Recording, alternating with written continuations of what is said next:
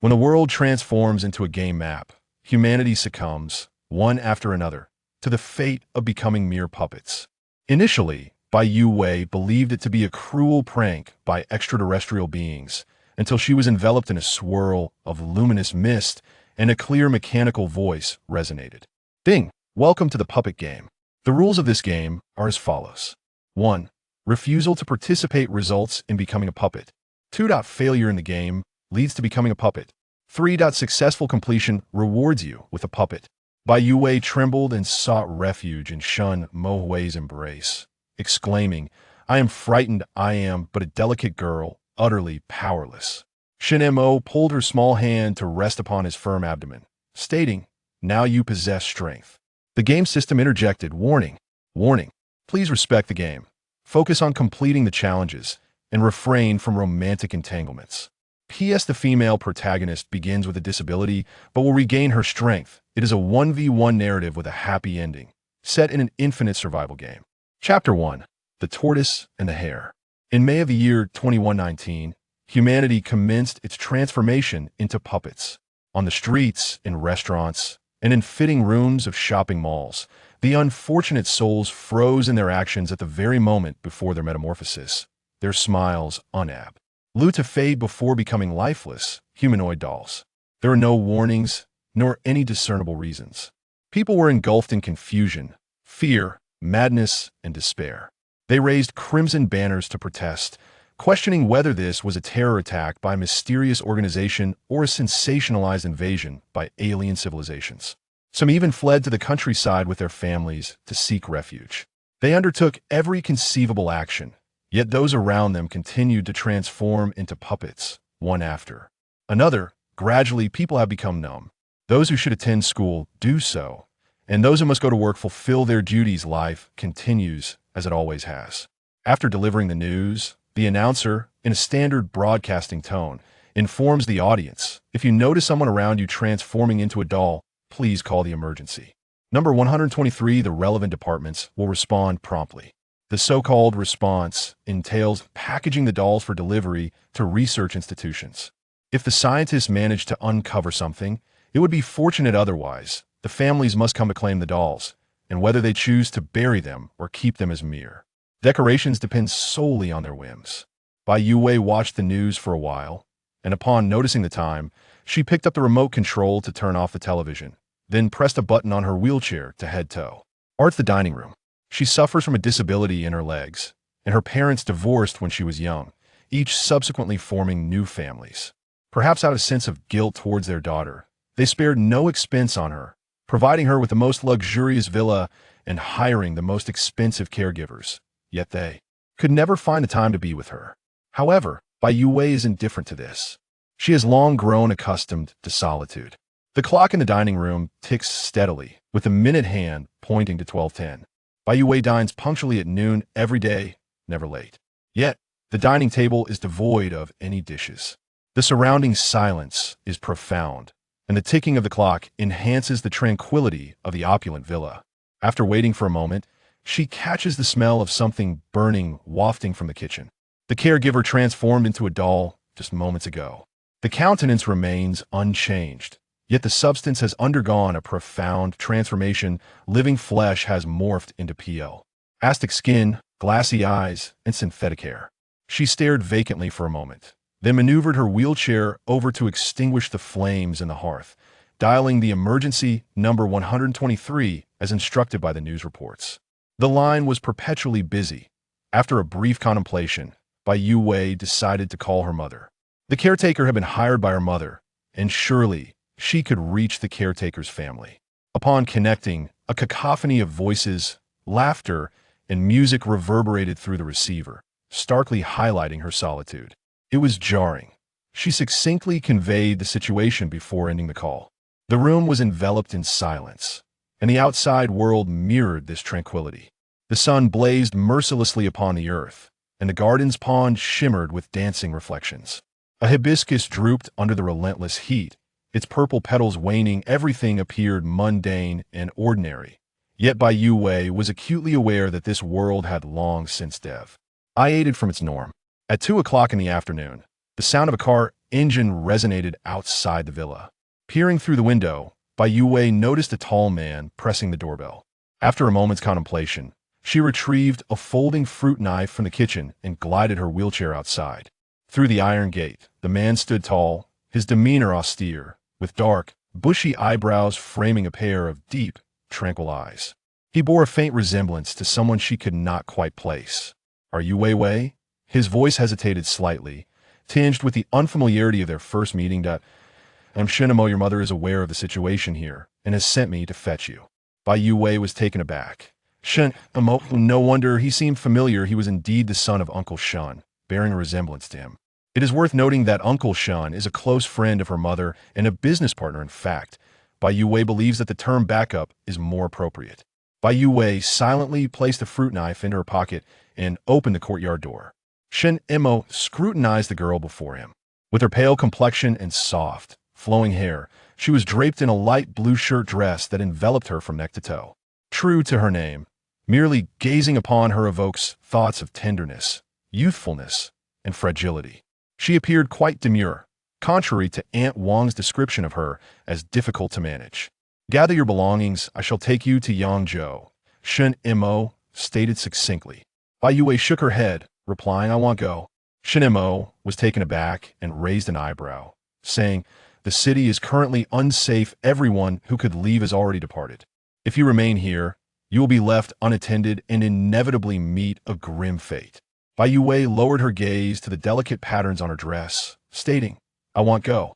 In my current state, any destination would lead to demise." Shen Mo was unprepared for her obstinacy. Lacking the finesse to persuade others or to comfort children, he strode directly into the house, asking, "Which room do you occupy?" Bai Youwei regarded him with suspicion, her eyes flickering. "What do you intend to do?"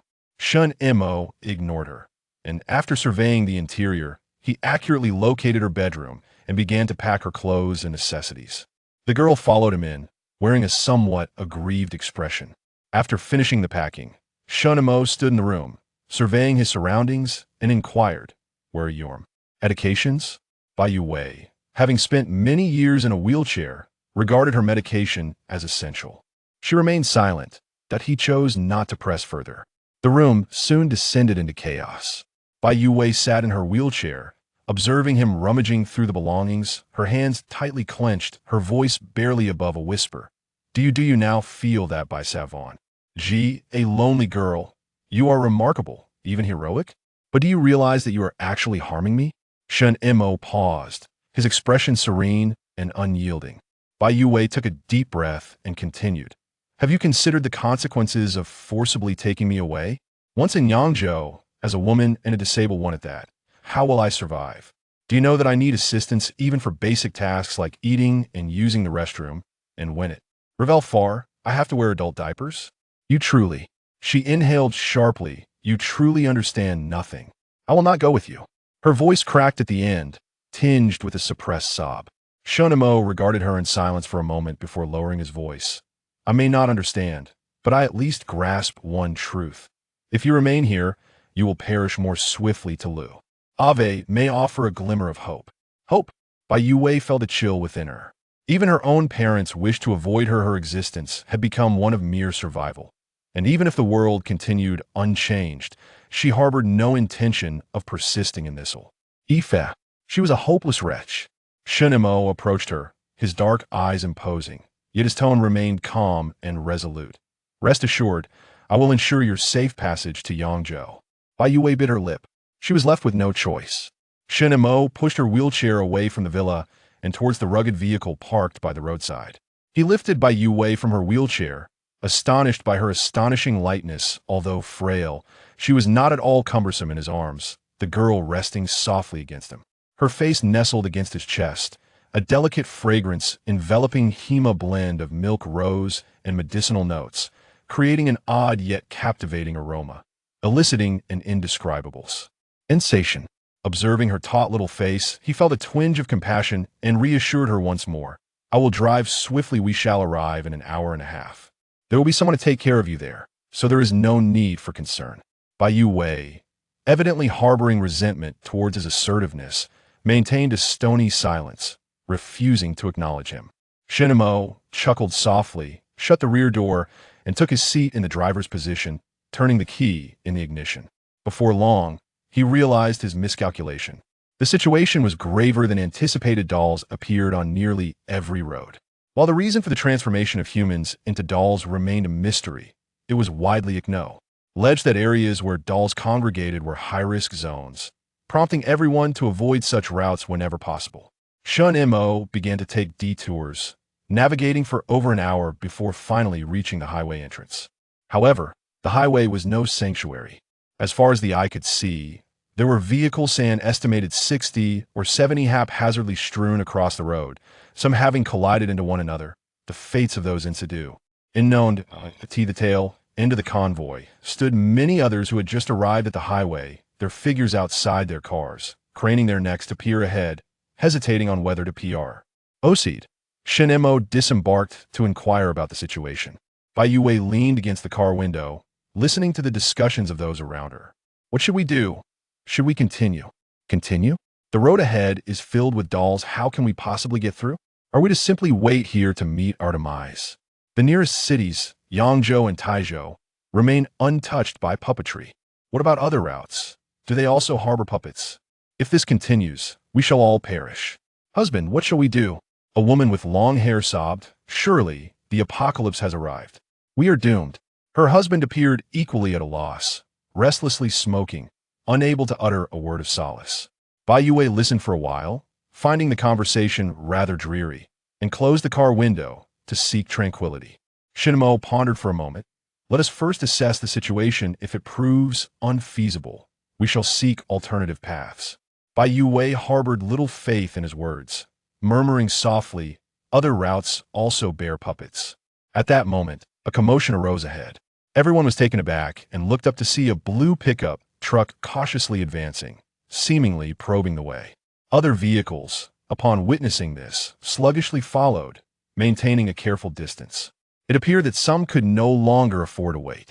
After all, there was no secure haven within the city. Nearly every road was plagued by puppets, and to escape the city necessitated risk.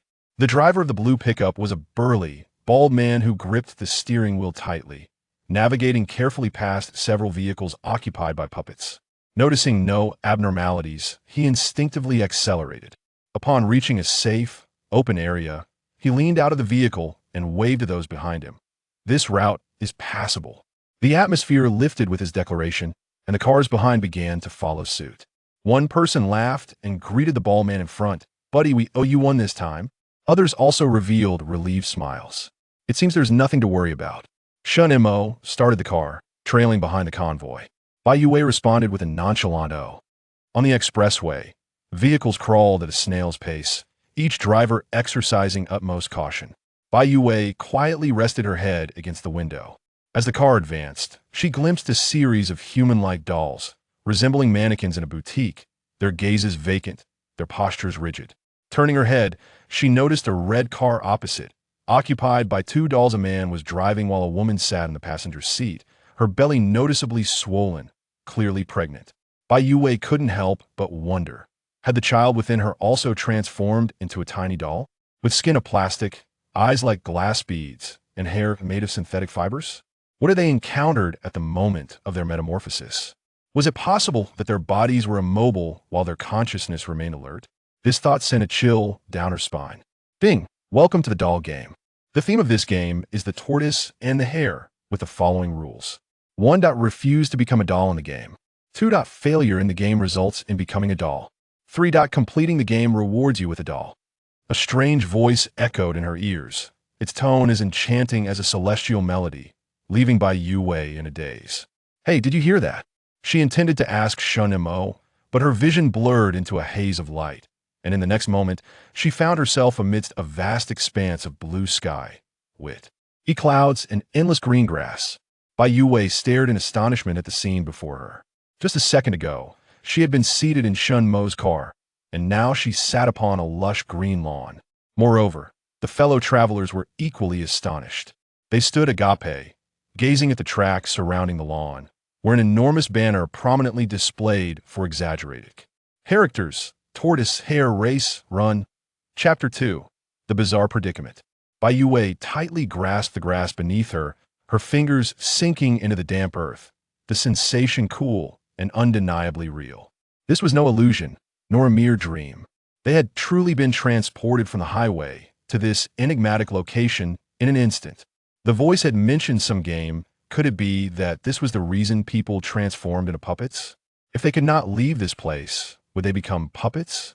A shiver crept up her spine as her once tranquil heart began to race. Bai Youwei steadied herself against her numb legs, her skin glistening with cold sweat. Not far in front of her, Shen Mo surveyed the surroundings with vigilance, his expression equally grim. The warm sunlight bathed the earth, and the pristine clouds unfurled gracefully. A gentle breeze caressed their faces, carrying a subtle scent of grass. On this splendid day, ideal for picnics and outings, none dared to act recklessly. A woman's husband pushed her aside, his face a mask of fury. Where is that bald man? Did he not claim everything was fine? Indeed, he said we could walk over, which is why we followed him. Damn, I knew he was no good. Otherwise, why would he have been the first to venture forth? I suspect he deliberately lured us here. That son of a... The crowd erupted in curses, seemingly forgetting their earlier gratitude towards the bald man. Bai Youwei silently counted the individuals present. Including herself, there were a total of 17. The bald, muscular man is indeed absent. Why is that? Everyone is following the same path. Why has he not fallen into the trap? Is there a hidden mechanism triggering the game? It is quite peculiar. In the midst of such a bizarre predicament, why does her heart harbor not only fear, but also a faint thrill? What is she anticipating? Everyone, please listen to me. A middle-aged man dressed in a suit began to speak. Given the circumstances, lamenting will solve nothing. Only by uniting and working together can we hope to escape this place. I just observed that this appears to be a playground. There is a track ahead. Is anyone willing to accompany me to take a look? He had arrived in a Mercedes, exuding the aura of a successful businessman, and his words were quite persuasive. Many people agreed with his proposal. A timid young girl wearing glasses spoke up. Could it be dangerous? Another young man with blonde hair retorted. So what if it's dangerous? Are we just going to sit here and wait to die?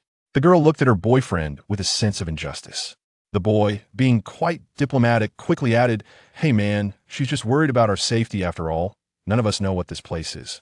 The middle-aged man pondered for a moment, then suggested, Such concerns are not unfounded. Although there is no immediate danger, this place remains unknown to us. I propose that the women and elderly stay here while the men accompany me to explore ahead. Shen Mo contemplated for a moment and turned to Bai Youwei, saying, Wait for me here, I will go ahead and take a look. No.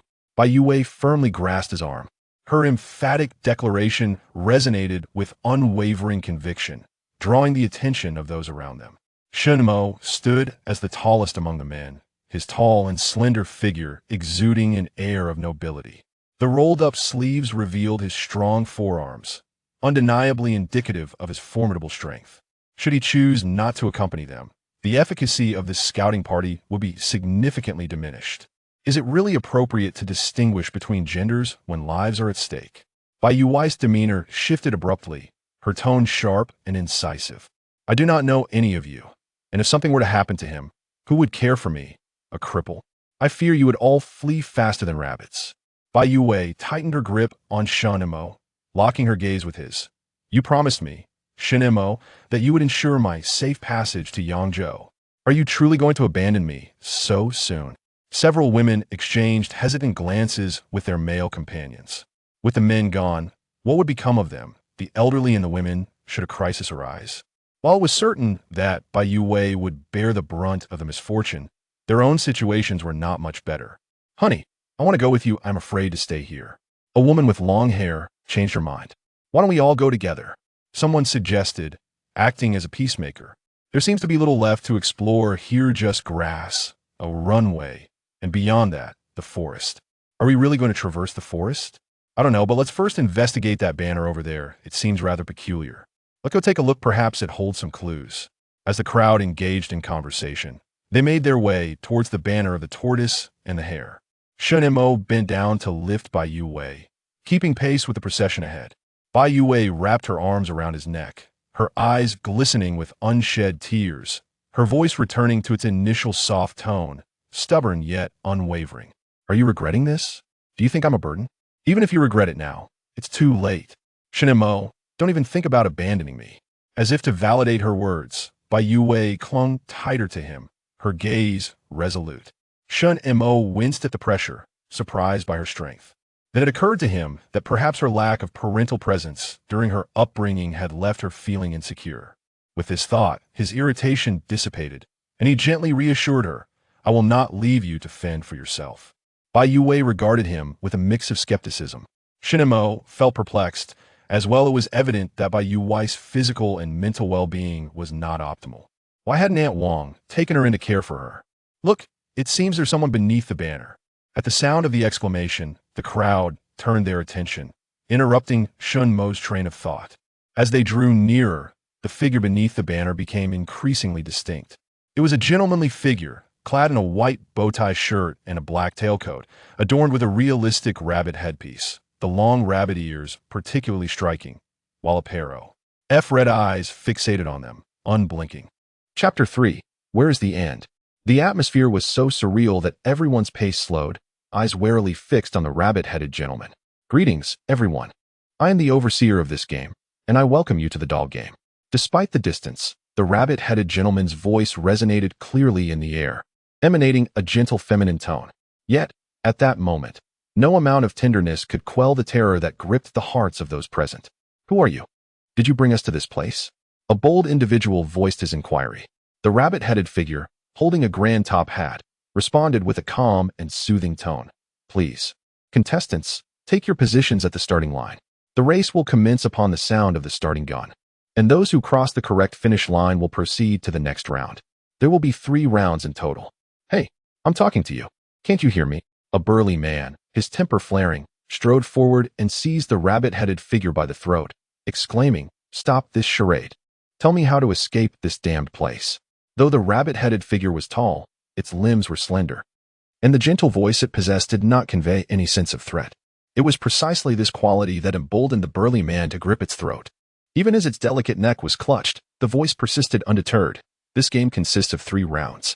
The race will begin upon the sound of the starting gun, and those who cross the correct finish line. Enough. The burly man bellowed in a fit of rage. I didn't come here to play games. Tell me how to get out, or I swear I will choke the life out of you. Boom. A blue fireball erupted, accompanied by a muffled roar. The burly man's body trembled violently in an instant. As if struck by lightning, the figure lay charred and shattered upon the ground like a lump of coal. The rabbit-headed man tilted his head slightly, gently brushing away the black ash from his shoulders, revealing the clear tuft of fur around his neck, finally making it evident that he was not wearing a mask. Indeed, he possessed the head of a rabbit. Ah, a monster, a monster. The long-haired woman collapsed onto the ground, her legs trembling. Her husband grasped her arm, attempting to flee together, but upon turning, he discovered that the once expansive and flat meadow was now swarming with hundreds of rabbits. Each rabbit was the size of a wolfhound, their bodies pure white, with blood-red eyes, and their 3-part mouths twisted in a grimace, revealing sharp teeth that ground against each other, producing a chilling sound that sent shivers down the spine. The horrific scene was overwhelming, causing Bai Youwei to instinctively shrink into Shen Mo's embrace. She glanced up at him and noticed that although his expression was grim, he remained composed, unlike the others who were rendered panic-stricken. The rabbit-headed man calmly stood before them. Please, contestants, proceed to the designated starting position promptly. Bai Youwei followed his gesture towards the starting point, where the enormous rabbits were also maneuvering, each one clambering onto the track, crowding behind the starting line. The race of the tortoise and the hare. Now that the rabbits were present, were they to be the tortoises? Excuse me. Bai Youwei clenched her teeth and raised her hand to inquire. Given my situation, must I also participate? The rabbit-headed man turned his head, his gaze resting on Bai Youwei for a moment before he gently and courteously apologized. I see now. It is my oversight. Subsequently, his gloved hand reached into his grand top hat, retrieving a pair of canes from within. Bai Youwei's heart abruptly contracted, just like her cane. No, it is indeed her cane, the collapsible cane she had stowed away in her suitcase. If the rabbit-headed beings could effortlessly procure objects from the outside world, did it imply that in order to escape this place, they must adhere to its instructions? Yet, even with the cane in hand, it was inconceivable for her to outrun those rabbits, which were larger than dogs. At that moment, Shen Mo, who had remained silent, inquired, "Where's the finish line?" The rabbit-headed creature raised its hand, directing towards the far end of the track. Chapter 4. The correct finish line. The finish line echoed the starting point, marked by a translucent sign. Due to its semi-transparent nature, it had gone unnoticed until now. The length of the finish sign matched that of the track, and its material was indeterminate, yet it hovered high in the air. At this moment, indicated by the rabbit-headed creature, the sign revealed two exceedingly bold black characters: finish. Beneath the finish line, two arrows pointed towards the left lane, labeled Lane 1, and the right lane, labeled Lane 2. Typically, a sports track comprises 6 or 8 lanes, but here only 2 were present. The total length of the track was 200 meters, and passing through the correct finish line would allow entry into the next round of the competition. After 3 rounds, the game would conclude. The rabbit-headed being elucidated the rules. "Will those rabbits run alongside us?" Shen Mo glanced at the rabbits not far away. "Indeed, they will," the rabbit-headed creature maintained its gentle tone. "The rabbits are an integral part of the tortoise and hare race. Contestants must avoid being overtaken by them." Bai Youwei pressed her lips together, cautiously querying, "What happens if we are caught?" The rabbit-headed being remained silent. Although it offered no response, somehow, Bai Youwei sensed that it seemed to be smiling. The woman, trembling as she huddled behind her husband, inquired, "Do they bite?" The others quietly scoffed. "Look at those teeth. It's not just biting. One could easily believe they devour humans." "Very well, everyone, the explanation of the rules ends here. Please follow me to the starting point. The race is about to commence." The rabbit-headed figure turned, balancing a grand top hat with one hand as it made its way to the starting line. The crowd exchanged glances, hesitating, each person looking at the other. The charred body on the ground still lingered, emitting a faint scent of charred remains. As the sunlight bathed the scene, the distant semi-transparent finish line glimmered brilliantly, as if beckoning the participants. Ultimately, unable to withstand the fear gnawing at their hearts, they trudged forward, heavy-footed, inching closer to the rabbit-headed figure.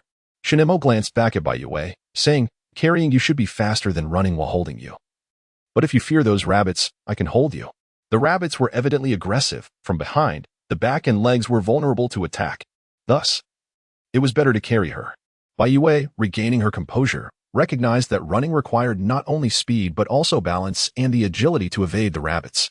"It would be quite troublesome if you held me," she replied.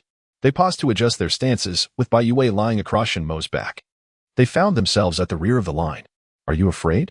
Shen Mo asked her. It was impossible for anyone to encounter such a situation without fear.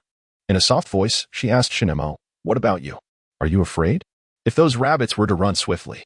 If they were to run swiftly, undoubtedly. Carrying her would become a burden for him. Shen Mo held Bai Youwei's legs, moving forward with a steady gait. "Do you recall the words of the rabbit head?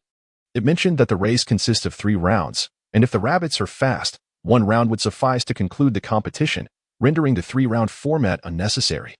Bai Youwei was somewhat taken aback, not expecting Shen Mo to have analyzed it to this extent. She gazed towards the starting line. The colossal rabbits appeared menacing. Yet upon closer inspection, one could discern that each rabbit displayed a lack of coordination, limping, twitching, scratching at the ground. And a few with bloodshot eyes gnawing at their own flesh, exhibiting a frenzied state. Should they take off running, their speed might not be impressive. After a moment of contemplation, Bai Youwei whispered to Shen Mo, "The rabbit head has consistently emphasized the importance of reaching the correct finish line. Therefore, to win the race, it is not essential to be the first to cross, but rather to outpace the rabbits and, crucially, to identify the correct finish line." Shen Mo inquired, "Which side is the correct finish line?" Bai Youwei fell silent. Given that the race consists of 3 rounds, each finish line must differ. It could be to the left or to the right. The answer should be hinted at within this 200-meter race, even without a hint. A random guess would still hold a 50 chance of being correct. The pressing question remains, what consequences might arise from choosing the wrong finish line? Chapter 5. The Little White Rabbit. Purely white. All participants gathered at the starting line of the track. Although the track comprised only 2 lanes, it was remarkably wide, allowing all 16 individuals to stand side by side without feeling cramped. Behind them loomed the grotesque figures of the giant rabbits. The rabbits jostled one another, baring their teeth and exhaling foul, hot breath from their mouths and noses. The fine, soft fur on either side of their noses brushed against the ankles of the ones in front, as if a mere inch closer could result in a violent bite. The long-haired woman, paralyzed by fear, clutched her husband's shirt tightly, tears streaming down her face uncontrollably. Her husband admonished her softly, "Let go. How can you run while holding on to me?" The blonde youth observed their struggle with a detached gaze, crouching down to retie his shoelaces. The bespectacled girl removed her high-heeled sandals, contemplated for a moment, then picked them up again, gripping them firmly in her hand. The middle-aged man in a suit shed his blazer, his expression tense as he fixated on the finish line ahead. 16 individuals, each silently preparing themselves. Bai Youwei clung to Shen Mo's back, her heart racing, and whispered, "Are you fast?" Shen Mo replied, "It's all right." Bai Youwei pondered for a moment before asking, "Am I heavy?" Shen Mo adjusted her slightly, his tone indifferent. "It's all right. Why does everyone keep saying it's all right?" Bai Youwei felt a wave of unease and was about to ask more when the rabbit-headed figure announced, "Ready." A starting pistol was drawn from the rabbit's top hat and raised high. The tension in the air became palpable. Suddenly, a figure burst forth from the starting line. Boom. A blue flash darted forth like a colossal blade from the palm of the rabbit-headed figure. Bai Youwei clearly witnessed the body struck by the lightning. It contorted, charred, and shattered. The atmosphere seemed to freeze. Not a single soul uttered a word. The prospect of being shattered into pieces seemed almost trivial. Bai Youwei felt her limbs turn icy, quietly resting upon Shen Mo's back, with even the last flicker of hope extinguished within her heart. She whispered, "Shen Mo, once they have fled, you should escape as well. Do not concern yourself about the rabbits harming me. Being bitten by a rabbit might only result in the loss of a piece or two of flesh, yet fleeing prematurely could mean the end of life itself. Do not worry." Shen Mo slightly leaned forward, assuming a poised stance. "Neither of us shall perish. Prepare." The rabbit-headed figure raised the starting pistol once again. Bang! The signal gun fired, and everyone surged forward from the starting line. The man beside her stumbled slightly, only to be immediately overwhelmed by a rabbit, emitting a chilling scream. Someone shouted, "Forget him! Run!" Yet it was too late. The rabbits, akin to zombies catching a whiff of human flesh, pounced upon anyone who lagged behind to tear them apart. Everyone was desperately sprinting forward. Run faster, faster still. The 200-meter distance, neither excessively lengthy nor overly brief, soon brought them closer to the finish line. At that moment, the semi-transparent finish sign underwent a transformation. The words "finish line" vanished, replaced by a phrase, "Little Rabbit, pure and white." Chapter 6. The method to ensure victory. What does Little Rabbit, pure and white signify? As her mind raced, her feet continued to propel her forward. The first person, lost in fervent sprinting, dashed past the finish line on the left without a moment's pause for thought. The second individual reached the sign, hesitating as they glanced at the first runner before casting a wary look at the rabbits drawing nearer from behind. They dared not squander any time and followed suit to the left. The third individual paused for a brief moment, hesitating for 2 seconds, before dashing towards the right finish line. One by one, participants reached the end. As time progressed, the atmosphere grew increasingly tense, leaving no room for contemplation. Some veered to the left while others turned to the right. It was to the right. Bai Youwei leaned against Shen Mo's back and recited, "Little White Rabbit, pure and white, with 2 ears standing upright." The numeral 2 signified 2, indicating that the answer was the second lane, to the right. Shen Mo accelerated, surging across the right finish line. The last few participants followed suit. Meanwhile, the pursuing rabbits lunged into lane 1, resembling a surging white wave, accompanied by a briny and pungent chill. Cries of agony, curses, and desperate struggles ensued. Following this chaos was a frantic dash into despair. The track formed a loop, flanked by barriers on either side, forcing those who missed the finish to continue forward while evading the frenzied rabbits. A bespectacled girl sat weeping on the ground, unable to bear the sight of the carnage. She silently urged the others, "Hurry up. You must run." But it was too late, too late. Sprinting 200 meters had already pushed the body to its limits. Any further exertion would inevitably slow them down, while the relentless rabbits showed no signs of deceleration, swiftly closing in to bite and tear. The anguished cries reverberated throughout the entire playground. Those on the ground writhed and rolled, becoming bloodied figures devoid of skin, from which white first sprouted like thorns. The white hairs multiplied and thickened. Ultimately, they transformed into frenzied giant rabbits, their eyes stained crimson with blood. On this sunny playground, each individual felt as though they had plunged into an icy abyss, their bodies chilled to the bone. They had just witnessed their comrades across the way, transformed before their very eyes into rabbits. In the distance, the rabbit-headed man waved at them, his voice clear and resonant. "The second round. The faces of the crowd turned ashen. Indeed, at this moment, they resembled mere puppets in the hands of the rabbit-headed man, stripped of freedom and will. Bai Youwei lay against Shen Mo's back, her heart plummeting, heavy with dread. Initially, there had been 17 of them, yet after one round of competition, only 9 remained. Could she and Shen Mo truly survive 3 rounds? Please, slow down a bit, Bai Youwei whispered to Shen Mo, urging him to take his time, to pace themselves. I still have some stamina left, Shen Mo replied softly, but the questions are rather troublesome. The difficulty was one aspect. The most critical issue lay in the time allotted for answers. The previous contestants had fled in panic, likely without even a moment to comprehend the questions, let alone make rational decisions.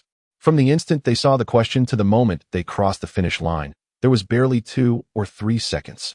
Any longer, and they would be overtaken by the pursuing rabbits. Thus, the ultimate test was not merely knowledge, but instantaneous reaction. Moreover, Shen Mo was carrying her. Should they miss the 200-meter finish line, their fate would inevitably converge with that of the rabbits. Shen Mo remarked, I wonder what the questions for the next round will be. Bai Youwei slowly shook her head. The nature of the questions is not what matters, rather. It is the sequence. There exists a method that can guarantee victory. Shen Mo paused slightly, intrigued by her assertion of a guaranteed triumph. Yes, Bai Youwei murmured, discreetly observing the expressions of others, her voice barely above a whisper, and it is very likely that someone has already conceived of that method. Chapter 7. Which side to choose? Bai Youwei whispered softly in Shen Mo's ear, advising him to be cautious of the young man with yellow hair and the middle-aged man in trousers, urging him to keep his distance from them. Shen Mo glanced at the 2 figures out of the corner of his eye. The young man with yellow hair was of average height, clad in a snug t-shirt and jeans, his biceps well-defined, indicative of a frequent gym-goer. The middle-aged man in trousers stood with his hands on his hips, panting heavily. His right hand draped over his suit jacket, his face flushed and glistening with sweat, clearly struggling to recover after a mere 200 meters. Bai Youwei clung tightly to him, assuring him that she would never let go, even in death. Ready. The starter raised the pistol. All eyes were fixed on the finish line, breath held in anticipation. Bang. The starter's gun fired, and they surged forward from the starting line. The rabbits followed closely behind, giving chase without relent. Shen Mo, bearing Bai Youwei, positioned himself in 7th place, while the middle-aged man lagged behind. The yellow-haired youth surged ahead, taking the lead. Bai Youwei remained vigilant, keeping an eye on their surroundings. As she noticed the middle-aged man gradually closing the gap, she discreetly freed one hand and slipped it into her waist pocket. Hold tight, Shen Mo urged, his discontent palpable. We need to pick up the pace. He suddenly accelerated, overtaking 2 competitors and establishing a steady distance between himself and the middle-aged man, now firmly in 4th place. A sudden shout erupted from behind. Instinctively, she turned to look, only to see the middle-aged man exerting all his strength to hurl his suit jacket. The garment enveloped the head and face of the nearby young boy, causing him to stumble in shock. In his panic, he inadvertently tugged down the glasses-wearing girl running alongside him. Like a chain reaction of dominoes, all 3 individuals fell to the back of the line. She heard the screams and wails, almost able to envision the rabbit viciously attacking the 2, while the middle-aged man seized the opportunity to flee. In such a critical moment, what lengths would one not go to in order to survive? The finish line was once again drawing near. On the finish board, the words finish line transformed, revealing this round's question: where is the turtle's gallbladder located in the liver lobe? Everyone was bewildered. The previous question had been a childish nursery rhyme. Yet this time it was a serious biology question. The blond man at the front abruptly halted, frozen beneath the finish board, uncertain of which option to choose. The liver is divided into left and right lobes. Is the turtle's gallbladder in the left lobe or the right? Unless there was a veterinarian among them. Who could possibly know the answer? The second person to reach the finish also paused, standing beside the blonde, both with pale faces deep in thought. Left or right? Lane 1 or lane 2? Do you know the answer? Shen Mo slowed her pace, inquiring of the white-haired girl on her back. The girl remained silent, her dark eyes unblinking as they fixed on the 2 in front, her lips gradually tightening. At that moment, the blond man suddenly made his move. He forcefully propelled the second competitor toward the left finish. The rabbits, previously scattered across the 2 lanes, seemed to sense that someone had answered incorrectly and frantically surged into the left lane, like a sudden shift in traffic on a highway. Observing this, the blond man wasted no time sprinting toward the right. The answer is the right lobe of the liver. Chapter 8. Who is the weakling? The individuals behind quickly understood the blonde's intent and hastened toward the right finish. On the opposite side of the track, the unfortunate individual who had been thrust into the fray was engulfed by a tide of rabbits. Among the throng, another frenzied rabbit emerged. Despite the awareness that such actions amounted to murder, no one condemned or complained. The survivors merely sat in place, gasping for breath, tears and sweat streaming down their faces, each person appearing as though they had been dragged from the depths of water. In the distance, the rabbit-headed figure once again waved to the crowd. The third round. The final round. Endure through this last trial, and this wretched game shall conclude. Everyone mustered their remaining strength and slowly made their way back to the starting point. Shen Mo hoisted Bai Youwei onto his back once more, positioning himself at the rear of the group. Bai Youwei could feel the dampness of his sweat against her. Having learned from the first round, the participants exerted themselves to the utmost in the second round, with most managing to cross the finish line, resulting in only 2 casualties. Now, 7 remained. However, this did not imply that the forthcoming third round would see a reduction in losses. After 2 harrowing escapes, all were on the brink of exhaustion. This meant that by the time the third round commenced, their speed would be significantly diminished, particularly the middle-aged man, whose calves trembled even as he walked.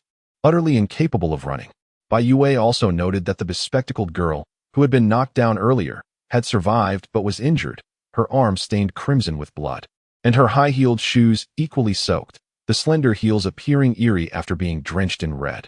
The middle-aged man, perhaps feeling a sense of guilt, instinctively avoided her. The atmosphere along the way was even more oppressive than before, heavy with despair. No one spoke. Perhaps they felt hopeless. Or perhaps they were each contemplating strategies for the impending round. Shen Mo and Bai Youwei remained at the tail end of the group. He inquired, "Is this truly the method you mentioned for guaranteed victory in the competition?" "Indeed," Bai Youwei replied with a slight nod. "The rabbit cannot reach the correct destination. So as long as one person strays, we can predict the true endpoint from the rabbit's reaction." Shen Mo scoffed. "Is this an attempt to force us into mutual destruction?" Bai Youwei fell silent, acknowledging the truth of his words. On the surface, this contest seemed to test physical endurance, yet in reality, it was a matter of who could surpass their moral boundaries and strike against their companions, thereby enhancing their chances of survival.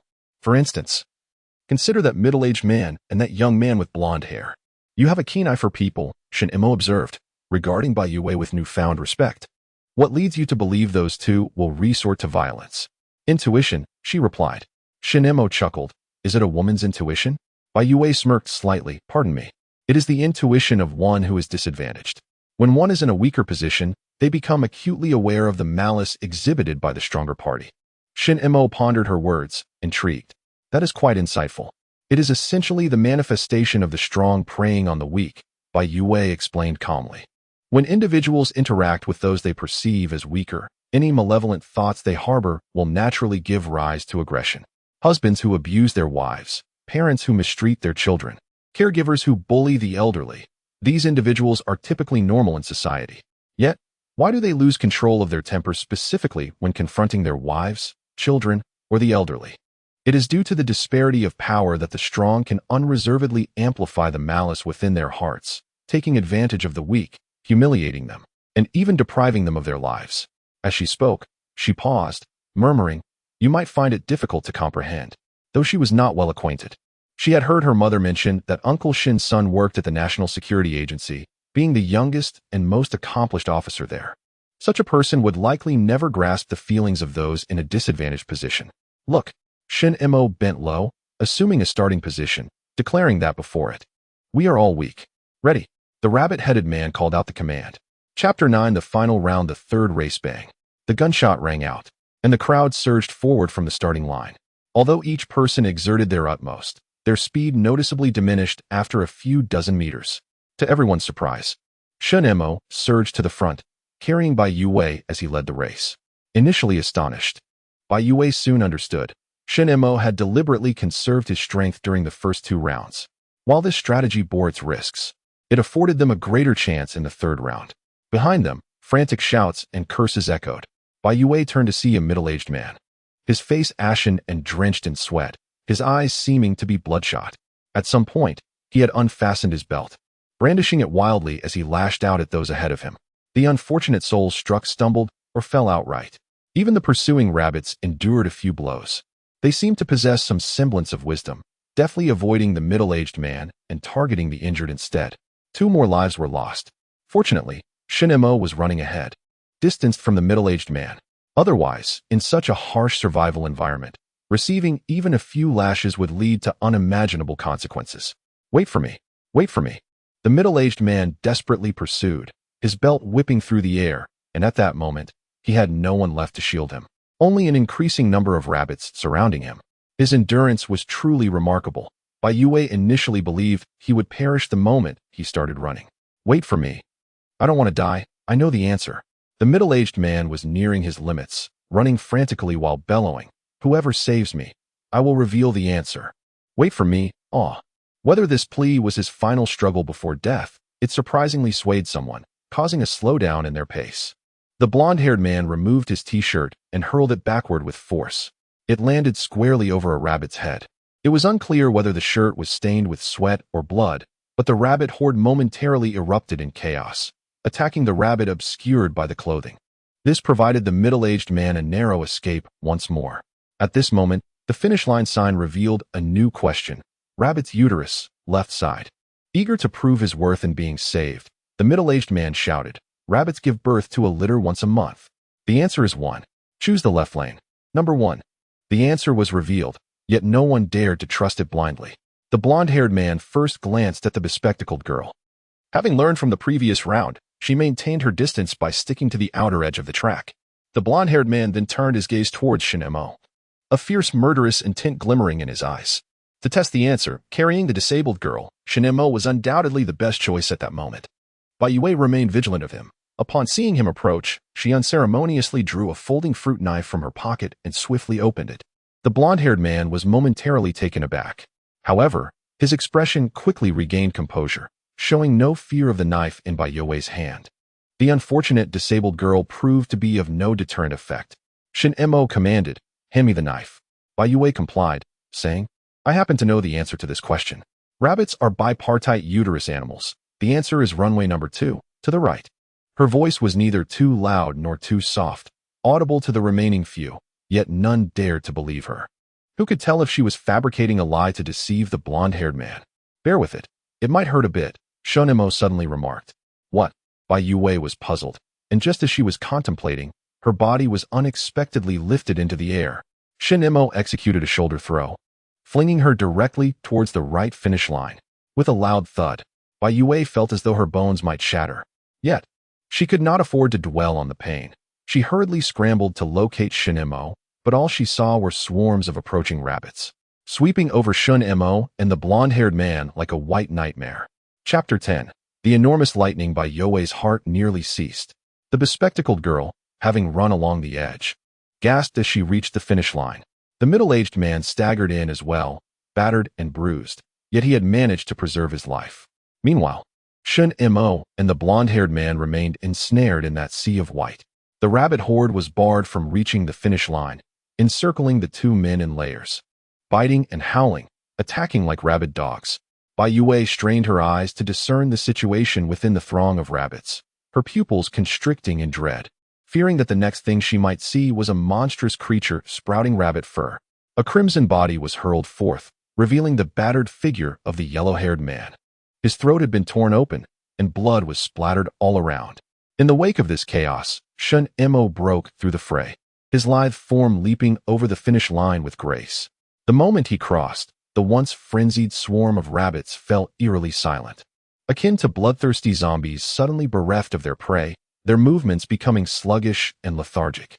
The rabbits began to disperse, retreating in small clusters towards the grassy expanse beyond the track.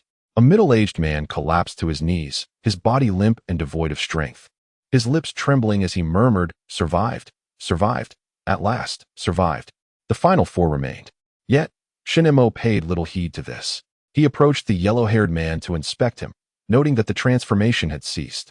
Though patches of white rabbit fur had sprouted, he had not fully morphed into a rabbit, retaining his human semblance. Shen Mo tested for breath, but found none. The cessation of the transformation was either due to death or the attainment of the correct endpoint. A furrow of contemplation crossed his brow. Bai Youwei observed Shen Mo with suspicion, finding his concern for others perplexing after such a harrowing escape. "What do you intend to do?" she queried. Just as Shen Mo was about to respond, a sudden scream pierced the air. Bai Youwei and Shen Mo turned in unison. They beheld the bespectacled girl, who had been resting moments before, now behind the middle-aged man, using all her strength to thrust him beyond the finish line. The scream had emanated from the man himself. The now dispersing rabbit horde became agitated once more, rushing back with alarming speed. Another frenzied rabbit had joined the track, and Bai Youwei stood in stunned silence, unable to fathom this unforeseen turn of events. The bespectacled girl knelt upon the ground, her face buried in her hands as she wept uncontrollably. "He deserves to die. He deserves to die. He has caused the demise of so many, including Ishio, and he deliberately misled everyone with false answers. He deserves to perish." The rabbit horde had already dashed away, leaving not a single one behind, vanishing into the vast, surrounding forest, succumbing to tranquility. The rabbit-headed figure approached slowly from a distance, its voice imbued with a softness that bordered on the eerie. Attacking contestants constitutes a violation. A sense of foreboding welled up within Bai Youwei. As anticipated, in the next instant, a blue flame re-emerged. It manifested as a colossal bolt of lightning, surging forth from the palm of the rabbit-headed figure, striking directly at the bespectacled girl. The unfathomable current, the unimaginable heat, transformed her body into a charred silhouette in an instant. With a thud, she collapsed, shattered. The air froze. A chill enveloped Bai Youwei. The girl who had moments ago been weeping profusely now lay before her, grotesquely scorched. She gazed upon the remnants scattered about, even the bones exuding a frigid aura. The horror of it all was simply beyond comprehension. Chapter 11. 1/10 of me that man has attacked others as well. Why has he faced no repercussions? Shen Mo inquired. The rabbit-headed figure generously elaborated. The inspector must ensure the smooth progression of the game and its eventual resolution. Thus, once the game concludes, attacking players who have already completed it is prohibited, as it would interfere with the game's resolution. Similarly, prior to the commencement of the game, players cannot be attacked, for a reduction in player count may render the game unplayable. Only during the game itself may one act with impunity. Congratulations to both of you for conquering this game. The courteous rabbit-headed man stood before them, cradling its large top hat. From within the hat, it produced a multitude of items, akin to a magician's performance. There was a finely crafted starter pistol, colorful flags for the starting line, and a red ribbon designated for the finish line. Shen Mo inquired, "What purpose do these items serve?" The rabbit-headed man, upon hearing this, offered a subtle smile. It had maintained a neutral expression, leading many to initially believe it was wearing a mask, but now it smiled. Its three-lipped mouth curved into an enigmatic arc, as if it had just encountered delightful toys, radiating joy. The significance of the rewards could only be comprehended upon receiving them. The rabbit-headed man gazed at the two with a smile, revealing nothing further. "So, what will be your choice?" Shen Mo selected the starter pistol. Although not a genuine firearm, it could at least intimidate others, and he instinctively felt that this particular gun was extraordinary, for during the competition, he had felt an uncontrollable urge to run upon hearing the gunfire. As for the other items, their purposes eluded him for the time being. "And you?" The rabbit-headed man tilted its head, scrutinizing Bai Youwei's expression. "You are quite remarkable. You did not run at all, yet you emerged victorious. I am eager to know, what reward have you chosen?" Bai Youwei bit her lip, slowly raising her hand to point in a certain direction. The rabbit-headed man regarded her with suspicion, then glanced down at itself, perplexed. "Are you choosing me as your reward?" However, selecting an inspector as a reward seems to violate the regulations. "There is no such regulation," Bai Youwei promptly interrupted. Upon hearing words that hinted at a possible infraction, a vivid image of the bespectacled girl, charred by lightning, surged before her mind's eye. Her entire being tensed, and she raised her voice to declare, "You have not declared this rule. Therefore, you cannot judge me as violating it. It is the gravest transgression to arbitrarily deem another in violation without clearly articulating the rules." The rabbit-headed figure remained silent, gazing at her. Bai Youwei bit her lip tightly, stubbornly confronting it. She was acutely aware of the considerable risks, yet she felt an overwhelming sense of injustice. To be toyed with like a mere puppet, to participate in a nonsensical contest where so many had perished, only to be dismissed with a few trivial tokens, she could not accept it. Thus, she resolved to take a gamble. Fixing her gaze upon the rabbit-headed figure, she enunciated each word deliberately. You just stated that one could choose other items from the arena as rewards. You two are within the arena. Silence lingered for an eternity.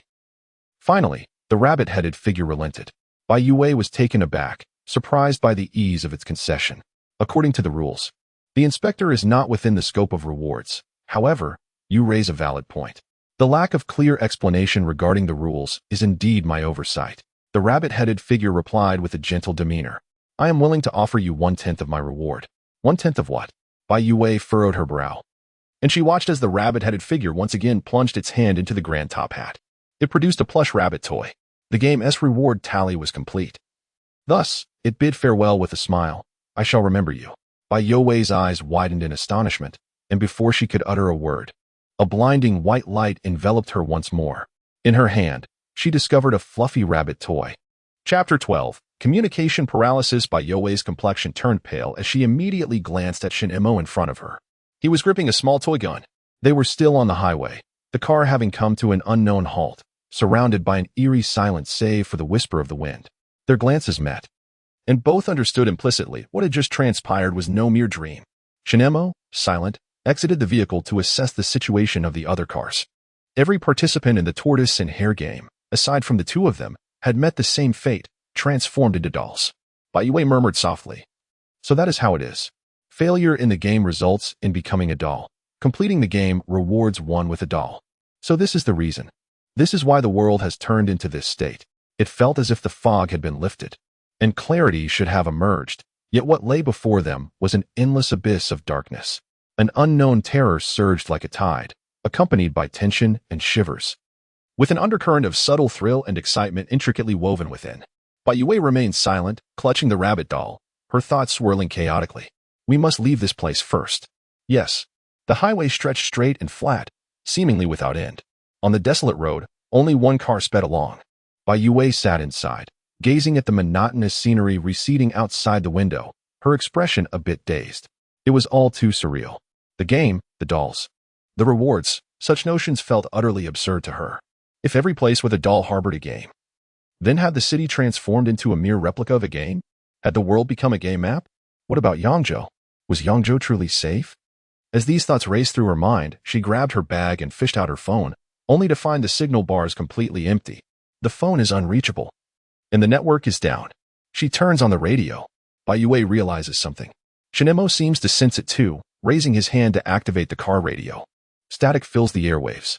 Bai Youwei fixates on the radio, her eyes unblinking. Shen Mo, keeping his gaze on the road ahead, rests one hand on the steering wheel while the other rhythmically presses the channel button, pausing for 2 seconds with each press. After a dozen attempts, he withdraws his hand and switches off the radio, stating, there is no signal. The communication system is down. Phones, networks, radio, all rendered ineffective. When did this occur? Was it at the onset of the game? No one knows. Bai Youwei's complexion pales further. She is indifferent to the transformation of the world. Yet she is concerned about her own survival. If the apocalypse truly descends, how will she endure? She clutches the plush rabbit tightly, thinking, this tormenting charade would be far more bearable if it were a bloody bioweapon crisis instead. Shen Mo glances at her through the rearview mirror and inquires, do you have any insight regarding the rabbit doll in your hand? The seemingly childish and absurd plush toy is rumored to be 1/10 of her reward for completing the game. Bai Youwei hesitates, her lips moving slightly. She indeed has an inkling. In fact, the moment she touched the rabbit, relevant information surfaced in her mind, an experience both strange and inexplicably natural. However, can she trust Shen Mo? With a slight curl of her lips, she continues, there are no specifications for voltage or current, so it's unclear how significant this 1/10 is. Moreover, it requires charging to be utilized. Chapter 13. The disdain charging? Shen Mo chuckled in disbelief. The ability to draw individuals like them into the game evidently stemmed from an extraordinarily advanced technological force. One might even liken it to an extraterrestrial civilization. However, the fact that such a technologically sophisticated society would require charging for their rewards seemed remarkably down to earth. Mine is a disposable item. As Shen Mo drove, he exchanged information with her. The starter pistol, when fired, would compel anyone within a 10-meter radius of the shooter to sprint at full speed, with the effects influenced by distance, environmental factors, and the strength of one's will. The shooter, however, remained unaffected by the gunfire. He picked up the toy gun and tossed it lightly onto the back seat, remarking, "This is of no use to me. You may keep it. It could save your life in a critical moment." Bai Youwei caught the gun, deep in thought. Could it be that the player's levels are too low, insufficient to obtain such high-tier rewards, thus rendering the effects drastically diminished? She speculated, perhaps it is for the sake of game balance. Otherwise, it would be utterly pointless. Under normal circumstances, who would need such a thing? A single shot that sends the opponent fleeing uncontrollably, and if they draw near, a lightning strike to incapacitate them? These items are clearly designed for the game. Do you think there are many games like this in other places? Shen Mo inquired. Clearly, right? Bai Youwei responded. Shen Mo remained silent, gripping the steering wheel. Yet Bai Youwei recalled his peculiar behavior within the game and furrowed her brow, asking, "Do you know something?" Shen Mo raised an eyebrow, glancing at her through the rearview mirror. Bai Youwei remarked, "Just now in the game, that blonde fellow was hardly worth saving. Yet you recklessly ventured into danger to rescue him from the rabbit horde. Following that, you have been meticulously observing his physical condition. Are you genuinely concerned about him?" "No, that cannot be. You do not know him. You are a senior officer of the National Security Agency. How could you possibly be acquainted with such a street ruffian?" As she recalled Shen Mo's profession, realization dawned upon her. "Are you here to conduct an investigation?" Her expression suddenly darkened, becoming icy and detached. "You are not here to pick me up. You merely happened to be in the vicinity while conducting your inquiry." The swiftness with which the young girl's demeanor shifted amused Shen Mo.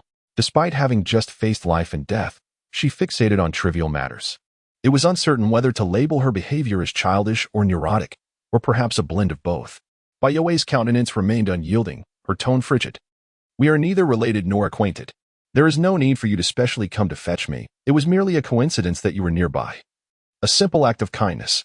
I understand my place, and there is no need for you to flatter me. You are not my caretaker." She was astute, leaving Shen Mo at a loss for words. Silence enveloped them. "You came here to execute a mission. Were you successful?" Shen Mo gazed ahead, observing the road conditions, and calmly shook his head. "No." "What was the mission?" Bai Youwei inquired. "To find someone," Shen Mo replied. Bai Youwei pondered for a moment and tentatively asked, "A scientist?" Shen Mo chuckled. "Close enough. An elderly professor." Bai Youwei pressed on. "So you did not find him. The laboratory was empty, devoid of both personnel and puppets." Shen Mo added, "We searched the vicinity, and all the team members turned into puppets. I do not understand why I remained unscathed." Subsequently, "I received a call from your mother." With a slight smirk, Shen Mo inquired, "Are you satisfied?" Bai Youwei pouted and coldly retorted, "I nearly lost my life. Yet you had the leisure to pick up someone else's daughter." "It was a matter of convenience," Shen Mo replied with a faint smile. Bai Youwei huffed, but after a moment, found it rather pointless. Shen Mo's action of picking her up stemmed from a promise made to her mother. She should not have harbored excessive expectations or felt entitled to complain. She was a person often regarded with disdain.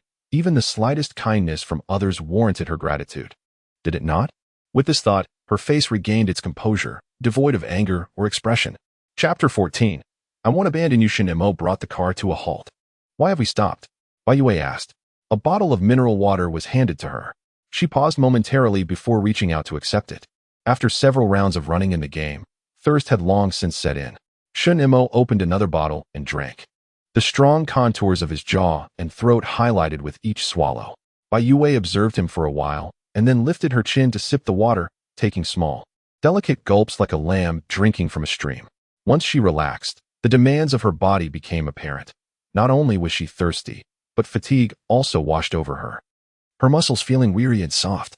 This game was not merely a simulation of reality. The lingering fatigue was strikingly authentic.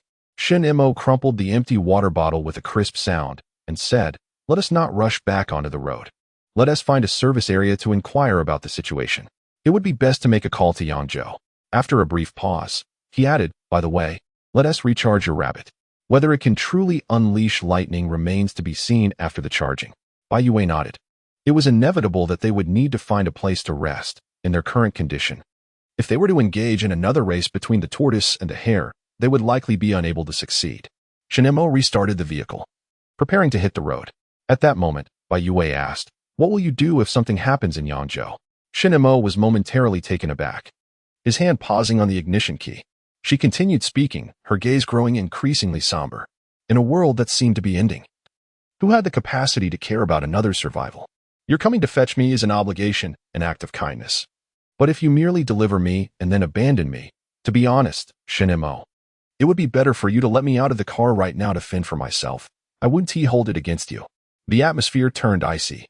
Yet, Bai Youwei remained unfazed. She had always been a rather unlikable person. Shen Mo set the keys down and turned to face her. Bai Youwei's clear. Dark eyes locked onto his, unwavering and resolute, her lips pressed tightly together, conveying stubbornness. Come closer, Shen Mo beckoned with a finger. She frowned, leaning forward slightly. What? Shen Mo reached out and grasped her chin.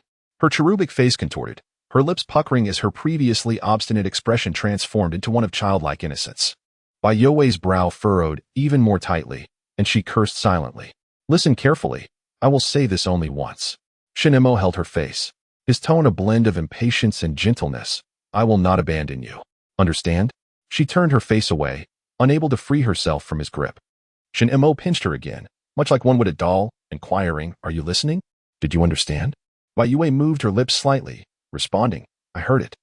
Vaguely, he glanced through the rearview mirror at the back seat, where Bai Youwei was covering her face, her gaze filled with indignation as she glared at him.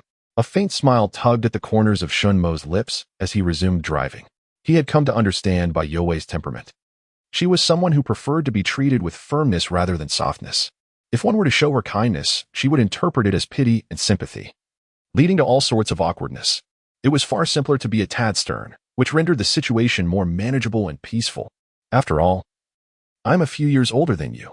You should have a bit of faith in me, Shen Mo said with a light smile while gripping the steering wheel. In the rearview mirror, the girl's expression grew even more disdainful as she coldly stared out the window, ignoring him, seemingly harboring a grudge against him. Chapter 15. Service area. Half an hour later, Shen Mo and Bai Youwei arrived at the service area. A gathering of approximately 20 individuals, comprising men, women, and children, occupied the restaurant, while the original staff members of the service area were nowhere to be found. As Shen Mo wheeled in, the collective gaze of the people converged at the entrance, their faces universally expressing disappointment upon realizing that it was merely a man and a disabled girl who had entered. Since the world had undergone its transformation, people had been yearning for salvation, whether it came from government-organized rescue teams or religious calls for a savior. Anything would suffice. Even the mere flicker of a light would be preferable to the current state of overwhelming uncertainty and despair. Shen Mo surveyed the individuals in the restaurant and, sensing that the situation at the service area was not promising, he pushed Bai Youwei toward a nearby supermarket. The shelves in the supermarket had been nearly stripped bare. They eventually located an electrical outlet and set about charging their rabbit. Although the charging mechanism may appear rudimentary, it employs a remarkably advanced technology. Merely placing the plush rabbit beside the socket allows it to charge without the need for plugs or contact. However, the duration until it reaches full charge remains uncertain. Unlike typical electronic devices that display a percentage, this one relies solely on the user's intuition. Bai Youwei pondered for quite some time but could not discern any clarity. Please describe it, Shen Mo requested. Do you have a swimming pool at home? Bai Youwei inquired. Why do you ask? Shen Mo replied. It feels akin to using a slender hose to fill a swimming pool. Can you guess when it will be full? Well, that analogy is quite vivid. The charging process was prolonged, and Bai Youwei, growing impatient, picked up the rabbit and announced her intention to visit the restroom. She despised such involuntary physical needs. The folding cane had to be attached to the side of the wheelchair, while toilet paper and wet wipes were stored in a separate fabric pouch. In the absence of a proper toilet, she even needed to bring her own small stool. Shen Mo wheeled Bai Youwei to the restroom, and he couldn't help but express, This is the first time in my life I've entered a ladies' restroom. Bai Youwei retorted coolly, It's merely a restroom. It's not as if you're required to assist women with their trousers. Upon saying this, she was reminded of the past, when not only using the restroom but also washing, bathing, and receiving massages were tasks facilitated by caregivers and nurses. Now, she found herself relying on a man she scarcely knew, which filled her with revulsion. She loathed Shen Mo, but even more so, she despised herself. However, undressing women must be quite familiar to you, she thought bitterly, her mood darkening further, her tone becoming increasingly harsh. Shen Mo cast a subtle glance her way, but to engage in such a debate would be rather juvenile. He was acutely aware of Bai Youwei's capricious emotions. Once a sensitive spot was touched, she would become aggressive, sharp as a hedgehog. It was indeed a challenge for her to maintain such a fierce demeanor with her adorably soft appearance, reminiscent of a ruffled kitten. Shen Mo found amusement in this and pushed the wheelchair to a relatively clean cubicle, inquiring, "Would you prefer to sit or stand?" Bai Youwei maintained a stern expression, biting her lower lip. Finally, with reluctance, she fished out a package from her side pocket and forcefully shoved it into Shen Mo's hands. "Use this as a cushion," she commanded with the authority of a haughty queen. Shen Mo tore open the packaging to reveal a disposable toilet seat cover, likely something she kept on hand for outings. He bent down to lay the seat cover, only to turn around and discover that Bai Youwei had already managed to stand up with the aid of her cane. She appeared to struggle, tiny beads of sweat glistening on her nose. "Do you truly not need my assistance?" Shen Mo assessed her condition. Bai Youwei shot him a glare and stationed herself at the door, declaring, "No one is allowed to enter." Shen Mo inquired, "Not even women?" Instantly, she reacted as if her tail had been stepped on, her voice sharp and frigid. "Yes, women are not permitted either. Anyone entering would disrupt my physiological process. Do you find me bothersome? It's too late for that. Just endure it. If you hadn't insisted on taking me away, I wouldn't have to endure this wretched place." With that, she leaned on her cane, stepped into the cubicle, and slammed the door shut with a resounding thud, exhibiting a remarkably rude demeanor. Chapter 16. A couple. Shen Mo rubbed his nose, reflecting that perhaps he had been too gentle. Next time, he might consider adopting a firmer approach. He left the wheelchair at the threshold of the stall and turned to exit. While waiting for her outside the women's restroom, he heard intermittent thuds and bangs from within, reminiscent of a cane colliding with something or perhaps her bumping into an object. What appeared to be a trivial daily task for an ordinary person felt like a battle for her. The slight irritation in his heart gradually dissipated. Why should he hold anything against her? After all, she was merely a child, frail since birth and lacking a sense of security. In her earlier days of comfort and luxury, it mattered little, but now, navigating such a harsh world required her to fight for existence. And it was only natural for her to express her frustrations, especially with her sharp tongue. Shen Mo stood at the entrance, carefully attuned to the sounds emanating from within. The cacophony of thuds, the wheezing of the flush, the rustling as she lifted her dress, and the scraping of the cane against the floor culminated in the stall door being flung open with a resounding bang. Bai Youwei emerged, leaning on her cane, her small face tightly furrowed. "Hurry, take me to wash my hands. It reeks in here." Shen Mo smiled gently, approached her, and assisted her into the wheelchair before steering her towards the sink. The sensor-operated faucet proved to be somewhat temperamental after several failed attempts to draw water. Bai Youwei nearly erupted in expletives, only for the faucet to sputter forth a few streams of water like an elderly woman struggling to cough. With great disdain, she washed her hands twice, her expression softening slightly thereafter. "The facilities here are lacking, but we shall endure. Things will improve once we reach Yangzhou," Shen Mo remarked. Bai Youwei merely pursed her lips in silence, pondering that even in Yangzhou, conditions might not necessarily be better. As Shen Mo maneuvered behind the wheelchair to push her, she reached out to grasp the corner of his garment. Her hands, freshly washed yet still damp, glistened with a delicate sheen, their soft, fragile appearance contrasting sharply with the strength of his. Such was the disparity between their hands, though both belonged to the same human experience. The differences in gender manifest in every subtle detail. Bai Youwei furrowed her brow and inquired, "Shall we still go to the supermarket? This service area has no signal, and the food and water have all been depleted. It feels rather unpleasant. We might as well leave, lest night falls." At this moment, dusk had descended, and she was reluctant to traverse the road after dark. Shen Mo pondered for a moment and nodded, deciding against the trip to the supermarket. If they set off now, they should reach Yangzhou before nightfall. Upon arriving in Yangzhou, with internet connectivity and a place to stay, everything would fall into place. To their surprise, they spotted a man and a woman standing by an SUV, waving at them from a distance.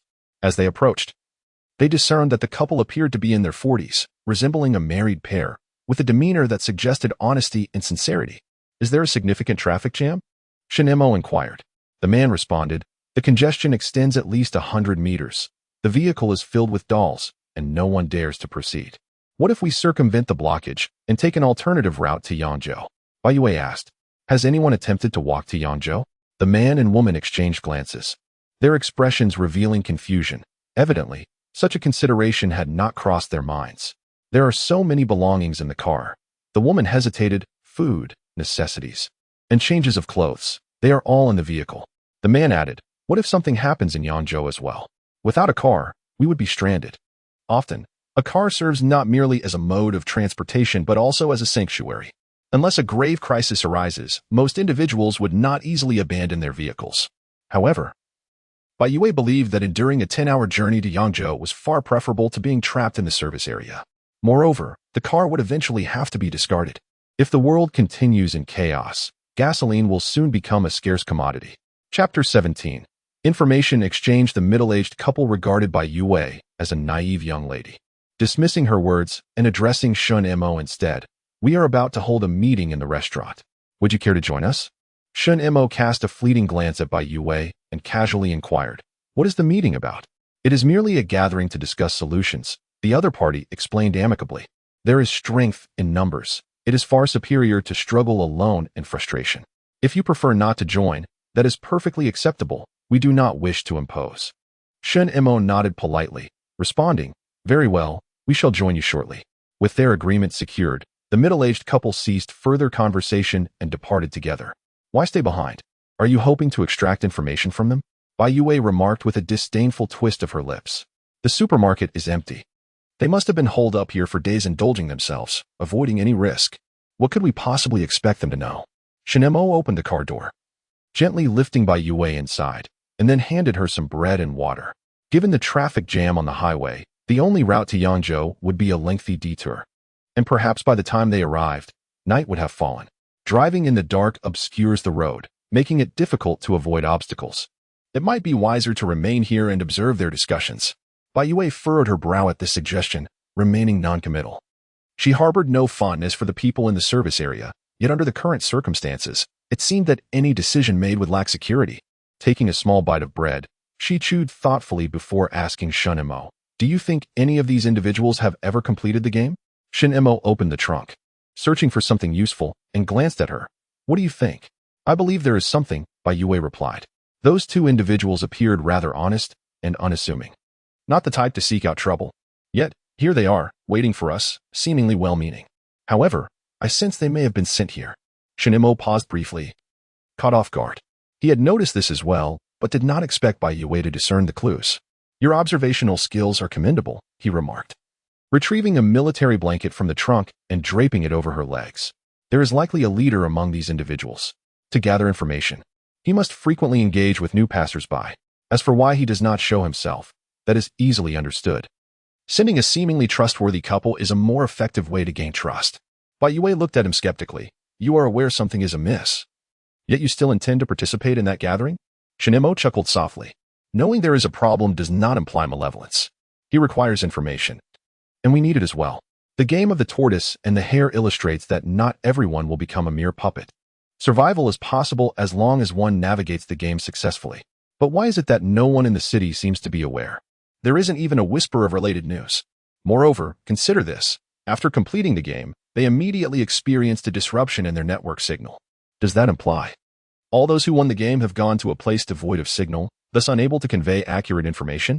If that is the case, this global catastrophe is far more horrifying than we can imagine."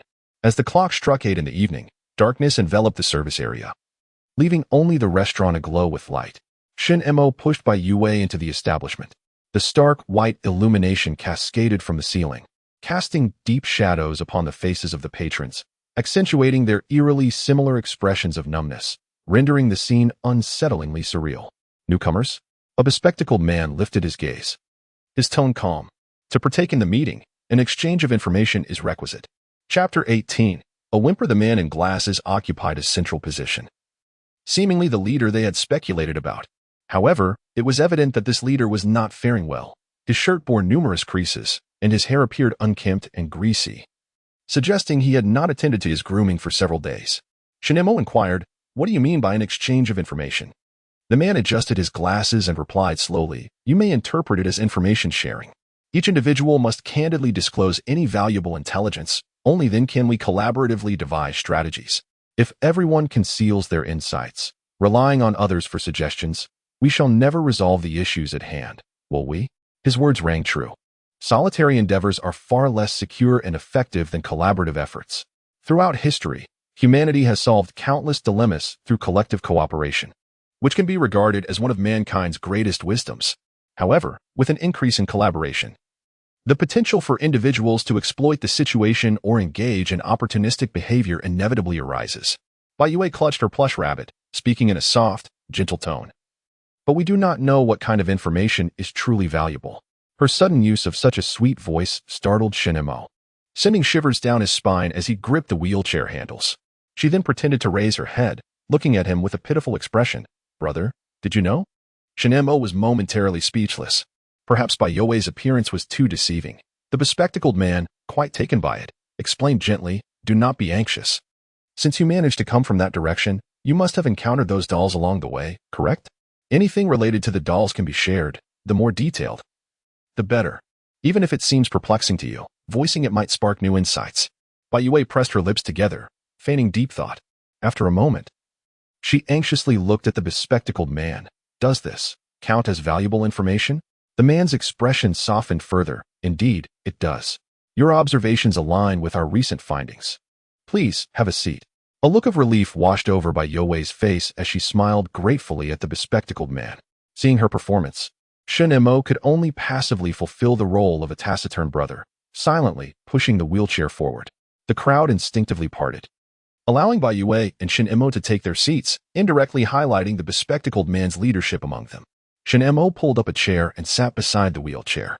Bai Youwei, with her innocent face turned skyward, asked, if fewer people means safety, wouldn't it be safer to act alone? The constraints are diverse.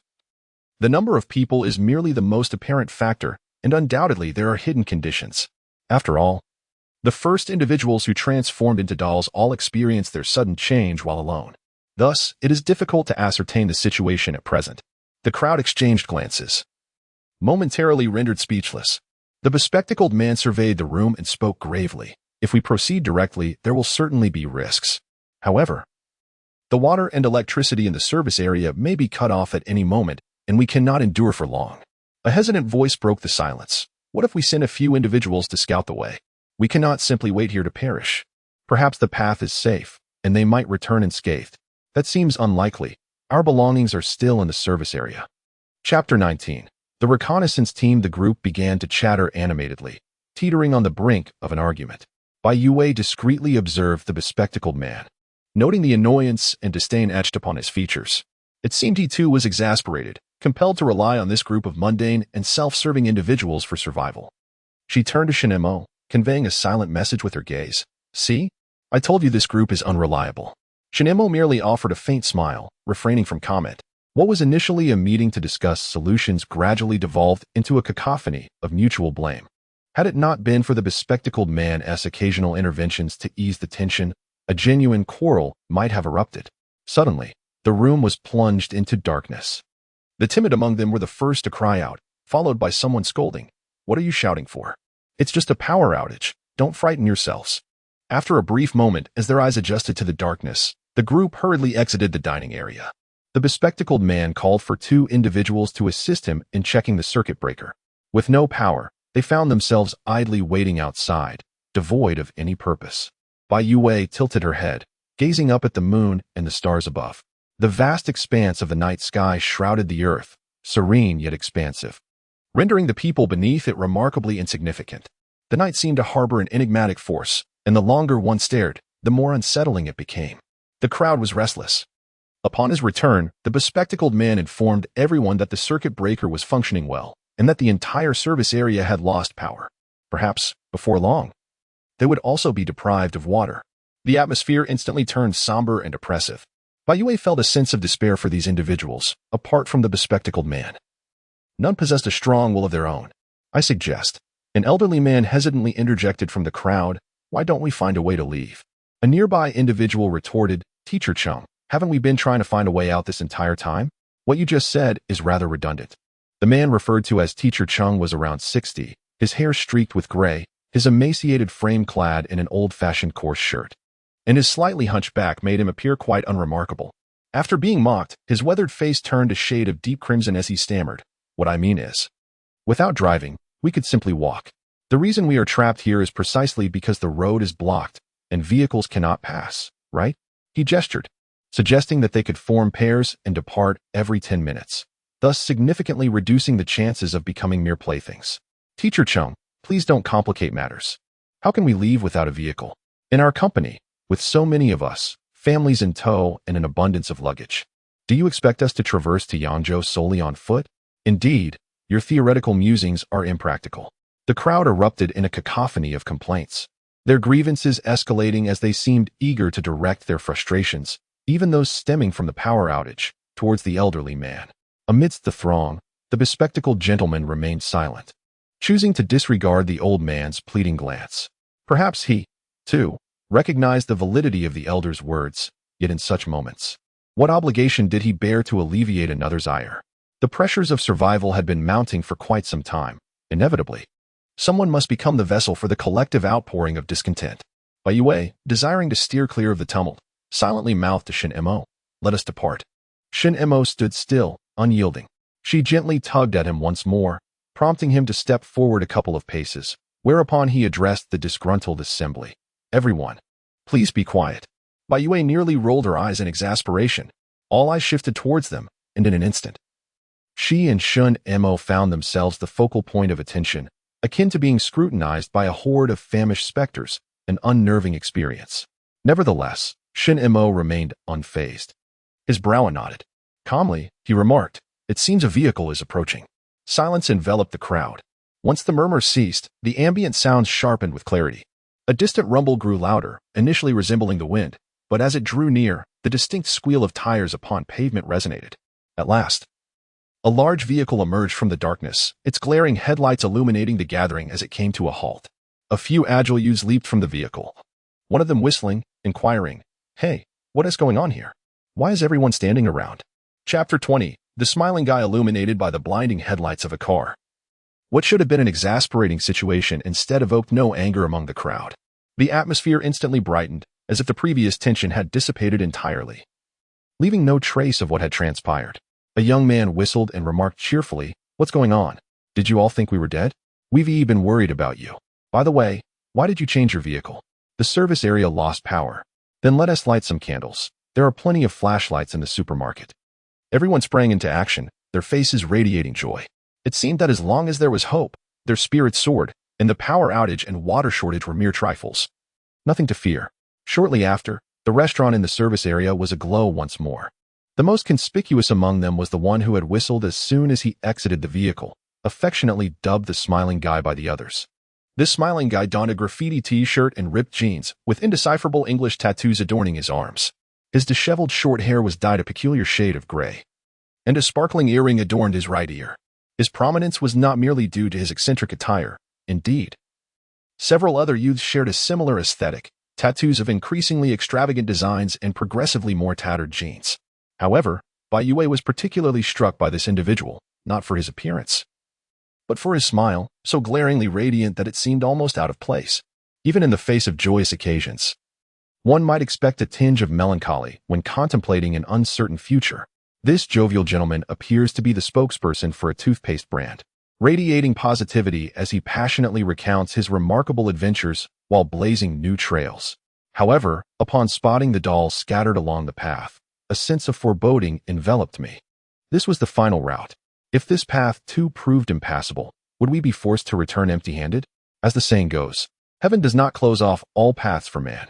In that fleeting moment, a spark of inspiration ignited within me. I discerned that something was amiss with these dolls. What was amiss, you ask? Someone nearby chimed in, akin to the witty banter of a comedic duo. With a theatrical flourish, the jovial gentleman pointed to his own eyes, proclaiming, "It is these discerning eyes that have uncovered the unusual." The accompanying youths erupted in laughter, casually munching on sunflower seeds while observing him as though he were an amusing spectacle. Their joviality was palpable, yet I wondered how far they would take it. Undeterred, the gentleman inquired of the group, "Does anyone know why we must steer clear of areas populated by dolls?" With an enigmatic shake of his head, he indicated that he would not continue unless the answer was satisfactory. The crowd erupted in a cacophony of jeers and hisses. A bespectacled gentleman, with a leisurely demeanor, interjected, "The sporadic appearance of individual dolls generally poses no threat. However, if dolls manifest in significant numbers within a certain area, it warrants caution. Experts from the National Research Institute have posited that such occurrences could indicate anomalous fluctuations in the magnetic field, potentially resulting in unknown effects on the human body. This is the rationale behind our aversion to dolls. Now, enough of the banter, Let us proceed without further ado, the leader asserted, his words carrying weight. With a swift clap of his thigh, akin to a storyteller striking the wooden block to command attention, he declared, "Very well, let us continue." Amidst the eager gazes of the crowd, only Bai Youwei could no longer contain her disdain, rolling her eyes. Chapter 21. A tumultuous scene generally. Dolls that appear in abundance possess fixed movements, such as driving, dining, or standing still. However, the dolls we encountered on the road were engaged in whispered laughter. Their eyes narrowed in mirth, deliberately crafting an eerie atmosphere. The dolls before us displayed no uniformity in their positions. Instead, they lay haphazardly strewn across the ground, as if carelessly discarded. The onlookers exchanged bewildered glances. What could this possibly mean? Some struggled to comprehend. Why would anyone intentionally discard dolls? A rational individual would avoid such a predicament rather than concentrate them in one location. Moreover, this could easily mislead future travelers, as it seemed designed to deter passage along that route. The bespectacled man remarked coolly, awakening the crowd to the realization. Who would act in such a manner? Why obstruct passage? Such malice is unfathomable. Should I ever encounter those responsible, I shall ensure they face the consequences. Bro, have you found the individuals who discarded the dolls? Tan Xiao raised his thumb, swiping it briskly beneath his nose, a mischievous grin adorning his face. Well done. The crowd erupted in applause and cheers. In a corner, Teacher Cheng let out a deep sigh. Alas, those individuals are merely fighting for their survival. Someone overheard and retorted sharply, Teacher Cheng, look at you. Here we go again. Those people nearly prevented our escape. They seek to survive. Do we not wish for the same? Teacher Cheng lowered his head, offering no defense. Yet his sighs betrayed a profound lament for the brutal reality of survival of the fittest that enveloped them. This minor disagreement was swiftly drowned in a tide of exuberance. The bespectacled man assigned tasks, directing others to unload the bounty from their vehicle, smoked meats, sausages, soy sauce duck, and a mountain of vacuum-packed delicacies. The atmosphere grew increasingly vibrant, as the crowd thrived with the exhilaration akin to the excitement of land distribution among the wealthy. Shen Mo and Bai Youwei too received their share of provisions. Perhaps out of sympathy for Bai Youwei's disability, she was allotted an extra soy sauce pig trotter.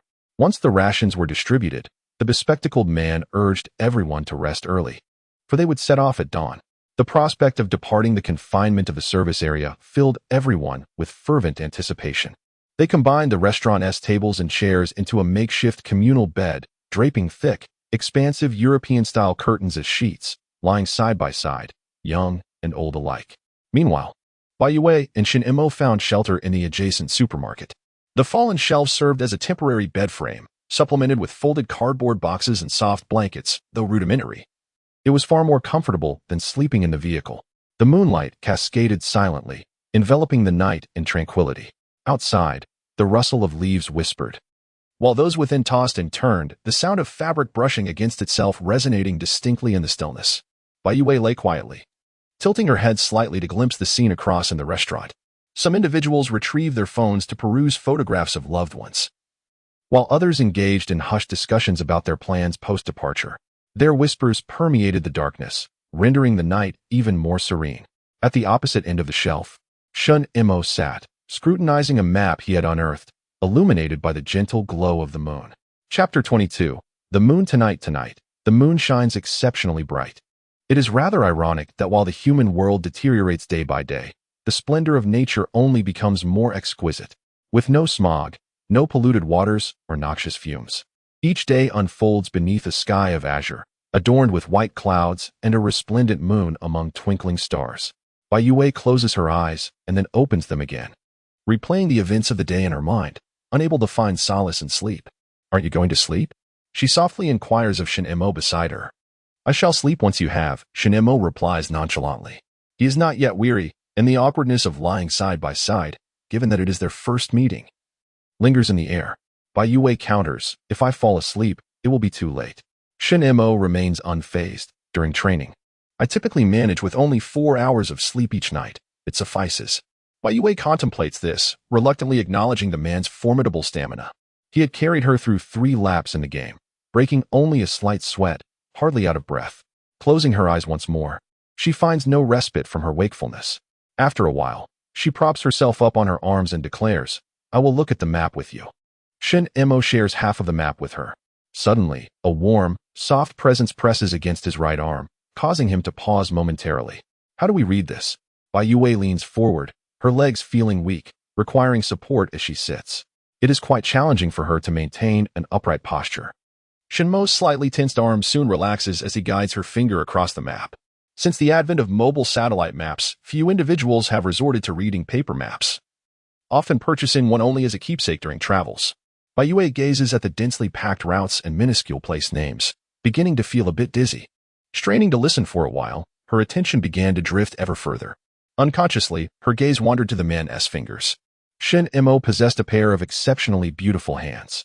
Following the line of his hand upwards, she caught sight of his collarbone, and then his Adam's apple. His dark hair cast a hazy shadow between his brows and eyes, while the contour of his nose stood tall and distinct. He softly uttered an unfamiliar place name in a low voice, evoking memories of the cello her father once cherished. The cello seemed to gaze back at her, asking in its deep timbre, "What troubles you?" Tired. She lay down, clutching a plush rabbit as a pillow, and drifted off to sleep. Shen Mo remained silent for a moment, folded the map, and inquired, "Are you cold?" He gazed at her quietly, and after a brief pause, he stood and exited the room. Once he left, Bai Youwei opened her eyes. Her gaze was as tranquil as still water. In the depths of night, a solitary man and woman together. There was nothing extraordinary about it, yet one could not help but let their mind wander. The more one thought, the more chaotic the heart would become. Once it was in disarray, it often spiraled out of control. Bai Youwei had once dreamed of being the heroine rescuing a princess. But that was before her legs became paralyzed. After her paralysis, living with dignity became the foremost concern of her life, far more significant than love. Moreover, this situation hardly qualified as love. It was merely a chance encounter in peril, with a man fortuitously by her side, who happened to treat her kindly. They say that those who share life and death experiences easily develop an attraction. Whether or not there is truth to this, it mattered little, for once they reached Yangzhou, everything would come to an end. She closed her eyes, forcing herself to fall asleep swiftly. The sound of footsteps approached from the direction of the door, slow and disordered. And not just one person. Bai Youwei turned her head and beheld 3 disheveled youths approaching her. They were indeed the individuals who had ventured out to scout the area. Chapter 23. A Cry for Help. She had anticipated the chaos that would ensue after the collapse of order, yet she never imagined it would manifest so swiftly. As they closed the short distance between them, her mind raced with fragmented thoughts, suddenly recalling many memories. She remembered her family doctor. Initially, she was bewildered and unclear. But as she became aware, she made a call to her mother. To her surprise, the doctor turned the tables, asserting that he had been diligent in his duties. And it was the young lady who sought to undermine him with falsehoods. Her temper had indeed been notorious, lending credibility to the doctor's claims. When her mother dismissed him, she compensated him generously to soothe his wounded spirit, tormented by the young lady's whims. Reflecting on these memories, Bai Youwei slowly tightened her embrace around the rabbit. A resolution began to form within her. The 3 men stood before her, scrutinizing her with blatant gazes. They were unkempt, reeking, and their eyes clouded. Moreover, she surmised their intellect was lacking. Their survival thus far was attributed solely to a reckless, primal bravado, previously marginalized and reviled by society. They now emerged as leaders of the surviving faction, basking in respect and admiration. What could be more intoxicating than such a transformation? Bai Youwei propped herself up on her arms and called out in a panicked voice, "What do you intend to do? Don't come any closer. Please, don't approach." Suddenly, the adjacent dining area fell silent. The murmur ceased entirely, as if everyone had simultaneously succumbed to an inexplicable slumber. "Let me go. No. Please. Help me." She struggled with all her might, her frail voice pleading for rescue. The metallic shelf beneath her emitted a creaking sound, intermingling with the sinister laughter of the thugs, resonating sharply and painfully in the stillness of the night. No one came to her aid. Humanity, in moments devoid of personal risk, often exhibits a generosity that is nothing short of remarkable, yet, at other times, it reveals an unsettling capacity for selfishness and indifference. Perhaps the commotion had grown too loud. Feigning sleep was futile as the bespectacled man approached from the direction of the dining area, draped in his coat. The thugs paused their actions. One particularly tall and slender individual, adorned with a necklace, cast a provocatively disdainful glance at the bespectacled man. Lightly brandishing a knife in his hand, its tip pointed menacingly forward, exuding an air of threat. The tall one smirked, glancing at his companions. his lips curling with derision. Did you all hear that? Mr. Zhang wants us to keep it down. The other two chuckled wickedly, deliberately raising their voices in response. Heard you. Keep it down. Their laughter erupted again, unabashedly raucous. The expression on the bespectacled man grew increasingly grim. Coward, spat one thug, his contempt evident as he glared at his retreating figure. They relished in their defiance against their leader's authority, yet remained oblivious to the fact that Shen Mo had returned, now standing coldly at the entrance of the supermarket. Bai Youwei clutched her plush rabbit, subtly shaking her head in disapproval. Shen Mo furrowed his brow, understanding her unspoken thoughts. Earlier, upon entering the service area, they had charged the plush rabbit for a short while. Bai Youwei was likely eager to test a fraction of my power now. However, lightning is a force that is difficult to control. Bai Youwei is uncertain whether she can strike a person with the precision akin to that of an inspector. To avoid any unintended harm, she is reluctant to let Shen Mo approach. Should the power prove insufficient, she could always call upon him for assistance later. Chapter 24. The brothers outside. In summary, these three individuals have willingly presented themselves as subjects for experimentation, and Bai Youwei intends to utilize them accordingly. Even if an unfortunate incident were to occur, it would be their own doing. Shen Mo leaned against the door, his body turned slightly, his brow furrowed tightly, and his eyes reflected a deep-seated irritation. While he does not oppose Bai Youwei's decision to experiment on those who offend her, he feels he lacks the authority to intervene. Yet, there is a disconcerting factor. She has been crying. He is acutely aware that her tears are feigned. In truth, she has been performing ever since they arrived at the service area. His agitation stems from the fact that she weeps, and yet no one comes to her aid. The supermarket and the restaurant are separated by merely half a wall, and on the other side, nearly 30 people stand by, none offering assistance. The more fervently she cries, the more it reveals the coldness of humanity.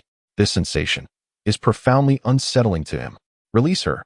Suddenly, a low yet commanding voice, tinged with age, shattered the stillness of the night. Shen Mo raised an eyebrow in surprise and turned to gaze inside. A frail old man, having somehow procured a wooden stick, stood solemnly in the aisle between the restaurant and the supermarket, his voice ringing with indignation in the face of the bright sun and the vast heavens. How can you commit such acts? Do you not have mothers, sisters, daughters? You are utterly lawless. Have you no conscience? What do you intend to do? Release me, please. The old man was hoisted up, his mouth forcefully stuffed with a pig's trotter, specifically, the aromatic pig's trotter that Bai Youwei had just received. Without even unwrapping the packaging, the force of the insertion cut a gash at the corner of the old man's mouth. A lanky thug playfully patted the old man's face. Chuckling, Mr. Ching, this isn't your classroom. Here, enjoy this splendid pig's trotter. Should your lips feel restless, feel free to gnaw on it. With a push, Mr. Chang stumbled backward and fell, his legs trembling, unable to rise. Who else dares to defy? The lanky thug ambled a few steps forward, lazily scanning the restaurant for any heroes eager to rescue the damsel in distress. Such a rare opportunity. His accomplice sneered, a dog meddling in affairs that don't concern it. If it weren't for Brother Hui, you'd all still be starving tonight. Unappreciative lot. Who are you calling unappreciative? Another figure sauntered in from outside the supermarket. Laughter? The lanky thug frowned. Brother Huey's expression darkened. Buddy, don't spoil the mood. Please, don't call me buddy. Tan Xiao hastily waved his hands. I navigate these streets based on integrity and honor, and I wouldn't dare associate with the likes of you. The thugs, rather than being offended, found amusement in his words. Calling you laughing brother is a courtesy. What's this? Are you looking to insult us today? Tan Xiao pointed at his own face. Leaning closer, here, take my face, it's yours for the taking. Suddenly, with an explosive action, Tan Xiao seized Brother Huey's head and bashed it with his own, leaving the latter disoriented and dazed. Damn it! The other two individuals were instantly incensed, promptly taking action to eliminate him. The three men became embroiled in a chaotic brawl. The scuffle, devoid of any aesthetic appeal, devolved into brutal assaults, kicks to the face, strikes to the groin, and jabs to the eyes, each move executed with utmost savagery and crudeness. Yet, the cunning tactics employed by Tan Xiao were particularly numerous, allowing him to hold his ground against two opponents. However, once the dazed Uigu regained his composure, the dynamics shifted dramatically as he faced three adversaries, and he was swiftly overwhelmed. He found himself pinned to the ground, his hands twisted behind him, and his face subjected to the sole of Hui Ji's shoe. Have you grown tired of living? The anti-slip grooves of the shoe's sole left red marks upon his skin. Tan Xiao gasped in pain, shouting, "Brothers outside. Hurry and lend a hand. What are you waiting for?" Shen Mo. Chapter 25, Children of the Jianghu, as the saying goes. One can discern a master by their first move. The moment Shen Mo appeared at the door, his tall, pine-like stature captured everyone's attention. Clad in a fitted black t-shirt and deep camouflage training pants, his sturdy black military boots resonated with a commanding presence upon the floor, exuding an unspoken intimidation. Hui Ji's two henchmen stepped forward to impede him, but Shen Mo exhibited no sign of fear. He unleashed a flurry of punches, grappling holds, and throat locks, sidestepping before delivering a downward elbow strike. Each movement was fluid and decisive, resembling the grace of flowing water, leaving the two thugs to emit agonized cries. Tan Zhao's eyes widened in astonishment, momentarily forgetting his own precarious predicament beneath the foot of his assailant, murmuring, "My goodness, this is a master." In the next moment, the pressure on his face lifted as Shen Mo seized his would-be oppressor and hurled him away like a discarded kite. Truly, it was a forceful toss. Though Hui Ge was slender, he weighed at least 130 to 140 pounds. What incredible strength it took to launch him so effortlessly. With a swift motion, Tan Xiao executed an impressive leap, positioning himself protectively in front of Bai Youwei. "Now you see my prowess? Care to try again?" He shouted with authority. If one were to overlook the shoe prints on his face, he might have appeared quite intimidating at that moment. The three ruffians struggled to regain their footing, each more disheveled than the last, realizing they had encountered formidable opposition. Brother Hui cast a resentful glance at Shen Mo and Tan Xiao, sneering, "Just a cripple, not even a woman, and you're treating him like a treasure? If you fancy him so much, he is all yours." Bai Youwei's complexion paled slightly, a flicker of cold malice crossing her gaze. "Try uttering another word, and see what happens," Tan Xiao threatened, brandishing his fist. A fleeting look of panic crossed Brother Hui's eyes as he clenched his teeth and, accompanied by his companions, limped away from the supermarket. Once the coast was clear, Tan Xiao approached Shen Mo, eager to bond. "Buddy, impressive display. Why wait until the last moment to strike?" He draped an arm over Shen Mo's shoulder, grinning mischievously. "Is it because you believe that when you can truly display your might? Don't worry, I get it." Shen Mo, with a detached demeanor, brushed off Tan Xiao's hand and walked over to Bai Youwei, lifting her in his arms as he turned to exit. Tan Xiao whistled playfully, quickly catching up, and picked up Shen Mo's coat that had been left at the entrance. "Hey, what do I call you?" "I'm Tan Xiao." "Tan for talking, Xiao for laughing. What's your name?" He rambled on, but no one paid him any mind. Shen Mo remained aloof, keeping his distance, while Bai Youwei wore a perpetual frown. Lost in her thoughts, Tan Xiao scratched his nose, sensing that this brother-sister duo was rather peculiar. Feeling somewhat disheartened, Shen Mo accepted the coat from him and uttered a faint thank you. Tan Xiao, regaining his spirits, grinned broadly, "No need for thanks. As children of the rivers and lakes, we must unsheathe our swords when we encounter injustice. Out here, we rely on our brothers. Today I assist you, and tomorrow you return the favor. It is all about loyalty. Should you encounter any troubles in the future, do not hesitate to seek my help. I, Brother Xiao, will undoubtedly stand by you." He rambled on incessantly. In the car, Bai Youwei moved her lips slightly, uttering two words, "Noisy." Shen Mo cast a glance at her. Oblivious, Tan Xiao continued to engage Shen Mo, saying, "If you truly wish to thank me, I cannot refuse your kindness. Could you teach me a few moves?" He mimicked the gestures of punching and kicking into the air. "Just like those moves you performed earlier, they were quite exhilarating." "How did you do that?" "Uh-huh. Look at my posture, is it not standard?" Shen Mo was reluctant to engage in conversation. Chapter 26. Stuck together. Shen Mo found himself completely stuck with Tan Xiao. In the late hours of the night, Tan Xiao insisted on keeping watch, reasoning that they needed to guard against that group's return, even if they did not intend to harm anyone. Merely setting fire to something or puncturing a tire would be enough to cause a nuisance. Shen Mo contemplated mentioning that given the injuries of those individuals, they would need at least a night to recuperate before seeking revenge, but he could no longer endure Tan Xiao's incessant chatter, so he acquiesced. Early the next morning, everyone set off together. Despite having stayed up all night, Tan Xiao was remarkably energetic. He pulled Teacher Chung from another vehicle, insisting that the elderly gentleman ride on his motorcycle. His motorcycle, a fusion of Gothic and punk styles, was adorned with tassels at the front and a skull graphic at the back, while metal rivets embellished its sides. Teacher Chung awkwardly waved his hands, engaging in light banter, but refusing to let the matter go. Bai Youwei observed from a distance, a chill running through her. She understood that this foolish lad meant well. intending to protect the elderly man by offering him a ride on his motorcycle. Yet he failed to realize that with such a rickety vehicle, the old man would surely be thrown about and could even meet a dire fate. Casually glancing over, she caught a glimpse of a faint smile playing at the corners of Shen Mo's lips. Bai Youwei frowned, her tone sharp. "What are you smiling about?" Shen Mo, steadying the handlebars, shook his head with indifference. "Nothing." After a moment, he added, "I was merely pondering whether there are more good people or bad people in this world. If one were to argue that there are more good people, it was hard to overlook that last night, when Bai Youwei faced trouble, over 30 individuals next door feigned sleep. Conversely, if one claimed there were more bad people, even a frail old man and an unsophisticated ruffian managed to step forward." Bai Youwei scoffed. "How old are you to still ponder such naive questions?" Shen Mo chuckled lightly, his tone calm. "Perhaps all soldiers possess a tendency towards idealism." Bai Youwei knitted her brows in annoyance, turning her face away to continue observing the peculiar duo of an antiquated teacher and an errant youth, a most unusual partnership. Are there truly more good people or bad people in this world? No, neither category is abundant. What exists in plenty are ordinary individuals. Where notions of good and evil hinge upon fleeting thoughts, goodness is seldom pure, and wickedness rarely absolute. "Let the old man ride with us," Bai Youwei suggested. Shen Mo regarded her for a moment before nodding gently, agreeing that it was best to avoid any potential disaster.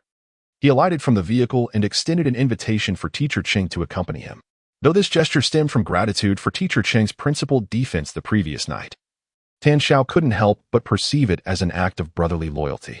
Teacher Cheng was a refined gentleman, exuding a sense of kindness and generosity, his speech imbued with the elegance and humility characteristic of an educated man. Once in the vehicle, he courteously expressed his thanks to Shen Mo and Bai Youwei, politely introducing himself. "I am a teacher at Nanjing No. 13 Middle School. My name is Cheng Weikai. The school has suspended classes, so I thought I might visit my elderly parents in Yangzhou, who reside on Jianyang Middle Road. I am uncertain where you are headed, but if it is out of your way, feel free to drop me off nearby." Shen Mo, gazing ahead at the road, replied indifferently, "We are going to Yangtze Jiangnan Road." "How splendid!" Teacher Cheng exclaimed with delight, for Jianyang Middle Road was not far from there, perfectly along their route. "I truly appreciate your kindness." Bai Youwei, seated in the back, smirked derisively. She mused that this officer was not only an idealist but also had an affinity for altruism, attempting to ensure that others felt no obligation, which was quite thoughtful indeed. They had no intention of heading to Yangtze Jiangnan Road, yet, given the current chaos, the destination mattered little to her. Chapter 27. Another dull one vehicle after another departed from the service area, merging onto the expressway. The convoy, led by Tan Xiao and Hui Guo, navigated at the forefront of the procession. Tan Xiao skillfully maneuvered his beloved motorcycle through the gaps between several cars, brimming with energy as he monitored the road ahead while remaining vigilant against the thugs from the previous day. It is uncertain whether it was due to his surveillance or the intimidation inflicted by Shen Mo, but those individuals remained unusually compliant, causing no disturbances throughout the journey. After approximately an hour of travel as they neared Zhenjiang, a cluster of shadowy figures emerged ahead. Hui Ji's vehicle, being at the forefront, was the first to notice. It appeared to be dolls. Perhaps it was the handiwork of those from the food processing plant again. The same tricks seem never-ending. It appears they are simply idling about. We have stolen their provisions, and they must be harboring resentment. Never mind that. Let us drive straight through. Could there be trouble? Humph. This is the only available route. Even if there is trouble, we must forge ahead. What is there to fear? We have a whole group behind us to bear the brunt. A few brief exchanges were made, and rather than slowing down, the vehicle accelerated.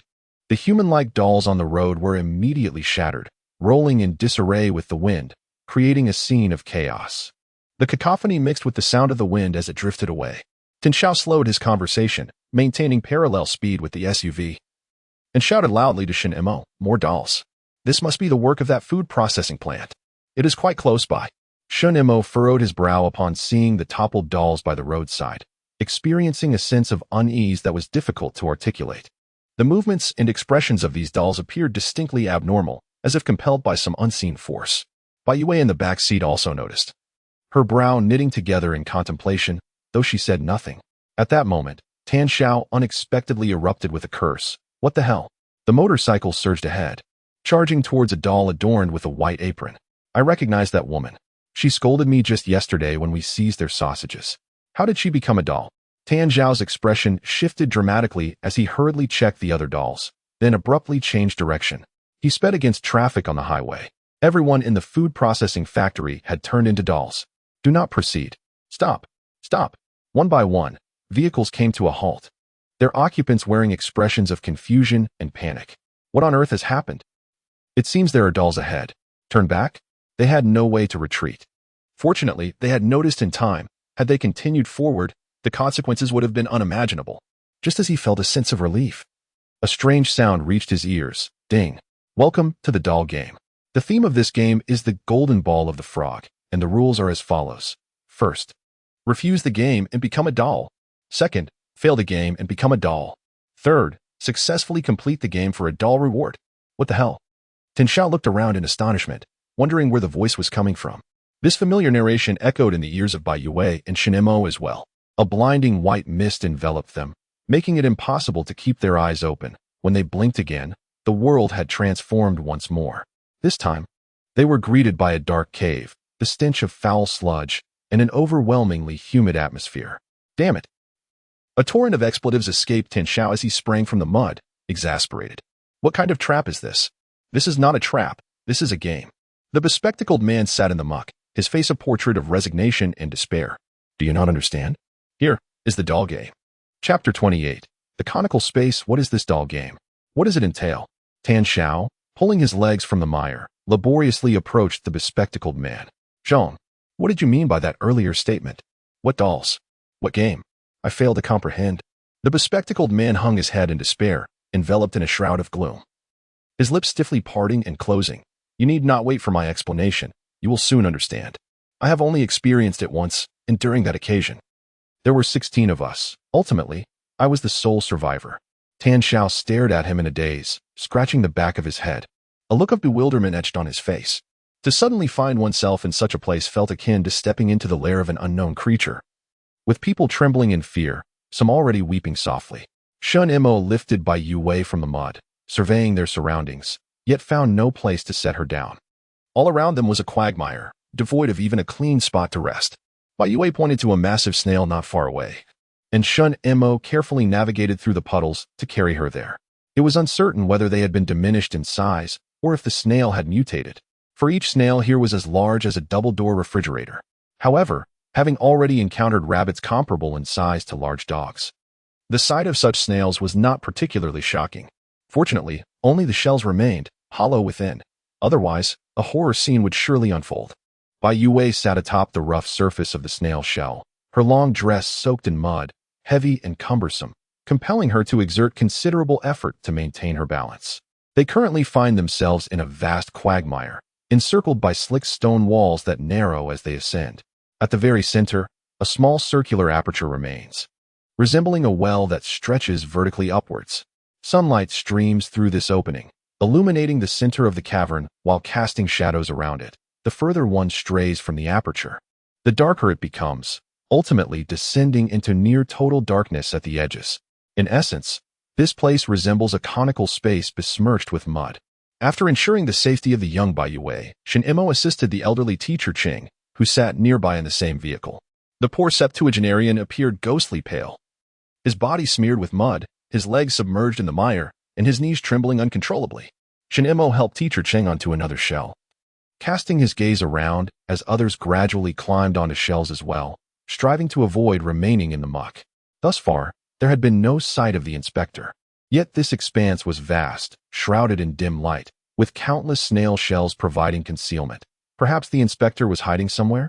From a short distance, curses echoed, revealing that the trio of ruffians had seized the bespectacled man. The leader, Brother Hui, clutched the man's collar, a blend of intimidation and fear lacing his voice as he accused, Zhang Hua, how dare you deceive us? Why didn't you mention the game at the service station earlier? Once addressing him with respect as General Zhang, he now boldly uttered his name without formality.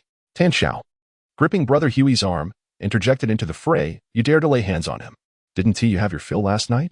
Let him go, will you? I'm talking to you. Are you going to release him or not? The group tussled in the mire, pushing and pulling, unable to discern a victor, soon becoming breathless from the exertion. Zhang Hua, the bespectacled man, sat slumped in the mud, gazing at them as one would at a corpse. What would it matter if I raised an objection? Can I escape by doing so? Damn it! Brother Hui cursed vehemently, turning to scale the rocky wall. However, the surface above was slick with moisture, and the soft mire below offered no firm foothold. Zhang Hua, seated in the mud, chuckled at them. Do not waste your efforts. If I were in your position, I would carefully observe the terrain now, lest when the game commences, you find yourselves utterly blind and awaiting death. Who the hell do you think will die? Another rebellious thug retorted angrily, advancing to teach him a lesson. Suddenly, the cave plunged into darkness. The surroundings became pitch black. Almost immediately, the sound of a child's voice pierced the silence. Wow. So many players have come this time. The group gasped and held their breath. They could hear rustling sounds in the dark, as if something was slowly descending through the vertical circular opening above. Chapter 29. The golden sphere of the frog. The darkness lingered for a mere 5 or 6 seconds, yet it felt interminably long. Bai Youwei narrowed her eyes and saw a spherical object sliding down from the opening at the cave's apex. Its diameter perfectly matched that of the opening, thus blocking the sole source of light completely as it descended. Once the sphere reached the ground, the light re-emerged, revealing a golden orb suspended just beneath the opening, glimmering brilliantly in the sunlight with a dazzling radiance. Greetings, everyone. I am the supervisor of this game. Welcome to the doll game. The golden sphere spoke in a lively, childlike tone, reminiscent of a 5 or 6-year-old child. It circled gracefully in the air, drifting past each onlooker, stirring a resonant breeze. There certainly are a multitude of players this time. 5, 6, 7, 8, 9. Oh my, so many. 28, 29, 30, 33. A total of 33 participants are competing this time. Let us all engage earnestly and strive to conquer the challenges ahead. The crowd gazed at the golden orb with palpable trepidation, their nerves taut. Even the ruffians led by Brother Hui momentarily forgot their bravado. Why are you staring at me in such a manner? Hey, you there, the woman, and you too. Why are you weeping? One ought to revel in the game. The golden orb twisted slightly, its countenance devoid of expression, yet its tone was remarkably animated. Surely, you do not wish to forego the game? It huffed with displeasure, warning that refusal to participate would result in becoming mere puppets. You should have been aware of this upon entering. Abstaining from the game is not an option. How shall we play? Please elucidate the rules. Zhang Hua stood up, brushed the specks of mud from his glasses, put them back on, and wore an expression of indifference. Resigned to his fate, hoping for a swift conclusion. It seemed he had relinquished his struggle, his eyes reflecting a complete absence of survival instinct. It will be over quickly. The golden orb chimed cheerfully. The game lasts a mere 20 seconds and will soon come to an end. Shen Mo furrowed his brow. The dimly lit environment, coupled with the pervasive muck, rendered both running and jumping exceedingly laborious. With only 20 seconds allotted, it likely posed a dismal prospect for the players. Bai Youwei also gently knitted her brows. She was acutely aware of her disadvantages. If the game demanded agility and was time-restricted, she feared her fate was sealed. Left to await her demise, she could no longer rely on the hope of being carried by others. The ground was a quagmire, and having Shen Mo carry her would surely lead to the demise of both. Allow me to elucidate the rules of the game. Please pay close attention. I shall only state them once, and forgetting them could easily result in fatality. The final syllable of O was elongated, reminiscent of a child's lisp, which was grating to the ears, yet no one seemed to mind. At this moment, they were all anxiously listening as the golden ball announced the rules, word by word. It began to rotate, its golden surface shimmering under the light. Can you all see it? Here lies a golden sphere. Shortly, I shall serve the ball from any position, at any angle, and with any force. Your task is to locate me within 20 seconds. The golden ball proclaimed with a tone of triumph. As long as one person finds the ball, everyone will succeed. Quite simple, isn't it? It is both easy and enjoyable, far superior to the games devised by other overseers. Would you not agree? What constitutes finding the ball? A bold voice, unperturbed as a young calf, asked. Does merely seeing it count as finding it? That does not qualify. The golden ball hovered in the air, swaying side to side, mimicking a human-esque headshake. There are 2 criteria for locating the golden ball. First, one must make contact with it. Second, the ball must be at rest. It then floated higher, kindly stating, to facilitate understanding, allow me to demonstrate once. In Chapter 30, the demonstration commenced. The golden ball darted about the cave, flitting from side to side, ascending and descending, much like a child seeking the ideal hiding spot for a game of hide-and-seek. It felt rather juvenile. Bai Youwei sensed a certain childishness in the proceedings. In a life-and-death situation, the emergence of such a thing is truly unsettling. Beside her, Shen Mo spoke softly. It seems not difficult. As long as one person finds the ball, the game can be concluded. However, just earlier on the road, there were quite a number of dolls. This implies that all those individuals perished within this game. If it is a remarkably simple game, why have so many lives been lost?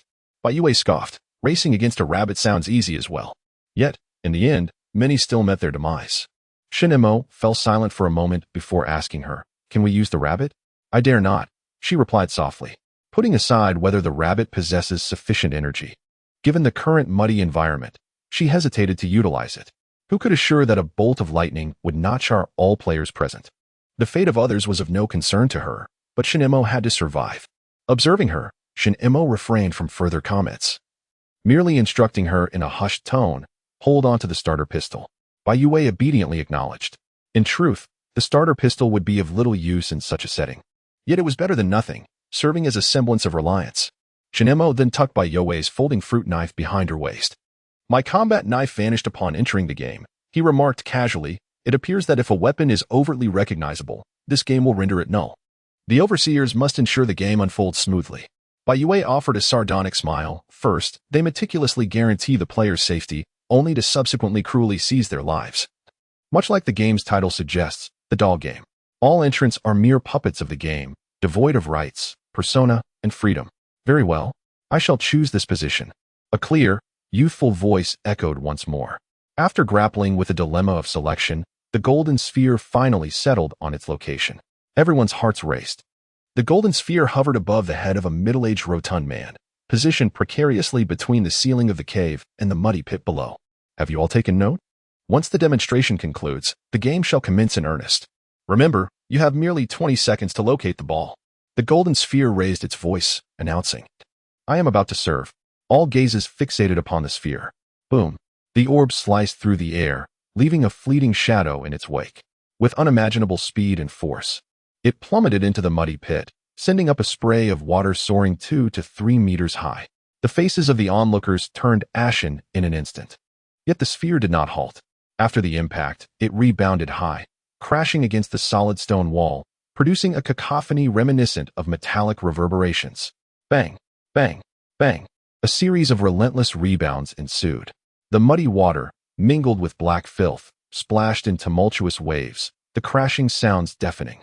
Occasionally, an unexpected ricochet would catch one off guard. The force akin to a boulder plummeting down a mountain path. When the chaos finally subsided, the cave unveiled a scene of utter devastation, akin to a juicer that had exploded. Chapter 31. The Violent Sphere. The surrounding stone walls were splattered with viscous mud, trickling down incessantly, beneath everyone's feet. The muddy pit was riddled with countless holes. The golden sphere lay ensconced within one of those apertures. Silence enveloped the space. No one spoke. No one moved. The hue of gold, often evoking a sense of opulence, belies the fact that it is, in essence, a hard metal. If struck by a metal object the size of a large basin while in rapid motion, the consequences could be dire: fractures of bones in less severe cases, and in more extreme scenarios, instant demise. A middle-aged man at the serving position stood frozen, his complexion as pale as parchment, while the muddy water by his legs surged forth, creating large bubbles that burst with a resounding pop. He shuddered involuntarily as the pungent scent of urine subtly permeated the air. The cave was oppressive, humid, and enveloped in silence. No one had the inclination to mock. All eyes were fixated on the openings, apprehensive that the golden ball might ricochet once more. It was undeniably a sphere of remarkable hardness. Yet its trajectory resembled that of a well-inflated rubber ball.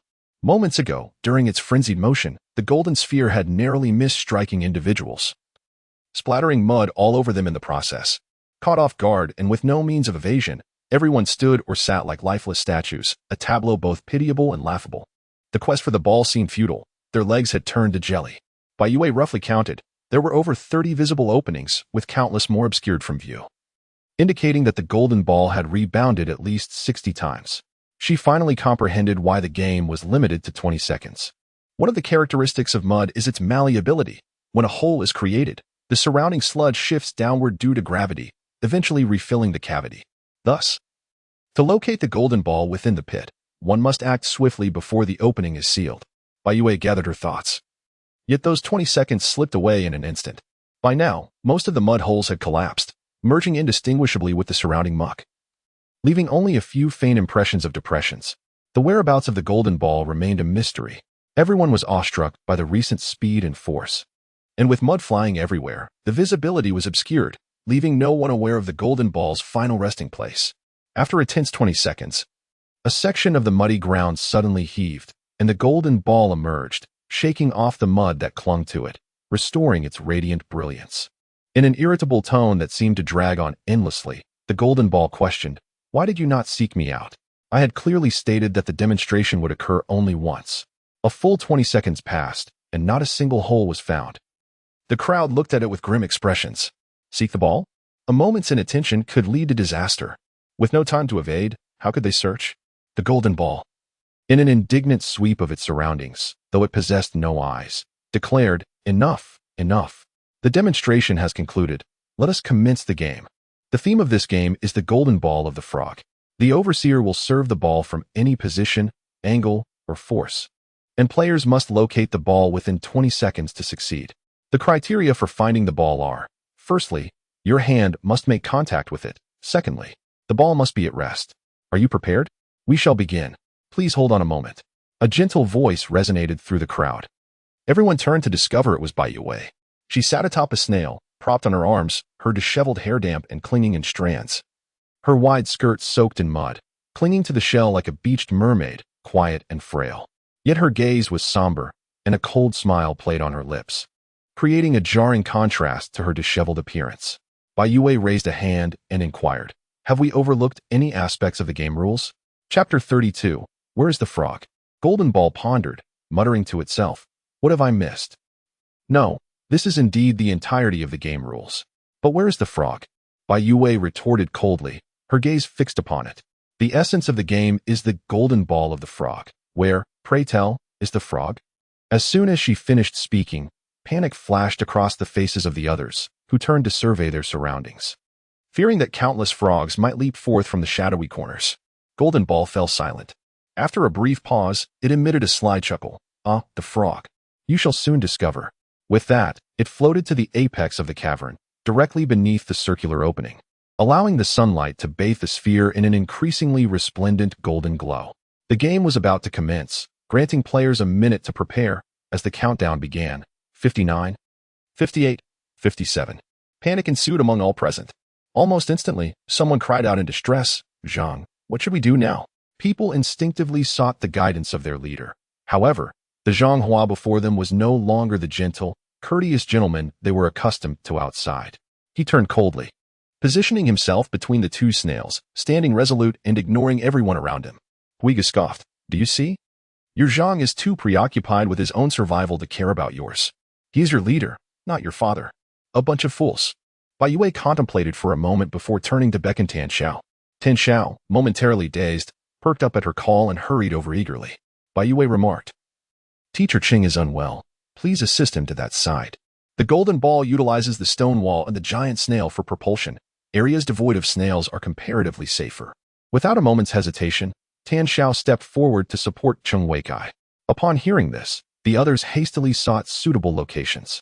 It was at this moment they realized that Zhang Zong's position was precisely the relatively safe spot Bai Youwei had indicated, implying that Zhang Hua was fully aware of how to evade the golden ball, yet chose not to divulge this crucial information.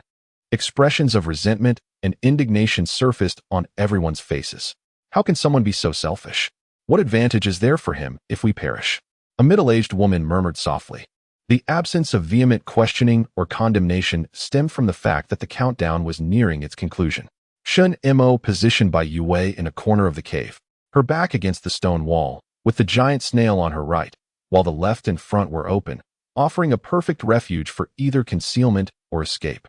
However, Shen Mo did not intend to remain here, as the location was too isolated for observing the trajectory of the golden ball. He was a man inclined towards proactive engagement. He removed his military boots, rolled up his pant legs, and stood barefoot in the mud, his dark eyes fixed intently on the distant sphere, poised to act the moment it found its launching position. 7, 6, 5, 4, 3, 2. The golden ball stirred. 1. It halted, the spheres swaying precariously, floating to a location, a sinisterly playful childlike voice resonating throughout the cave. Game, commence. Boom. The tremors erupted once more. A large splash of muddy water erupted before Bai Youwei, rendering her unable to discern the whereabouts of others. All she could hear were the shrill screams and cries that echoed around her, deafening. Shen Mo, she shouted at the top of her lungs. Unable to see his figure, anxiety gripped her heart. Whether labeled as sentimental or selfish, she simply could not be separated from Shen Mo. He was her legs. He was her very life.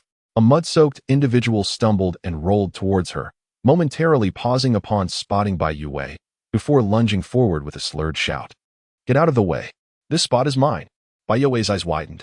Suddenly, a shimmering figure appeared behind the man, and in the next moment, both the individual and the ball were hurled against the stone wall. The golden sphere vanished, yet the person remained, shattered. They slumped into the mud, merging with it. Chapter 33. Hide. Insects. Bai Youwei turned away, feeling the urge to vomit. Her stomach churned violently, yet nothing emerged. Meanwhile, the tumultuous noise had subsided, leaving an unknown number of casualties in its wake. The survivors stood, dazed and trembling, amidst the muck. The tall, lean figure of Brother Hui, however, exhibited remarkable bravery as he yelled at the crowd. What are you all doing? Just standing there. Hurry up and search. We have only 20 seconds. Damn it. Look in this direction, Shen Mo interjected with an unusual calmness, indicating the last splash of water nearby. The area he pointed to contained roughly a dozen pits, effectively narrowing the search radius by at least 2/3. Tan Xiao, being the closest, instinctively rushed forward. Brother Hui, momentarily taken aback, quickly followed suit, accompanied by 2 of his underlings as they searched for the ball. The group, which had fought fiercely the previous night, now united in their struggle for survival. As time progresses, the pit is collapsing and becoming buried, rendering it nearly impossible to discern the location of the golden sphere. A few men can only muster all their strength to excavate the mud. Handful after handful, their palms are coated with the soft, decayed mire. Yet they cannot grasp the solidity they seek. Bai Youwei observes them from a distance. Then she turns her gaze towards the body submerged in the mud. Her heart, once gripped by fear, begins to settle.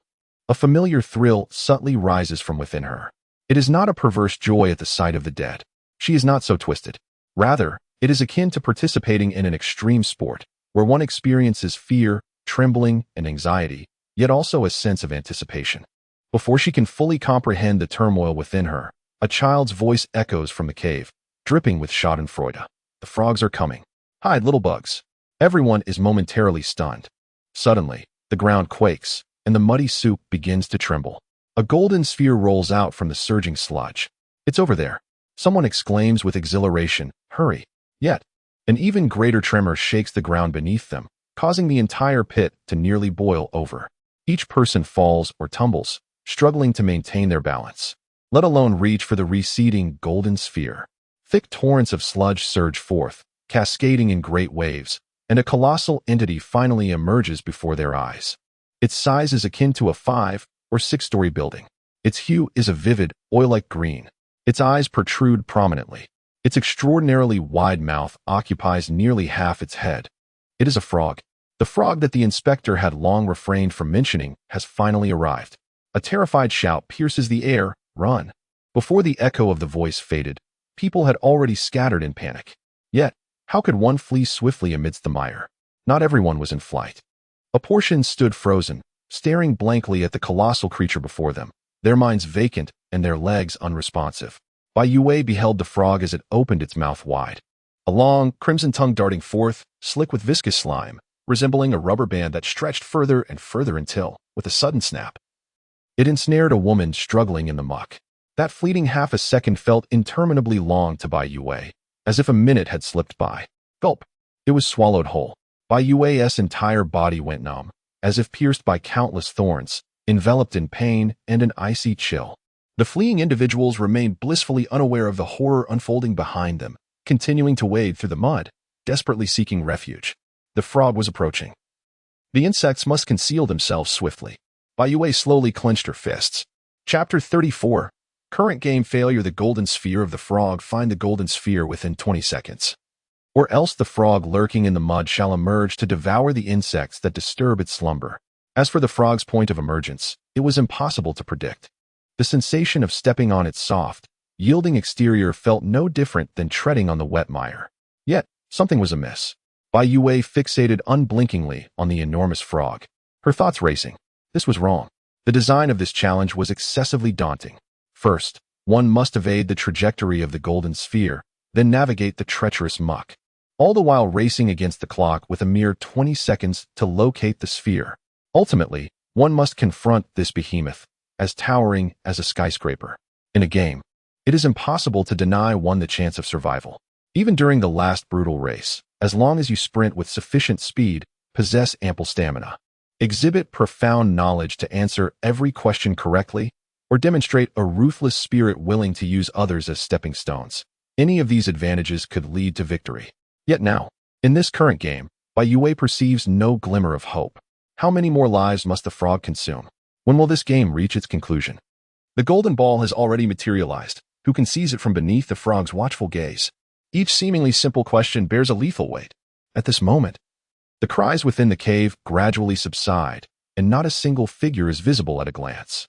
Only upon closer inspection can one discern the presence of trembling humans, huddled behind the shells of some snails, shivering in fear. None dare to move. Even the sound of breathing fades into the air. Bai Youwei finds herself utterly immobilized. Sitting upon the muddy ground, she becomes almost indistinguishable from her surroundings, her translucent eyes silently searching for Shen Mo's figure. When she finally spots Shen Mo, engaged in quiet conversation and hidden in the frog's blind spot, her heart feels a slight release. Shen Mo is unharmed, at least for the moment. No matter how valiant he may be, he cannot possibly confront this formidable frog. The creature has devoured all those before it, now remaining still in the mud, perhaps due to its sheer size, or perhaps as a result of the game's design. In any case, it does not budge an inch. The situation has reached a stalemate. Everyone waits, hoping for a moment of opportunity to arise. As time passed, each second felt both fleeting and interminable. Suddenly, the frog exhibited a peculiar movement. It extended its two robust forewebs, excavating the mud before it, and burrowed its head deep within. After a couple of vigorous kicks with its hind legs, the entire creature disappeared into the mire. The muddy waters rippled for a few moments before tranquility was restored. Bai Youwei closed her eyes, then reopened them, finding no trace of the frog or the golden sphere. Only an eerie silence enveloped the surroundings, broken solely by a group of shell-shocked individuals. After a brief pause, they began to emerge one by one from behind the snail shells. They wiped the mud from their faces, their expressions a frozen mask of sheer terror and disbelief. Bai Youwei gently shook her head. Shen Mo bent down to lift her, placing her upon a nearby snail, then cast a glance at the others, his brow furrowed in evident concern, a sense of powerlessness washing over him. 20 seconds had elapsed, yet the golden sphere remained elusive. It was unclear what this stage of the game entailed. He murmured, "It certainly cannot be considered a victory. Yet, we have not been turned into puppets, for we are still alive." Sounds of weeping began to emerge from the cavern. The survivors called out the names of their loved ones, parents, spouses, classmates, friends. Some sought the bodies crushed by the golden sphere. Others searched in vain for those devoured whole by the frog. Just as the sorrowful emotions threatened to overwhelm them, the golden sphere reappeared once more. Currently, the game has met with failure. Only 19 players remain. We now enter the second round of the frog's golden ball. All players, please prepare yourselves. Chapter 35, The Role of the Snail. As it spoke, it floated to a higher point in the cave, just beneath the circular opening, and cheerfully announced, "The second round is about to commence. Players have 1 minute to prepare. The countdown begins now." 59, 58, 57, 56. The air seemed to freeze. Hatred, anger, pain, and heartbreak all became inconsequential in this chilling countdown. People, with expressions of numbness, scattered in search of suitable hiding spots. 50, 49, 48.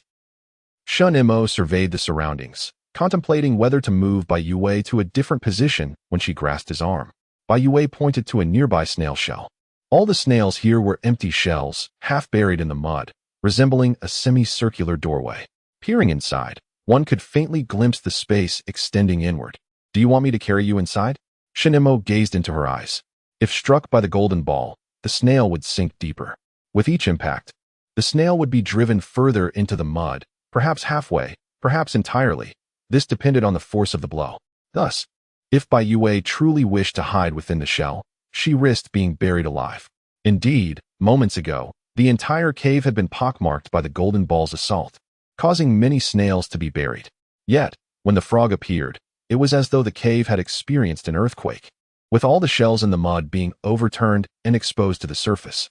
Shen Mo pondered the abundance of snails within the game. Their presence could not be without reason. Perhaps they served to provide players with a form of concealment? Perhaps. Bai Youwei murmured, seemingly lost in thought, her mind elsewhere. Observing her distraction, Shen Mo refrained from probing further and gently cradled her into the snail shell, ensuring her comfort. 32, 31, 30, 29. The countdown persisted. Shen Mo had no intention of hiding. While taking refuge within the shell offered safety, it precluded any observation of the outside world. He resolved to remain outside to ascertain where the golden orb would ultimately land. At that moment, Mr. Chung, huddled in a corner, suddenly emerged, his voice hoarse and desperate, proclaiming, "Everyone, listen to me. We can hide within the snail shells. Frogs possess dynamic vision. As long as we remain still, we will appear to them as mere clumps of mud.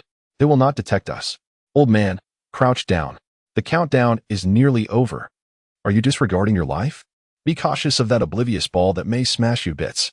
Mr. Chen was yanked off balance, and with great fervor, he implored Tan Xiao, "We must devise a means of self-preservation.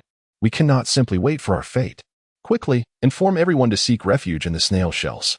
We cannot allow the frogs to consume us any longer." Perhaps due to his profession, despite his age and raspy voice, Mr. Cheng's words were imbued with vitality, resonating loudly. Tan Xiao, flustered, pushed him toward the shell, nodding vigorously. I understand. Everyone is hurt. Oh, old fellow, move your legs a bit quicker. Hurry inside." As laughter faded and he turned to pursue the chosen snails, he discovered they had already been claimed by that plump, unfortunate soul. His corpulence effectively sealed the shells. With exasperation, he muttered a curse. Though there were other snails further afield, traversing the muddy terrain proved challenging, and time was of the essence. 5, 4, 3, 2, 1. He sprinted desperately toward another snail. The golden orb hung in the air, its tone delightfully malicious. The game commenced. Chapter 36. The key lies in. As the announcement concluded, he was startled into a shriek, launching himself toward the snail and clutching it tightly. The golden orb whizzed past him. Bang, bang, thud. A new round of dodgeball had begun. Mud splattered, resonating with thunderous sounds. While Bai Youwei curled up silently within the shell, hearing the occasional frantic screams and curses from outside. The silence from Shen Mo was palpable. This man was remarkably tenacious. He needn't exert himself so fiercely. Was it not sufficient to remain sheltered within the shell? Why did he feel compelled to assume the mantle of a savior? Bai Youwei felt a twinge of dissatisfaction, yet recognized her lack of standing to judge Shen Mo. Had he been even a fraction more selfish, she would not have survived to this moment. Finally, the clamor outside subsided. The next phase involved searching for the golden orb. Players had a countdown for preparation. Yet the 20 seconds to locate the orb were devoid of such urgency, easily leading one to misjudge the passage of time. After the cacophony ceased, Bai Youwei began to silently count the seconds, propping her elbows against the interior of the shell, gradually inching her way out. Her legs were devoid of sensation, her movements clumsy. By the time she counted to 13 while slipping out of the snail shell, only 7 seconds remained until the frog would emerge. Bai Youwei grasped the edge of the shell and began her ascent. She first clinched the rim with all her might, then propped her upper body with her elbows, inching forward slowly. However, her damp body and the muddy shell made her slide back with each attempt. She found herself reminiscing about the ease with which Shen Mo had once placed her atop the snail. 20 seconds later, the cave began to tremble, causing the snail to topple over. Bai Youwei seized the opportunity to climb atop it. As her position elevated, her field of vision cleared. She spotted Shen Mo and Tan Xiao laughing as they dug in the mud. In the previous round, a few able-bodied men had assisted them. But now it was just the two of them, recklessly delving deeper without regard for their safety, until the violent tremors dislodged them, prompting a retreat to seek refuge behind nearby snails. Upon noticing Bai Youwei perched above the shell, Shen Mo's gaze flickered as he considered warning her. Yet, the frog surged forth in a grand display, leaving him no choice but to remain silent, conveying a cautionary glance towards Bai Youwei. She lay quietly atop the snail, observing him for a moment before her gaze drifted elsewhere. She scrutinized the terrain, the frogs, and the snails. The cave housed only a few elements. Surely, there was some hidden mystery to uncover. She noticed some shells revealing a pair of feet, their owner motionless within, while their mud-caked legs trembled uncontrollably. Just as she had previously noted, the appearance of the frogs would inevitably dislodge the snails from the muddy depths. Upon reflection, the existence of the frog can be perceived not merely as a punishment for failure in the game, but rather as a restoration of the game itself, enabling the golden ball to possess sufficient snails as a catapult for the subsequent round. Hence, the crux of the matter lies with the snails. Bai Youwei has formulated several ideas in her mind, yet uncertainty still lingers. Perhaps further experimentation is required. She gazes once more at the immense frog not far away. It languidly squats in the mud, its flesh soft and sagging, layers piled upon one another, glistening with an oily green sheen, contrasting starkly with the dark gray muck. Everyone avoids it, resulting in a lack of insects for it to consume, leaving it in a state of utter boredom.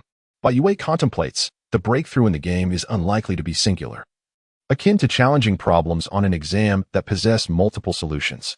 If the frog remains unable to catch any insects, can the game be completed? No. Rather than pondering the frog's fate, it is more prudent to consider the intentions behind the inspector's design of the game. Otherwise, the enigma shall remain forever unresolved. Her mind flitted chaotically through various thoughts and hypotheses, and before she knew it, time slipped away, the frog having dug into the wet mud without consuming a single insect. Compared to her initial trepidation, she now feels as if she has truly immersed herself in the game. Chapter 37. Just a little higher, she finally comprehends the source of her earlier exhilaration. In this tense and thrilling game, she suppresses her racing heartbeat, for it is because, here, she is no longer a flawed individual. In a certain sense, she stands on equal footing with them, perhaps even elevated just a fraction above. For she has begun to grasp, albeit vaguely, the path to victory. In a world where discrimination prevails, where one is overlooked and rendered voiceless. It is indeed ironic that a pitiable soul has found a sense of belonging within the absurdity of a nightmarish game. Bai Youwei suddenly comprehended the audacity of those ruffians. Though she had held their actions in utter contempt and disdain at the time, she could not deny the exquisite allure of possessing power, a temptation that few could resist. She cast her gaze down at her palm, slowly closing it into a fist, then gently unfurling it. It was empty, and she stared at it in a daze. Both individuals were caked in mud, their hair encrusted with layers of grime, appearing disheveled, fatigued, and solemn. Even the usually boisterous Tan Xiao had abandoned his jovial demeanor, ruefully remarking to Shen Mo, "Damn it, the time given is far too short. What can be accomplished in 20 seconds? It's scarcely enough for me to relieve myself. I barely dug a hole, and the time is up." Shen Mo remained silent, lowering his gaze to examine Bai Youwei's leg, ensuring she was relatively unharmed. Then turning to Tan Xiao, stating, 3 minutes. Tan Xiao blinked, his expression one of bewilderment. Huh? What 3 minutes? He was referring to the time of a frog. From the other side, someone chimed in, none other than the original leader, Zhang Hua. He had just emerged from his shell, leaning against a snail, breathing heavily. His expression impassive as he remarked, from the moment the frog appears to its departure, it totals 3 minutes and 15 seconds. If we exclude the time spent turning the mud, it is merely 3 minutes. It appeared that those capable of navigating through the game possessed certain exceptional qualities. For Zhang Hua seemed particularly astute with numbers and time.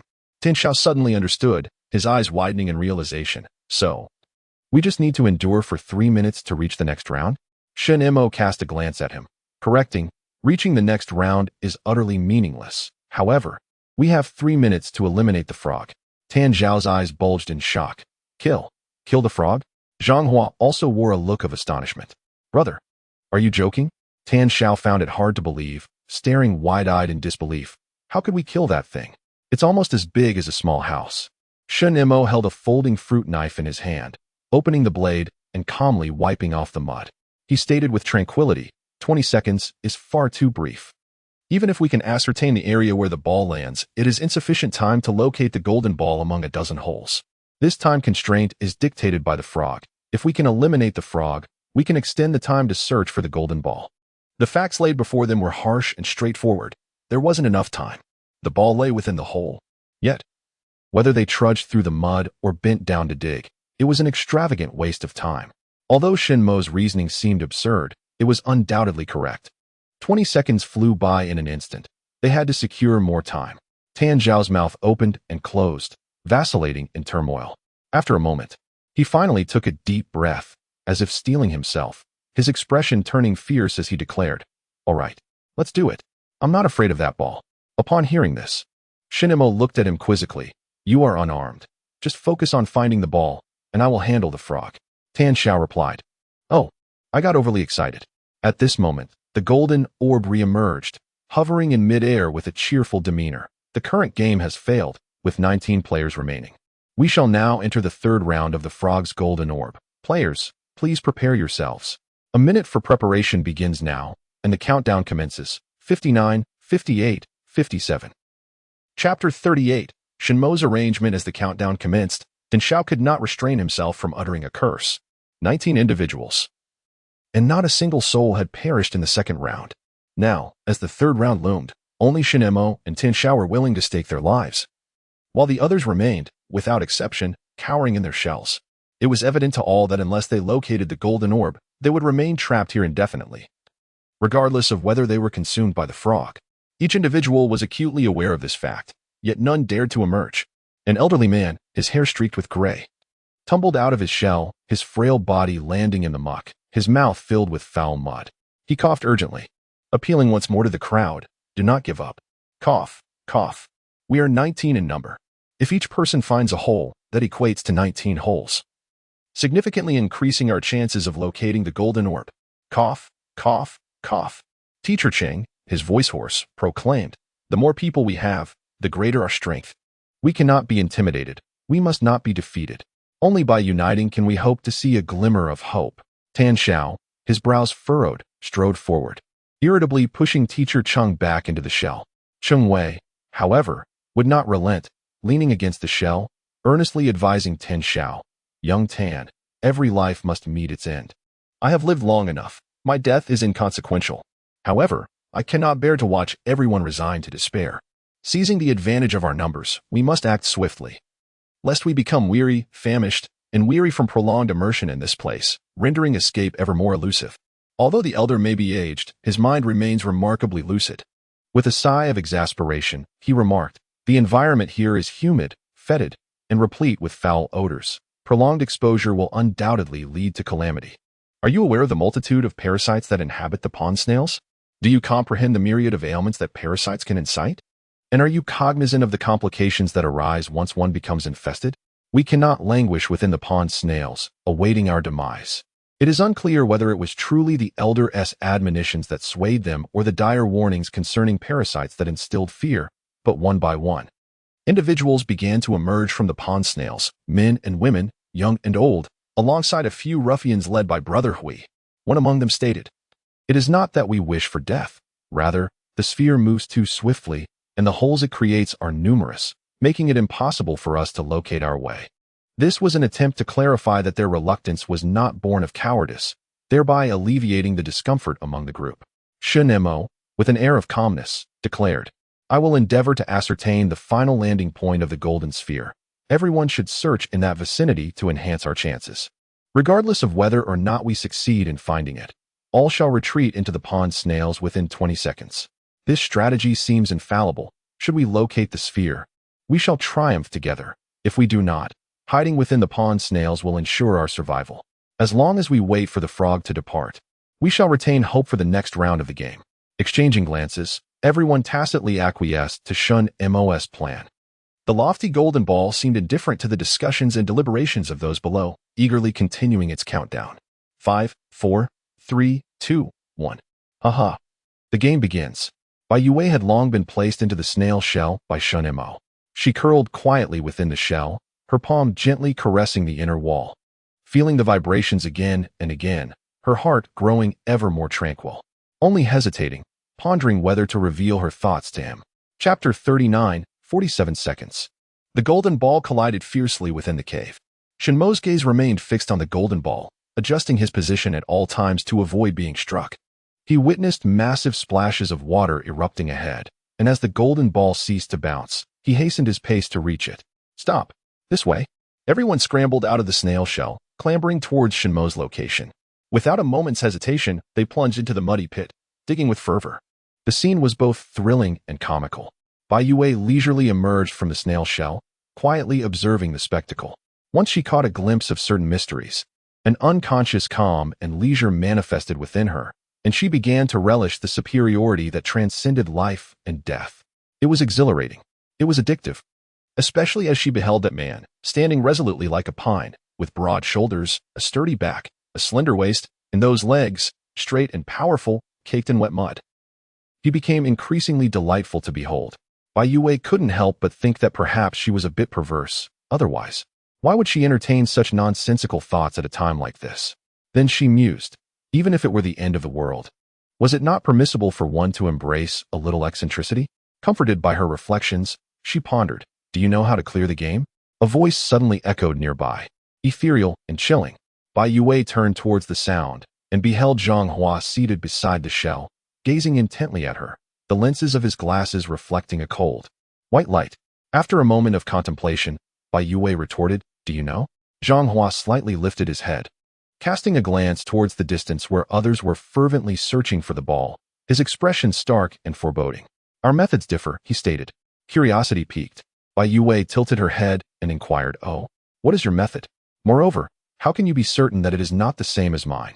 Yet, Zhang Hua chose not to elaborate, turning to ascend into the shell, muttering, the frog is coming. I wish you all good fortune. 20 seconds felt unbearably brief, and indeed, the cave resonated with the sinister sound of the golden ball. The frog is coming. Insects, hide quickly, before the words had fully escaped. Those searching for the ball swiftly dispersed, each seeking refuge. However, this time the frog arrived with alarming swiftness. Its massive form surged forth, propelling fleeing individuals into the air, their bodies soaring, only to plummet amidst the chaotic mud. In midair, they were ensnared by a bright red tongue, whisked into the maw of the creature. Bai Youwei was taken aback. She had assumed the frog would emerge sluggishly, as it had previously, before targeting its prey. To her astonishment, it had opened its mouth wide and devoured its victims before it had even fully emerged. From a distance, Teacher Cheng shouted hoarsely, everyone, remain still. Lie in the mud. Do not move. Frogs possess dynamic vision. As long as one remains motionless, they often cannot distinguish between food and the surrounding environment. Those who could not find refuge within their shells promptly lay down, hoping that feigning death might spare them from peril. Yet, a few fell with such force that the splashing water betrayed their hiding places, and in an instant, they were ensnared by the long tongue of a hungry frog. Much like insects, Bai Youwei furrowed her brow in concern. She observed Shen Mo boldly ascending against the tide, unacquainted with fear, as he brandished his knife and plunged it fiercely into the frog's foreleg. The creature quivered in pain. Seizing the moment, he withdrew his blade, using the momentum to somersault and land upon the frog's back, raising his knife once more to deliver a forceful strike. The croak of the frog intertwined with the sound of tearing flesh. The powerful hind legs of the frog propelled it upward, sending mud flying and causing the cave to surge like a tempest. As the waves receded, Bai Youwei beheld Shen Mo half clinging to the frog, his small knife ensnared in its greenish skin, devoid of blood, revealing the pale flesh beneath, as if he had inscribed a lengthy numeral upon the creature. In a fit of agony, the frog leaped violently twice before, in a frenzy, it burrowed into the mire. 47 seconds. Bai Youwei heard Zhang Hua remark from a distance. In the previous round, the frog's appearance to departure spanned a total of 3 minutes and 15 seconds. This time, it was merely 47 seconds. Why had the duration diminished? Was it due to the frog's injury, prompting an early retreat? If so, it signified that Shen Mo had procured an additional 2.5 minutes of respite for everyone. After a brief silence, the tense atmosphere within the cave began to ease. Those in the mud cautiously lifted their heads, while those in the snails gradually emerged, casting their gazes around. All was tranquil. There were no frogs, nor golden spheres. Were they truly safe? Tan Xiao was the first to rise, surveying the surroundings with anxious eyes. Where's the ball? Does finding it now still count? As the frog burrowed into the mud, the ball was also engulfed. A young man beside Huige interjected, engaging in banter, and it was evident he was acquainted with him. This individual, tall and slender like Huige, with a small head and large ears, was nicknamed Monkey. There was also a shorter man, known as Stabhead. Tan Xiao craned his neck to look around and inquired curiously, where's Stabhead? Instantly, Huige and Monkey's expression soured. Tan Xiao belatedly realized he had posed a foolish question, and his demeanor momentarily froze. In such dire times, the absence of a figure could only indicate one thing: being devoured by the frog. Stabhead was not the only one to meet such a fate. A middle-aged woman, unable to contain her sorrow, lamented, "Had I known, I should never have left the pond snails. Why seek the ball? What difference does it make to risk one's life? If it weren't for helping you find the ball, my husband would not have perished." Meanwhile, a stout man echoed her sentiments. The frog emerged so swiftly. There was no time to evade it. It's easy to speak of unity and teamwork, but really, it was just to provide you the opportunity to play the hero with a living target. His words were indeed venomous. Bai Youwei raised her eyebrow coldly, her gaze darkening as she scrutinized these individuals. These people, when she was in peril, these spineless wretches feigned sleep. Even if they perished here, they deserved it. What right did they have to shift blame onto others? What nonsense filled their minds? Is it excrement? Tan Xiao erupted in fury, shouting, "I risked my life to find the ball to play the hero. Dare you repeat that?" The stout man fell silent, while the woman wept quietly. Tan Xiao, infuriated, pointed at them and cursed. "What do you mean it was to help us find the ball? Do you think you can survive without finding the ball? Let me tell you, there is no ball. None of us will escape. Just wait for death." His anger surged as he noticed Cheng Wei muttering in the corner. And he shouted furiously, "Old man, what are you babbling about? Do you also believe that we are the cause of this tragedy?" "Huh." Startled, Teacher Chen quickly waved his hands, saying, "No, no. It's just that there will be sacrifices because the frog appeared so suddenly. Our original plan was sound and without issues. If we were to assign blame, it should be on the frog in this game. Everyone is grieving their loved ones, and it's understandable that emotions are running high." After a brief pause, he added in a gentler tone, "I was just calculating the time. This time, the frog emerged quickly and left just as swiftly, so I wanted to see. Did you come up with anything?" Tan Xiao asked impatiently. Teacher Cheng shamefully shook his head. "No, nothing." Tan Xiao's brows furrowed deeper. "Aren't you a teacher?" "I teach language," Teacher Cheng replied. Tan Xiao was rendered speechless. At that moment, Shen Mo, who had remained silent, spoke up. "The frog did indeed appear very quickly this time. If it continues like this, our original plan will no longer be applicable." His voice was calm and indifferent, seemingly unaffected by the recent outburst. Tan Xiao, scratching his head in frustration, exclaimed, "This frog is acting like it's gone mad. Who knows when it will be fast or slow?" Chapter 41. He said nothing. Mentioning the frog seemed to plunge the conversation into a deadlock. In that moment, silence enveloped the cave, with no one uttering a word. Yet, even in silence, time quietly slipped away, and soon the golden sphere would emerge to announce the commencement of the next round, once again placing their lives precariously in the balance. Amidst the stillness, Brother Hui scrutinized Shen Mo and Tan Xiao, gradually revealing a flicker of doubt in his gaze. "What? Are you two feeling cowardly?" he taunted. "If you're not afraid, then you should step up." Tan Xiao shot him a cold glare, momentarily silencing Brother Hui. He quickly regained his composure and let out a soft huff. "I would, but alas, I lack the remarkable skills of certain individuals. Among them, only Shen Mo could inflict substantial harm upon the frog. To each their own, my friend. It seems the burden falls upon you to charge into battle once more." Brother Hui quipped, a smirk playing on his lips as he spoke with feigned bravado. Tan Xiao regarded Brother Hui's demeanor with disdain, yet at this moment, he had no one else to rely on aside from Shen Mo. Thus, he resolutely patted Shen Mo on the shoulder. "In the next round, I shall assist you." Shen Mo, however, maintained an expressionless countenance. He gripped a small knife, scraping off the slimy residue from it with the muddy water, the damp, fishy odor wafting through the air, akin to that of an ordinary frog. The frog's skin was thin, easily yielding to wounds, yet its texture was robust, limiting the depth of the knife's penetration. If one intended to delay time through inflicting harm on the frog, it would be necessary to seek out its vulnerabilities.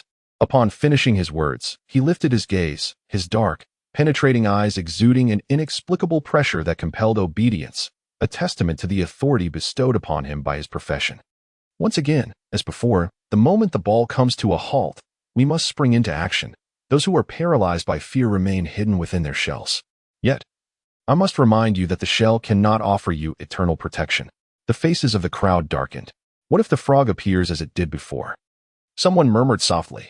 This is what terrifies everyone the most. The speed at which the frog emerges is so swift that there is no time for a warning. Its gaping maw could swallow a person whole, leaving no opportunity for escape, let alone searching for the ball. It won't be like that this time.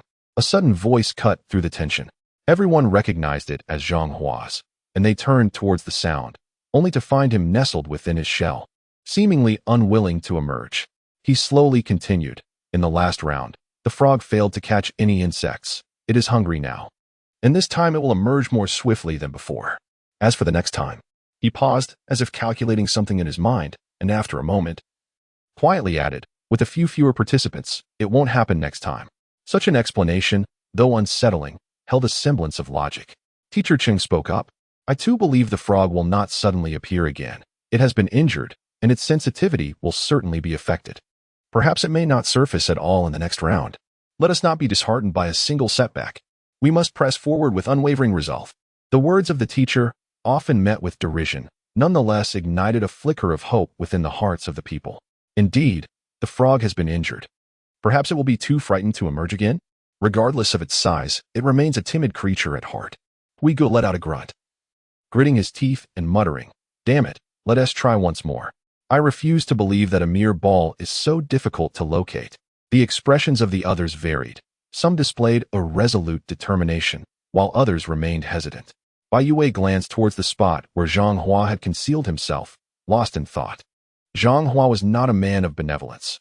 Why would he assist Shen Mo in urging everyone to search for the ball? Was it merely a disdain for the coldness and selfishness of these individuals that compelled him to speak out? No, if he truly were a paragon of righteousness, he would have revealed the method to clear the game earlier. Yet, he remained silent, as did she. Chapter 42. Zhang Hua's props after considerable discussion. The golden ball lazily emerged from the mud, its playful voice tinged with mischievous delight. Current game failed. 13 players remain. We now enter the fourth round, the frog's golden ball. Players, please prepare yourselves. 1 minute countdown begins. 59, 58, 57. After several moments of tension and fright, they found themselves in the fourth round, with the number of survivors dwindling from 33 to 13. She pointed in a direction.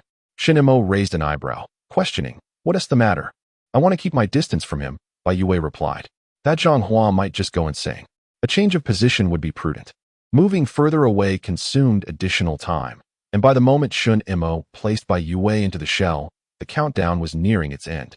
He stood calmly, gazing at the golden ball high above. He had his own strategy.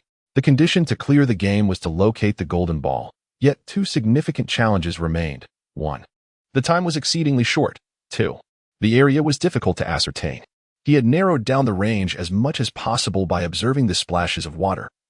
Yet the challenge of time remained. The only solution was to eliminate the frog. From the previous attack, it was evident that killing the frog was not an impossibility. The skin was thin, easily pierced. However, the knife was too small, making it arduous to inflict a deeper wound. Did the frog possess any weaknesses? The eyes? The belly? As he pondered, the countdown reached its end, and the golden ball began to bounce playfully within the cave. While others steered clear of the ball, only Shen Mo pursued it, and when it finally came to a halt, his companions, Tan Xiao and Huigo, joined him in the soft, muddy terrain to trace the golden ball's whereabouts. The ball was cunning, consistently creating 60 or 70 muddy holes to mislead them. Even with Shen Mo narrowing his search to just a dozen holes, it was laborious. Teacher Cheng, with his weary limbs, crawled out from the snail shell to assist in the search, calling upon others to join. The more participants there were, the quicker they could locate it. Yet few emerged from their hiding spots to aid in the endeavor. Alas, time was still insufficient. Only 20 seconds remained, merely 20 seconds. After that, the mud began to tremble. The frog was approaching once more. The only fortunate turn of events was that Zhang Hua had guessed correctly. This time, the frog did not emerge with the same haste as before, but rather, it crawled slowly from the muck. Shen Mo's pupils constricted sharply. He beheld the frog's back, glistening and intact. Good heavens! Tan Xiao also noticed and exclaimed, "How is it unharmed?" An uproar of curses erupted, and everyone began to flee. Yet just then, an unexpected turn of events occurred. A gunshot rang out. Indeed, it was the sound of a gunshot, with a resounding explosion echoing through the cavern. Those who had barely reached the edge of the shell found themselves unable to halt their frantic escape, inadvertently missing their refuge as they dashed onward.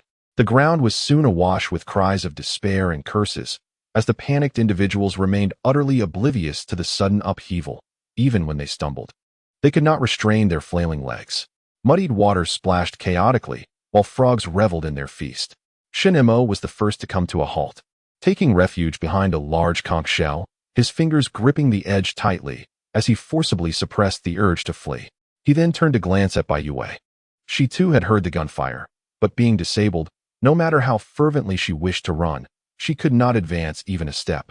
At that moment, she slid out from the shell, sitting against its side to gain a view of the outside, where she immediately caught Shen Mo's gaze. She shook her head at him, positioning her toy gun over her chest, conveying a clear message. It was not I who fired the weapon. Chapter 43. I share half of this life with you. The starter pistol was a disposable device. Had she utilized it, it would not currently be intact in her possession. Anger flickered in Shen Mo's dark eyes as he cast a grim look towards the opposite side. The gunman was Zhang Hua. Clearly, seeking retribution against Zhang Hua at that moment was out of the question.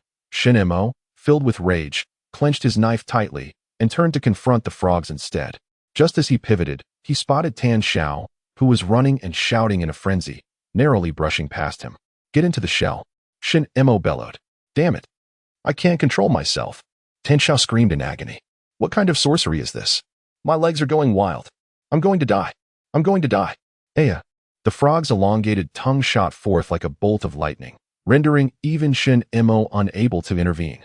Just as the tongue was about to ensnare Tan Xiao, he stumbled and plummeted into the muck.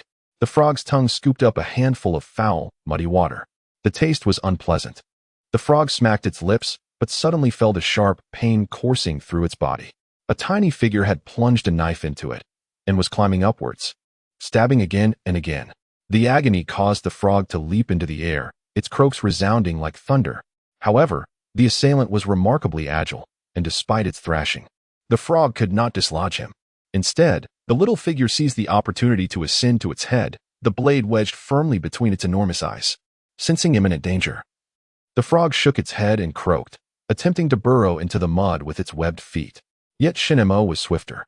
He drew his knife and forcefully plunged it into one of the frog's eyes.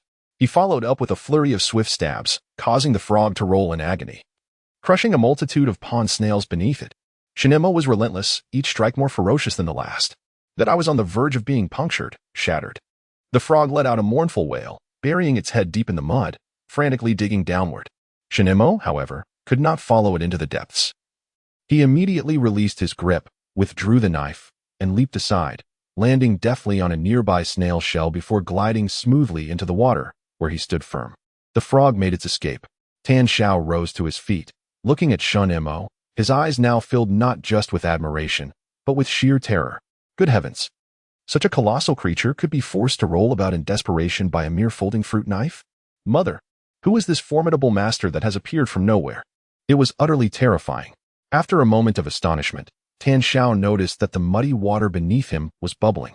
As Cheng Wei was lifted from the ground, his body was caked in mud, and he spat out dark, murky water, his eyes tightly shut, rendering him unconscious. Tan Xiao hoisted him up, applying pressure to his abdomen. More sludge expelled from Cheng's mouth. Old man, you must not die. If it weren't for you lying here and tripping me, I surely would have met my end just now. From this day forth, half of my life belongs to you. As long as I, Xiaogu, draw breath, I will ensure your survival. A drop of kindness deserves a fountain of gratitude. We wander the world together, and I would rather sacrifice my life than abandon my brother. He rambled on, pushing against the abdomen and then the chest, finally attempting to revive the old man by pressing on his acupoint. Yet still, there was no response. Shen Mo interjected, put him down. Tan Xiao, overwhelmed with reverence for Shen Mo, complied without hesitation. He nodded repeatedly, cautious not to place Cheng Wei into the mud snail, fearing it might suffocate the old man. Instead, he dragged Cheng Wei into the crevice between the stone wall and the mud snail, propping him up carefully. Chapter 44. A different approach. The matter of the tools could not be succinctly explained in just a few words, and Shen Mo lacked the patience to elucidate it to Tan Xiao. However, this incident was undeniably infuriating, as it had completely disrupted their meticulously arranged plans. Shen Mo, whether due to his profession or his inherent disposition, harbored a sense of heroism. He was inclined to act valiantly, possessed a strong sense of responsibility, and exhibited a greater spirit of sacrifice than most. Yet, this did not imply that he was a bleeding heart or incapable of facing death. On the contrary, having experienced the battlefield, he remained unfazed even in the face of countless casualties. He was acutely aware of the harsh realities of life and death. Yet, what he could not abide was such needless sacrifice. It was utterly perplexing.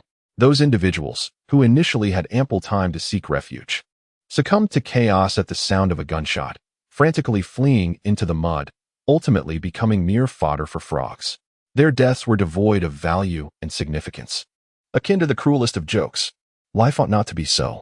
A whimsical puppet show has rendered the world absurd. Is it not already sufficiently ludicrous? Shen Mo yearned to confront Zhang Hua, to demand an explanation, yet deemed it unnecessary. The caves were teeming with snails, obscuring his whereabouts, even if discovered. It would not alter the grim reality of the casualties. Furthermore, the golden sphere could emerge at any moment, and the nature of the next round remained uncertain. After a brief pause, she complimented him, saying, "Your willpower is commendable. You halted after just a couple of steps." Her voice was soft, imbued with a sense of intimacy and reassurance. Shen Mo cast a glance at her, feeling an inexplicable peculiarity within his heart. It seemed as though she was unnaturally calm. He recognized that Bai Youwei's disposition was unlike that of ordinary individuals. During their previous encounter with the tortoise and the hare, she exhibited little fear. Yet this time, she not only remained unperturbed but appeared remarkably composed, even seemingly at ease. Bai Youwei continued, "In a while, you should take refuge in the snail shell. While dealing with the frogs is a viable strategy, relying solely on you would exhaust your energy. You need to rest." Shen Mo's gaze took on a profound significance. Meanwhile, Tan Xiao continued to curse and stubbornly dragged the remaining individuals from the snails, insisting on searching them. Several of Hui Ji's companions joined in, refusing to tolerate the possibility that one of their own might be concealing a weapon. They had yet to locate Zhang Hua. "What do you know?" The inquiry was phrased as a statement, conveying his certainty that Bai Youwei was concealing something from him. Bai Youwei blinked. The girl was covered in mud, filthy all over, yet her eyes stood out with an extraordinary clarity, resembling polished onyx, sparkling like fireflies hidden in the night. Was it not evident? She smiled gently, saying, "You have your methods, and others naturally possess their own ideas." Zhang Hua's sudden gunfire at this moment must have a reason. He too seeks to complete the game, albeit in a manner distinct from ours. Shen Mo pondered. His approach is to reduce the number of players. Bai Youwei smirked slightly. "Let me be direct. A single frog can consume over 70 pests in a day. Just now, on the highway, at least 4 or 5 dozen lives were lost. He likely believes that if a few more perish, allowing the frog to feast, he might secure his own safety." Chapter 45. This girl is somewhat sinister. Shen Mo's gaze turned notably colder. "How did you deduce that?" he inquired. "The rules do not mention this at all." Shen Mo remained silent, tacitly acknowledging her point. As Bai Youwei continued, the corners of her tender lips curved in a sly smile, cold in demeanor. "The absence of a timer indicates there is no time constraint.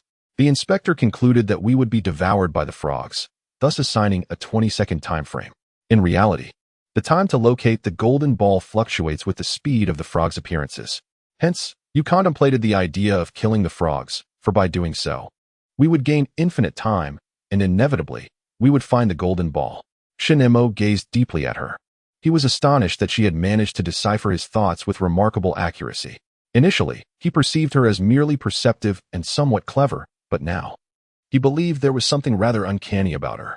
"What about Zhang Hua?" Shen Mo inquired. "What does he think?" The smile on Bai Youwei's lips faded slightly as she pondered for a moment. Zhang Hua. He must have realized it during the third round. The game's design necessitates balance. If the frog experiences hunger, then correspondingly, it must also experience satiety. What would be the effect of feeding it a few more insects? Zhang Hua wanted to test that theory. Just for the sake of testing? Shen Mo scoffed, his voice laced with skepticism. Is it not possible that he considered the risk of failure? Bai Youwei fixed her gaze upon him earnestly. "In fact, I believe the likelihood of his success is quite substantial." Shen Mo raised an eyebrow, his expression neutral, yet Bai Youwei discerned his discontent through his gaze. Aware that her words had provoked him, she chose to remain silent.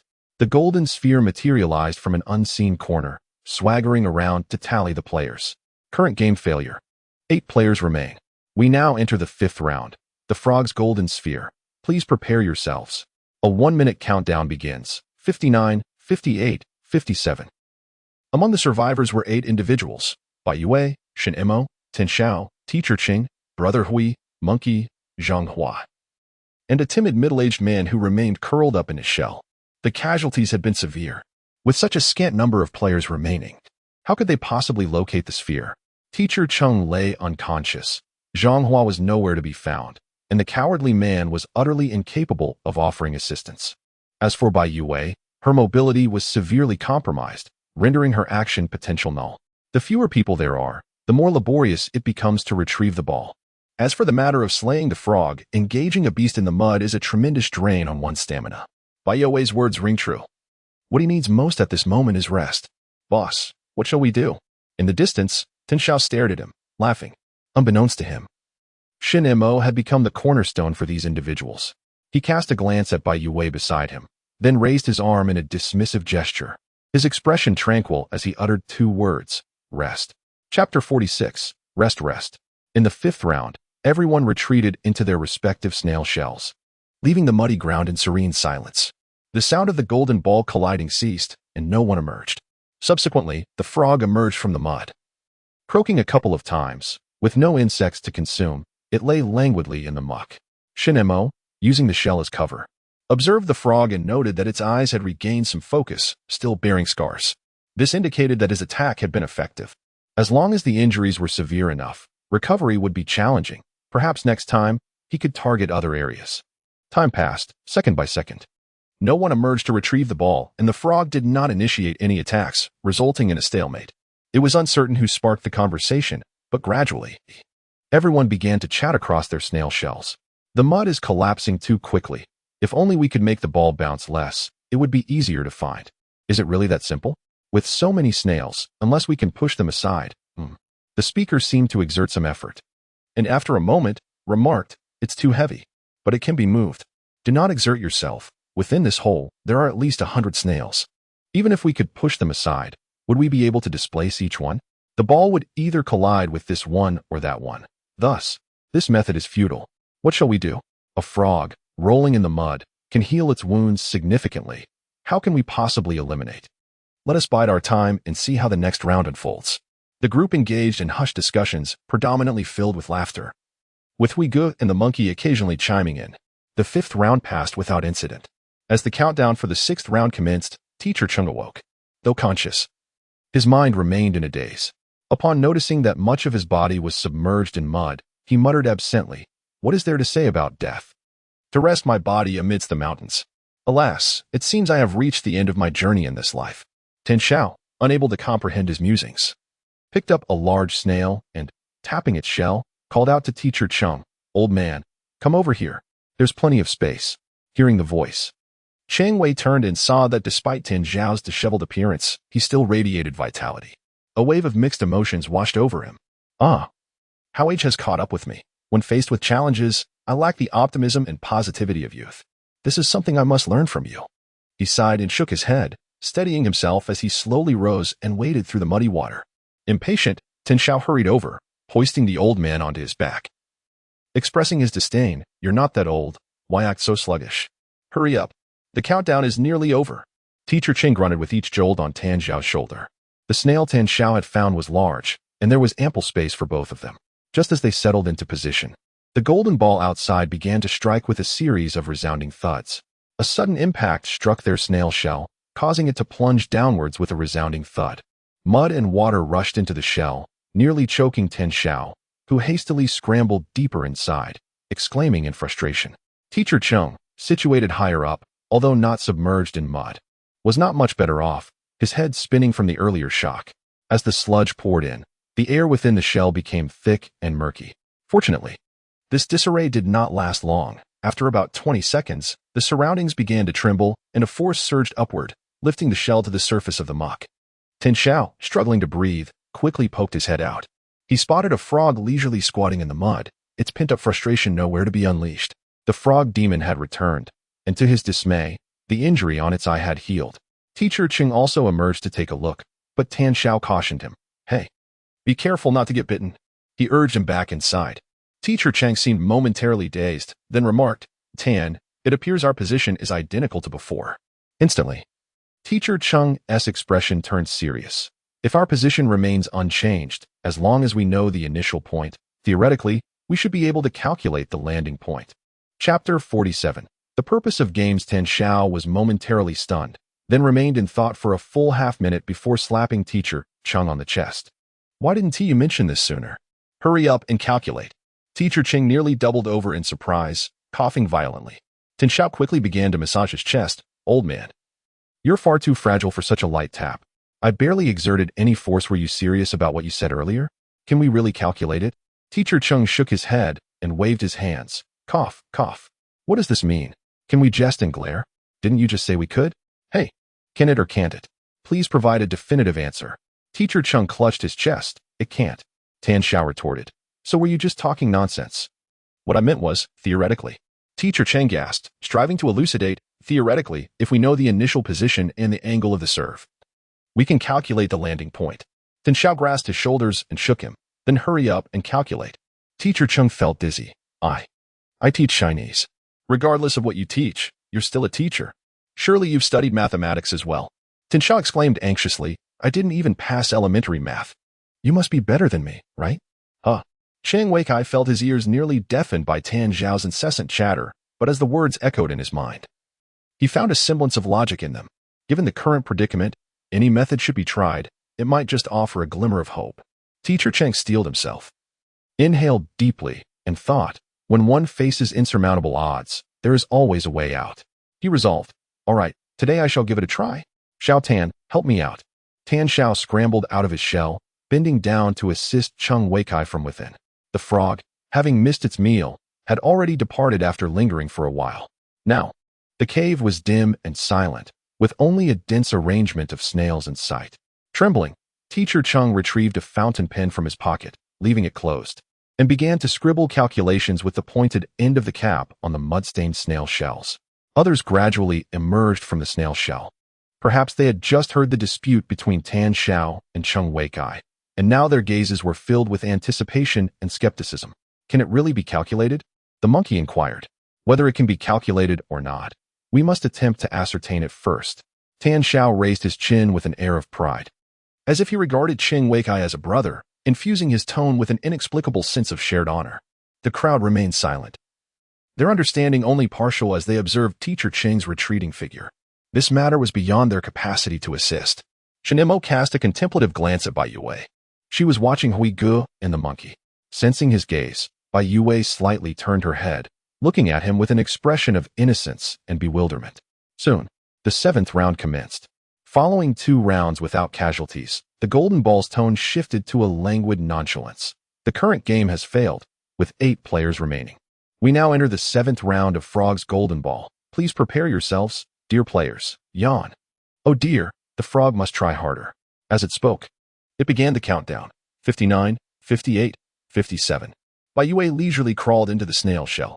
Shen Mo remained outside, his deep black eyes fixed on the golden ball, pondering the true purpose of this game, or perhaps its significance. If the intent was to kill, why not simply do so? What was the necessity of such elaborate pretense? Even if the apocalypse were to descend, or aliens invaded, there ought to be a reason, wouldn't there? What was the essence of this puppet game? Chapter 48. She cannot depart from you. Lost in thought, Tan Xiao waved at him from a distance, calling out, Boss, you go in first. Perhaps the old man will soon deduce the point of impact. Let us not engage in a futile contest with that toad spirit. He seems quite concerned for Shen Mo. Shen Mo gripped the knife, sharpening its edge against the shell with a few deliberate strokes, casting a cold glance at the lofty golden orb before turning to burrow into the shell. Another round of earth-shattering tremors ensued. The golden orb ceased its motion. The frog emerged. Croak, croak. The frog, having endured 2 rounds of hunger, could no longer restrain itself. It began to stir the muddy waters with its forelimbs, rummaging through the nearby snails in a desperate quest for a few insects to sate its hunger. This unexpected turn of events caught everyone off guard. As the tremors of the mud reverberated, all present instinctively tensed. Striving to burrow deeper into the inner sanctum of the shell, they wedged themselves against the narrow walls to prevent being dislodged by the vibrations. Croak, croak. The frog grew increasingly agitated. The mud was incessantly disturbed by its webbed feet. Bai Youwei heard a brief, piercing scream from outside, a cry that abruptly vanished. Too fleeting to discern who had met with misfortune. Yet, she could not afford to ponder such matters, for she herself was on the verge of collapse. Her weakened limbs rendered her at a distinct disadvantage in this perilous game. Splash! The snail in which Bai Youwei resided was overturned, and she was flung from the shell, plunging heavily into the muck. As her body sank, Bai Youwei remained motionless. She understood that any movement now would expose her, rendering her prey to the ravenous toad. She must hold on steadfastly. The foul, murky water surged from all directions, akin to slippery serpents slithering into her nostrils, eyes, ears, and mouth. Bai Youwei exerted every ounce of strength to stifle her breath. However, the unsettling sensation of her body losing its anchor, coupled with the looming dread of death, tormented her mind. This experience was utterly dreadful. Yet, for the sake of survival, she had to endure. Ironically, she had always been a person who yearned for death. But within this game, an indomitable desire for life erupted forth. An arm encircled her waist, lifting her with force. Suddenly, she was met with fresh air. Bai Youwei opened her eyes and gasped for breath, mud cascading down her head and face. She beheld a broad, sturdy chest before looking up to meet the cold, aloof visage of Shen Mo. Bai Youwei merely stared at him, rendered speechless, her breath shallow and labored. Shen Mo prepared to release her. Her hands clung tightly to his arm, refusing to let go. The terror instilled by the mires still lingered. She trembled in his embrace like a rabbit that had narrowly escaped a disaster. Shen Mo furrowed his brow but ultimately did not relinquish her. Tan Xiao approached from the side, his short, ash-gray-haired disheveled mess from the muck. He reassured Bai Youwei, "Don't be afraid, the frog is gone. Your brother has wounded its belly. It's fled." Bai Youwei slowly exhaled, closed her eyes, and nestled her face deeper into Shen Mo's embrace, becoming still. "Your sister seems to be quite frightened," Tan Xiao sighed with understanding, patting Shen Mo on the shoulder. "Take good care of her. It's evident that the bond between you two is strong, and she cannot bear to be apart from you." Shen Mo. Bai Youwei, initially devoid of concern, found herself inexplicably amused by this remark, her shoulders quivering lightly. In a soft voice, she inquired, "Have you calculated the impact point?" Sensing her tone, Shen Mo realized she had regained her composure, which eased his heart. However, Tan Zhao's demeanor turned melancholic as he turned to glance at Cheng Weikai in the distance. Letting out a deep sigh, "Not yet." After he uttered these words, silence enveloped them. Within the cave, only the faint rustling of calculations from teacher Cheng could be heard. The stillness felt unusually profound, with the taste of despair lingering in the hearts of all present. Chapter 49. The tadpole searches for its mother. The frog had exited prematurely, yet the golden ball had yet to make its appearance. Unflagging. Cheng Weikai continued to jot down formula after formula, murmuring to himself, "The initial angle is approximately 45 degrees. After impact it rebounds off the wall here at about 120 degrees, deflecting downward to the right at 60 degrees. No, that's incorrect. The angle of incidence and the angle of reflection must form an isosceles triangle to determine the trajectory of the ball post-rebound. No, that is still wrong. This scenario applies to a rectangular plane, but we are dealing with a conical shape. What is the formula for a cone?" Beads of sweat cascaded down his forehead, and his trembling right hand struggled to maintain its grip. Teacher Cheng's complexion grew increasingly pallid. Suddenly, he resented himself for being merely a language teacher. If he had been a mathematics instructor, perhaps he could have grasped the solution, rescuing himself and all those ensnared here.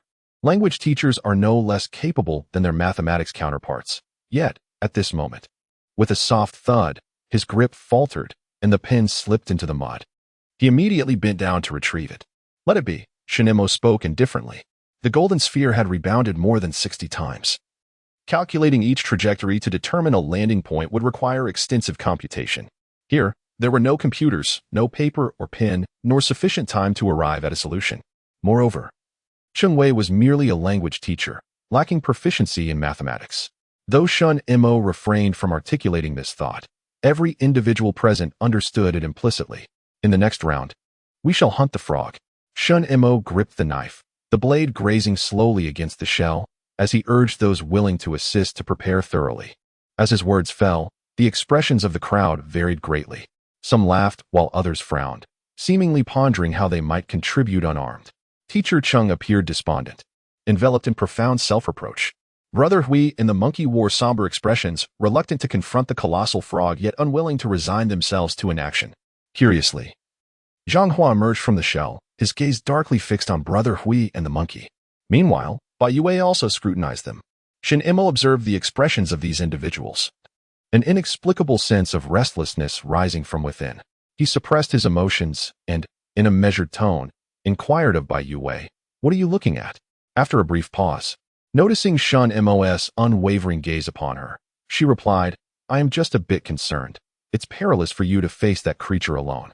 Shen Mo, lost in thought for a moment, pressed his lips into a thin line before responding, "It's not particularly dangerous. It has flesh and blood.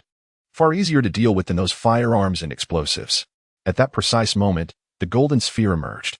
In the current game, 7 players remain after a failure, and they now enter the 8th round, titled the Golden Ball of the Frog. Repetitive lines have been uttered so many times that even the golden ball has begun to feel ennui. After bouncing, it yawns incessantly and grumbles. The frog is still not trying hard enough, having only consumed 1 plump creature. Alas, it seems I must devise a plan. Suddenly, everyone's hearts race as the golden ball speaks again. The ground trembles once more, and the mud ripples ominously. The colossal monster seems poised to return. Yet it feels different this time. There are more, and they are denser. Suddenly, black tadpoles erupt from the muddy depths, swarming in a mass. Each as large as a bathtub. They excitedly thrash their tails, their mouths lined with sharp, keratinous teeth, diving directly into the snails. Shen Mo swiftly slashes one down, then, with utmost haste, pulls Bai Youwei from her shell. He cradles her in his arms and places her onto the back of a snail. Bai Youwei's face pales, her eyes averted. Following her gaze, Shen Mo catches sight of Huigu and the monkey, frantically fleeing.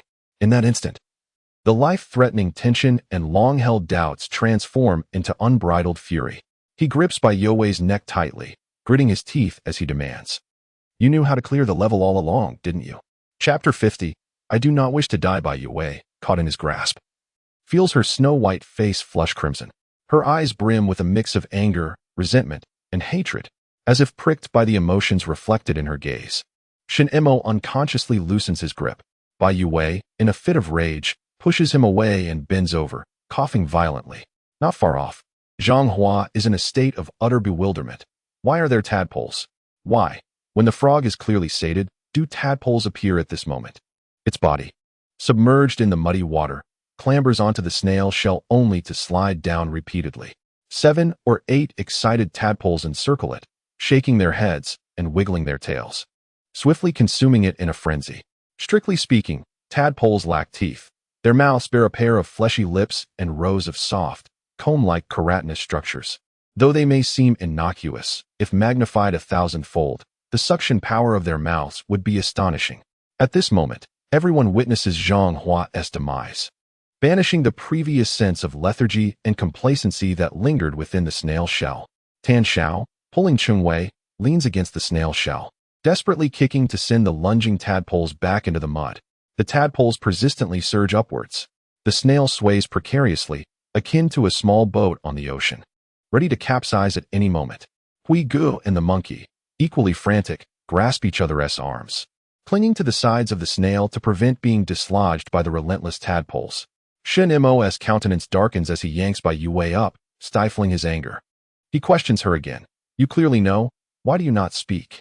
Bai Youwei, in his grasp, resembles a limp, powerless doll.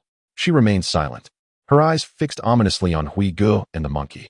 Bai Youwei, Shen Mo's suppressed fury surges anew as he seizes her collar, yanking her forcefully before him, demanding, "The method to pass. Why do you not disclose it?" Teacher Chung slips down multiple times, only to be pulled back up by Tan Xiao, while Huigu and the monkey shout and curse amidst their struggles. Yet, Bai Youwei appeared utterly indifferent to it all. Her clear, transparent brown eyes were as cold as ice at that moment. "Why should I speak?" She scoffed. "To save them? Do they deserve it?" Shen Mo was taken aback. Bai Youwei fixed her gaze upon him. "When I was in peril last night, what did those people do besides feign slumber? Trash should be purged from the game. Since it remains unpurged, I certainly will not speak." "Is that truly how you feel?" Shen Mo's heart trembled. "Aren't you afraid of death?" The smile at the corner of Bai Youwei's lips grew ever more audacious, her eyes filled with malice. "If I die, none of you will survive." Shen Mo stared at her, his grip loosening. As she began to slip away, on the brink of being bitten by the tadpoles, Shen Mo yanked her back up. For a moment, he was at a loss as to how to handle her. Behind them, Brother Hui suddenly shouted, "Monkey!" Shen Mo turned to see Brother Hui inexplicably ensnared in the mud, his body instantly surrounded by a swarm of tadpoles. No matter how hard he tried, he could not rise, desperately raising his hands. Raising his hands. The monkey, with his hands clenched around his shell, hesitated to reach out for him. Monkey! Monkey! The people in the mud screamed in agony. The monkey seemed oblivious, his eyes bloodshot, fixed intently on Bai Youwei. The cries for help weakened. They vanished. The commotion of the tadpole swarm gradually subsided, their plump, black bodies sinking into the mire. All eyes were on the monkey. The unremarkable, slender youth, veins bulging, his eyes aflame, trembled with suppressed emotion as his body oscillated violently. He had just lost his dear brother. Just when everyone believed he would rush over in a fit of rage to tear Bai Youwei apart, he surprisingly broke into a smile. Tears streamed down his face. His laughter grotesque. Can I speak now? The monkey's gaze was frenzied as he looked at Bai Youwei. The instigator was the troublemaker. The one who took action was Brother Hui, and I merely captured it all on my phone. I didn't lay a finger on you. Can I say it now? The method to pass this stage, I do not wish to perish. I do not wish to perish. Chapter 51. Are you out of your mind? Current game failure. 5 players remain alive. We now enter the 9th round. Frog's Golden Ball. Players, please prepare yourselves. The countdown begins in 1 minute, 59, 58. All eyes were on Bai Youwei. Under the weight of their gazes, she lifted her chin, unyielding and unashamed. Her tone imbued with a touch of pride as she declared, "Turn over the snail next to Teacher Ching." Tin Xiao was momentarily taken aback. Was it really that simple? Indeed, it is quite simple. Bai Youwei cast a scornful glance at him, calculating the trajectory of the sphere amidst 163 snails.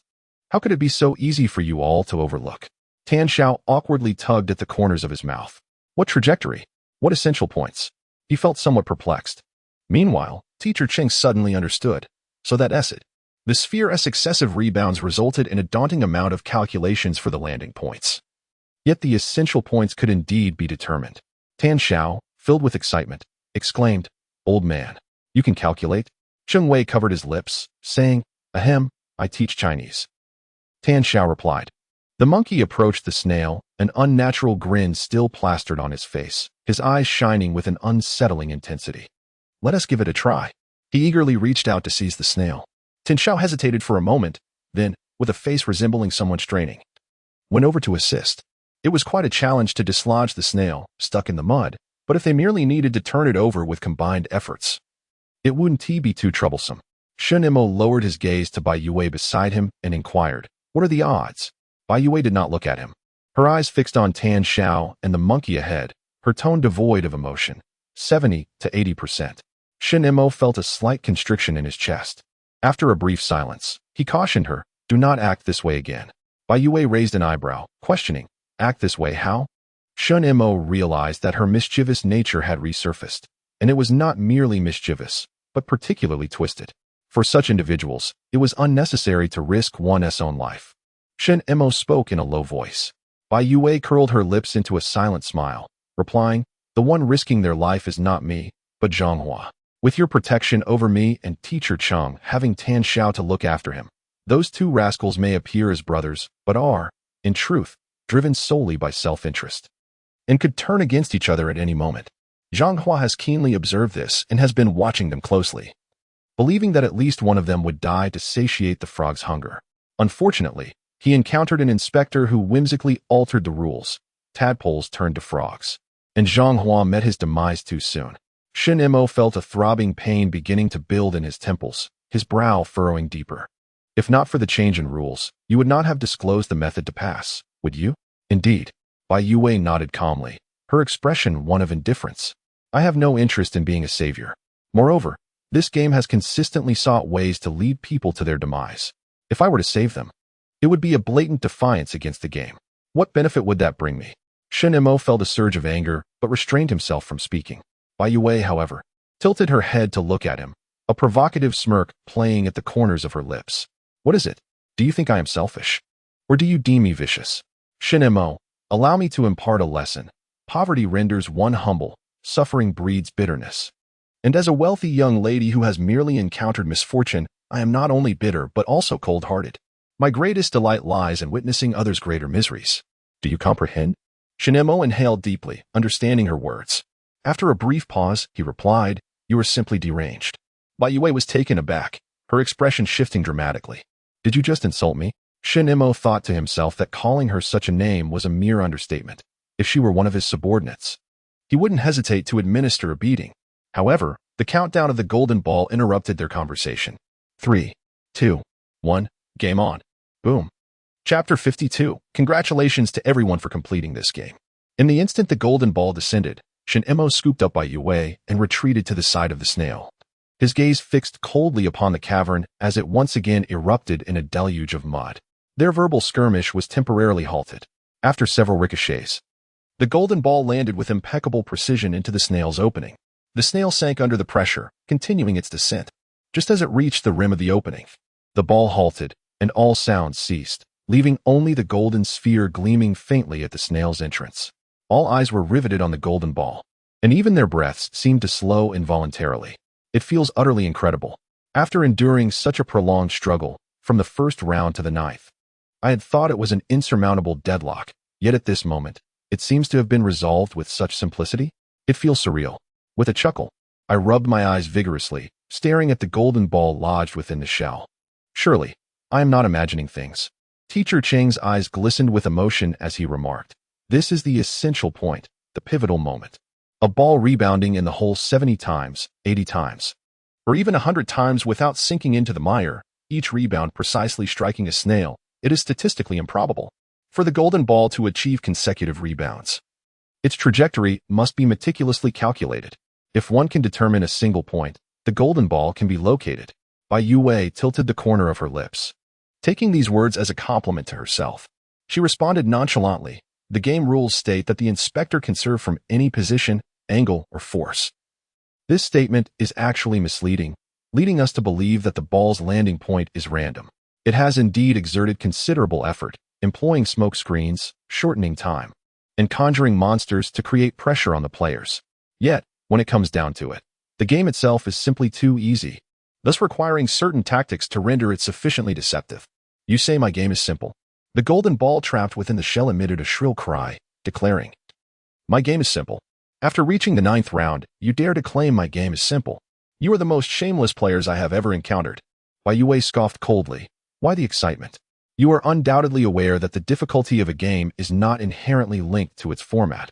Rather, it is the actions of the individuals within the game that warrant constant vigilance." The golden sphere fell silent.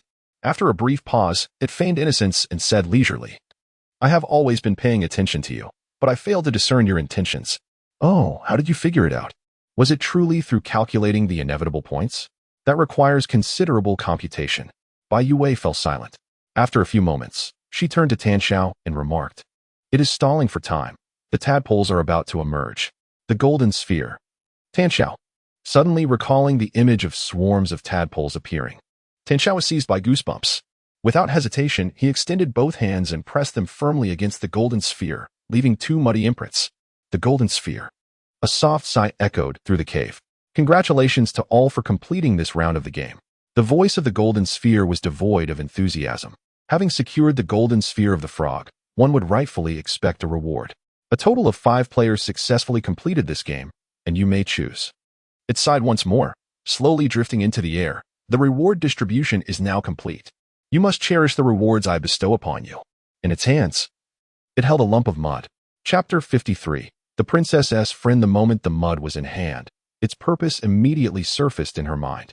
Frog mud, a miraculous substance that can expedite wound healing, usable up to 9 times. Bai Youwei poked at it. It was soft and pliable, rather reminiscent of the Play-Doh favored by children, albeit with a rather dismal hue, dark and uninviting. Nevertheless, considering its remarkable efficacy, Bai Youwei cautiously stowed the mud into her bag, alongside her toy gun and plush rabbit.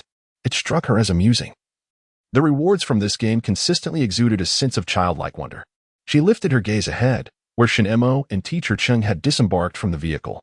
The monkey and Tan Xiao also hurriedly exited. Each of them clutched a handful of mud, exchanging glances that conveyed a complex array of emotions, an amalgamation of shock and bewilderment, as if they had narrowly escaped a dire fate, uncertain whether to laugh or weep. As was customary, Shen Mo conducted a thorough check on the other members of their convoy. Unsurprisingly, those who had failed to complete the game had all been transformed into lifeless dolls. Had the earth been overrun by some otherworldly tyrant? Tan Zhao's face was a canvas of disbelief. This game was utterly bizarre. The piece of mud they had received could heal wounds at an astonishing pace, which explained why the frog's injuries had mended so swiftly. He brought the mud to his nose for a sniff, but detected no discernible scent. He then attempted to bite it, only to find it as resilient as rubber, utterly unyielding. How does one utilize this? Tan Xiao inquired, his expression one of confusion. Teacher Chung remarked, perhaps it is only effective when applied to a wound? Having sustained a minor head injury during the game, albeit with minimal bleeding, his wound was bruised and swollen. He raised the mud to his head, and in an instant, its color faded from black to a deep gray. Teacher Ching, perplexed, removed the mud, noting that its usage count had diminished to 8. Old man, your wound has healed, Tan Xiao exclaimed, his eyes widening as he couldn't resist reaching out to touch Teacher Ching's head. Indeed, it was completely fine. There was no trace of injury, and even the wrinkles had lessened. Teacher Chung smiled broadly, gently touching his head. Is it true? I also feel as though the pain has subsided. Goodness, this is truly remarkable, absolutely astounding, Tan Xiao exclaimed, brimming with excitement, feeling invincible. A chuckle resonated from the vehicle. Upon hearing it, everyone turned to see Bai Youwei resting her chin on the car window, gazing at them. Although she uttered not a single word, her eyes seemed to starkly inscribe the word fool upon their foreheads, as if to say, you've squandered your chance at salvation with a mere bump. You are simply splendid. A momentary awkwardness enveloped the group. They were all momentarily taken aback. Tan Xiao scratched the back of his head, his expression one of confusion. I don't really know. Teacher Cheng hastily interjected, Believe me. None of you doubt me. It's merely puzzling. Only then did Tan Xiao lower his hand. Bai Youwei squinted, a smile gracing her lips. Keep it. Perhaps in the next game, your princess will be the one to save you. Upon hearing this, Tan Xiao felt a shiver run down his spine. Chapter 54, A Sincere Invitation. Such games leave an indelible shadow upon one's life. No one wishes to endure a second encounter. The others stood in the center of the road, their expressions a medley of emotions, remaining silent.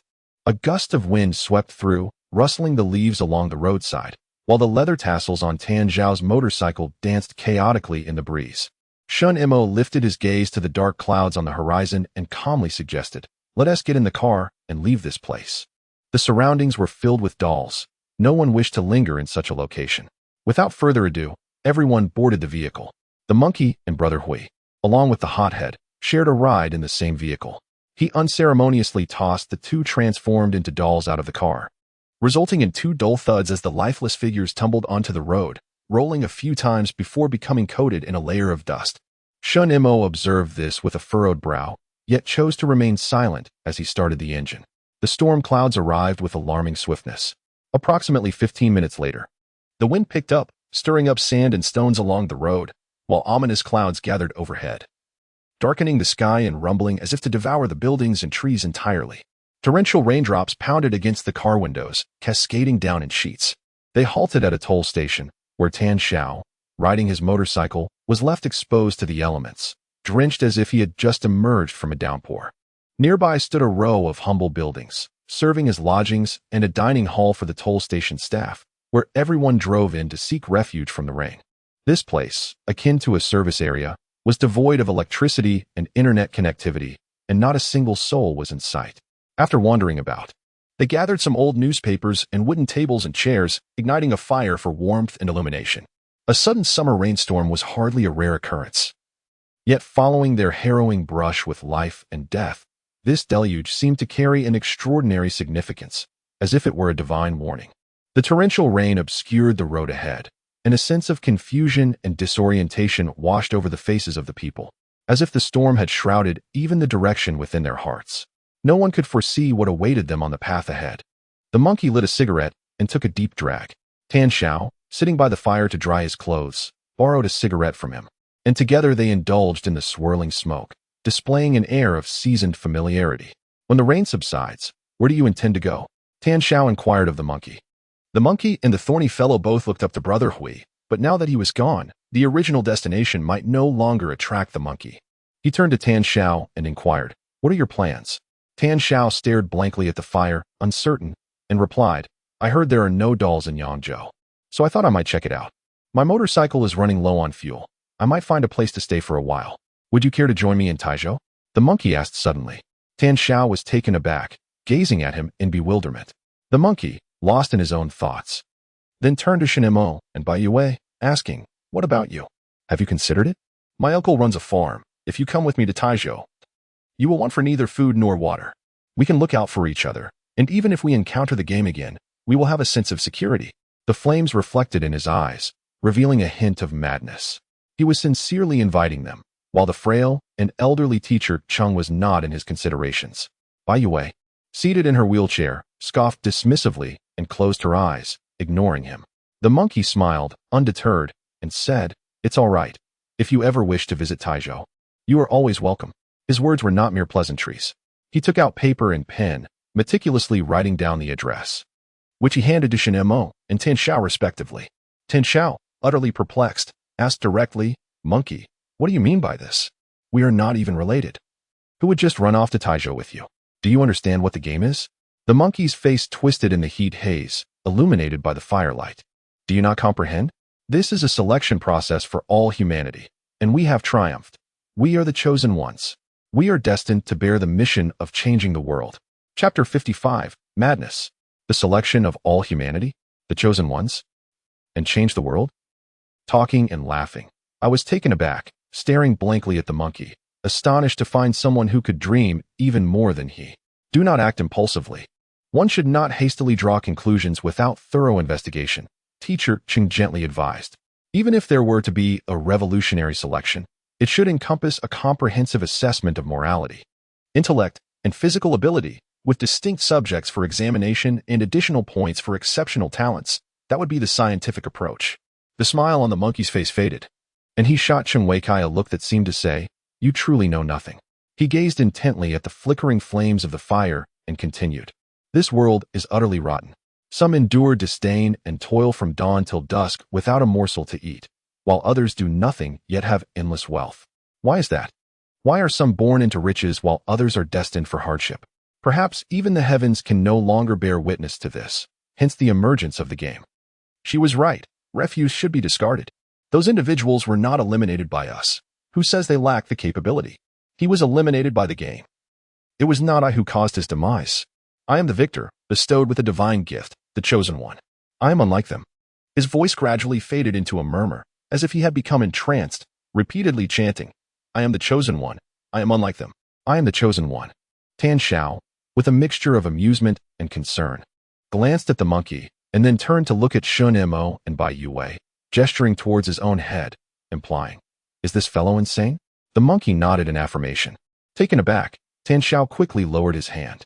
The monkey, wearing a bright smile, addressed Shen Mo, saying, "I must thank your sister. Had she not prolonged it to the 9th round, even if we had cleared the game, the usage frequency of the mud reward would not have been so abundant. Clearing the 9th round grants 9 uses of the reward, a benefit that comes at the cost of numerous lives." Yet, he harbored no resentment. Instead, he made earnest efforts to win over Shen Mo and Bai Youwei. Shen Mo's expression remained indifferent, offering no comments on the matter. He simply stated calmly, "The rain will not cease anytime soon, and the vehicle cannot proceed. Let us procure some food first." The monkey nodded, rising to say, "There are pots and bowls over at the cafeteria. I will fetch a few." With that, he dashed out into the pouring rain. The others in the room watched his retreating figure, momentarily speechless. The monkey's reaction was exceedingly abnormal. He seemed to regard himself as the protagonist of salvation, elevated to a higher status after enduring a trial of fate. Shen Mo lowered his gaze towards Bai Youwei, inquiring, "Are you feeling vindicated now?" Bai Youwei remained silent. Her head bowed, her long hair cascading down to obscure her cheeks, rendering her expression a mystery to those around her. Teacher Chung gently shook his head, letting out a deep sigh. Alas, the time was afternoon, and the sky had darkened ominously, resembling the night. Tan Xiao rummaged through the trunk, retrieving some food items, merely instant noodles and sausages. The group hastily prepared a pot of boiling water over a fire, managing a makeshift meal. Bai Youwei consumed very little, having taken merely 2 bites of the noodles before setting them aside, appearing listless and devoid of spirit. In the realm of the game and the world outside, she embodied 2 entirely different personas, one fragile and silent, the other capricious and wild. Shen Mo had never encountered a girl or woman like her before. The female colleagues he interacted with in his professional life were forthright and generous, while his cousins from the family were also well-educated and composed. Yet, every encounter with Bai Youwei left him feeling pricked. It seemed his initial comparison of her to a small hedgehog had been a gross misjudgment. A hedgehog bears spines, while Bai Youwei was armed with daggers, poison-tipped ones at that. Chapter 56. Let me go. By 8 o'clock in the evening, the rain had ceased. The sky was completely shrouded in darkness. Shen Mo stood beneath the eaves, gazing at the pitch-black heavens, contemplating. It appears we cannot leave tonight. Despite the journey ahead being less than an hour, they were hindered for an entire day. Driving at night posed too great a risk. They could only endure until morning. With no electricity and no cellular signal, the situation in Yangzhou remained uncertain, and a multitude of worries weighed heavily on Shen Mo's mind, filling him with an indescribable agitation. Tan Xiao and teacher Cheng set about rekindling the fire, adding a few legs from the benches to boil water for the noodles. Meanwhile, the monkey pride opened the doors of several dormitories with a piece of iron wire. Inside, there is a single bed and a desk. I am uncertain about the cleanliness of the mattress, but enduring a night should pose no significant issue. Dinner was served around 9 o'clock, consisting primarily of instant noodles, complemented by roasted duck and goose procured from a food processing factory. There was neither rice nor vegetables, and the atmosphere was laden with silence as everyone ate. Bai Youwei had hardly touched her lunch and barely ate during dinner, claiming a lack of appetite, and she wheeled herself to her dormitory room to rest. Since childhood, she has been meticulous about her diet, with a caretaker preparing her meals according to her preferences. It is entirely understandable that she could not consume such fare. And Shen Mo did not dwell on it.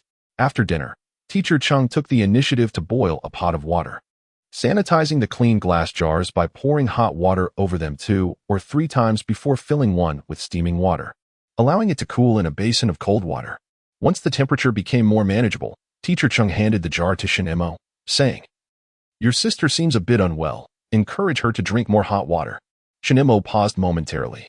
Observing his lack of response, teacher Cheng kindly added, "She hardly ate anything at lunch and hasn't had a sip of water since then. This cannot continue. She will fall ill." Tan Xiao, who had been tilting her head back to drink water, paused at these words, placing the bottle down to inquire, "Why isn't she drinking? Isn't she thirsty? What kind of question is that?" Teacher Cheng looked at Tan Xiao, feeling quite speechless. However, Shen Mo's expression began to darken.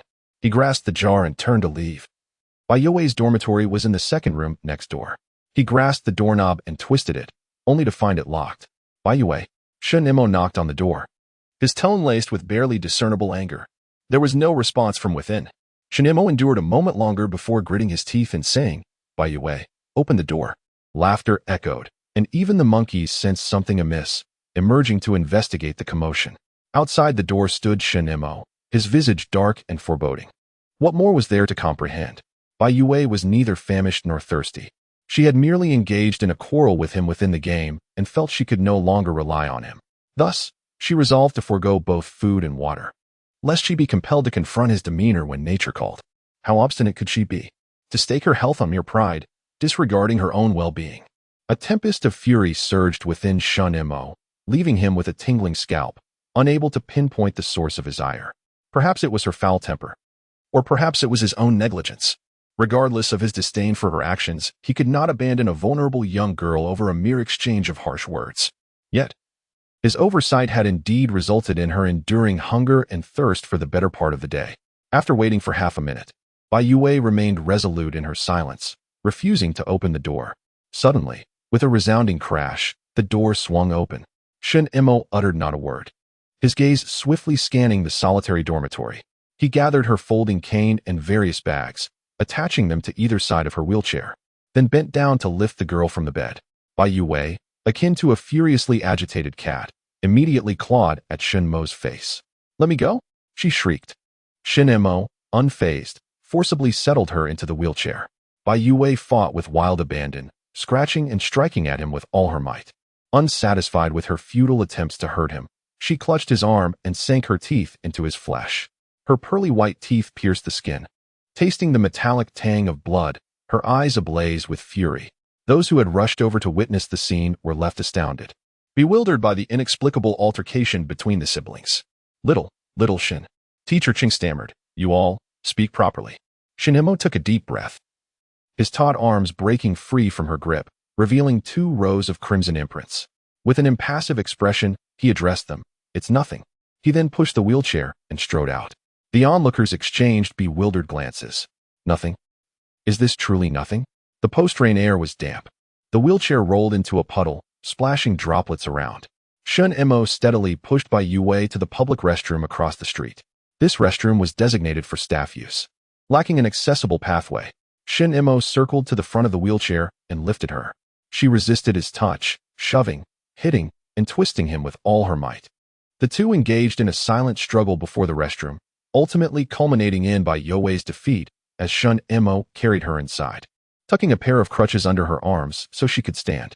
His tone was frigid, imbued with sternness. Bai Youwei bit her lip, propping herself up with the crutches within the restroom. The surrounding stench made her feel nauseated and even more humiliated.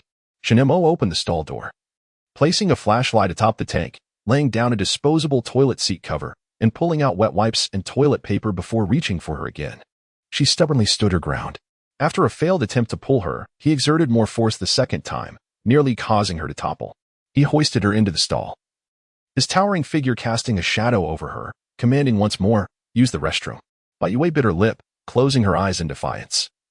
Resolutely standing beside the toilet in opposition to him, Shen Mo's patience finally waned. He gripped her waist.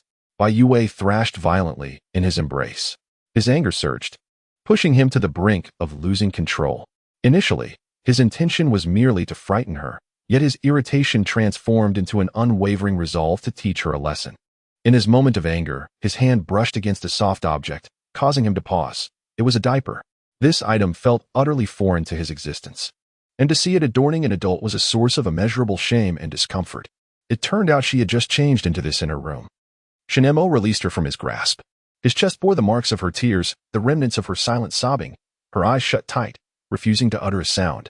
Shen Mo could not fathom why she insisted on being so obstinate. "You have 5 minutes to resolve this," he conceded, stepping back and closing the stall door. Despite his concession, he remained anxious that Bai Youwei would still refuse to cooperate, thus resorting to further intimidation, threatening her through the door. "Otherwise, I will dispose of the remaining diapers." The faint sound of her sobs echoed from the restroom stall, causing Shen Mo to feel increasingly agitated. After finishing one cigarette, Bai Youwei still did not emerge. He refrained from urging her, lighting a second cigarette instead. 15 minutes later, the sound of flushing water resonated from the restroom, followed by the opening of the stall door. Bai Youwei emerged with her head hung low. It was merely a trip to the restroom, yet she resembled a defeated soldier returning from battle, devoid of spirit and will. Shen Mo assisted her into the wheelchair, stowing away the crutches, flashlight, and tissues, before wheeling her to the sink. This time, she did not resist. Hungry, she nibbled on a biscuit. Thirsty, she drank water. Eventually, she whispered while biting into a biscuit, "I want to take a shower." Shen Mo felt a mix of exasperation and amusement, tempted to inquire if she was pushing her luck. This dilapidated place lacked even a water heater. Where could he possibly procure hot water for her bath? Bai Youwei swallowed the biscuit, her voice barely a whisper. "I haven't bathed in 2 days. I feel uncomfortable." Chapter 58. Reconciliation in the sweltering summer heat. Who would not feel uneasy after 2 days without a bath? Shen Mo felt the same discomfort. He gazed at Bai Youwei, slowly exhaling through his nostrils. His molars clenched tightly. Bai Youwei, her eyes cast down as she nibbled on her biscuit, murmured to herself, "I want to take a bath." Shen Mo remained silent. After a moment, he rose from his seat and stepped out of the dormitory. At 10 o'clock that night, Shen Mo prepared bathwater for Bai Youwei. He found 2 large stainless steel basins in the cafeteria, cleaned them thoroughly, filled them with water, and set them over the fire until the water reached a comforting warmth. He carried the basins back to the dormitory, where bathing was a luxury. She could only sponge herself with the warm water. Shen Mo closed the door behind him, standing guard outside. After all, she was a patient. In caring for her, the boundaries between genders could be relaxed. Moreover, she was several years his junior, akin to a younger sister, and indulging her was no disgrace. The sound of water splashing filled the room, and Shen Mo harbored no thoughts of impropriety, focusing solely on mundane matters, allowing his mind to gradually find tranquility.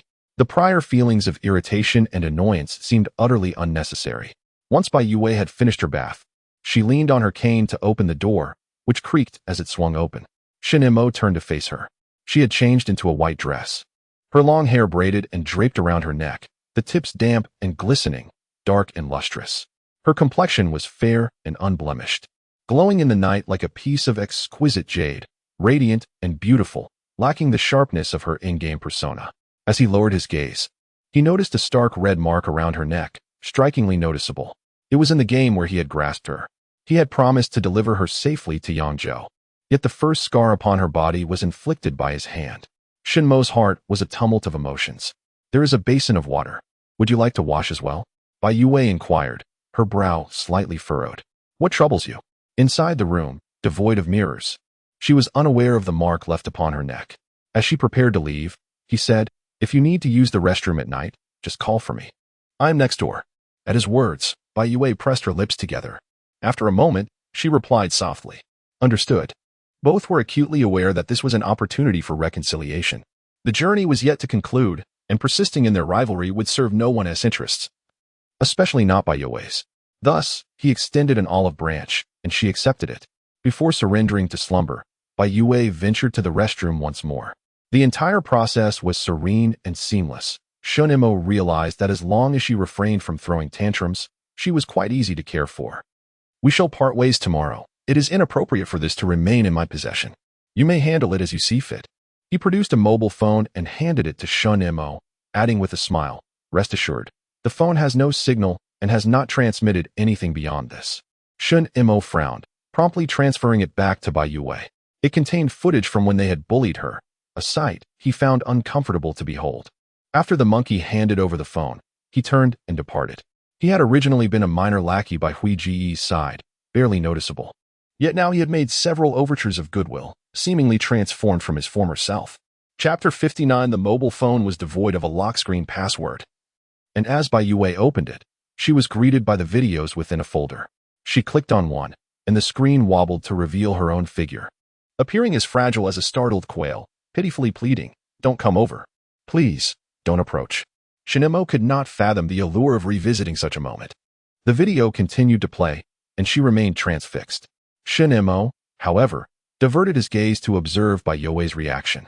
After a while, the voice of teacher Cheng emanated from the phone, followed soon by Tan Zhao's entrance, leading to a scuffle. Amidst the chaos, the phone was tossed aside yet continued to record. The visuals were a jumbled mess, while the audio remained crystal clear. Brother Hui remarked, "He's merely a cripple, hardly a man at all." At that moment, a shadow fell across Bai Youwei's face. Shen Mo furrowed his brow and snatched the phone away, swiftly deleting the video before casting the device aside. "Get some rest. We'll depart at dawn," he stated. Bai Youwei lowered her head and murmured something. "What?" Shen Mo inquired. She lifted her delicate face, displaying a smile devoid of warmth. "I said, it doesn't bring any relief." Shen Mo's frown deepened. "He died far too easily. It brings no satisfaction whatsoever," Bai Youwei continued. Shen Mo rose to leave. Their relationship had only just begun to thaw, and he wished to avoid reigniting a quarrel. "Shen Mo," Bai Youwei called out to him. "Can you stay tonight? I'm frightened alone." Shen Mo paused. He understood her implicit suggestion and was certain there was no misunderstanding on his part. For she was indeed that reckless, willing to risk everything just to assert her stance. Shen Mo took a silent deep breath, then cast a flat gaze at Bai Youwei, speaking in a tone devoid of emotion. "Get some rest. You needn't take others' words to heart." After finishing his statement, he turned and opened the door. Bai Youwei spoke again. "Shen Mo, help me up." She propped herself up with her hands, appearing as though she had lost all strength, leaning softly against his chest.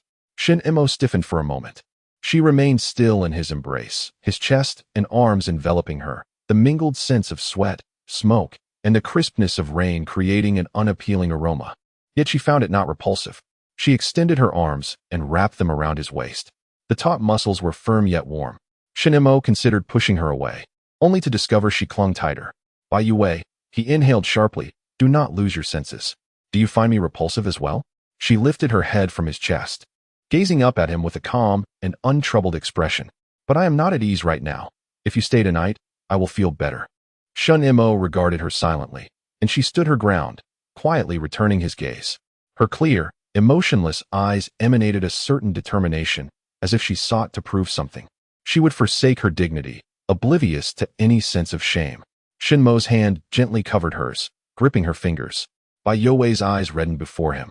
He remained resolute, his demeanor unyielding, as he pried her fingers apart one by one. Seated in shadow, she coldly uttered a single word, "Leave." Shen Mo turned and departed. His steps were heavy yet resolute, devoid of any hesitation. Chapter 60. Good morning. Shen Mo had a restless night, plagued by thoughts of Bai Youwei's melancholic and fragile demeanor. She sat enveloped in shadows, silent and still, almost merging with the night itself, embodying its essence, exuding a hint of malevolence that was impossible to resent. It was always like this. He would dismiss her, feeling a pang of pity, and yet, in his attempts to assist her, he found himself consumed by frustration.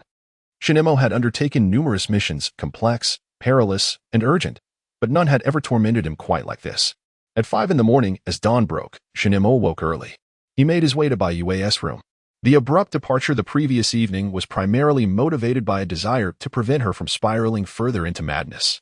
However, leaving her alone in the room filled him with unease. He suspected that with her volatile temperament, she might devise some new antics to vex him or torment herself.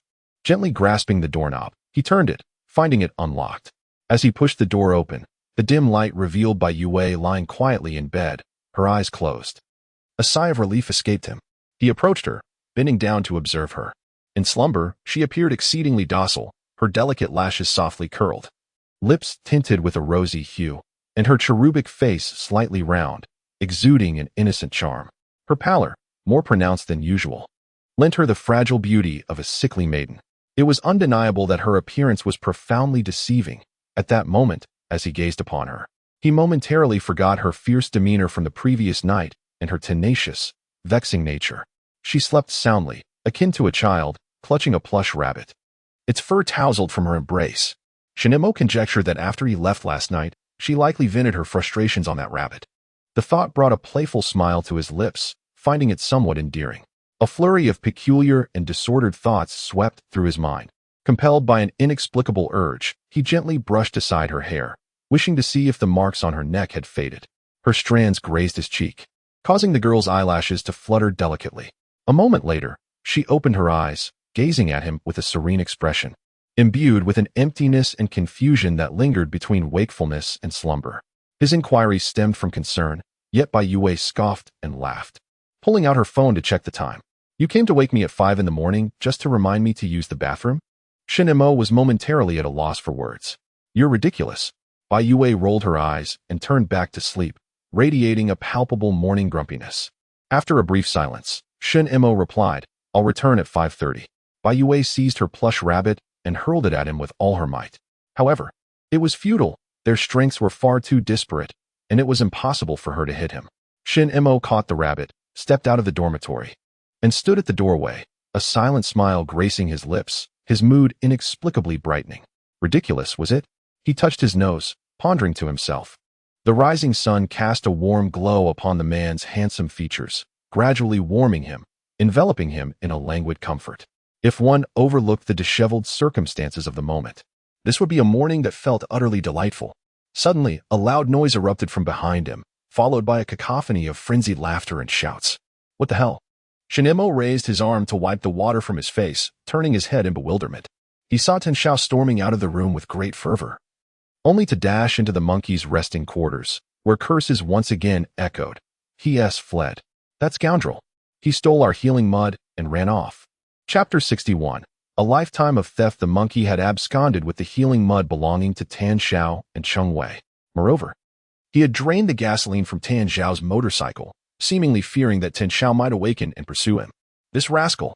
The moment he pried open the door with a wire, I knew he was no good. Tan Xiao lamented in exasperation. A dog cannot change its nature. A single act of thievery marks a lifetime of crime. Merely cursing was insufficient to express his profound indignation. He wailed, grasping his hair in despair, "The mud I obtained at the cost of my life. I never even had the chance to use it." The more he thought about it, the more his heart ached. In contrast to Tan Xiao's frenzy, Teacher Cheng remained composed, gently advising him.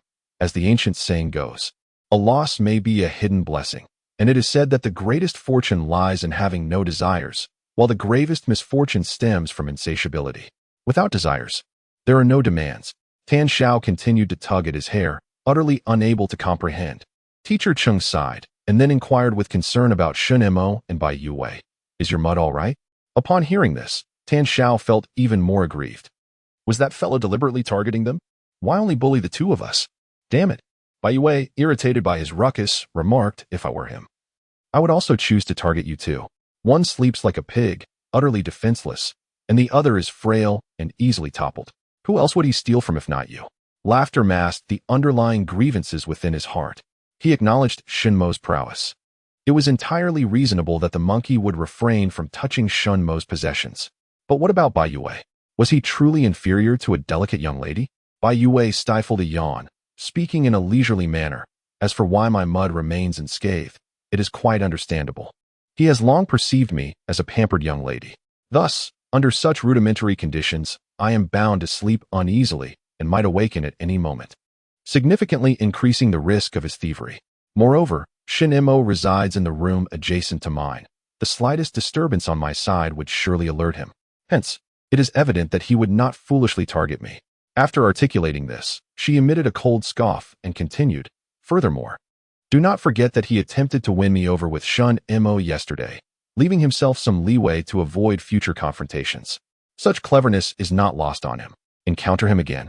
Tan Xiao, filled with pent-up frustration, could only grit his teeth and vow, if we cross paths again, I shall ensure he understands the consequences of offending me. Bai Youwei, indifferent to his resolve, yawned again, then retrieved a piece of mud from her bag, tossing it carelessly toward Tan Xiao. Tan Xiao was momentarily taken aback, his reflexes outpacing his thoughts as he reached out to catch it. Here, this is for you. Just one piece. You may share it with Teacher Cheng, Bai Youwei remarked nonchalantly. Tan Xiao's eyes widened in astonishment. Not only he, but Cheng Wei and Shen Mo were equally taken aback, casting incredulous glances at Bai Youwei. Why are you all staring at me? Bai Youwei curled her lips into a slight smile, casually dismissing the notion that I might cherish this trinket. Huh, it cannot mend my legs. What purpose does it serve? After a few moments of silence, Teacher Cheng gently advised her, do not act impulsively. Although this lump of mud may appear unremarkable, its utility is significant. It can withstand 9 instances of external injury. In this increasingly perilous world, possessing a piece of mud may prove vital for survival. You should consider this carefully. Bai Youwei cast an expressionless glance at him. While she looked down upon the old man's frailty and verbosity, she could not help but admire his lack of greed or desire. Chapter 62. For no reason when encountering the game again, there is no need to worry about me. He will save me. Bai Youwei glanced sideways at Shen Mo and calmly stated, given my physical condition, either he will rescue me unscathed, or he will fail to do so, resulting in my demise. Thus, the mud holds little significance for me, even if I were truly injured. Would you not retrieve the mud to save me? Indeed. Tan Xiao immediately declared with righteous fervor, of course, we would never stand by and watch you perish. I shall remember this favor. From now on, we are brothers, ready to fight side by side. If I were to betray this bond, may the heavens strike me down with lightning. Bai Youwei lowered her eyelids indifferently. She had no interest in such brotherly vows. She merely wished for Tan Xiao to quiet down and cease his incessant chatter. Teacher Cheng still felt a sense of unease, musing awkwardly. Is this truly appropriate? It was our negligence that caused the loss of the clay, and now we must burden you with your clay. Bai Youwei furrowed her brow, feeling irritated. If it was so unwanted, then return it to me in Yangzhou.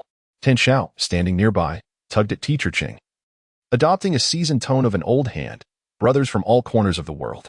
The mere fact that we gather on the same path is fate. Since Sister Wei Wei is so magnanimous, we must not be ungrateful. If we continue to decline, it will surely hurt our feelings. Bai Youwei silently rolled her eyes, thinking, who is your Sister Wei Wei? Yet she was too weary to correct him. After much hesitation, Teacher Cheng finally nodded. Sigh. Very well then. Bai Youwei languidly observed the interaction between the two, contemplating to prevent any further accidental loss of the clay she had given away. She instructed Tan Xiao, I suggest that the clay be entrusted to Teacher Cheng for safekeeping. Firstly, he is more meticulous than you and less likely to misplace it. Secondly, he is physically weaker than you. If both of you were to suffer injuries, you could still endure until help arrives, but Teacher Cheng would likely not last long. That makes sense. Tan Xiao immediately nodded in agreement. He believed that Shen Mo was more capable than him, and Bai Youwei was more astute. So he trusted their judgment without hesitation, promptly handing the clay over to Cheng Weikai, harboring no thoughts of monopolizing it. With the clay cradled in his hands, Shen Weikai was flooded with mixed emotions. He was acutely aware of his own burdensome nature, aging, with frail limbs, and a mind not as nimble as that of the youth. Yet, before him stood individuals who bore him no disdain. On the contrary, they entrusted him with such a significant artifact. Teacher Chen cradled the small piece of black clay, meticulously placing it into the pocket of his shirt. Then lowering the flap and fastening the button. "I shall safeguard it diligently," he stated in a hushed tone, though his expression conveyed an unusual gravity. Bai Youwei had little interest in the inner thoughts of these individuals. All she could comprehend was her overwhelming fatigue, having been roused at 5 in the morning by someone, followed by a commotion incited by a piece of muck. Dreadful. Her spirits had been dampened for the entire day. Shen Mo trailed behind her wheelchair as they entered. He regarded her with keen interest and inquired, "Why did you give the clay to them?" After a brief silence, she gradually grasped the question and turned to face him. "Are you jealous? Do you believe I am displaying an act of kindness?" Bai Youwei replied, slightly lifting her chin, a proud smile gracing her lips. "Forgive me. I am not so idle. I merely wish to ensure that in the face of adversity, the presence of two burdensome individuals does not place you in a predicament. You need not worry now. Teacher Qing is amiable and attentive, and with the clay at hand, you can wholeheartedly escort me to Yangzhou." With that, she scrutinized Shen Mo from head to toe, her tone laced with sarcasm as she asked, "Or do you deem yourself of lesser value than a mere lump of clay?" Observed her haughty and arrogant demeanor, rendered momentarily speechless. After a brief silence, he inquired earnestly, "Are you deliberately provoking me due to last night's incident or this morning's?" He had wounded her pride the previous evening and disturbed her slumber that morning. Bai Youwei's expression instantly darkened, growing increasingly somber. Continued, "Before engaging in any actions, consider whether they are truly worth it." His tone was unembellished yet sincere. He genuinely wished to dissuade her from acting impulsively. "You are not me. How can you judge what is worthwhile?" Bai Youwei retorted with a cold smile, her hands gripping the folds of her long skirt. Her voice softened. "But I suppose, from your perspective, I have become such a burden that the best course of action is to obediently eat, sleep, and not trouble anyone. After all, I have already become this way. What right do I have to demand anything more, correct?" Furrowed his brow. "That is not my intention. That is precisely your intention." She scoffed, the corners of her lips curling disdainfully. "You all say the same things repeatedly. Do not be angry. Do not act willfully. Do not ruin your health. Yet you fail to understand that, for me, maintaining my dignity is more vital than life itself. I would rather neglect my well-being than endure ridicule, humiliation, and degradation." You people felt as if something had gently struck his heart. He recalled a family gathering where his father had invited Aunt Wang, subtly revealing his intentions to remarry and expressing a desire to bring Bai Youwei to live with them. His father had always hoped for a well-behaved and adorable daughter. However, Aunt Wang promptly declined, explaining that Bai Youwei's physical condition was unique and that she had a rather willful disposition, not accustomed to living with too many people. Mr. Shen was unconvinced, believing that allowing the child to live in solitude would only foster a more reclusive temperament. Nevertheless, as an outsider and with his ongoing relationship with Aunt Wang, he felt it inappropriate to interfere excessively, and ultimately, the matter was left unresolved. Until now, the world had come to an end. Shen Mo remained silent. Bai Youwei gazed at him, her tone icy. "Consider last night a lapse in my judgment. There are countless men in this world. Don't be so narcissistic as to think I am solely dependent on you." At that moment, Tan Xiao happened to pass by, carrying a pile of items. Shen Mo noticed a flicker in Bai Youwei's eyes, and his heart tightened. "Tan Xiao, Tan Xiao." The simultaneous calls of the woman and the man echoed in the air. Tan Xiao stood bewildered, staring blankly at the brother and sister. "What is going on?" Shen Mo stepped forward, positioning himself protectively in front of Bai Youwei, stating coolly, "Let us load 2 more barrels of water onto the vehicle. It will be convenient for the journey." "Oh, sure. We happen to have drinking water barrels in the dormitory where we're resting." Without further thought, Tan Xiao turned to fetch the barrels. Shen Mo exhaled in relief, then turned around to see Bai Youwei sitting in her wheelchair, her bright, clear eyes glinting with a hint of amusement, a smile playing on her lips. "Could it be that you think I would choose him?" Her smile was intriguing, and her eagerness to interject, was she feeling jealous? Or had she regretted rejecting me last night? Chapter 64. No one after an extended period of silence. Shen Mo let out a gentle sigh, a hint of exasperation in his demeanor. He approached the bedside to tidy the scattered garments, the water bottle on the table, and the folded cane leaning against the corner. One by one, he collected the items before reaching out to push her gently. Bai Youwei grasped his wrist, tilting her face upward to meet his gaze, her clear, deep black eyes reflecting curiosity. Shen Mo remained silent. Her fingers glided downwards, finding their way into his palm, which was broad and warm. She playfully scratched at the slightly roughened calluses on his fingertips. "Hey, speak up," she urged, her innocent smile laced with a mischievous tease. "Do you need another chance?" Shen Mo withdrew his hand, disregarding her playful provocation, and firmly grasped the wheelchair to push her outside. This time, the once petulant Bai Youwei refrained from throwing a tantrum, merely letting out a cold huff. Later, Shen Mo lifted her into the passenger seat. And perhaps due to genuine fatigue, she fell asleep shortly after they hit the road in the rugged vehicle. Tan Xiao and Teacher Cheng occupied the back seat. Meanwhile, the trunk brimmed with luggage and provisions, alongside 2 barrels filled to the brim with tap water. The flashy motorcycle, which Tan Xiao reluctantly left behind at the toll station, marked their departure. Thus, the group resumed their journey. Traveling from Zhenjiang to Yangzhou necessitated crossing the Runyang Bridge, a mere 30-minute endeavor. Yet, Shen Mo's vehicle progressed at an increasingly sluggish pace. Along the route, they encountered not a single soul. It was eerily quiet, as if all living beings had mysteriously vanished. Such desolation was uncharacteristic of a city. The Yangtze River flows relentlessly, its surface devoid of vessels, while the bridge is filled only with the sound of the wind. The vehicle continues its journey, occasionally encountering a few deserted cars by the roadside, devoid of occupants or even dolls. Under the blazing sun, the earth is scorched. Yet the hearts of the people feel as though they have been steeped in icy water, rising with waves of chill. No one knows where the city's inhabitants have vanished.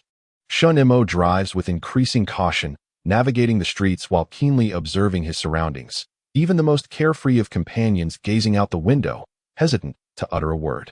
According to their original plan, they were to first escort Teacher Cheng to Jiangyang Middle Road. However, as they approached their destination, they were met with an unexpected fog. It was white, thick, and encompassing, an incongruous presence on this sunny day, enveloping all streets and buildings, rendering the path ahead indistinguishable. This fog was peculiar. Shen Mo refrained from approaching it, opting instead to change course, slowly driving along the fog as periphery. They circled nearly the entirety of Yangzhou, yet encountered not a single soul. Streets, shops, squares, parks, hospitals, every location was devoid of life. Where had everyone gone? Were they all hidden away, concealed within the fog? Should they venture inside? Could there be danger lurking within?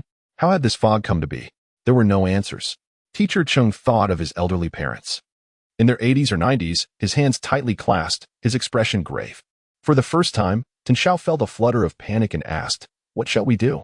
Shen Mo, gripping the steering wheel as they turned a corner, replied gravely, "Let us first check the supermarket." Tan Xiao, even more bewildered, questioned, "Are we going to look for food? But the trunk is already packed. We are going to search for people." Bai Youwei sat with her eyes closed, peacefully leaning against the back of the chair. Yangzhou was reputed to be one of the few safe cities, tasked not only with sheltering its own residents, but also with accommodating a significant influx of external refugees. Logically, one would expect it to be overcrowded, leading to a corresponding scarcity of food. Supermarkets would be the places most frequented by people in such times. Perhaps a visit there would yield some clues.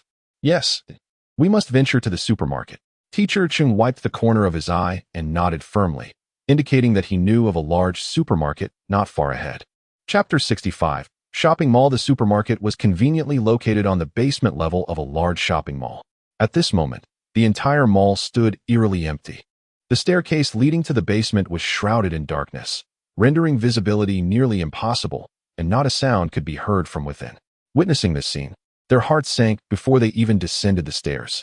After a brief discussion, it was ultimately decided that Shen Mo and Teacher Cheng would venture down, while Tan Xiao would remain outside to keep an eye on Bai Youwei.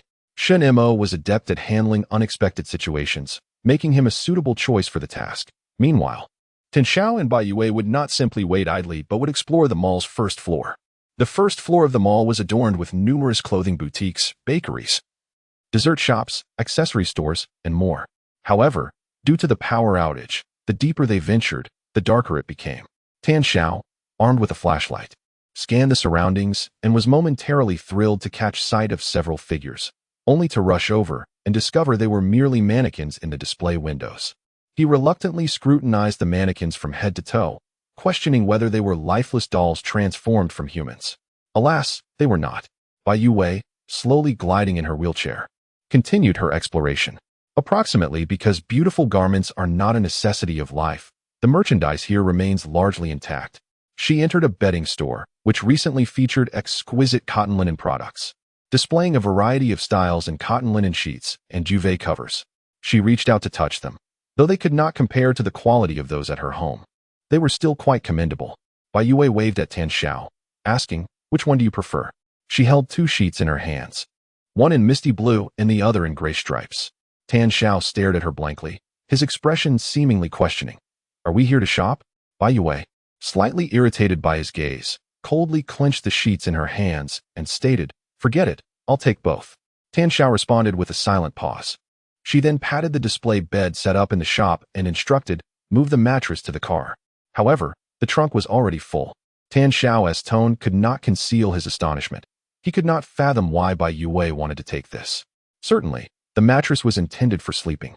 But in such extraordinary times, was a mattress truly a priority? Bai Youwei's tone was unequivocal. There is no space in the car, but there is room on the roof. Tan Xiao was momentarily taken aback, scratching his head before bending down to hoist the mattress onto his back. Fortunately, it was of a foldable design, making it manageable. "There are pure cotton nightgowns over there. Please grab one for me," Bai Youwei continued to direct him. Having already managed the mattress, she was unbothered by the addition of one or two more garments. Tan Xiao picked up a nightgown and, noticing a men's pajama set nearby, decided to take one for himself as well. Recalling that Shen Mo and Cheng Wei were good friends, he believed in sharing blessings. Let us add two more. As Shen Mo and Cheng Wei emerged from the supermarket, they discovered a small mountain of items piled atop the car. Bai Youwei, her expression unperturbed, remarked, "The mattress is for me, while the clothes, slippers, towels, blankets, thermos, sun hat, and sunglasses are for Tan Xiao." Shen Mo responded with a silent acknowledgement. Teacher Cheng remained silent. Tan Xiao earnestly explained, "These are all useful items." Shortly thereafter, he noticed Shen Mo carrying a bag and promptly inquired, "What about you? Did you find anything in the supermarket?" "Nothing much," Shen Mo replied as he placed the shopping bag in the car, his tone indifferent. The supermarket was nearly empty. "We managed to find some batteries." "Oh," Tan Xiao mused, touching his face. Batteries are indeed essential supplies. Bai Youwei then questioned Shen Mo, "What is the current situation in the supermarket?" Chapter 66. You arrived late in such a vast supermarket. Most of the goods had vanished. Yet there was an eerie absence of chaos. The shelves remained orderly. Bai Youwei concluded, no need to ponder further. It must have been an organized evacuation. After a brief pause, she added, "Yangzhou lacks toys, but is shrouded in fog. The sudden withdrawal of people may be related to that mist. There must be a reason. Otherwise, it would be implausible for so many to simply disappear without cause." Shen Mo concurred with her assessment, contemplating. They left too thoroughly. Silence enveloped them for a moment. The evacuation of personnel is not a trivial matter, particularly amidst power outages and disruptions to communication. It should leave at least a trace. To cite the simplest of examples, notifying people to seek refuge elsewhere would necessitate some form of signage, would it not? A large banner, a striking flag, notices plastered across the walls. None of these caught their attention. There was another possibility. Bai Youwei's gaze lingered on Shen Mo's face. If the number of people dwindled to a certain extent, they could disperse without a trace. If only a few dozen remained, a single shout would suffice to facilitate a swift retreat. Shen Mo looked into the distance. Let's search again. The off-road vehicle meandered along the Yunhe North Road, imbued with a sense of aimlessness. The Shun family possessed a private garden residence in Yangzhou, adjacent to the picturesque Shuksu scenic area, now equally engulfed in a dense fog that deterred any approach. The silent road appeared endless. As they neared Onkong Road, two figures gradually emerged ahead. As the vehicle drew closer, it became evident that they were two high school students in uniforms. One was carrying a large bag of items, while the other bore a sack of rice upon his shoulder. This marked their first encounter with living souls since their arrival in YZ City. Shen Mo reduced the speed of the vehicle and drew alongside the two boys, inquiring, "Do you know where the townspeople have gone?" The boys halted, scrutinizing them in their vehicle with caution. Shen Mo's countenance was stern, his expression aloof, while the robust and dusty off-road vehicle exuded an intimidating presence, mirroring its owner. The boys exchanged glances, remaining silent. Perhaps it was the natural aura of authority that teachers exude, as the boy's demeanor noticeably softened. The taller boy spoke. You've taken a wrong turn. Those seeking refuge have all gone to Yangzhou port. We must wait for the next ship to depart. A ship? With a playful demeanor, Tan Xiao inquired. Where are you headed? Do we need to take a boat? What if I get seasick? The two boys, upon noticing Tan Xiao's head of gray hair and striking earrings, recoiled slightly, their expressions revealing a tinge of skepticism, as though they doubted the intentions of Shen Mo and his companions. Tan Xiao, you're frightening the children, Bai Youwei remarked coolly from the passenger seat. Huh? Tan Xiao replied, astonished, pointing to his own face. Do I look that scary?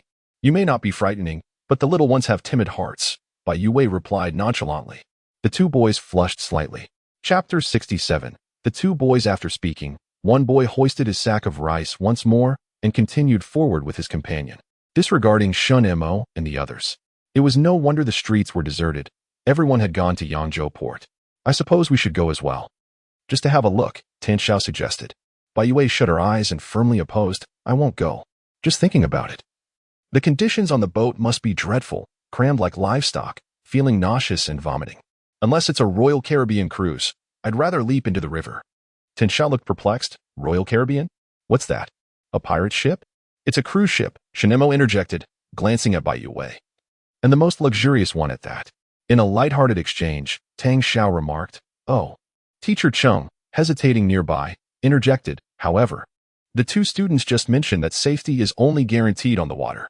Previously, they claimed that places devoid of dolls were safe, yet now, the same dangers lurk, manifesting in this peculiar fog.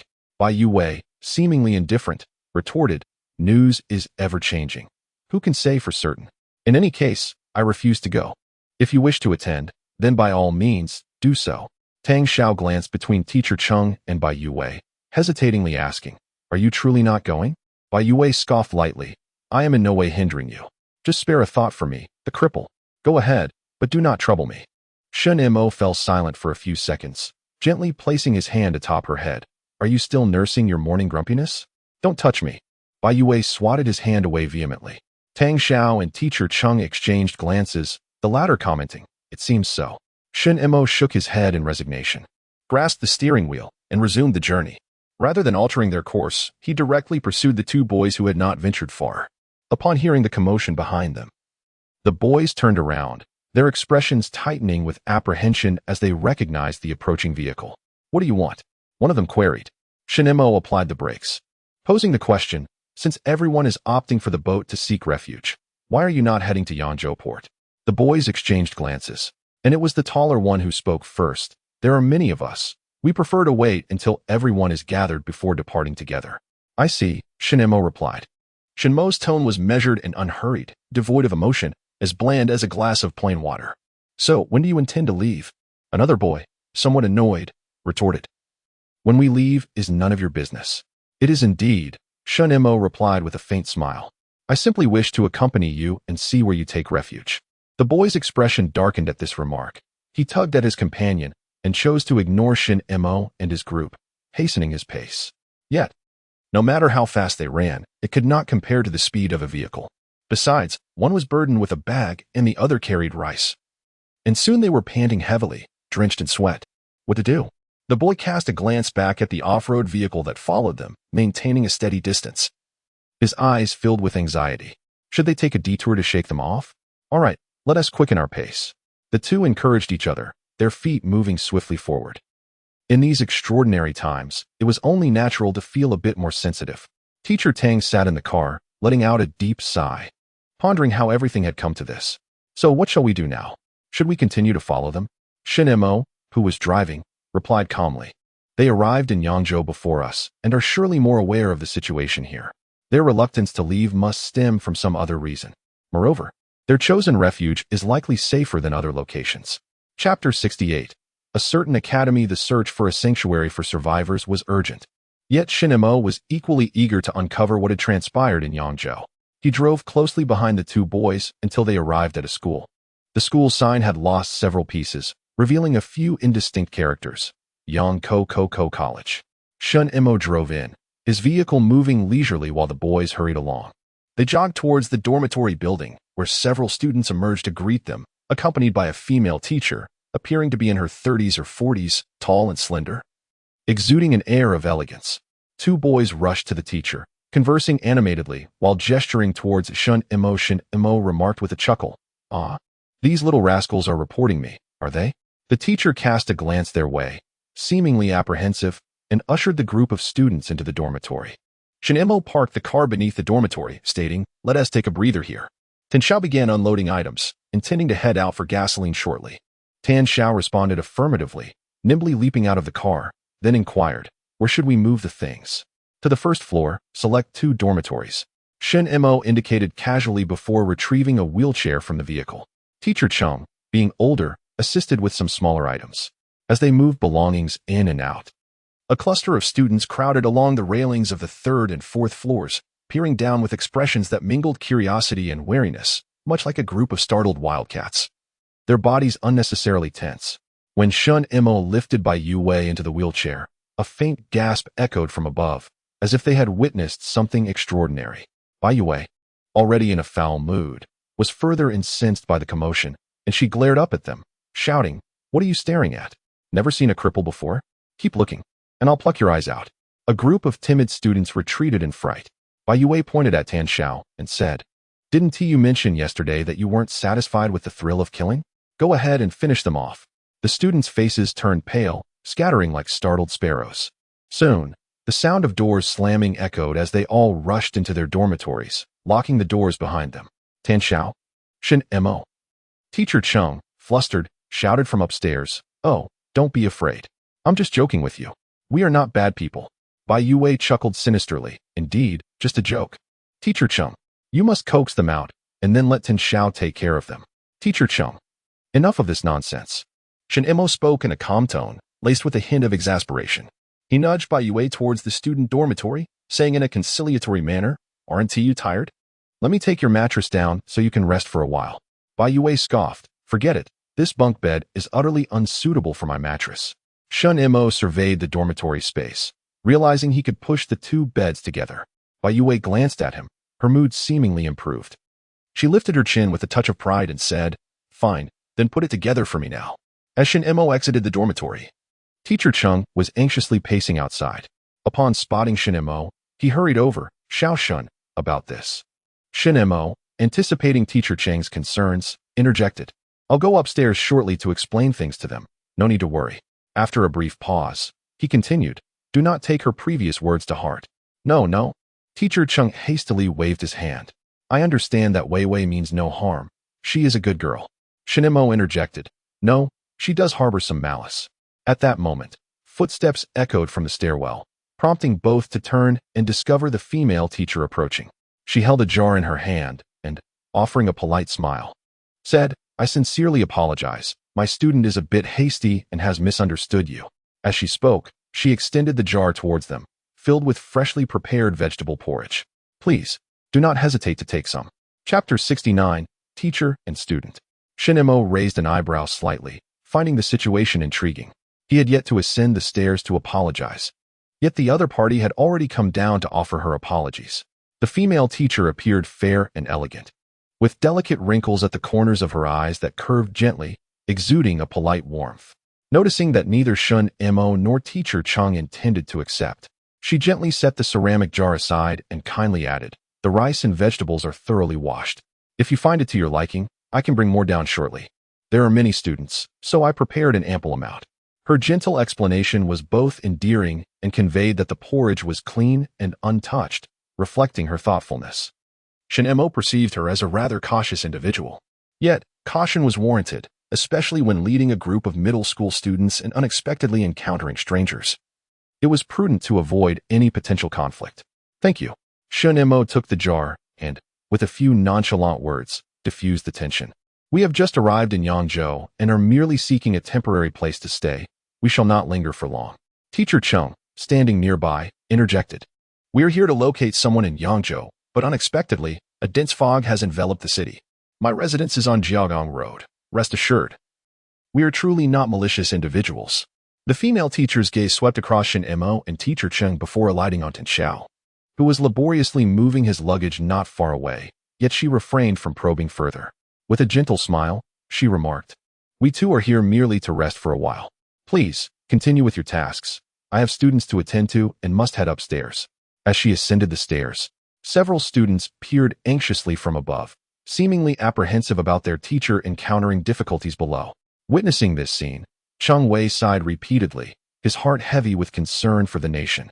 He turned to Shen Mo and said, "Xiao Shun, the world is in such turmoil. We are all compatriots.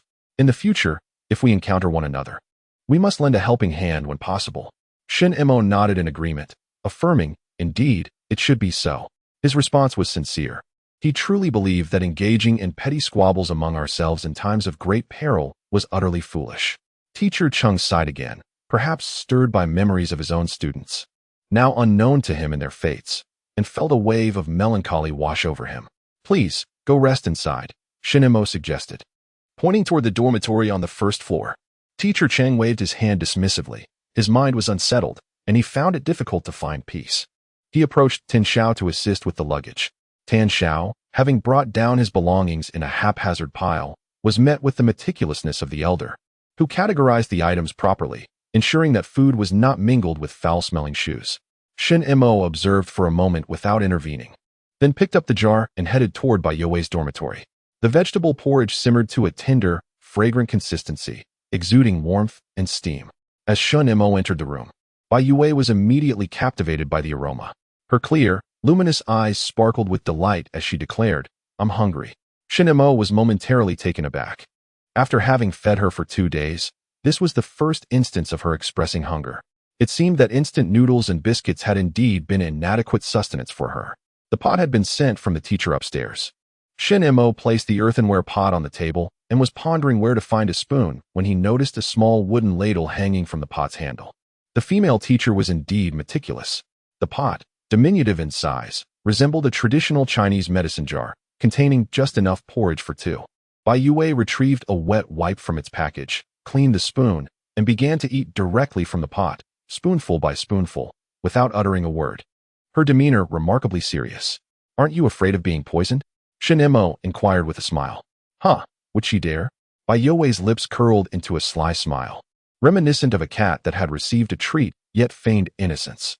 A woman, living in such a place with a gaggle of young children, must navigate daily life with trepidation.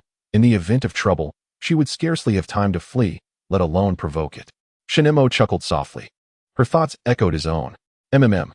This porridge is indeed delightful," Bai Youwei remarked, her cheeks pleasantly full. She then asked, "By the way, does she have a student who is unwell?" Shen Mo was momentarily taken aback. "Why do you say that? With so many mouths to feed, wouldn't tea making porridge be too troublesome?" As Bai Youwei ate, she remarked, "Cooking congee is a rather time-consuming endeavor, and it hardly satisfies one's hunger. If one is not careful, it can easily become overcooked. If it were not for the patient's weak stomach, why bother with the trouble of making congee? Just a few days after the incident in the city, there should be ample food available. Why choose to make congee of all things? Look, there are even dried shrimp and mushrooms in it." She lifted a spoonful of congee and waved it in front of Shen Mo. With a faint smile at the corner of his mouth, Shen Mo replied, "Is this merely a gesture of offering food? Or do you wish for me to investigate the situation?" Bai Youwei remained unfazed, her eating uninterrupted. "Don't you desire to?" Shen Mo chuckled softly, candidly admitting, "I do." Their personalities were worlds apart, yet somehow their thoughts often aligned seamlessly. After a moment of contemplation, Shen Mo suggested, "Let Teacher Cheng handle it. As a fellow teacher, he should find it easier to communicate. Bring along Tan Xiao," Bai Youwei added. "We cannot allow the old man to be bullied." Shen Mo inquired, "What? Are you being protective?" Bai Youwei paused, seemingly lost in thought before she replied with a hint of indifference, "He is quite a decent person." Shen Mo cast a profound glance at her, then rose to leave, standing at the door to call out, "Teacher Cheng, could you come here for a moment?" Meanwhile, Bai Youwei and Shen Mo were analyzing the faculty and students upstairs in their dormitory, unaware that those above were also scrutinizing them. A tall individual, a delinquent youth, an elderly gentleman, and a person with a disability. The students were gathered together, exchanging glances. This peculiar assembly, in any light, appeared rather strange. There is no need for undue concern. The female teacher, seated among them, spoke in a gentle tone. Their capacity to shelter the elderly and care for the disabled surely indicates a lack of malice within their hearts. We shall remain in our own spheres, tending to our own affairs. A girl with twin ponytails murmured, but that cripple is rather fierce.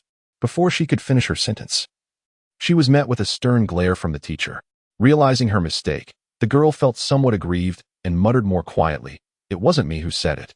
She claimed it herself. She can call herself a cripple, but we cannot. The teacher regarded her students once more and reiterated, when in the outside world, one must refrain from indulging in hasty words, for it serves neither oneself nor others any good. Do you understand? We understand. Teacher too, the students chorused. The girl with twin ponytails nodding uncomfortably among them. Another student inquired, Teacher too, when will we enter the fog? Teacher too fell silent for a moment. Turning her gaze to the side where a pale-faced male student lay on a dormitory bed, his chest swathed in thick white bandages, his eyelids drooping as he quietly listened to the discussion. Teacher Tuesday, please don't go. Several girls' eyes glistened with tears as they clung to her clothing, and the boys' eyes also reddened. Looking at the innocent faces before her, Dan felt a tumult of emotions. She grasped their hands firmly and spoke deliberately.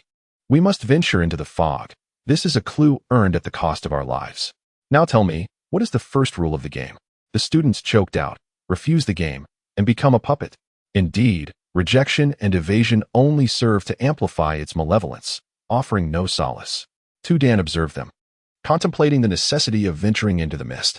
Chapter 71. Bai Youwei savored a delightful bowl of vegetable porridge. The porridge was thick and creamy, leaving her lips slightly sticky after consumption. She steeped 2 mint leaves in a jar and took a few sips of the refreshing mint-infused water, feeling even more at ease. Outside, Shen Mo inspected the condition of the off-road vehicle, perspiring profusely after his efforts. Upon entering, he found Bai Youwei reclining comfortably on the plush latex mattress, squinting as she sipped her cool water. A soft chuckle escaped him. You seem quite content. Happiness is often revealed through contrast, she mused, cradling the jar with a smile. Observing you all bustling about, exposed to the sun and wearied, I find myself merely indulging indoors. This sensation is indeed delightful. Shen Mo replied, as long as you are content. When she is at ease, she will not seek trouble. For now, ensuring she is well fed and cared for. He could only wait for the day when he would return her, unharmed, to her mother. After that, what would become of her? This question momentarily clouded Shen Mo's thoughts. He found it challenging to envision how Bai Youwei, with her gentle nature, would navigate such a world. Hey, Bai Youwei, clutching the chubby glass jar, beckoned him with her small hand. Shen Mo approached her. She offered him the jar. Aren't you thirsty? Here, have some water. The water sparkled with clarity, the green leaves floating within imparting a refreshing hue. Where did this come from? Shen Mo gracefully accepted the can with one hand. Bai Youwei pointed out the window, indicating a vast patch of greenery blooming in the flower bed behind the dormitory building. When you have the time, do gather some. Mint leaves are quite effective for alleviating inflammation and pain, he remarked nonchalantly before tilting his head back to sip water. Bai Youwei's gaze fixated on the movement of his Adam's apple. After a moment, she boldly grasped his other hand, gently squeezing it. Shen Mo remained silent, continuing to drink, his expression stern as he cast a brief glance in her direction. Such warnings held little weight for Bai Youwei. She feigned ignorance and persisted in her gentle squeezing, her fingers brushing against the rough calluses of his palm. Intrigued, she prodded at it with her soft fingertips, recalling how amusing it had seemed the last time she touched it, reminiscent of a dog's paw. What an absurd description, Shen Mo commented, bewildered. Bai Youwei pressed his hand against her cheek, the coarse texture granting her a peculiar sensation, as if sand grazed her skin, a truly fascinating experience. Touch, after all, is often reciprocal. She felt him, and he felt her, in this tranquil, tender, and submissive moment. The room was enveloped in silence. Shen Mo quietly observed her, the sweetness of water and the refreshing essence of mint mingling in his lungs, creating an atmosphere that felt somewhat unusual. He contemplated disrupting this ambience, but reconsidered, allowing her the rare opportunity to lower her defenses. Suddenly, a chorus of exclamations echoed from upstairs. Wow! Bai Youwei furrowed her brow, glancing at the ceiling with mild annoyance before turning away to silently gaze out the window at the patch of mint, disregarding him. Shen Mo studied her for a moment, then set down the can and departed, his footsteps gradually fading into the distance. Bai Youwei remained turned away, her eyes darting about until, inadvertently, they settled on a jar on the table. She picked it up, contemplating how a man could effortlessly grasp it with one hand. Curiously, she mimicked the motion and leaned closer to where he had sipped, gently inhaling the scent. There was no discernible aroma. She extended her slender, pale fingers to retrieve a mint leaf from the glass jar, popping it into her mouth to chew. A sense of ennui washed over her. Realizing the absence of that individual Chapter 72, a conversation behind her trailed teacher, Chung, and Tan Xiao. Just as Bai Youwei was about to inquire about their upstairs affairs, a lively sound of footsteps echoed down the stairs. Thump, thump, thump. 2 male students hurried past, carrying a bag of rice and a bag of flour into the dormitory, exclaiming, "Teacher Chung, Brother Xiao, thank you so much. These are just a token of our appreciation. Please be sure to accept them. We are truly grateful." Having delivered their message in a flash, they swiftly turned and dashed back upstairs, leaving no room for refusal. Just moments ago, they had expressed disdain towards Tan Xiao. Yet now they were calling him Brother Xiao with such familiarity. How was she to continue her villainous narrative? One of their students had sustained an injury, and Teacher Chung had utilized mud to assist. Shen Mo paused momentarily before adding, "It was an injury sustained in the game." Bai Youwei inquired, "Is it serious?" Tan Xiao gestured, his expression tense, and replied, "There is a large gash on his body, as if bitten by some creature. It's a miracle he survived." Bai Youwei tilted her head in contemplation. Since he had managed to emerge alive from the game, it suggested that he had successfully cleared it. Did they possess any items? What kind? Tan Xiao was momentarily taken aback, having not anticipated this turn of events. Observing his expression, Bai Youwei could not help but roll her eyes. "You all are quite something, not even discerning what props they possess. Yet your own have already been revealed." Teacher Chung wore a look of guilt. The situation was urgent. The mud was provided by Bai Youwei, who had not been informed prior to its use, and they had yet to gather any intelligence, which left him feeling somewhat remorseful. "Never mind," Bai Youwei said languidly. "It was my folly to expect you to gather information. I was too naive and endearing." Tan Xiao, Teacher Chung, both were momentarily at a loss for words. Shen Mo, however, was accustomed to such exchanges. He glanced at the two and interjected, "It's not as if we have gleaned nothing. When I went up, Teacher Chung was conversing quite amiably with that teacher surnamed Tuesday." "Bai Youwei, that woman's surname is Tu?" Teacher Chung hastily replied, "Indeed, her surname is Tu. Her full name is Tu Dan. She is a teacher from Hangzhou High School, and those children are her students, all in their first year of high school. They too have come to Yangzhou seeking refuge, but unexpectedly found themselves enveloped in thick fog, causing everyone to flee. Teacher Tu has been delayed here for several days with an injured student, unable to board the ship, as she attends to the injury and searches for medicine." Having finished his explanation in one breath, he turned to Bai Youwei. "Bai Youwei, oh." Both Teacher Cheng and Tan Xiao exhaled in relief. "Bai Youwei, are you trying to deceive me?" "Teacher Cheng?" The simple old man was momentarily stunned, unable to react. A student sustained an injury, rendering them unable to board the vessel, which prompted the teacher to suggest that all students forego refuge and remain to provide companionship. Is this truly the conduct of an educator? Bai Youwei slightly curled her lip. With a dozen students guarding the space, to claim there were no ulterior motives would be utterly implausible. Silence enveloped the room, perhaps due to shyness or reluctance to speak. Casting a disdainful glance at them, Bai Youwei languidly remarked, "Well, as long as I am not troubled, they may pursue whatever schemes they wish." Teacher Cheng finally reacted, stating, No, I believe Teacher Tu is a person of great responsibility. She would not harm her own students, nor ours." "Old Chung, the intricacies of human nature are often hidden beneath the surface." With a grave expression, Tan Xiao patted Teacher Cheng's shoulder, declaring, "In our ventures through the world, the most crucial element is one word: caution. A careful approach ensures longevity. Could you kindly recount how many words that is?" Shen Mo interjected suddenly, "Someone is approaching." Everyone fell silent, momentarily taken aback. The sound of footsteps drew nearer, followed by a gentle knock on the door. Outside, Teacher Tu softly inquired, "Mr. Shun, may I come in to discuss matters with you?" The individuals within exchanged glances, and eventually, Shen Mo reached out to open the dormitory door. Teacher Tu had prepared herself psychologically for this encounter. Yet when the door swung open, she was momentarily taken aback. The sight of Bai Youwei lounging on the double-decker bed was quite astonishing. Nevertheless, her willingness to accommodate a disabled girl further affirmed her judgment. The members of this group were indeed trustworthy. Tu Dan swiftly composed herself and entered the room with poise. "Is there something you need?" Shen Mo inquired. Although he could roughly surmise the purpose of their visit, it was customary to ask nonetheless. Tu Dan glanced at them, her gaze ultimately resting on the rice flour placed against the wall. With sincere regret, she addressed them. "Earlier Teacher Chung provided this for Zhang Tianyang. It must be a gaming prop, correct? I feel truly remorseful for having made you use such a precious item. I should have expressed my gratitude properly. But at this moment, I am at a loss for what to offer aside from some food. I am deeply sorry." As she spoke, she sincerely bowed to everyone. Tan Xiao was taken aback by such a gesture of reverence. Cheng Wei quickly stepped forward to assist her, exclaiming, "You are too gracious. That child was so gravely injured. How could we possibly stand by and do nothing?" "Alas, is he well now?" "Yes, he has fully recovered," Tu Dan replied with a smile. "He wishes to personally thank you all, but having lain in bed for several days, he has not had a proper meal. Although his wounds have healed, his body remains weak, so I have kept him in the dormitory to rest. He should indeed recuperate. It is paramount that he rests well," Teacher Chung remarked. Tu Dan nodded with a smile, then turned her gaze towards Shen Mo.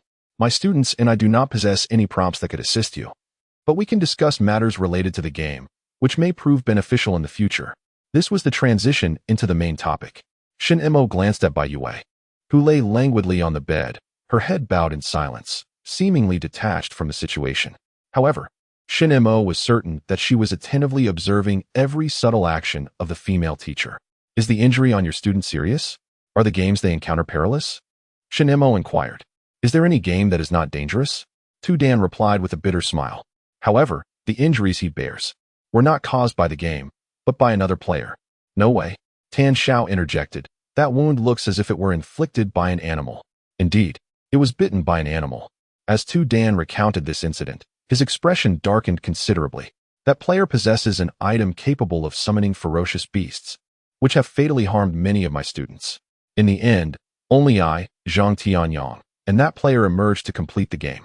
Shen Mo asked, "Did the students upstairs not enter the game?" Tu Dan shook his head. "No, the limit for participants in the game is 8. Once that limit is reached, the game area automatically locks, preventing others from entering." Shen Mo further inquired, "What is the theme of the game?" "It's about children gathering mushrooms," Tu Dan candidly informed them. Upon entering, players are confined to 8 separate rooms, with the doors only unlocking at dawn. Dawn occurs every 2 hours, and when it arrives, players must venture out to gather mushrooms, filling the bamboo baskets in their rooms to successfully complete the game. Gathering mushrooms? The occupants exchanged glances. At the very least, it sounded considerably more heartwarming compared to their chaotic frog and tadpole battle. Chapter 74. The essence of the game's existence. The only variable in this game is the weather.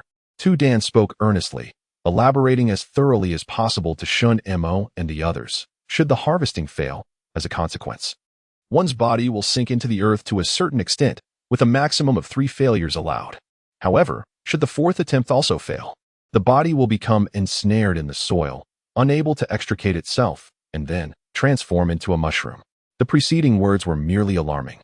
Yet the final statement sent shivers down the spine. Tan Xiao felt goosebumps rising all over, rubbing his arms in disbelief. Transform into a mushroom? A human-headed mushroom? Tu Dan's expression grew somewhat vacant, as if recalling the scene from that time. One would wither away, as if the land were siphoning away their moisture, shrinking smaller and smaller, sprouting mycelium. Shen Mo nodded, grasping the implication. With such knowledge, they would be better prepared should they encounter a game centered around this theme. "What about you?" Tu Dan inquired naturally. "Your props must hold significant practical value. The danger level of the game must be exceedingly high, correct?" "Indeed, it is quite perilous." Tan Xiao could hardly contain himself upon hearing this question. Launching into a fervent tirade, "We encountered an absolutely colossal frog. It was as tall as a 5 or 6-story building. Can you believe it? It treated us like mere insects, with its tongue darting about." Without a moment's hesitation, Tan Xiao spilled every detail of their experiences in the game. Teacher Chung felt a twinge of unease, yet considered that Tu Dan was leading so many students. Should they encounter the golden orb of the frog, possessing additional clues could indeed offer them a glimmer of hope. Furthermore, Teacher Chen cautiously cast a glance at Shen Mo and Bai Youwei. Neither of the two spoke up to object. Tu Dan listened intently. Upon learning that Shen Mo and his companions navigated the game by calculating critical points, a hint of regret flickered across her face. Although she had grasped the method, the sheer volume of calculations, she and her students would likely be incapable of mastering it. Tu Dan mustered her spirits and smiled, saying, "Knowing this, I feel somewhat reassured. Yet I still hope that our paths shall not cross in the game in the future." This was a sincere sentiment. Teacher Cheng sighed. It is a pity that there is no internet now. If everyone could share their gaming experiences, humanity's survival rate would undoubtedly increase significantly. That is quite impossible, interjected the previously silent Bai Youwei, her voice light as a feather. All eyes turned to her, including Tu Dan's, who regarded her with curiosity. Teacher Cheng, puzzled, asked, "Isn't information sharing and mutual assistance a good thing?" Bai Youwei propped her chin on her hand, her arm leisurely draped over the table by the bed, and replied slowly, "It does sound appealing, but Teacher Cheng, have you overlooked a crucial point? What is the essence of the game's existence?"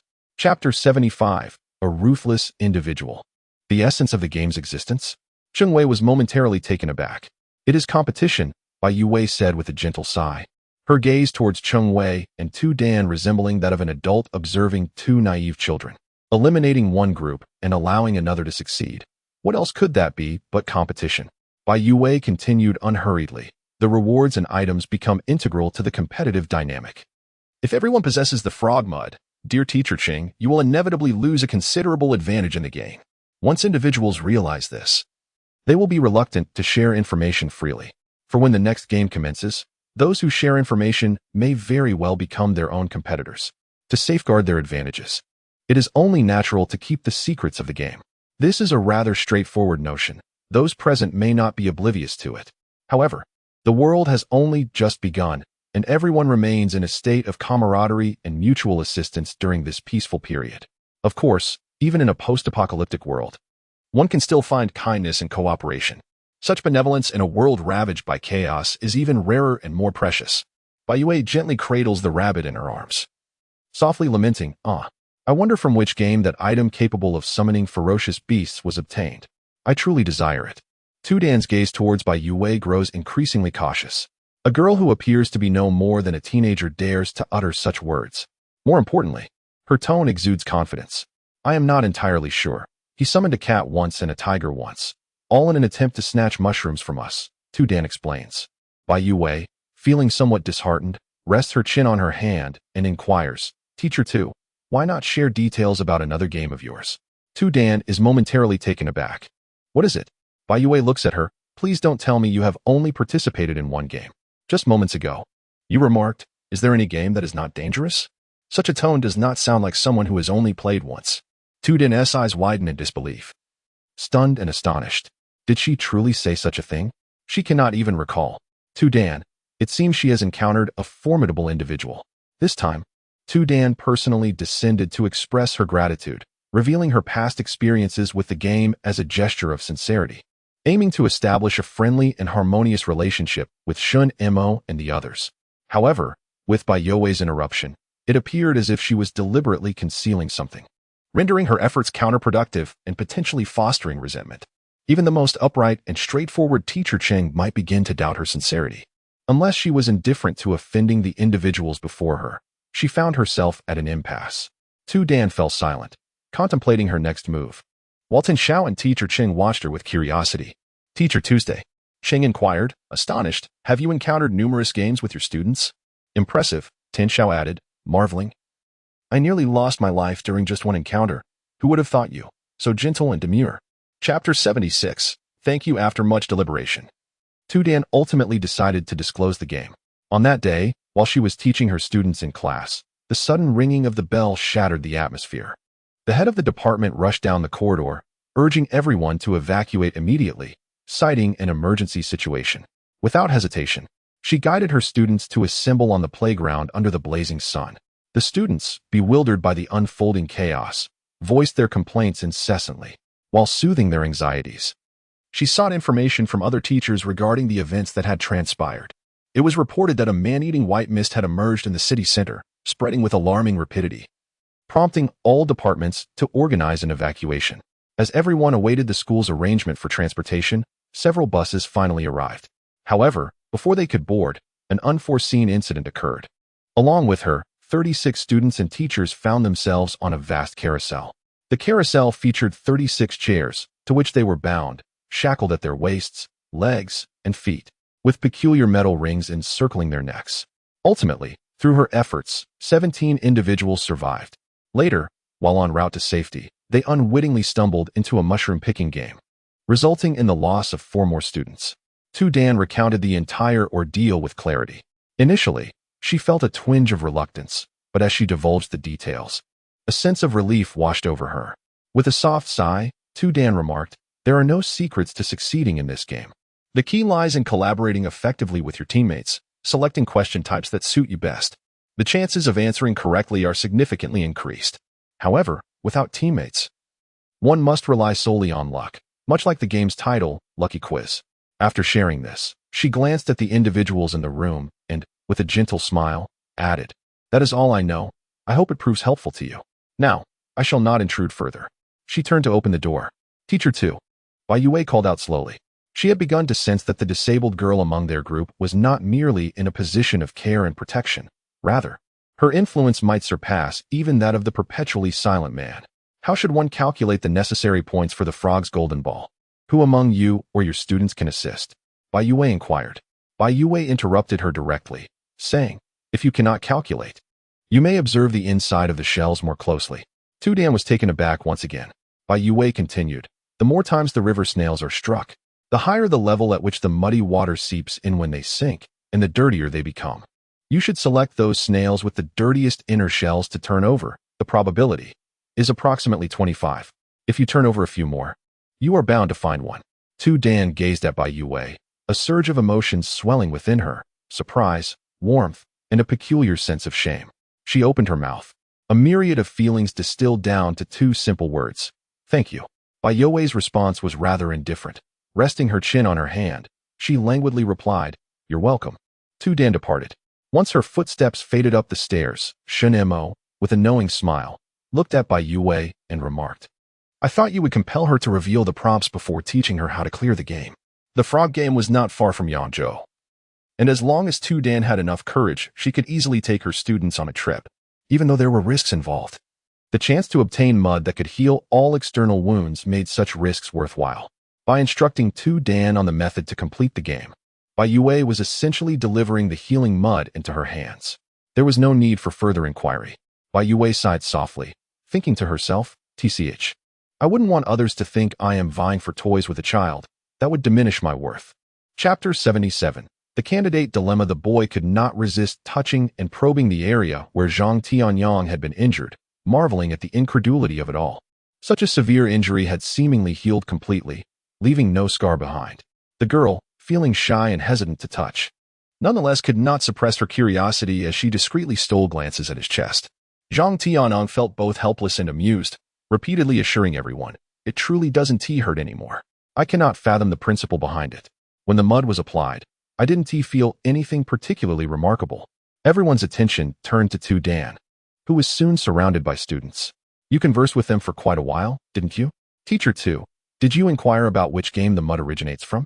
If we could bring this mud into the fog, our chances of success would significantly increase, wouldn't they?" A dozen students chimed in, filling the small dormitory with lively chatter. Dan signaled for silence. The method to clear the level had been discovered, but the risks remain substantial.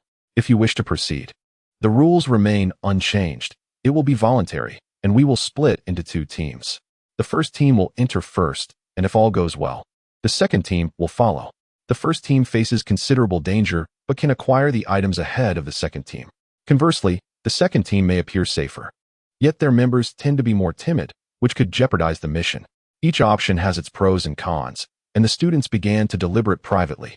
With his injuries healed, Zhang Tianyang slowly approached, supporting himself against the bed. "Teacher, has the list of personnel for entering the fog been finalized?" Dan hesitated momentarily. "Not yet. Do you have any good suggestions?" Zhang Tianyang hesitated, then summoned his courage to say, "Teacher, I wish to enter the fog." As his words resonated throughout the dormitory, an abrupt silence enveloped the room. All eyes turned to Zhang Tianyang. A girl murmured softly, "Tianyang, your injury has just healed." "My injury is no longer an issue," he replied. Zhang Tianyang smiled casually. his gaze sweeping across the faces of his classmates. Although it might seem somewhat brazen to say so, I am the top student in our class, excelling even in physical education, and I possess 2 experiences in gaming. Thus, I should be the most suitable candidate. He looked earnestly at Teacher 2 Dan and said, "Please, let me go. I truly wish to understand what the doll game entails, and what has become of our family engulfed by the white mist. If I am not capable, then I fear that my classmates will be even less so." Teacher 2 Dan regarded the student before her, her heart heavy with a sense of helplessness. If it were possible, she would prefer not to see any student venture into danger. However, the world had changed, and she could no longer protect them. At times, it seemed they might be the ones to shield her. As Zhang Tianyang was about to speak again, Tu Dan gently patted his shoulder and turned to leave the dormitory. That night, Tu Dan lay in bed, tossing and turning, unable to find rest. Initially, her thoughts circled around each student, but gradually they drifted downstairs, recalling the few individuals below. If those who entered the mist were them, would they also find themselves in such a predicament? The dormitory housed 6 students, and Tu Dan shared her room with several female students, one of whom, named Chen Hui, was the class monitor, residing adjacent to her bed. Zhang Tianyang did not always secure the top position. Occasionally, he stumbled, allowing Chen Hui to claim the accolade. "Why are you still awake?" Tu Dan inquired, lowering her voice to avoid disturbing the other 2 girls. Chen Hui whispered back, "Teacher 2, are you still pondering the selection of candidates to enter the mist?" Chapter 78. How old are you? Tu Dan fell into a moment of silence before softly responding with a low HM. Although we had acquired some clues, the dangers lurking within the fog remained an enigma to us all. Tu Dan murmured that the decision to enter the fog should be left to the principle of voluntariness. After all, she was merely a teacher, lacking the authority to command her students to risk their lives. Yet, this posed her the greatest dilemma. Those willing to venture forth might not possess the requisite capabilities, while those capable might be unwilling to participate. Such matters do not adhere to the adage that many hands make light work. Should we gather a motley crew to enter the fog, the risks would only escalate. As Tu Dan contemplated this, her brow furrowed deeper, and she muttered, "If we were to send those individuals downstairs, their ability to escort an elderly person and a disabled individual safely out of the game indicates that their strength far surpasses our own." Chen Hui interjected, "But, teacher, did you not say that we should not casually disclose information regarding the clues to others?" Tu Dan was momentarily taken aback, realizing that her musings had been overheard by Chen Hui. However, the young girl had always been perceptive and composed. Even a mere hint would likely lead her to deduce the overarching situation. Tu Dan gently explained, "The reason I wish to keep this information concealed is to prevent our allies from turning into adversaries once we enter the game together. Not only might they engage in fratricide, but they could also use you as a shield. You are merely teenagers. What chance do you have against adults in a life-or-death struggle?" Chen Hui then inquired, "Do you believe they are untrustworthy, teacher?" Tu Dan found herself at a loss for words. After a brief pause, she hesitated and said, "Let me think. Just a moment." The late night stretched endlessly. Below, Shen Mo and his companions occupied 2 dormitories. Shen Mo shared a room with Bai Youwei, while Tan Xiao and Qing Wei resided in the other. Shen Mo lay in the upper bunk above Bai Youwei. He was tall, and when he lay flat, the bed appeared short, revealing half of a man's ankle. Thus, he could only curl up slightly, silently lamenting, "It would be better to sleep on the floor." Suddenly, the bedboard was knocked twice, producing a distinct thud in the stillness of the night. "Shen Mo, are you up there?" Bai Youwei called from below. "Yes," Shen Mo replied. He answered her, yet there was no further exchange. After a moment, he inquired, "What's wrong? Do you need to use the restroom?" The voice from the lower bunk was laden with irritation. "Do I have restroom written across my face? You ask me every day if I need to go." Shen Mo couldn't help but chuckle. He thought he was merely being considerate of her modesty. After a while, Bai Youwei knocked again. Thud, thud, thud. "Shen Mo, why are you so quiet while sleeping? It's utterly silent.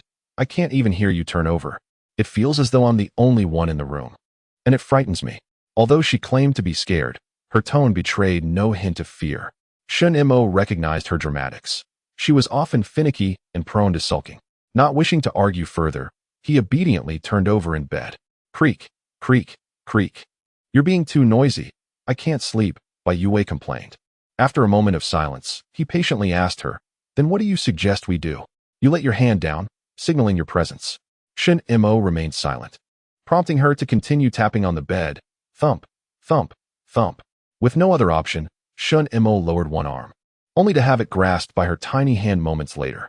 He stared at the ceiling, feeling the softness in his palm, and remarked softly, "Isn't this rather childish? You disdain the high school students above us, yet you seem scarcely older yourself."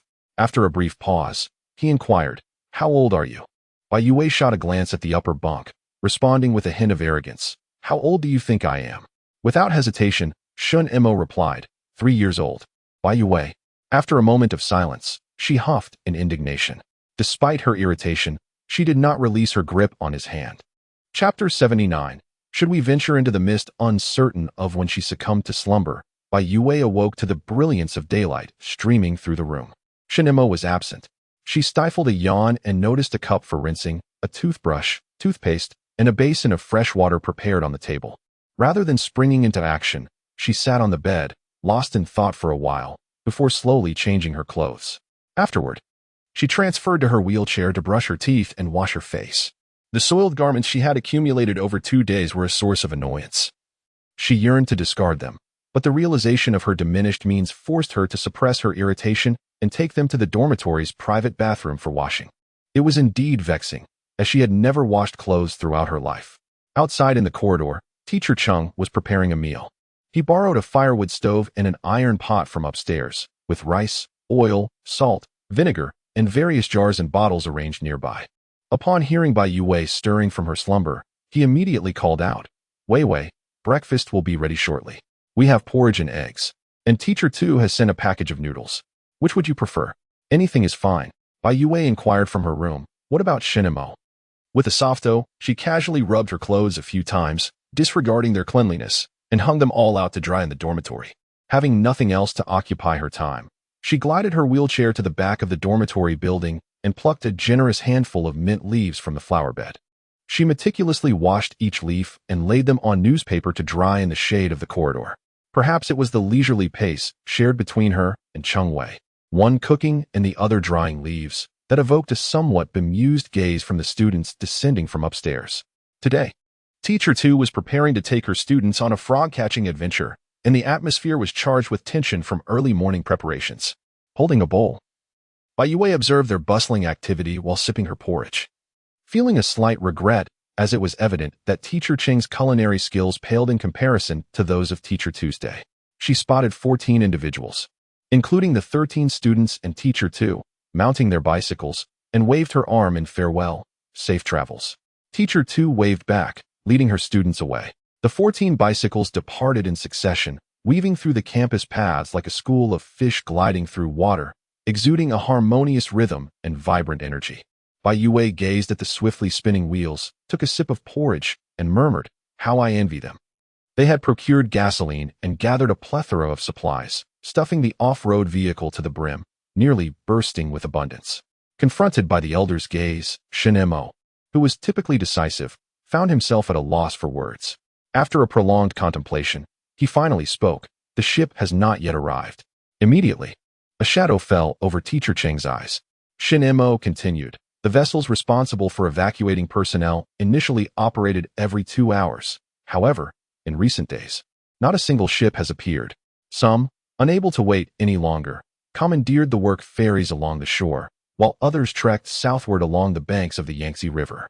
Currently, only a handful of tents remain at Yangzhou port, and it is likely that in a couple of days, the remaining individuals will also depart." The implication was clear. The ships would never return? Teacher Chung trembled as he inquired whether those individuals had no intention of waiting any longer. "We can no longer afford to wait," Tan Xiao sighed from the side. "They say the fog in the city has been expanding. It began as a mere patch over a single community, and now, the entire urban area has been engulfed. If we delay further, Yangzhou port will no longer be safe." A look of confusion crossed Teacher Cheng's face. "Then what shall we?" "We." Shen Mo regarded them thoughtfully and proposed, "Shall we venture into the fog?" Chapter 80. Into the fog. As Shen Mo's words hung in the air, Tan Xiao, Chung Wei, and Bai Youwei fell silent. There were 2 possibilities. Either the rescue ship had encountered misfortune and was unable to ensure its own safety, or the vessel had not met with disaster. Yet the shelter could accommodate only a limited number of individuals, leading to the abandonment of the remaining populace. Regardless of which scenario we consider, There is no need for us to linger any longer. Furthermore, I have gathered information at Yangzhou port indicating that this fog is not exclusive to Yangzhou. Cities like Shanghai and Hangzhou are also affected. Let us boldly hypothesize whether densely populated cities tend to experience such white fog. Although Yangzhou's population has not been particularly large, it has recently witnessed an influx of migrants, potentially contributing to the emergence of this fog. If this hypothesis holds true and the fog continues to expand, rather than being passively cornered, it would be more prudent to take the initiative and venture inside to investigate. He remained unhurried, glancing at Bai Youwei, feeling an inexplicable certainty that she would concur with his suggestion. What do you think lies within the fog? Shen Mo inquired of Bai Youwei. Her eyes darted thoughtfully as she mimicked his tone. Based on my experience, there are two possibilities. First, the game map has expanded, and we are all part of a singular game, with the fog serving a role akin to that of a lethal frog. Second, the game map has fractured, and the fog represents a reality-based game instance, distinct from the games we have encountered along our journey. Shen Mo smiled wryly, engaging her in a light-hearted yet ambiguous manner. So, you mean to say, we have a 50% chance of perishing? Bai Youwei shot him a sidelong glance. Considering that the first scenario violates the principles of game fairness, I believe the second possibility is more plausible. Oh, Tan Xiao nodded. He was a person lacking initiative, typically inclined to agree with Shen Mo and Bai Youwei, and hesitantly asked, then, when shall we go? Shen Mo turned to Teacher Cheng. You stay here and wait for us. I will also go. Mr. Cheng's expression was filled with sorrow, yet his tone remained resolutely firm. As an old relic, my presence here is of little consequence. It would be better to venture into the mist. Perhaps I may catch another glimpse of my elderly parents at home. Bai Youwei fell silent for a moment before replying. If you truly intend to go, it is best to set off early, before darkness falls. Shen Mo decisively declared, let us depart after our meal. Had Tu Dan been present, she would likely have succumbed to exasperation. After days of inner turmoil, it seemed that a few casual remarks had propelled them into action. The white mist enveloped them, thick and impenetrable. From a distance, it resembled an endless web, but drawing closer, it appeared as evaporating frost. Such dense fog rendered driving impossible. Thus the four of them formed a line and proceeded on foot, with Shen Mo pushing the wheelchair.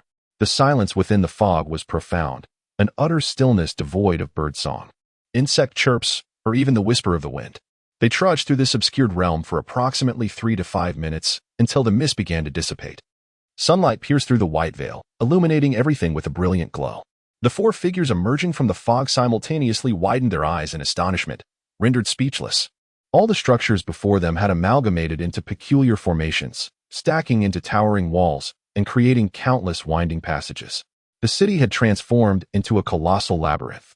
Chapter 81. The enormous labyrinth. The four were profoundly astonished. Cheng Wei stepped forward, incredulously reaching out to touch the intermingled walls, murmuring, this defies logic. How could such diverse materials possibly coexist in such perfect harmony? Amidst the concrete jungle, trees are embedded within the steel and cement, their trunks adorned with slate-like, bluish-gray tiles. A crooked vending machine is awkwardly wedged into a corner, as though severed in half, yet the foliage continues to flourish, as if they were destined to coexist.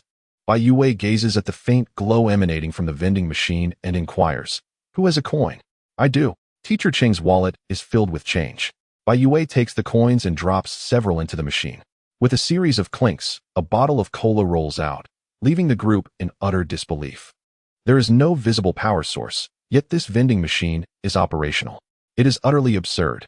Inspired by the bizarre scene, Tan Xiao suddenly dashes forward, discovering a bathtub embedded in the opposite wall. He turns the faucet, and water gushes forth instantly. Tan Xiao exclaims in shock, and it's warm too. The city has been disassembled, transformed into scattered components, only to be reassembled in a peculiar manner. Shen Mo retrieves a long-unused mobile phone, glancing down at it, and water, electricity, and the internet seem to persist as if the city has retained its former state. Bai Youwei's phone had long lost its charge, and she had not brought it with her. She peered at Shen Mo's device, exclaiming, even the signal towers have been embedded in the walls. Yet the phone still receives a signal.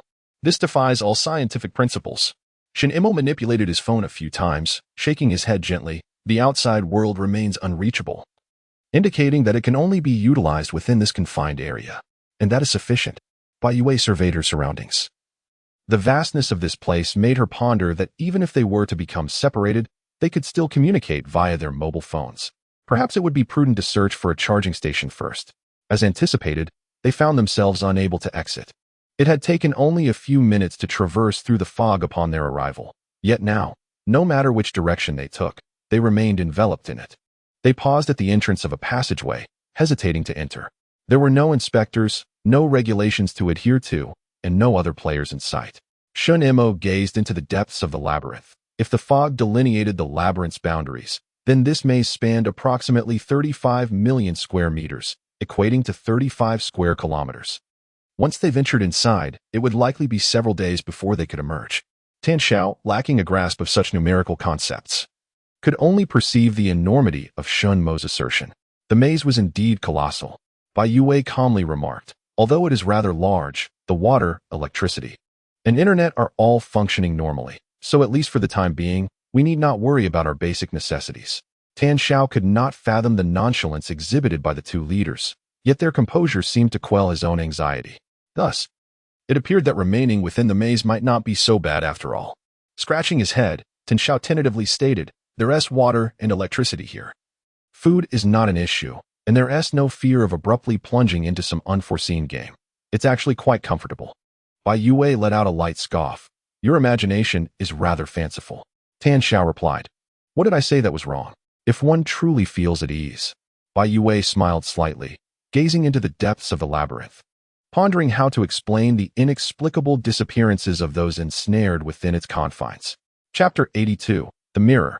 A dense fog enveloped the entirety of Yangzhou's central district. This area boasted modern commercial skyscrapers alongside preserved ancient edifices, banks, hotels, shopping malls, universities, hospitals, stadiums, Daming Temple, leisure parks, and the picturesque slender West Lake, all coexisting within this space. How many souls might one count here? Yet, the labyrinth lay in eerie silence, devoid of human voices or even a solitary shadow. Everyone understood implicitly, within the labyrinth, some unknown peril surely lurked. "Let us proceed," Shen Mo urged, gently nudging Bai Youwei into the passageway, with Teacher Qing following closely behind and Tan Xiao bringing up the rear. The journey began peacefully. Shen Mo consistently adhered to the main thoroughfare, disregarding the myriad forks that branched off to either side. After traversing this path for several minutes, an unsettling sensation began to creep in. The walls seemed increasingly adorned with mirrors. The reflections and refractions created by these mirrors rendered the intersections visually labyrinthine. Was this a mirror maze? Tan Xiao mused, recalling a previous visit to a science museum where he had encountered a similar setup, filled with mirrors that far outnumbered those here, causing one to become disoriented amidst countless reflections. Bai Youwei expressed her astonishment. "You've been to a science museum?" Tan Xiao nodded earnestly. "Yes. I once distributed flyers and balloons there when I was short on funds." Bai Youwei silently curled her lip in response. In the distance, an unknown edifice lay prostrate, its polished glass facade reflecting their figures as they ambled, along with the azure sky and wispy clouds. Further ahead, there were 2 rows of public restrooms, each equipped with a wash basin beneath a continuous mirror that stretched for at least 100 meters. Although they had yet to reach its end, it was evident that an abundance of mirrors lay ahead. Shen Mo halted, prompting the others to stop as well, their faces etched with confusion. "Look at the mirror," Shen Mo instructed. The group, bewildered, turned to gaze at the mirrors on either side. What were they meant to observe? They chatted and scrutinized their reflections, still clad in t-shirts and jeans, their hair a shade of silvery gray. However, an unsettling feeling crept over him. Something felt amiss. He stepped closer to the mirror, only to be startled and retreat in alarm. "Goodness, you all must see this," Tan Xiao exclaimed, nearly losing composure. In the mirror, they remained themselves, yet transformed into doll-like figures. Bai Youwei instinctively touched her face, and the reflection mirrored her actions. As she ran her fingers through her hair, the reflection did the same. Overwhelmed, Bai Youwei averted her gaze from the mirror, lowering her eyes to her hands, pinching herself to affirm her existence. The pinch hurt, leaving a mark, yet the mirror depicted her as a mere doll. This disconcerting realization left her feeling queasy. "Let us proceed," Shen Mo suggested calmly. There was something peculiar about these mirrors, and it would be prudent to keep a distance. This anomaly marked the first minor upheaval they encountered upon entering the labyrinth. a fleeting scare that they managed to navigate unscathed. After walking for approximately 20 minutes, they arrived at a spacious and even square, adorned with a circular fountain that stood as a conspicuous landmark. This was a public leisure square for the citizens. Teacher Chung surveyed the surroundings, his tone slow and heavy. Indeed, this was the place. Yet the trees were gone, the flowers had vanished, and the square, adjacent to the canal, lacked any semblance of a river. All that remained were countless mirrored walls, and between the mirrors lay the labyrinthine forks leading in all directions. Bai Youwei glided her wheelchair to the edge of the fountain, discovering her reflection upon the water's surface, a young girl cradling a plush rabbit. She reached out to disturb the water, but was halted by Shen Mo, who grasped her wrist with a gaze full of caution. Bai Youwei reluctantly withdrew her hand. Shen Mo turned towards Tan Xiao and Cheng Wei, stating, "Although there are no inspectors or rule explanations here, it appears that the condition for passing through is to find the exit of the maze. If you have any thoughts, feel free to share." Chapter 83. My thoughts. Shen Mo endeavored to solicit opinions from everyone. He understood that involving all participants would foster cohesion and enable him to monitor each individual state. This approach bore resemblance to the methods he employed with his previous team. Teacher Chang remarked, "Mazes are typically categorized into simple and complex types, with two distinct methods of navigation. One traverses from the outside in, while the other moves from the inside out. Presently, we seem to be positioned at the heart of the maze, if this is indeed the starting point. Then the endpoint should lie at the periphery of the labyrinth." A rare moment of earnestness amidst laughter emerged as he spoke. "I possess considerable experience with navigating mazes. As long as one adheres to 3 fundamental steps, even the most intricate labyrinth can be traversed. First, upon entering the maze, one may choose any path and proceed forward. Continuously repeat the second and third steps until the exit is discovered." After concluding his remarks, he touched his nose and, in a hushed tone, added, "I found this maze strategy on a gaming forum. It enabled me to conquer the Crystal Tower in Final Fantasy, the Poker Maze in Legend of Hope, and the four-wheeled tower in Trails in the Sky." Shen Mo, who had never played games, inquired, "What is that?" Bai Youwei erupted into laughter. "It's an RPG game from a century ago." Tan Xiao cast a look of admiration towards Bai Youwei. "As for my thoughts," she mused, resting her chin on her hand, "I believe," she gradually began, "I would like to enjoy a meal of barbecued meat." Shen Mo replied, "Are you serious?" Bai Youwei feigned innocence. "Is it wrong to crave something other than instant noodles and congee after days of such fare?" Tan Xiao interjected, "On our way here, we passed a Korean barbecue restaurant. I'm certain their freezer is stocked with meat." Teacher Chung remarked, "Considering the vastness of the maze, we may not find our way out anytime soon. It is indeed prudent to gather supplies.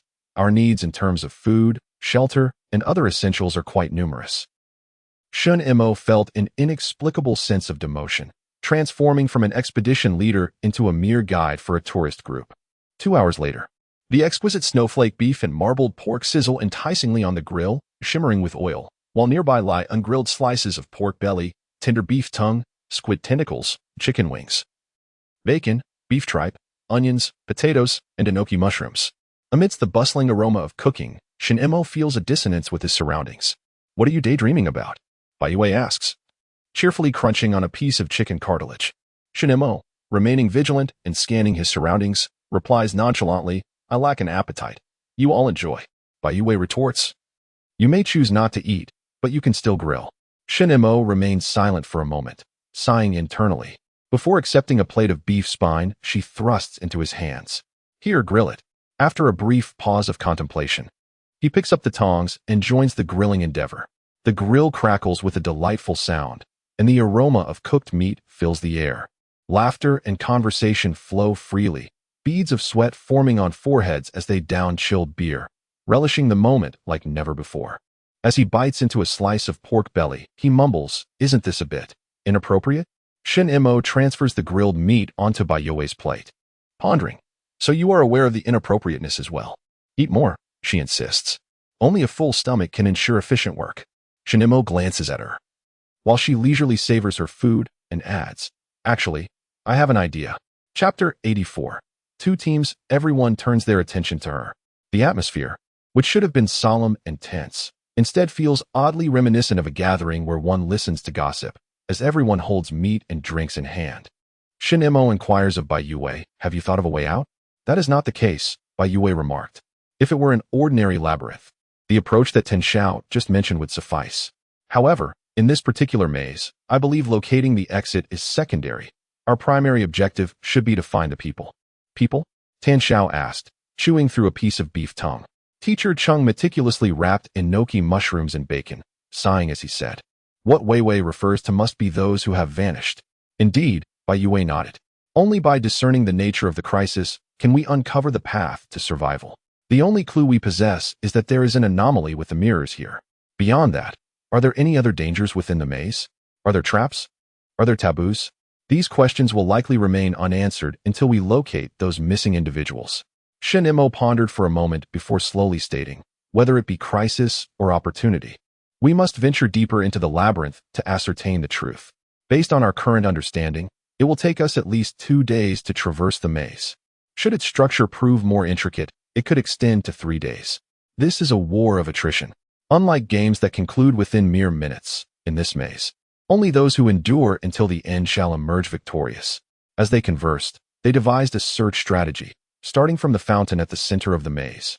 They would divide the labyrinth into 8 exploratory zones, akin to a tic-tac-toe grid, examining 2 to 3 zones each day. Thus, by the end of 3 days, they would have a comprehensive understanding of the maze's layout. In order to expedite their exploration of the labyrinth, a list of supplies was compiled, including a mobile phone, ropes, paint, spray guns, as well as glue and ordinary paper and pens for marking. Bai Youwei remarked, "Let us find a few more tents. I do not wish to sleep facing a mirror at night." Their current resting place was situated at the very heart of the maze, surrounded on all sides by mirrors. With a mere glance, one could see their reflection transformed into a doll-like figure, an experience far from pleasant. Shen Mo nodded in agreement. He too believed that sleeping in tents would be more prudent. After all, no one could guarantee what repercussions might arise from being continuously exposed to mirrors. After we finish eating, let us search an area while also gathering supplies, Shen Mo calmly instructed. Today is the first day, so there is no need to rush. Everyone should conserve their energy. We will take turns keeping watch at night. The group responded in unison as the roasted meat neared its completion. Just as they were preparing to tidy up, the sound of footsteps approached, accompanied by faint voices, growing ever closer. I seem to smell roasted meat. Yang Yi exclaimed, "Are you going mad with hunger for meat? Haha. Ah, it really does smell like roasted meat. I smell it too. I smell it as well. Teacher too. There are people ahead." Tu Dan led a group of students out of the passage, and, upon seeing Shen Mo, Bai Youwei, Tan Xiao, Chung Wei, and the grill with roasted meat beside them, their group stood in stunned silence. Shen Mo's group was equally taken aback. "My goodness," a girl whispered softly, "they are actually eating roasted meat in the maze." Recovering from the shock, Tan Xiao casually remarked, "Have you eaten? Come join us." Tu Dan. The students. Teacher Chung, with great enthusiasm, "I'll go fetch some more charcoal." "No, it's not necessary, Teacher Chung," Tu Dan replied awkwardly. "We have already eaten." Her gaze struggled to shift to Shen Mo, and Bai Youwei. "How did you two manage to come in as well?" Chapter 85. So many demands. She then inquired of Tu Dan, "What about you? Did you manage to acquire the clay?" Tu Dan forced a smile. "Yes, we did." Despite her words, she did not exhibit much joy, and the students around her wore expressions of mixed emotions. However, the camaraderie between the two groups was not particularly deep. Since they chose not to speak, Shen Mo deemed it unnecessary to bring it up. After exchanging pleasantries, they busied themselves. Shen Mo's group busied themselves with a pile of leftover food and greasy plates. On the other hand, Tu Dan's group was evidently well prepared.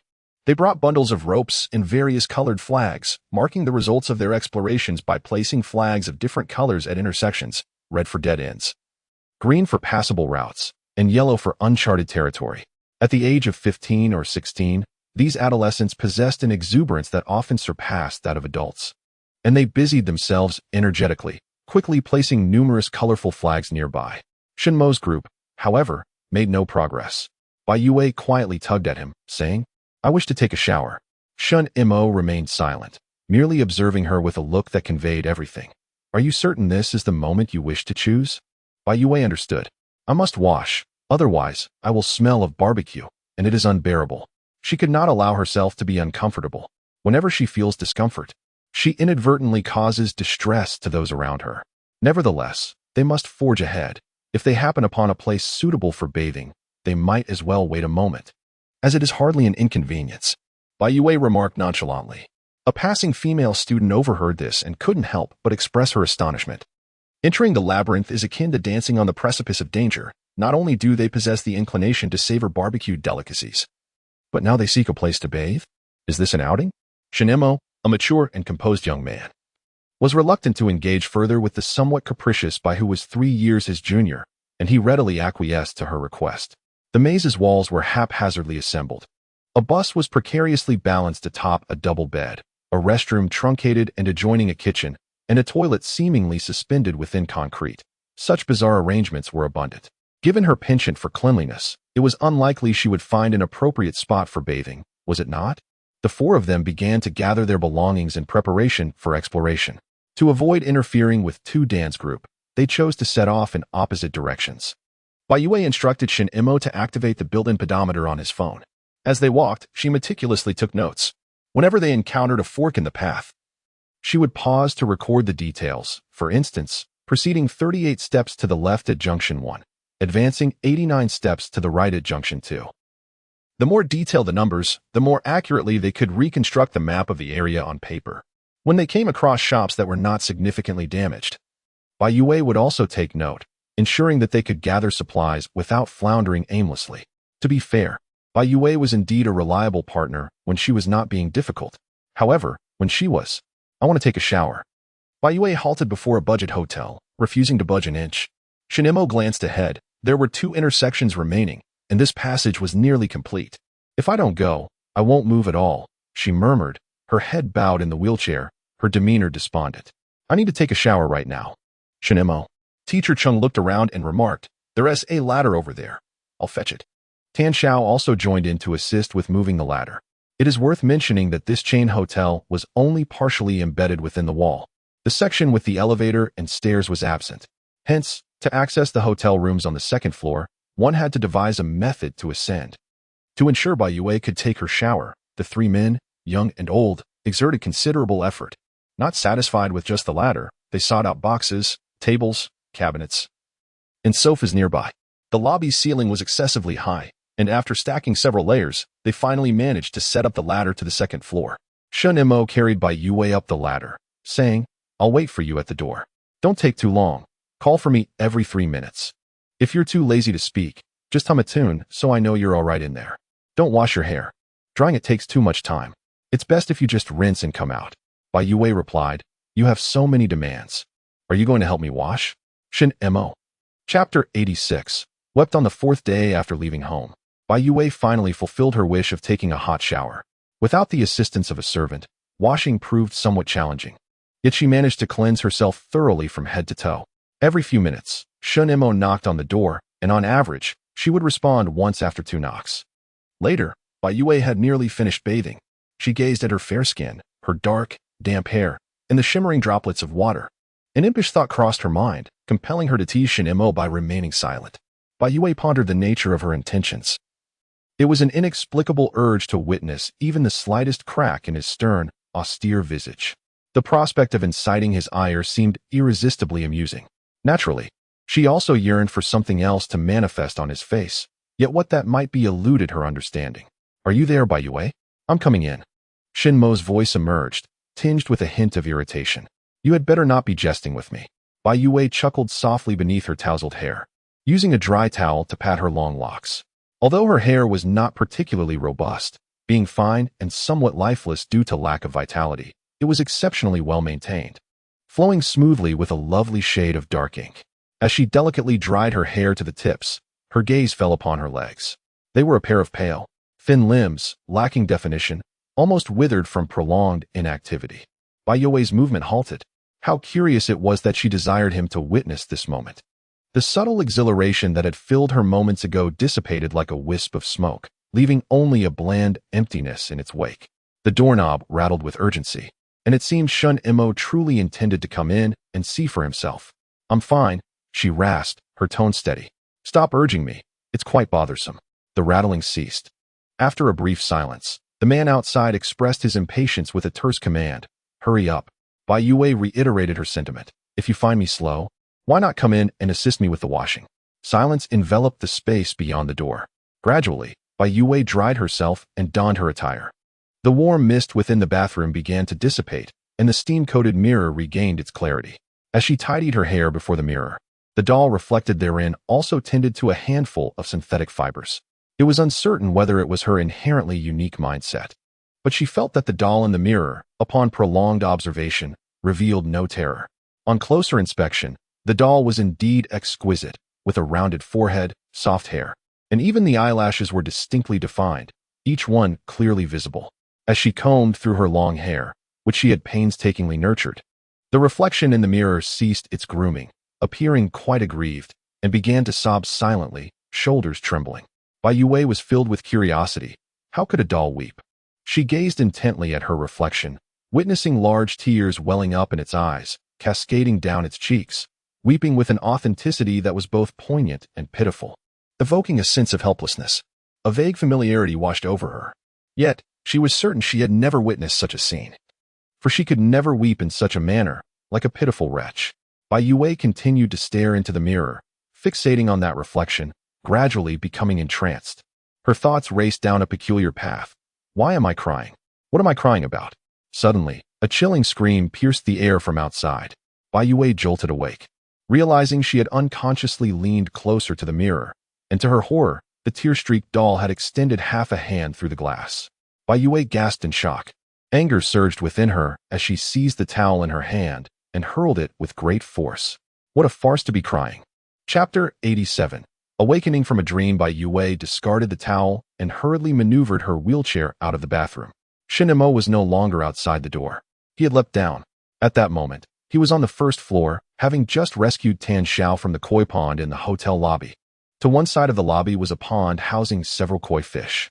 Bored, Tan Xiao had been playing by the edge, but unexpectedly fell in and found himself unable to rise. The pond was only shallow enough to reach his calves. It felt as though there were water spirits haunting the place. Soaked to the skin, Tan Xiao shouted in terror, "A water spirit is pulling me down. We must leave."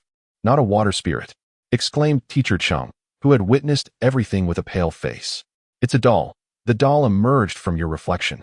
Upon hearing this, Shen Mo's expression shifted dramatically as he turned to glance upstairs, only to discover an ominous figure lurking behind Bai Youwei. Upon closer inspection, it was indeed a doll, reaching out with its stiff hands like a lifeless corpse, inching closer to Bai Youwei. "Bai Youwei!" Shen Mo bellowed, leaping down. Even before Shen Mo's face paled, Bai Youwei had sensed something was amiss. But what was she to do? How could she jump? She had no leverage whatsoever. Her entire body tilted sideways, and she plummeted from the second floor. The sound of clattering echoed in her ears. Her wheelchair had toppled over, following her descent. She quickly shut her eyes, her body hurtling downward, her heart racing with anxiety, uncertain whether she would be injured first or struck by the fallen wheelchair. A large hand enveloped her waist, and her body plummeted momentarily due to inertia, only to be securely lifted by that hand. She found herself spinning halfway in the air, feeling dizzy as she opened her eyes to behold Shen Mo, who held her with one arm while gripping the ladder's rungs with the other. Gazing up at him from his embrace, she noted the striking contours of his profile, marked by a resolute beauty. His cold gaze and tightly pressed lips conveyed a formidable strength hidden beneath an exterior of seriousness and restraint. The background blurred slightly, and this scene unfolded before her eyes, inducing a heart-stopping thrill. Suddenly, a loud crash echoed through the air. Bai Youwei felt as though she had awoken from a dream. Turning her head, she saw the wheelchair had toppled to the ground, its wheels spinning erratically, the axle reflecting a stark metallic sheen. The doll-like figures from above had vanished without a trace. "Let us exit," said Teacher Chung, trembling as he righted the wheelchair, surveying his surroundings with a sense of profound insecurity. Shen Mo spoke with a calm demeanor. "Be cautious as we exit. Do not approach reflective surfaces." Reflective surfaces included mirrors, glass, water, and any object capable of casting an image. In that moment, even the porcelain tiles beneath their feet seemed fraught with danger. They hurriedly departed the hotel. In the labyrinthine corridors, Shen Mo placed Bai Youwei back in the wheelchair, inspecting her from head to toe. Though her hair was disheveled and she appeared somewhat disordered, the fact that she sat there unscathed was already a stroke of fortune. If the dolls in the mirror represent the challenges set by the game, then might the exit be located where the reflections are most concentrated? Shen Mo pondered aloud. Bai Youwei gently shook her head, replying, The area of most concentrated reflections is at the center of the maze. The exit and the starting point cannot coincide, for that would be rather unfair. After a brief pause, she continued, I believe the figure in the mirror should serve as a clue or a hint. She turned to Tan Xiao and asked, when you were fishing, did you ever notice anything unusual about your reflection? Tan Xiao was taken aback. I didn't pay attention. Is there something peculiar about your figure? Shen Mo inquired of Bai Youwei. It's hard to say, Bai Youwei contemplated. In any case, if you have the opportunity, it would be prudent to observe your reflection carefully, and for safety's sake, ensure someone accompanies you. They exchanged glances, and finally, each nodded in agreement. Chapter 88. Back to the center of the maze, Cheng Wei had procured a wooden cane from an unknown shop. Though he had not yet reached the age where a cane was necessary, witnessing Tan Xiao's attack left him rattled, prompting him to hold something that could serve as a weapon. Tan Xiao, however, was quite forgetful. Upon spotting a faucet by the roadside, he unceremoniously took a refreshing shower. His bathing routine was far simpler than Bai Youwei's, as he stood directly under the faucet, scrubbing his t-shirt and washing his clothes simultaneously. Look at this. Teacher Cheng pointed his cane at a poster affixed to the wall. Since earlier, they had noticed numerous such posters and flyers. As the cane lifted a corner of the poster, it revealed a pristine mirror surface, causing Teacher Cheng's hand to tremble, and he hastily set it down. Shen Mo remarked, it must have been put up by someone from the past. They all gazed ahead and observed the chaotic array of posters plastered on the wall. Some mirrors were not obscured but had been splattered with streaks of paint, presenting a rather grim sight. The individuals once ensnared within the labyrinth possessed a palpable trepidation towards mirrors, a testament to their inherent peril. Their vigilance towards the reflective surfaces intensified as they pressed onward. Gradually, they began to uncover remnants of human habitation, discarded lunchboxes, half-consumed beverages, and makeshift resting spots. Yet, not a soul was in sight. As dusk descended, the ambience shifted. Midway through their return, a hissing sound of electric currents permeated the air, and suddenly, the entire maze illuminated. A brilliance flooded the surroundings, the darkened structures aglow, while vibrant neon lights flickered incessantly. The maze, awash in luminescence, evoked the bustling vibrancy of a bygone marketplace, inducing a fleeting sense that nothing had truly altered. Bai Youwei had never perceived the nightscape as so enchanting. It had been merely 3 or 4 days since the external world succumbed to darkness.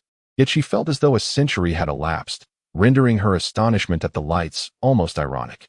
However, beauty often conceals danger, as the dazzling lights danced upon the mirrors.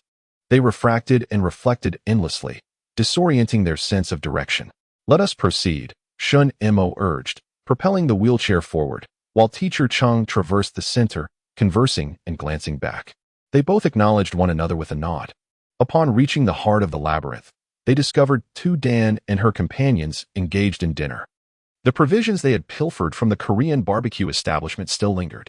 Teacher Cheng eagerly volunteered to prepare the evening meal, suggesting a lighter fare after the midday indulgence of grilled meats. Bai Youwei, rather choosy, hesitated to partake in noodles and ultimately settled on several bags of frozen dumplings, accompanied by a large pot of seaweed and egg drop soup.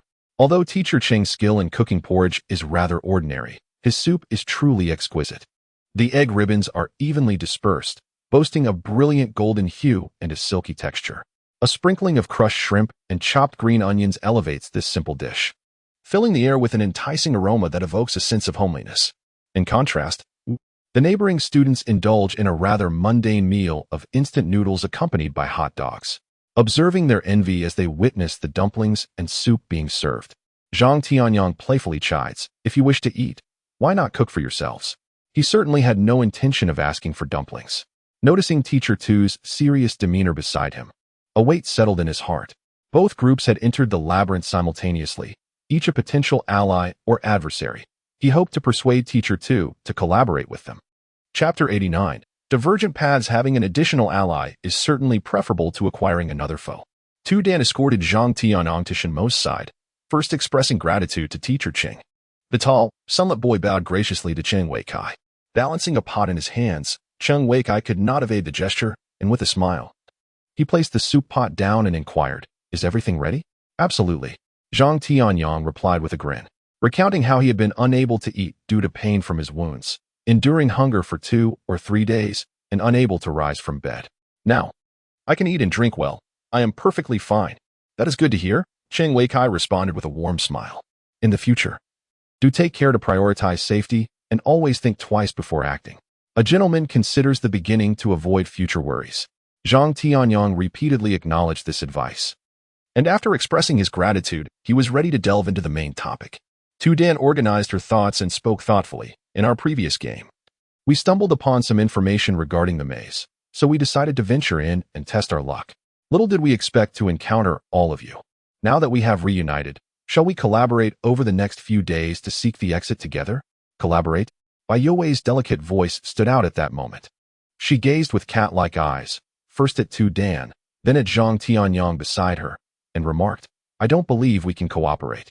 Shen Mo reached out and tousled her hair, saying, Stop it. I'm not causing trouble. It's simply that cooperation seems unfeasible, Bai Youwei replied innocently. Did you not notice the ropes and flags they brought?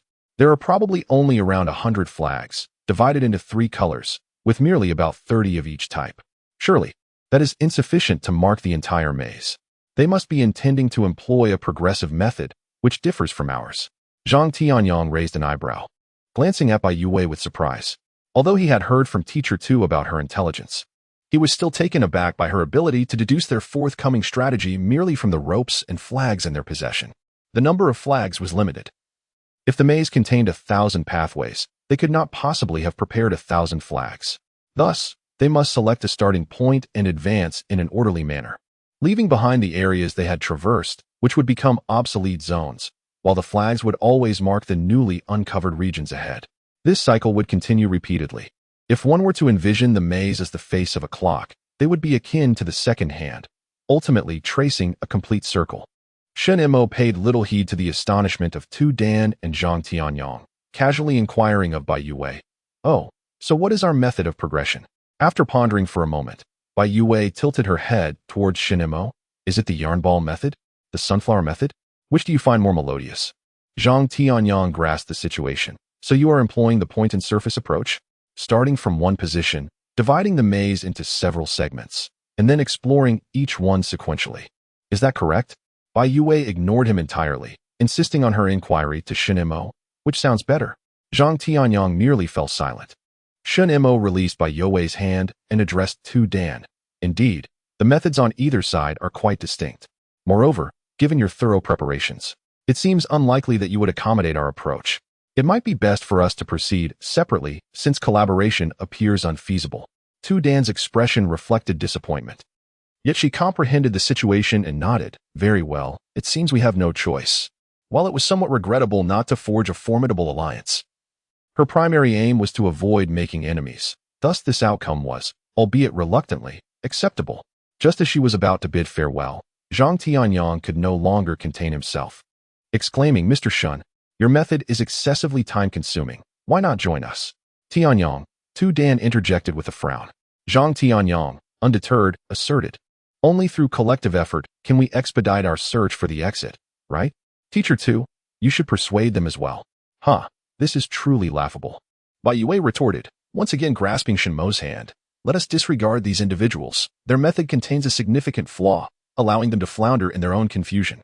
Chapter 90. The bug of the strategic props, referring to certain undiscovered flaws or vulnerabilities. Zhang Tianyong was taken aback by Youwei's words, struggling to believe what he had just heard. Our approach has a bug. What bug? This method was devised collaboratively with several classmates. Their larger group allowed them to maximize the efficacy of their manpower while swiftly identifying effective pathways. Yet, Bai Youwei claimed that their strategy harbored a flaw. She cast a careless glance in his direction, her demeanor indifferent, as if to say, why should I divulge anything to you? Zhang Tianyong found himself at a loss for words.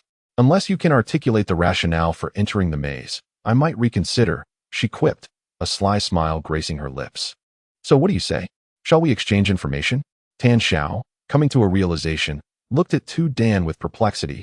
You're a female teacher, lacking the capability and experience we possess. Why are you here, merely adding to the commotion? The bluntness was akin to a blade.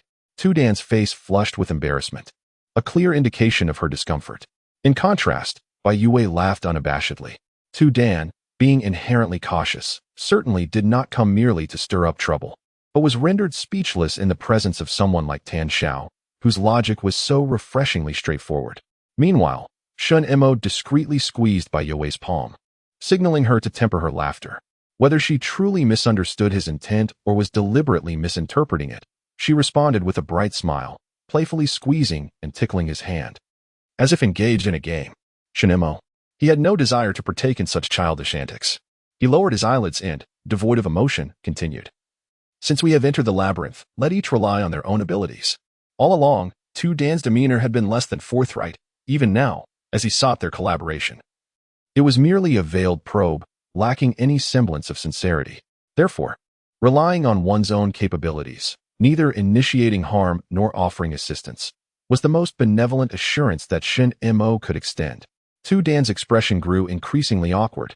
Mr. Shen, that's not my intention. Please do not misunderstand. It is not that Teacher 2 is unwilling to elaborate.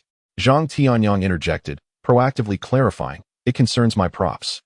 Teacher 2 feared I might take offense, which is why he has refrained from explaining clearly. In truth, it pertains to this. He retrieved a slip of paper from his pocket and handed it to Shen Mo with composure. The note contained but 2 sentences. Assemble the puzzle to clear all games. Location to obtain the puzzle, where the mist resides. Zhang Tianyang continued. I achieved the highest score in the Lucky QA game, and my reward was a pouch. With this pouch, I can pose any question to the inspector, who must respond. He paused for 2 seconds, seemingly a tad embarrassed. Before adding, I used the item on the spot to inquire. Ahem, how to make the doll game disappear and restore stability to everyone's lives. Oh, quite a lofty aspiration. Bai Youwei craned her neck to catch a glimpse and asked him, with just this, one cannot deduce that the mist is indeed the labyrinth. When they entered, they brought an abundance of ropes and small flags, clearly indicating prior preparation, unless the inspector had divulged additional information to them. Dan furrowed her brow and nodded slightly at him, prompting Zhang Tianyang to continue. The injuries I sustained, I presume Teacher 2 has already informed you, were inflicted by a player. In fact, after we exited the game, the assailant attempted to strike at us once more, but fortunately, a few individuals happened to pass by and rescued us. The information regarding the maze was also gleaned from those individuals. Bai Youwei inquired curiously. What manner of people were they? Chapter 91. The puzzle within the maze. The 5 individuals who rescued the students comprised 3 men and 2 women. After saving Dan and her group, they inquired whether there was fog in the urban area of Hangzhou. At that time, Dan had just led her students out of Hangzhou and was in a state of disarray upon encountering the game.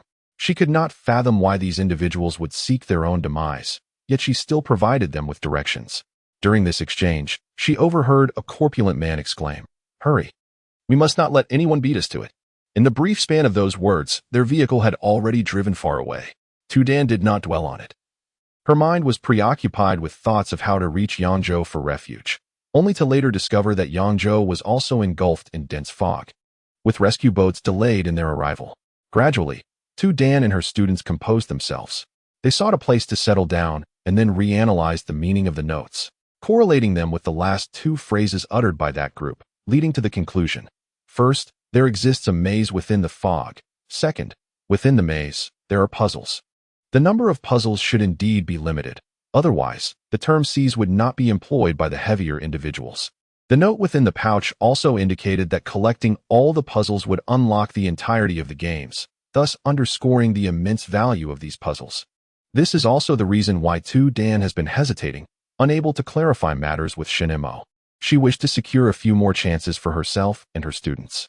Now, Zhang Tianyang has laid everything bare, his gaze fixed intently on Bai Youwei, inquiring, "Can we discuss it now? What precisely is wrong with our approach?" Bai Youwei replied, "There is no issue." Zhang Tianyang's eyes widened in disbelief. "You. But wait, there is a caveat," Bai Youwei interjected with a smile. "While the method itself poses no problems, the margin for error is virtually non-existent. In other words, should you discover a mistake midway, you must completely start over. Are you so certain we will err?" Zhang Tianyang retorted, somewhat discontent. His complexion gradually paled, turning an ashen hue. Bai Youwei shrugged, suggesting, "If you doubt it, so be it. However, I would advise you to check the progress you just made." Zhang Tianyang, biting his lip, remained silent for a moment before suddenly turning toward the maze's passage. "Tianyang." Dan hastily reached out to stop him. "Don't be reckless. It's already late." "It's fine, Teacher Tuesday." I will just take a quick look. I won't venture too deep, Zhang Tianyang replied with a forced smile. Besides, the area is well lit, so visibility is not an issue. He was resolute. Unable to accompany him as she needed to supervise the other students, Tu Dan called out to the group.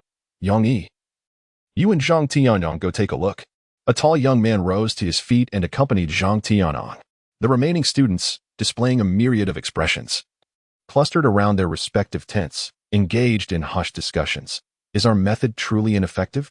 Who knows? By the way, did you place your small flags correctly? It should have been right, shouldn't it? What about you? I'm not sure either. Two young men hung their heads, their shoulders slumped, exuding an air of dejection. Shen Hui approached with 2 bottles of water, offering them while inquiring. So, have you made any discoveries? Yang Yi took a sullen sip of water, casting a sidelong glance at Zhang Tianyang, who had placed a flag incorrectly. Chapter 92. An argument, a murmur of agitation spread through the group of students. Did we really make a mistake? What now? Have we labored in vain today? How could this happen? Who misplaced the flag? Lindsay Hong. Was it you? You mentioned uncertainty about a certain spot. What nonsense? Did you not also express doubt? The students began to quarrel. Zhang Tianyang, with a composed expression, walked to his tent, entering without uttering a word, ignoring everyone. Tu Dan felt a whirlwind of confusion within, yet as a teacher, she felt compelled to quell the students' emotions. Everyone, please stop arguing. Discovering a mistake means we must correct it. Blaming each other will not resolve the issue. Tu Dan admonished, her tone slightly stern. Now, everyone, tidy up and prepare to rest. A student raised their hand and inquired, but teacher, our approach is misguided. Shouldn't we address this issue first? What good can come from all this commotion? Tu Dan solemnly replied, the method itself is not at fault. It is merely the carelessness of everyone that has led to this predicament. If we are more attentive tomorrow, we shall be fine. Now, everyone should retire for the night and refrain from further disputes over this matter. They were merely 15 or 16 years old. They could stir up trouble quickly, but they could also settle down just as fast. Bai Youwei observed the commotion from a distance, and upon seeing them quiet down, she lost interest and subtly curled her lips in disdain. Teacher Chung, ever the worrywart, asked Shen Mo, shall we guide them? Shen Mo shook his head. There are too many. Teacher Ching fretted on behalf of Tu Dan. Teacher Tu shouldn't have brought all the students in. What if something goes awry? Alas. Well, Tan Xiao interjected. It seems that only half of the students received the frog props, and they feared missing out on the maze's reward items, which is why they all came in. Bai Youwei looked at him with curiosity. How do you know this? Tan Xiao replied, I overheard a few students while I was in the restroom over there. Initially, Teacher Tu divided the students into 2 teams. The first team successfully acquired the mud, but before the second team could enter, the game vanished, claiming that the anti-cheat system had been activated. Uffed. Bai Youwei chuckled, relishing their misfortune. No wonder they wore such complex expressions upon entering. It was not the scarcity, but the inequality that troubled them. Ha. These students are quite resourceful. I doubt Tu Dan can manage them for long, Shen Mo remarked. Tu Dan is not inherently a person of strong character. Perhaps when the apocalypse first descends, students instinctively seek the guidance of their teachers out of fear. However, as they delve deeper into this world and embrace the rules and understandings of the game, they will no longer heed their teachers' words unquestioningly. This is not a negative occurrence, but rather an inevitable aspect of growth. Yet, throughout this process, there are undoubtedly both advantages and disadvantages. Is the battery fully charged? He inquired. Bai Youwei touched the rabbit and shook her head. How much do you think it is charged? Shen Mo asked. Bai Youwei responded with a non-committal sound. After a moment, she lifted her gaze to him, seemingly a bit displeased. You seem quite concerned about this prop. Do you think that because I possess this item, you no longer need to consider my well-being? Chapter 93. You cannot abandon me, here we go again. Shen Mo wearily closed his eyes. When he opened them again, he met her gaze. What do you think? He replied coolly, devoid of any emotion. Can a fully charged rabbit render you so powerful that you require no oversight? Bai Youwei's eyes darted around, and she retorted, that is debatable, for I am quite formidable myself. Shen Mo rose to his feet. Very well, I shall no longer concern myself with you. Absolutely not. Bai Youwei suddenly grasped his hand with surprising strength. I may not require your oversight, but you cannot disregard me. Shen Mo replied. What do you mean by that? Is this some sort of tongue twister? You could twist it a bit more. Let go. Bai Youwei insisted, I will not release you. Shen Mo took a deep breath and replied calmly. Did you not just request that I take care of you? Please let go of me, she implored. Bai Youwei, after a brief moment of hesitation, reluctantly released her grip, her tone tinged with melancholy. Then where are you going? Her eyes widened in disbelief as she exclaimed. You aren't going to share a tent with me? Shen Mo was perplexed by her astonishment. Their previous arrangement of sharing a tent had been necessitated by limited resources. However, now that they were in the maze with ample supplies, what was the need to crowd into one tent? What if something were to happen to him alone in the tent? What about the need to relieve himself at night? Bai Youwei shot him an accusatory glance. Do you want me to call your name in the dead of night for the whole world to know I need to use the restroom? After expressing her grievances, she suddenly deflated, her head drooping in disheartened silence. Never mind. You can go. Shen Mo was rendered speechless. The dimness of the tent enveloped her as she embraced a plush rabbit, her gaze cast downward, exuding an air of despondency. A multitude of words surged to the tip of his tongue, yet he merely pressed his lips together and stepped out from the tent flap. Outside, the atmosphere was lively. Although it was night, the presence of electric lights dispelled any sense of solitude. Groups of people gathered around, engaging in conversation. Some ventured off to fetch water, while others played music to ease the tension in the air. The surrounding sounds melded into a cacophony. Shen Mo, without fully understanding his own motivations, retrieved his backpack and blanket from his tent. Upon turning around, he found Tan Xiao and Cheng Wei observing him with curious expressions. An inexplicable pang of discomfort surged through him. After a moment of silence, he offered a nonchalant explanation. She's afraid alone. The two before him exchanged understanding glances. It is indeed time to accompany her, Mr. Cheng thoughtfully remarked. Regardless of her formidable nature, she is but a young girl. And it is quite a challenge for Wei Wei to sleep alone in such a place. Shen Mo nodded and carried his belongings over. Mr. Cheng gazed at his retreating figure, pondering before inquiring of Tan Xiao beside him. Tan, are you well acquainted with Shen? I met him through you, Tan Xiao replied, a puzzled expression on his face. Why do you ask? Oh, it's nothing, Mr. Cheng replied. I just find it curious that they are siblings, yet one bears the surname Shun and the other Bai. If they are cousins, I have never observed them being cautious about it. Mr. Cheng suddenly realized. I see. I was being narrow-minded, forgetting that one may take the maternal surname as well. You young people are quite astute. Tan Xiao grinned, displaying a row of pearly whites. It's just average, really. Chapter 94, quite fragrant inside the tent. The atmosphere was dim and murky, with light filtering through the cracks, creating a blurred ambience where the occupants could vaguely discern each other's faces. Shen Mo instructed, close your eyes. Bai Youwei complied momentarily, then opened them again. If you don't close yours, how will you know whether I have my eyes shut? Shen Mo was unfazed by her little antics, gazing down at her with a calm inquiry. Do you not wish to sleep? I do, she replied, shifting her body closer to him. I simply want to see how I appear in your eyes. He instinctively tensed his breathing. In the silent gloom, her breath wafted toward him, faint yet sweet, imbued with a coolness reminiscent of honeyed mint, accompanied by a subtle floral fragrance, perhaps the scent of the shampoo from her hair. Unbeknownst to her, they were drawn too close, her gaze unwavering as she spoke in a whisper barely above silence. Eyes, they are akin to reflective surfaces, are they not? Shen Mo regarded her quietly, and after a brief moment, inquired, can you see clearly? It's too dark. I cannot discern. She gently shook her head.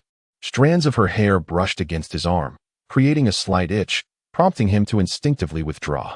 She earnestly widened her eyes and tilted her face upward for his scrutiny. Her enchanting doe-like eyes often evoked an impression of innocence and fragility. Yet, when adorned with a hint of mirth and a subtle upward curve at the corners, they exuded an alluring yet aloof demeanor, reminiscent of a proud little feline. Can you see? She asked. Is it a person or a doll? He calmly extricated her hand that clung to his arm, his tone serene. Rest now. This time, she did not lean closer but instead languidly yawned, murmuring a gentle reminder. Shen Mo, remember to find a mirror and look at yourself tomorrow. You must take a look. With that, she turned away, her breathing gradually deepening and elongating, as if she had drifted into slumber. Shen Mo inexplicably exhaled a sigh of relief, unable to articulate why. The night stretched on, and he was not the sole insomniac. From the adjacent tent, the sounds of laughter and playful banter drifted through the air, punctuated by the intermittent sounds of a game being played, a lively self-entertainment. Eventually, the surrounding sounds dwindled, until even the game faded into silence. The labyrinth lay enveloped in tranquility. estimating the time was ripe. Shen Mo quietly rose and stepped outside the tent. He fished a pack of cigarettes from his pocket, lit one, and exhaled slowly, the pale smoke swirling before him. The faint, almost imperceptible sweetness of mint has dissipated, leaving his mind considerably clearer. At times, he feels as though she comprehends everything, while at others, he is convinced she merely enjoys teasing him. It is unclear when this seemingly simple task of picking someone up transformed into such a complex endeavor. He ponders. If he had not gone to fetch her, where would he be at this moment? Perhaps it would be rather dull. Shen Mo silently chuckles, exhaling softly, dispersing the haze before him. The night watch is a monotonous and dreary task. He sits quietly before the tent, surveying his surroundings. From an unknown tent, the whispers of a young girl reach his ears. The mirrors here are terrifying. Had I known, we shouldn't have come. In a more indifferent voice responds. Weren't you the one who insisted on coming in because you feared missing out on the props? Chen Hui, why do you speak like that? The girl sounds aggrieved. Everyone else was coming in, and I didn't want to be left outside alone. Now that we are here, let us not overthink it. Just try to sleep. But I can't sleep. Stay and chat with me for a bit. About what? What is so urgent about someone taking a shower? Hurry up and sleep. It's almost 3. Don't you know? Many paralyzed individuals lack sensation in their lower bodies and may suffer from incontinence, so they often carry an unpleasant odor. Thus, they need to bathe frequently. Shen Mo muses. No, she actually smells quite pleasant. Chapter 95. Too deeply engaged. Chen Hui, did you hear me? I heard you. Then why are you ignoring me? Yao Jingjing, could you please be quiet for a moment? After entering the maze, one has been incessantly complaining, and now even delving into gossip about others. Do you not find yourself rather tedious? Chen Hui, have I offended you in any way? Your words today are rather cutting. Me cutting? Chen Hui chuckled in exasperation, lamenting her misfortune of being assigned to share a tent with Liao Jingjing. Is that not the case? Liao Jingjing retorted. I have neither provoked nor offended you. So why do you speak of me on behalf of a stranger? Individuals with disabilities are prone to incontinence, which is quite unfortunate. I have not spoken untruths. Chen Hui turned away, unwilling to endure her prattle. After a brief pause, Liao Jingjing suddenly exclaimed, Ah, Chen Hui, your fierce defense of that crippled girl does not suggest you have developed feelings for her brother, does it? Chen Hui. The two words, what the hell, scarcely encapsulated her current emotions. Liao Jingjing continued. Her brother is indeed quite handsome, unlike the boys in our class. He exudes a distinctly masculine charm. Does he not? Hey, where are you going? What do you mean by that? The young girl lamented within the tent, deeming Chen Hui excessively cold-hearted. After taking just a couple of steps, Chen Hui spotted Shen Mo not far away, and her face flushed with embarrassment. The thought that Liao Jingjing's previous remarks might have been overheard left her feeling utterly humiliated, compelling her to nearly bury her face in Dan's tent. Thankfully, she was asleep. She glanced towards the tent, and with just a fleeting look, she was met with a slap of reality as Bai Youwei emerged from within. Why are you staring at me? Bai Youwei leaned on her arms, half-crouched at the tent entrance, urging, come over and embrace me. Shen Mo paused momentarily, rising to embrace her without inquiring if she had overheard those words, seamlessly lifting her into the adjacent wheelchair. However, Bai Youwei persistently pressed on, questioning. Why were you staring at me in a daze just now? Shen Mo replied, with your disheveled hair. I thought Sadako had crawled out. Bai Youwei was momentarily speechless. Shen Mo glanced at her and added, don't be upset. Sadako herself is rather beautiful. Bai Youwei retorted, well, thank you for that. Shen Mo responded, you're welcome. Bai Youwei felt a surge of frustration and asked, are you in an exceptionally good mood? Could you possibly be feeling poorly? Shen Mo regarded her thoughtfully. How could one feel good after being subjected to such disparagement? Bai Youwei coldly remarked, I am troubled by the labyrinth. I have no idea when it will end. Shen Mo handed her a bottle of water, saying, we will find our way out. The drink was a sports beverage, flavored with lime. Although the path ahead was shrouded in uncertainty and fraught with peril, it was a relief that sustenance was abundantly available, allowing for an extended stay without burden. Bai Youwei grasped the bottle, her eyes shadowed with unspoken thoughts.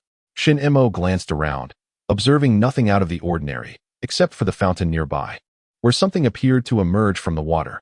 Bai Youwei's voice quivered softly, as if she had witnessed something profoundly terrifying, nearly on the verge of tears. Shen Mo turned his gaze toward the fountain, still seeing nothing. He was about to inquire further when Bai Youwei pressed a finger to her lips, whispering, Shill. Don't speak, don't let it discover us. Shen Mo shot her a warning glance, silently urging her not to provoke trouble. However, Bai Youwei was deeply engrossed in the scene. It resembled a puppet it crawled out, drenched. Where could it be headed? What should we do? It's making its way towards the red tent. Should we inform everyone? No, perhaps we ought to remain silent. What if it discovers us? Oh my, its mouth and eyes are spewing water. How terrifying. It draws nearer. Oh no, it intends to crawl inside. Chapter 96. A common happiness. Bai Youwei clutched her drink bottle tightly, murmuring, "Wah, brother, I'm scared." She squeezed the bottle with all her might. A clear stream of water shot forth, splattering all over the red tent. In that instant, the shrieks of girls reverberated throughout the venue. Ah! Don't come in. Please, don't come in. Who is calling out? What is happening? Tianxiao tumbled out, awakening the students near Tu Dan.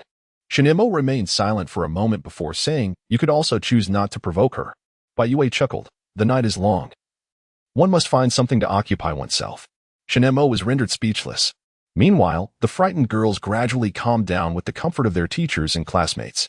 Tu Dan approached and inquired of Shen Mo, "Mr. Shen, may I ask what transpired just now?" "My students claim they saw a puppet crawl out of the fountain and attempt to enter her tent." Shen Mo held the drink bottle, struggling to articulate his thoughts. After a brief pause, he replied, "I did not see it." Tu Dan was momentarily taken aback. Liao Jingjing, her face streaked with tears, exclaimed, "You clearly saw it. Just now your sister told you." Her voice abruptly faltered as she noticed Bai Youwei's nonchalant expression and the half-empty bottle of beverage still in Shen Mo's hand, causing her to tremble with rage. "Ah, so you did this on purpose. You're bullying me and concocting lies to frighten me. Who is frightening you?" Bai Youwei replied, her impatience evident as she furrowed her brow. "I was merely playing with my brother. It's the middle of the night, and we had no idea you were awake." "Then why did you spray water on my tent?" Liao Jingjing fumed. "Do you have any evidence?" Bai Youwei retorted coolly. "How can you be sure the water on the tent came from us? Have you tasted it?" The remark was deeply insulting, leaving Liao Jingjing red-faced with exasperation. Bai Youwei lowered her gaze slightly and, with a mischievous grin, remarked to Shen Mo, "Brother, look, she is about to wet her pants." Shen Mo replied indifferently, "All right, enough." "Oh, perhaps I shouldn't have said that." Bai Youwei feigned seriousness, adding, "After all, I learned a new term today. Incontinence, right?" The students exchanged glances. Zhang Tianyang could no longer contain himself and stepped forward to admonish Shen Mo, and Bai Youwei, "You two are being excessive." Bai Youwei retorted, "Wow. I was kindly pointing out that you were going the wrong way, and you're scolding me?" Zhang Tianyang was taken aback. Wasn't he helping her roommate? Why was he being reprimanded? Bai Youwei then tugged at Shen Mo's hand, asking, "Brother, don't students today understand the importance of caring for the elderly and the weak? The future of the nation is indeed a cause for concern." Shen Mo gazed at her quietly, his eyes questioning. "Are you truly so joyous from a mere jest?" Bai Youwei returned his gaze, replying, "Well, it's just an ordinary kind of happiness. Of course, there are even more delightful experiences to pursue. It all depends on his accuracy." "Brother, I am weary," she said, grasping his hand. Zhang Tianyang responded, "I did not." Students began to depart one after another. Unnoticed by anyone, shadows congregated around the mirrors, and after a brief pause, they gradually dispersed. Chapter 97. Morning. The next morning in the maze. Everyone busied themselves gathering their belongings, preparing to explore. As was her custom, Bai Youwei took paper and pen, counting her steps as she walked. On Tu Dan's side, they employed a progressive method of navigation, though improvements had been made to the original approach. Bai Youwei was neither aware of nor concerned with the specifics of these modifications. The two groups diverged in opposite directions, swiftly delving into the depths of the maze. Bai Youwei and Shen Mo chose to travel light. Due to their method of navigation, no matter how far they wandered, they would ultimately return to the starting point to rest, thus requiring minimal baggage. This approach was deemed the most time-consuming by Zhang Tianyang. Along the way, Tan Xiao inquired, "With so many of them, might they find the exit before us? If they do, so be it," Bai Youwei replied nonchalantly. "It saves us the trouble." Tan Xiao pondered this and concluded that Bai Youwei was indeed correct. Consequently, he felt more relaxed throughout their journey. Bai Youwei then asked, "Did you all manage to find a moment to look in the mirror yesterday?" "Yes, we did." As they chatted and strolled, they noticed nothing unusual, merely a doll that bore an uncanny resemblance to me. Bai Youwei turned to Chung Weikai and inquired, "What about Teacher Chung?" Everyone's gaze shifted towards him. Teacher Chung replied, "Oh, why do you all look at me?" I meant to say, this doll appears to be older than my current age. It might be. Perhaps 80 or 90 years old. Is that true? Tan Xiao asked with curiosity. Could the doll really look different? Conveniently, a mirror stood at the end of the corridor. Bai Youwei suggested, let us take a look, but don't stand too close. Tan Xiao and Cheng Weikai halted about 10 paces from the mirror, where two dolls materialized in the reflection. Tan Xiao's doll mirrored him almost perfectly, while Teacher Ching's appeared to be at least 20 or 30 years older. The visage was lined with wrinkles and age spots, hair completely white, and teeth sparse and on the verge of falling out. Even his height seemed to have diminished, hunched over, making him appear half a head shorter than his present self. Teacher Cheng could not bear to look any longer, letting out a sigh as he diverted his gaze. Tan Xiao was utterly astonished, glancing back and forth, pondering the mechanism behind it. Is this some kind of funhouse mirror? How could it make someone appear so aged? Why do I look unchanged? Why? Why? He rambled on incessantly. Bai Youwei turned to Shen Mo, who was pushing a wheelchair behind them, and asked, do you want to take a look too? Shen Mo remained silent for a moment before responding, like Tan Xiao. I see no change. Nevertheless, he approached the mirror, where his doll was revealed. One could not help but acknowledge the fortune bestowed upon him by fate. The man possesses striking handsomeness, and the doll appears exceptionally exquisite, standing tall with long legs, reminiscent of a model displayed in a shop window, evoking admiration and infatuation, yet remaining tantalizingly out of reach. Shen Mo claims there has been no change, yet Bai Youwei perceives a subtle transformation. This alteration is remarkably delicate, concealed within every intricate detail, the curve of his lips, the wrinkles between his brows, and the aloofness in his gaze. Shen Mo has always exuded an air of indifference. This detachment manifests in his perpetually expressionless countenance. It is not that he lacks emotion, but rather that he possesses an extraordinary ability to restrain himself, exhibiting a rational calmness beyond that of the average person. His smile is faint, and even the fiercest anger is subdued. However, his doll emanates a chilling sense of apathy, as if devoid of a heart, indifferent to everything around it. Chapter 98. At noon, as temperatures rise, the shadows cast by the walls on either side become short and narrow, leaving no shaded areas. The four individuals decide to pause their exploration. They rest in a fruit shop, surrounded by a multitude of stores and concrete, forming this makeshift barrier. Inside the fruit shop, watermelons are displayed, while the adjacent shaved ice store offers ice cream. The decor of that shop is laden with mirrors, and amidst laughter. Tan Xiao swiftly grabs a few ice creams before darting away, hesitant to linger. Bai Youwei enjoys her watermelon, relishing the air conditioning, and once more marvels at the brilliance of electricity as an invention. Tan Xiao, noticing a sports goods store perched above the fruit shop, whimsically decides to climb up for a look. Teacher Cheng, fearing he might fall, takes the watermelon outside, anxiously watching from below. The surroundings are quiet, punctuated only by the hum of the air conditioning unit. Bai Youwei took a few bites of watermelon before pausing, her eyes narrowing slightly. The tranquility of the afternoon enveloped her in a drowsy haze. Before her lay a dozen pieces of watermelon, each triangular slice missing the tip of its apex. Shen Mo felt a sense of disbelief. Although the entire store's watermelon was at her disposal, such extravagant wastefulness was indeed rare among most. He contemplated chiding her, but upon noticing her eyelids fluttering shut, he thought better of it. Bai Youwei's brief repose was soon interrupted. Tan Xiao hurled a baseball bat from the upper floor, the thud rousing her from her slumber. In that moment, Shen Mo observed her eyes widen like those of a startled cat, her pupils sparkling with brilliance. He assumed she might erupt in annoyance, yet she merely stared blankly for a couple of seconds before returning to her usual demeanor, surprisingly devoid of any morning grumpiness. Tan Xiao continued to toss various items down, and she eagerly joined in from her wheelchair, undeterred by her constraints, asking, "Is there more? Is there more?" Tan Xiao called out, "Do you want some roller skates?" Bai Youwei replied, "Throw them down, throw them down." Shen Mo interjected, "What do you need roller skates for?" "Nothing in particular," Bai Youwei said, her eyes gleaming as she watched him toss items, finding it quite amusing. Tan Xiao, an avid sports enthusiast, had turned the sporting goods store upside down, reveling in basketball, soccer, and badminton. He cherished athletic shoes, caps, and jerseys as well. He tossed a heap of sports equipment down, then began sifting through the pile with Teacher Cheng. Shen Mo stood at a distance, conversing with Bai Youwei. Why is it that only laughter has remained unchanged? He pondered. Perhaps he is simply too uncomplicated, she replied, a subtle smile gracing her lips. There was no darkness within her, no hidden agendas.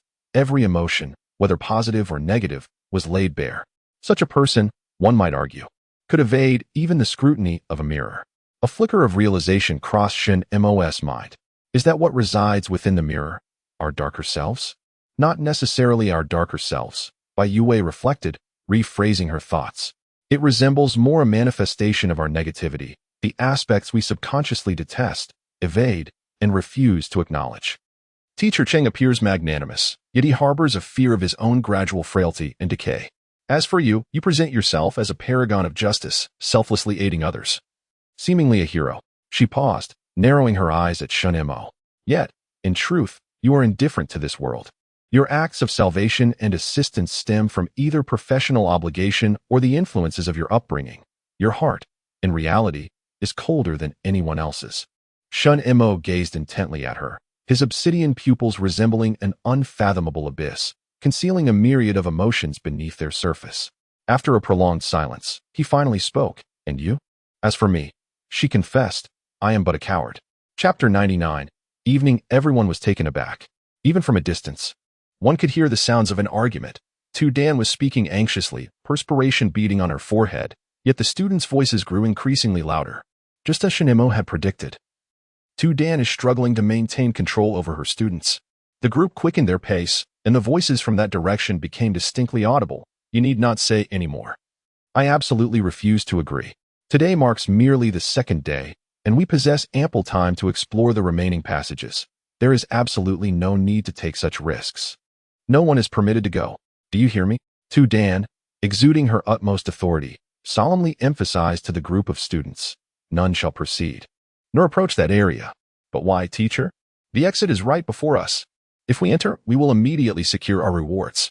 Indeed, teacher, even if you consider the dangers, you cannot deny us the opportunity to at least attempt it, can you? If we find the exit yet are forbidden to enter, what meaning does our exploration of the passage hold? The students clamored, their voices infused with defiance. Dan's chest heaved violently, her complexion growing increasingly grim. The allure of both escape and the maze's rewards was overwhelmingly potent for these students. The returning Shen Mo and Bai Youwei exchanged glances, astonished by the prospect of an exit so swiftly discovered. Liao Jingjing, enough. Do not instigate trouble here. Chen Hui, standing beside Dan, expressed her displeasure, stating that the exit is right there and will not sprout legs to flee. Teacher 2 is merely prioritizing safety, urging you to wait a moment longer. Why the haste? Dan's face darkened with fury, yet she found herself at a loss for words to counter.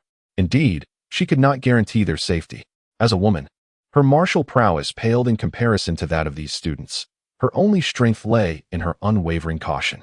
Yet, at this moment, even that slight advantage had become a source of their disdain. Chen Hui brusquely addressed Liao Jingjing, saying, if Teacher 2 cannot guarantee it, can you? Can you assure that the students will successfully navigate the game once they enter? Can you promise that nothing will go awry? Liao Jingjing bit her lip, her eyes brimming with tears, and retorted, Chen Hui, what exactly do you mean? Since last night, you've been targeting me. Now that I've found an exit, instead of offering a few words of praise, you are relentless in your criticism. Chen Hui's words were merciless, striking like a slap across the face. Chen Hui thought to herself, her head spinning, unable to articulate a proper retort, only wishing to silence her with a swift blow. Chapter 100. As night falls, although high school students primarily focus on their studies, most are already familiar with the nuances of affection and love. It is not just high schoolers, even many middle school students are well versed in this realm, whether it be passing a love letter or presenting a small flower, all of which are commonplace. However, should such matters be publicly announced, it would indeed be quite embarrassing. Seeing Chen Hui's anger, the students hurriedly intervened to separate the two, fearing that a confrontation might ensue. Teacher 2, feeling utterly exhausted, remarked, I just heard that. Shen Mo cast a detached glance at the students and inquired, where's the exit? I will guide you there. Teacher 2 took the lead, her tone urgent. The exit appeared as a door, yet beyond it lay an impenetrable whiteness, rendering it impossible to ascertain its safety, surrounded as it was by numerous dolls. She was truly reluctant to let them take such a risk. Yet these eager children had been bickering about this matter all along. The students behind Dan listened to their teacher's ramblings, their expressions awkward. Zhang Tianyang noticed Chen Hui fuming at the back of the group. After a moment's contemplation, he approached her with curiosity and inquired, "Do you truly fancy that man? He appears quite elderly." Shen Hui shot him a glare, retorting, "I fancy your grandfather." Zhang Tianyang was left speechless. With a cold expression, Shen Hui walked away. Zhang Tianyang stared at her retreating figure, exclaiming, "Hey, why are you being rude?" The path through the labyrinth twisted and turned, seemingly endless. A group of individuals traversed the marked trail for an extended period until darkness enveloped the surroundings and the lights illuminated brilliantly. At long last, they arrived at a passage marked as the exit. It was a straight path leading to a tall door emanating a radiant white light.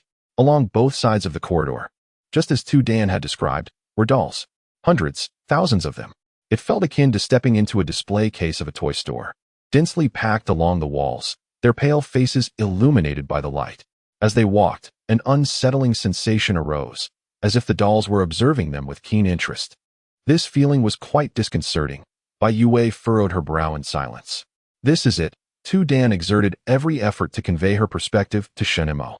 "There are no dolls outside, yet here we are surrounded by so many. How can I not be concerned?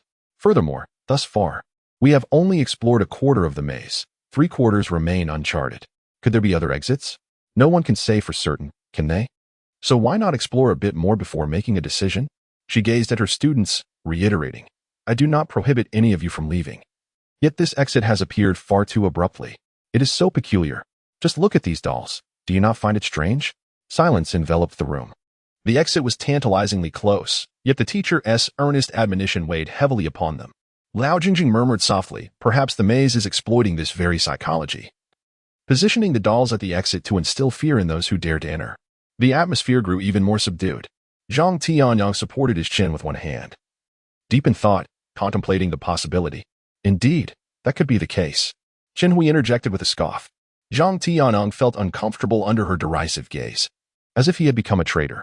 The students had inadvertently divided into two factions. Some yearned to escape, while others wished to remain. Shen Mo paid little heed to the students' internal discord. He scrutinized the dolls lining the passageway and approached the door for a closer inspection. Behind it lay a vast expanse of white mist, while on either side stood towering mirrors. These mirrors were grand, occupying half the wall, with the remaining space crowded by dolls. It was indeed odd.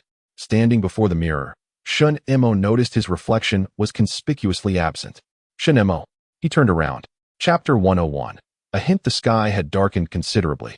A pallid light illuminated the surroundings, accompanied by the eerie stillness of the dolls and a door leading to an unknown destination. In such an unsettling environment, comfort was a distant notion. Shen Mo approached Bai Youwei and inquired, "What troubles you?" Hearing this, Tan Xiao took out his phone from his pocket and began snapping photos of the area. He captured images of the mirrors flanking the door, exclaiming with childlike enthusiasm, "Wow, what fascinating mirrors. Do not approach me." Bai Youwei's complexion instantly soured as she hissed. Tan Xiao froze, turning to look at her, while the other students regarded Bai Youwei with varying expressions. The subtle, eerie sensation that had been lingering became increasingly pronounced due to Bai Youwei's unusual behavior. No one wished to linger any longer. On the journey back, Bai Youwei remained unusually silent. Shen Mo inquired, "Is it because of the mirror?" She initially shook her head, but after a moment, she hesitantly nodded. Shen Mo murmured, "You previously mentioned that finding people is more crucial than seeking an exit. Those dolls we encountered earlier are likely the individuals we are meant to find. They entered through that door and subsequently transformed into dolls. Otherwise, it is difficult to explain the gathering of so many dolls near the door." Bai Youwei pondered with her head bowed, remaining silent. Shen Mo's voice lowered further, almost as if he were speaking to himself. "If that door is not the exit, then where could the exit possibly be? And another matter." Bai Youwei interjected, reminding him, "What happened to us in the mirror?" Bai Youwei perceived them as a form of clue, believing that only by unraveling this layer of hints could they truly advance in the game. Yet, what exactly were they being signaled? She needed to contemplate further. That night, each individual tossed and turned in restlessness. By dawn the following morning, Bai Youwei awoke early. She opened her eyes, nestled in her tent without moving, while outside, voices, footsteps, and the clattering of washing utensils filled the air. The cacophony gradually roused her mind. She rose, unzipped the tent, and beheld Teacher Chung outside, preparing tomato noodles. Each bowl of noodles was adorned with 2 poached eggs. their golden yolks flowing forth at the slightest touch of chopsticks, mingling with the ruby-red broth and the tender noodles, awakening one's palate to a delightful feast. Concerned that the food prepared in the maze went uneaten, Teacher Chung had cooked a considerable amount, and when there were leftovers, they were sent to the students over at Tu Dan's side. In a spirit of reciprocity, the students had also brought various delicacies for Teacher Chung, affectionately addressing her with heartfelt calls of Teacher Chung. Shen Hui spotted Bai Youwei sitting alone by the entrance of the tent and, after a moment's contemplation, approached her with a bowl of noodles, inquiring, "Would you like some?" Bai Youwei, without looking up, languidly replied, "I haven't brushed my teeth yet." She gave a soft hum in acknowledgement. Chapter 102. Do you like him? Bai Youwei's gaze gradually shifted to Chen Hui's face. Yesterday? She asked, puzzled. What happened yesterday? Chen Hui felt her cheeks flush as she candidly replied, Yesterday, Liao Jingjing said I like your brother. Don't believe her. She is just talking nonsense. Bai Youwei regarded Chen Hui with calm eyes, allowing Chen Hui to exhale in relief. Yet, a wave of mixed emotions washed over her. She had spent the entire night restless over this matter, only to receive such a nonchalant response from Bai Youwei. Oh well, at least there was no misunderstanding. As she lifted her foot to leave, she heard Bai Youwei leisurely ask, Why don't you like him? Is he not good enough? Chen Hui's eyes widened in disbelief. He is so much older than me. At 15, she perceived Shen Mo to be at least 25 or 26. Oh, you prefer someone younger. Bai Youwei mused. Like Tan Xiao, who seems to have just turned 20. The sentence trailed off, her expression growing slightly stiff. Diligently studying. Aspiring to attend a prestigious university in the future. But now, with the school gone, what significance does her dream hold? Forget it. She wished to avoid discussing such matters with Bai Youwei and turned to leave, only to have Bai Youwei call out to her. Hey, could you do me a favor? Chen Hui, filled with suspicion, turned back to look at her. Bai Youwei raised her chin, indicating another student nearby. Do you know him? Call him over. Chen Hui, perplexed, asked, Why should I call him? Bai Youwei replied, To eat noodles. Chen Hui responded with a bewildered glance at Bai Youwei before shouting towards that direction. Lin Zihong. Come here. Though not too far away, the male student appeared dazed, seated among a group of students in his uniform, seemingly in a stupor, unresponsive to her call. Chen Hui furrowed her brow and yelled again, Lin Zihong. Lin Zihong. Come over. The students beside him heard her and nudged him. Hey, Lin Zihong. Chen Hui is calling you. Only then did Lin Zihong show a slight reaction. He slowly lifted his head, searching the crowd for Chen Hui's figure. Chen Hui waved vigorously at him, and finally, Lin Zihong noticed her. He approached her step by step. Lin Zihong seems rather strange today. Chen Hui felt a twinge of concern. She hoped he wasn't unwell. There were no doctors around, and she fervently wished it was not an illness. Bai Youwei observed the approaching student and casually inquired, Do you like him? Chen Hui, truly annoyed, frowned at her. Must you engage in such conversations? It's fine as long as you don't. Bai Youwei's expression remained calm and composed, while I observed that Chen Hui appeared quite dispirited. You should let him have your bowl of noodles, Bai Youwei suggested. Chen Hui felt a wave of discomfort at her words, yet Lin Zihong's demeanor was indeed peculiar. She handed the bowl of noodles to Lin Zihong, saying, Why do you look so listless? These noodles were made by Teacher Tua. You should eat some. Hold it at the bottom. Don't burn yourself. Before she could finish her sentence, she felt her clothes tugged by Bai Youwei. Caught off guard.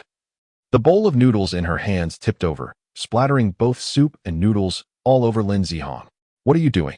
Chen Hui gasped as she saw Lin Zihong's blue and white school uniform stained with large patches of tomato soup. Panic rising within her to the point where she nearly stood on edge. She raised her hand to help him wipe it off, only to realize that Lin Zihong remained unresponsive. Was he truly oblivious to such scalding hot soup? A chill ran down Chen Hui's spine. Instinctively, she glanced at Bai Youwei, only to see her lift a nearby cane and jab it forward with minimal effort. Yet Lin Zihong was sent sprawling to the ground. Chapter 103. The tables have turned. Bang. The boy's body fell to the ground, motionless. Silence enveloped the surroundings, with everyone rendered speechless. Another crash resounded as Chen Hui dropped the bowl of noodles she held. She stared in disbelief at her classmate lying on the floor. A cold shiver coursing up from her feet, making her tremble uncontrollably. Lin Zihong. She whispered softly. Lin Zihong. She called again. Lin Zihong lay on the ground, his eyes wide open, yet his body remained still, his expression frozen. Chen Hui's eyes brimmed with tears. Lin Zihong? Please don't scare me. Speak to me. Gradually, other students began to gather around. Upon discovering the situation, Dan hastily set down her bowl and chopsticks and rushed over, only to be taken aback at the sight of her student sprawled on the ground.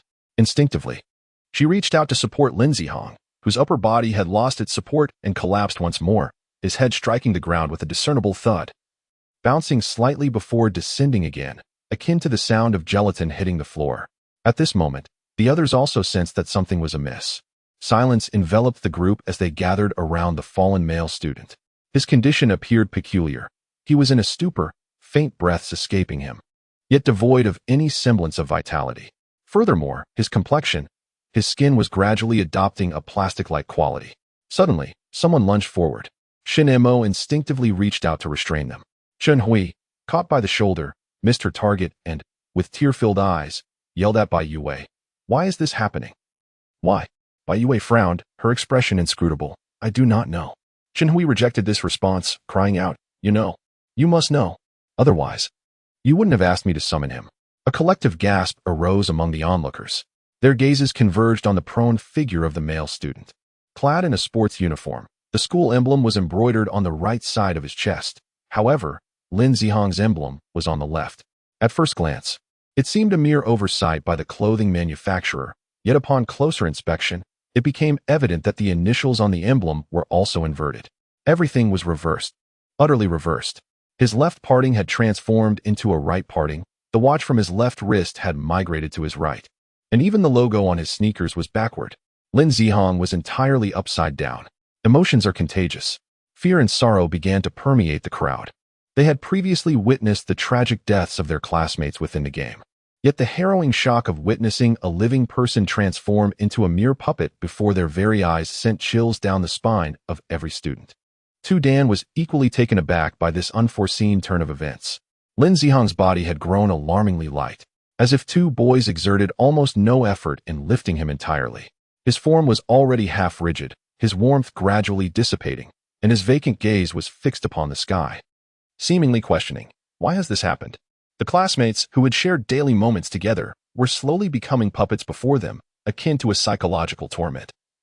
Many students were seen wiping away tears. Bai Youwei, observing their distress, inquired, who was this boy closest to? Had he been this way since last night? Or had he only transformed this morning? Chapter 104.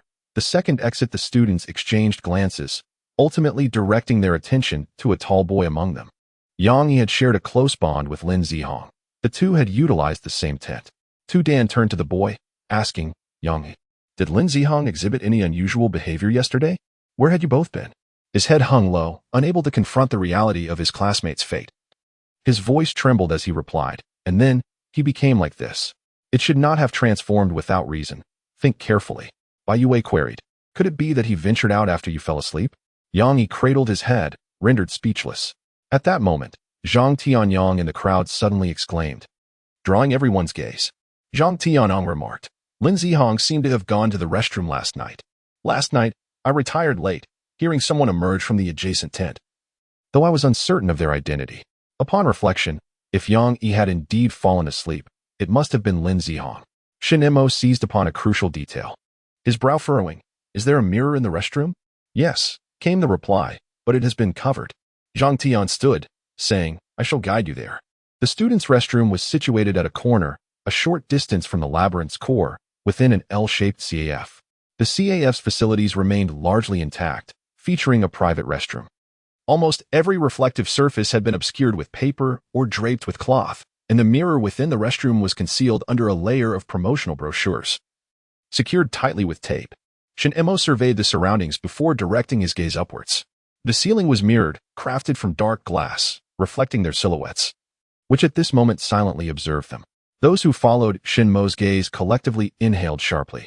Upon returning, Lin Zihong had transformed entirely into a humanoid doll.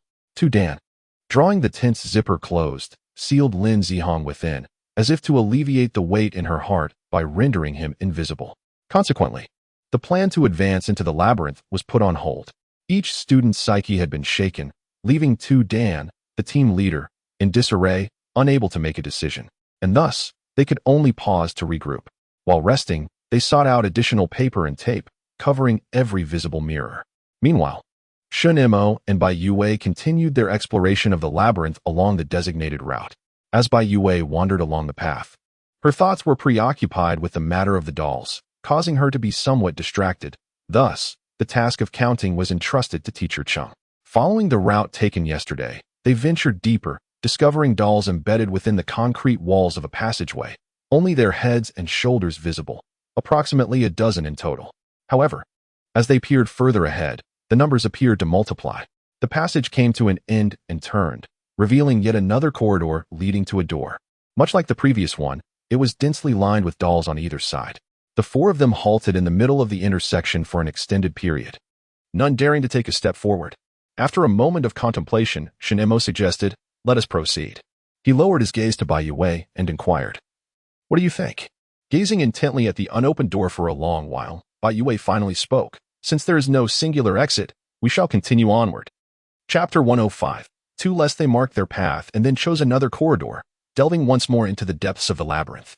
Upon returning to the labyrinth center, exhaustion weighed heavily upon them. Teacher Chung refrained from preparing dinner, and due to the incident involving Lin Zihong, everyone lacked appetite. They merely settled for a simple meal of instant noodles to suffice for dinner. As the time to rest approached, an unforeseen turn of events occurred. Two students were reported missing from Tu Dan's group. During the day, students were allowed to roam freely, with Tu Dan imposing little restriction, only advising them not to venture alone, whether in search of food or for restroom breaks, and to always pair up with at least one other person. However, when evening came and a head count was conducted, two students were found to be absent. Tu Dan found herself in a dilemma. Should she search for them, risking further complications, or abstain from searching, leaving the students vulnerable to danger? At that moment, a girl stepped forward and suggested, "Why don't I go look for them?" The speaker was Liao Jingjing. Tu Dan's expression immediately darkened. "Sit down. Girls should not wander around at night to avoid danger." "I won't," Liao Jingjing replied with a forced smile, pulling a boy beside her. "Yang Yi will accompany me. Nothing will happen." "Yang Yi," Tu Dan exclaimed in surprise, glancing over. Yang Yi lowered his head, mumbling a vague agreement without offering any explanation. As she spoke, she tugged at Yang Yi, leading him towards the maze passage. "Stop right there." Tu Dan's face was grim as she fixed her gaze on Liao Jingjing, asking, "Are you planning to go to the door?" Liao Jingjing's face briefly faltered. She tugged at the corner of her mouth and whispered, "If we can't find them nearby, we might check there. Perhaps they have gone to the door." Liao Jingjing. Tu Dan rose to her feet, her voice laced with barely contained anger, drawing the attention of all the students. "I have said that until we reach a conclusion, no one is allowed to go there." Tu Dan sternly confronted Liao Jingjing. "You wish to take this opportunity to head to the exit, don't you? Have you forgotten what I said last time?" Liao Jingjing's complexion shifted from red to pale. Tu Dan then turned to Yang Yi. "Do you wish to go as well? Is it your own desire, or is she pressuring you to go?" Tu Dan understood her students. Although Yang Yi was the tallest and strongest in the class, he was also the most easily swayed. After Lin Zihong's incident, he was even more disoriented, making it unsurprising that he could be persuaded by Liao Jingjing. As anticipated, after her inquiry, Yang Yi awkwardly withdrew his arm and, feeling embarrassed, said to Liao Jingjing, "Perhaps you should go alone." I won't be going. You just promised me," Liao Jingjing exclaimed, feeling both humiliated and furious. "What on earth are you thinking, teacher? We have already found an exit, yet you choose to do nothing. What are we to do here? Linger until death?" Her indignation and frustration bubbled over as she shot a fierce glare at Yang Yi, declaring, "If you want to go, then I shall go alone." With that, she turned and strode towards the passageway.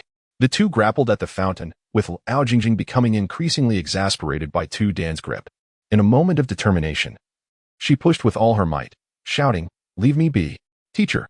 The students gasped.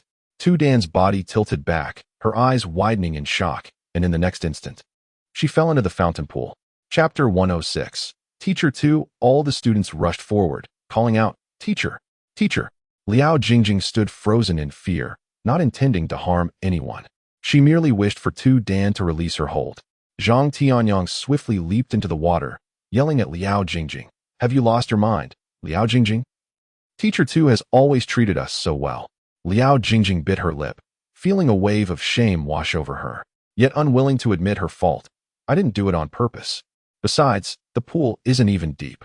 No one listened to her defense. Everyone was gathered at the edge of the fountain pool, searching for their teacher, while Zhang Tianyang and several boys frantically searched in and out of the water, growing increasingly anxious and fearful. The water level barely reached their knees. Yet why could they not find Teacher 2? A girl wept, her tears prompting a cascade of red-rimmed eyes among her peers.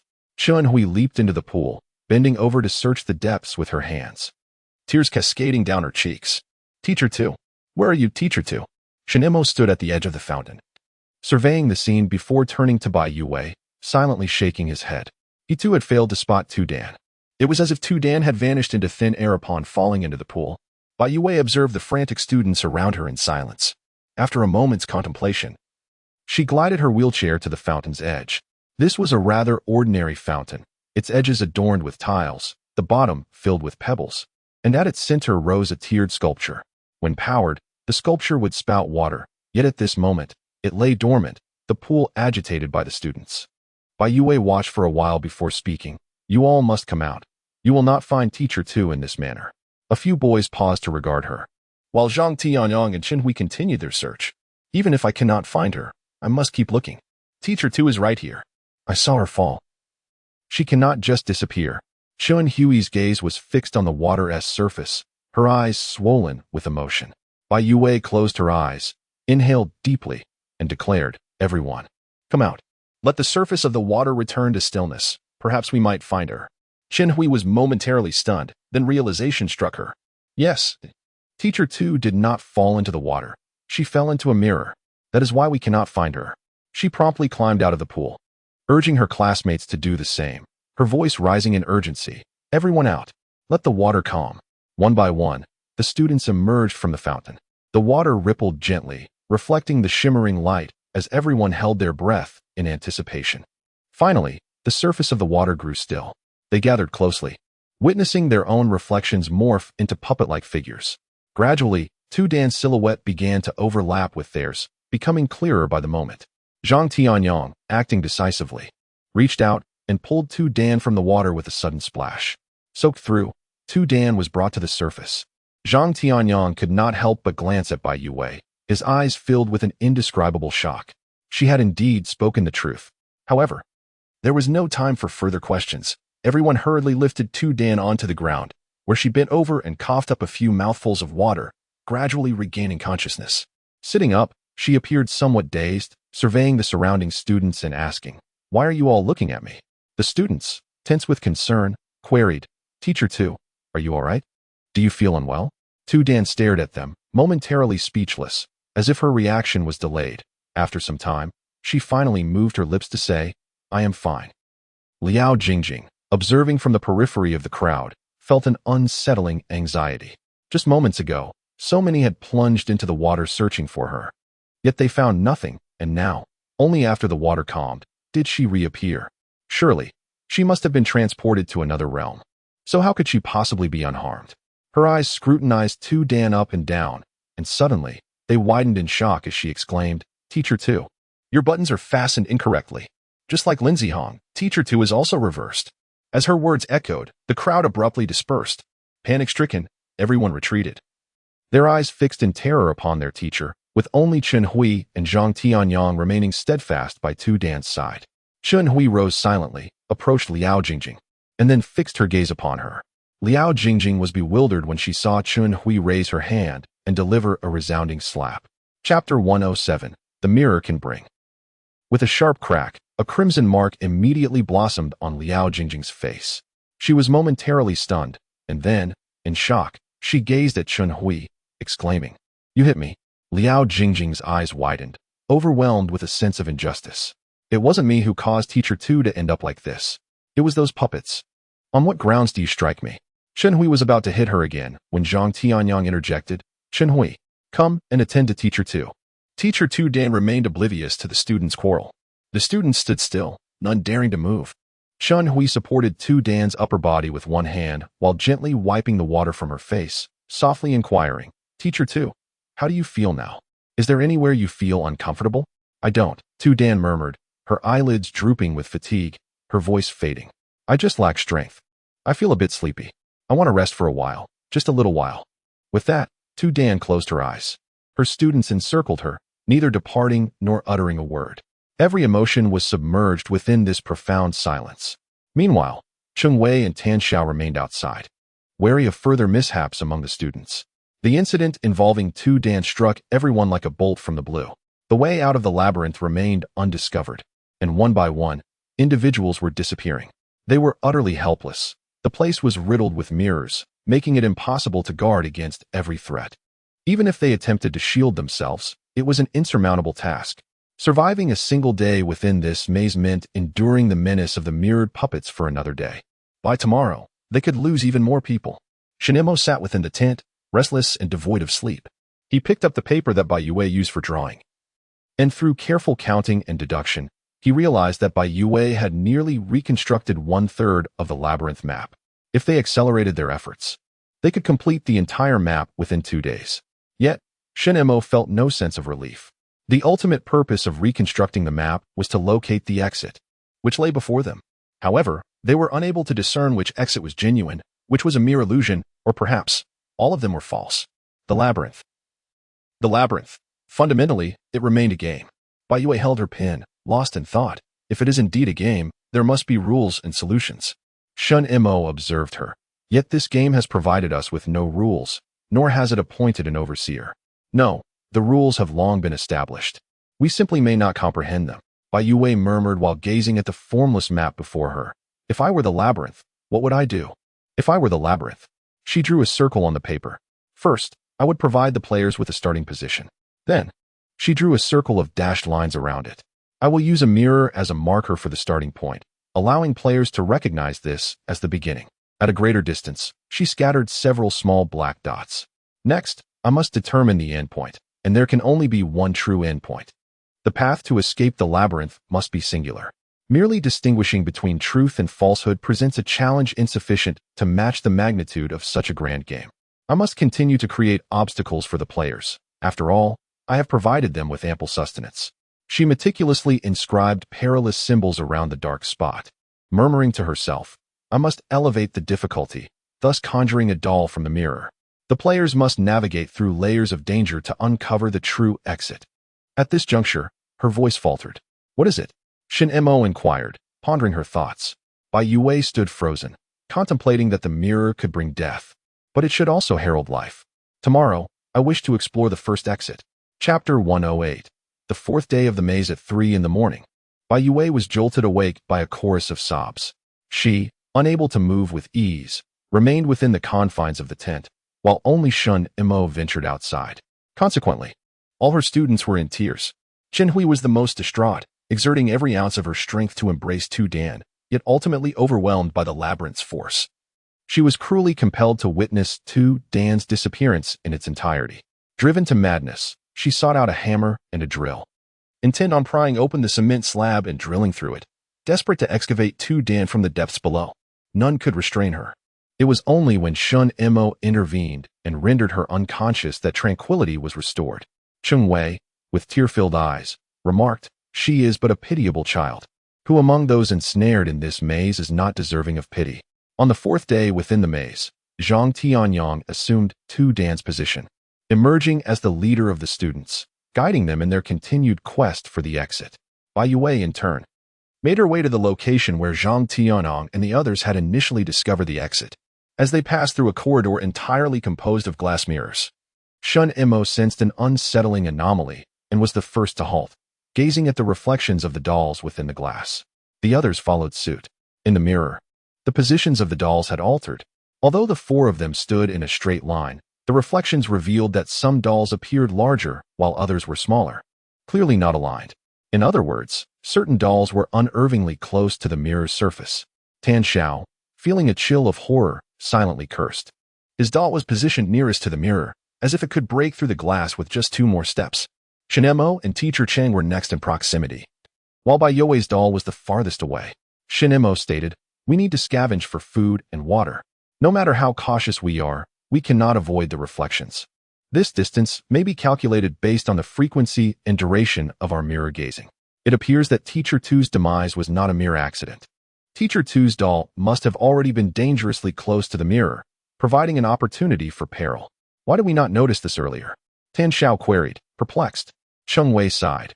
Everyone has refrained from looking into the mirrors. Nearly all the mirrors near the tents have been covered. How could we have discovered this? Time was running out. Bai Youwei's face turned pale, her hands instinctively clenched into fists. Even if each individual could guarantee they would not gaze into the mirrors. It was only a matter of time before they emerged. They needed to find an exit swiftly. The four exchanged glances, unanimously quickening their pace as they pressed onward. Upon reaching the exit, they were still surrounded by the overlapping dolls, and the doorway remained shrouded in a hazy white light. The enormous mirrors on either side reflected not a single shadow, but instead revealed countless dolls on the walls, perpetually extending. Ah, this is... Teacher Chung exclaimed in astonishment. The others turned their heads in unison to gaze in that direction. Teacher Chung pointed at the dolls on the wall, his finger trembling. Those are the two missing students of Teacher Tuesday. Shen Mo furrowed his brow and remarked. It seems that the student with the surname Liao was correct. Since Teacher Tu forbade them from approaching the exit, these two students must have sneaked over. Teacher Chung questioned with a quiver in his voice. So this exit is a facade? Then, the exit we found, is it genuine? No, wait. Bai Youwei, suddenly struck by a thought, felt her breath quicken and her complexion pale. We must find Zhang Tianyang and the others. If they haven't noticed the shifting distance of the dolls in the mirror, they might be in peril. Chapter 109. Returned to the starting point as they turned a corner, they spotted several students rushing toward them in a state of panic. What has happened? Shen Mo intercepted them. Zhang Tianyang, still shaken, gasped, the mirror. The dolls in the mirror have come to life.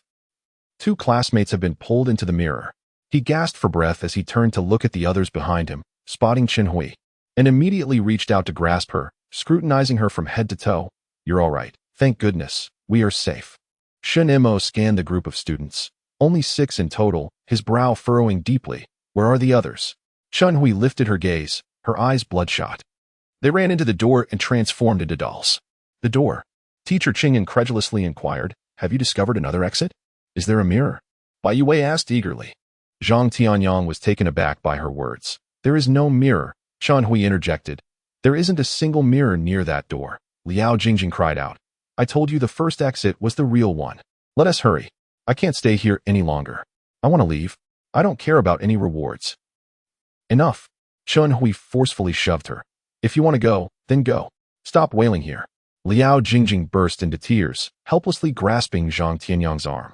He felt both annoyance and pity for her. Shaking his sleeve, he found he could neither shake her off nor muster the strength to continue the struggle.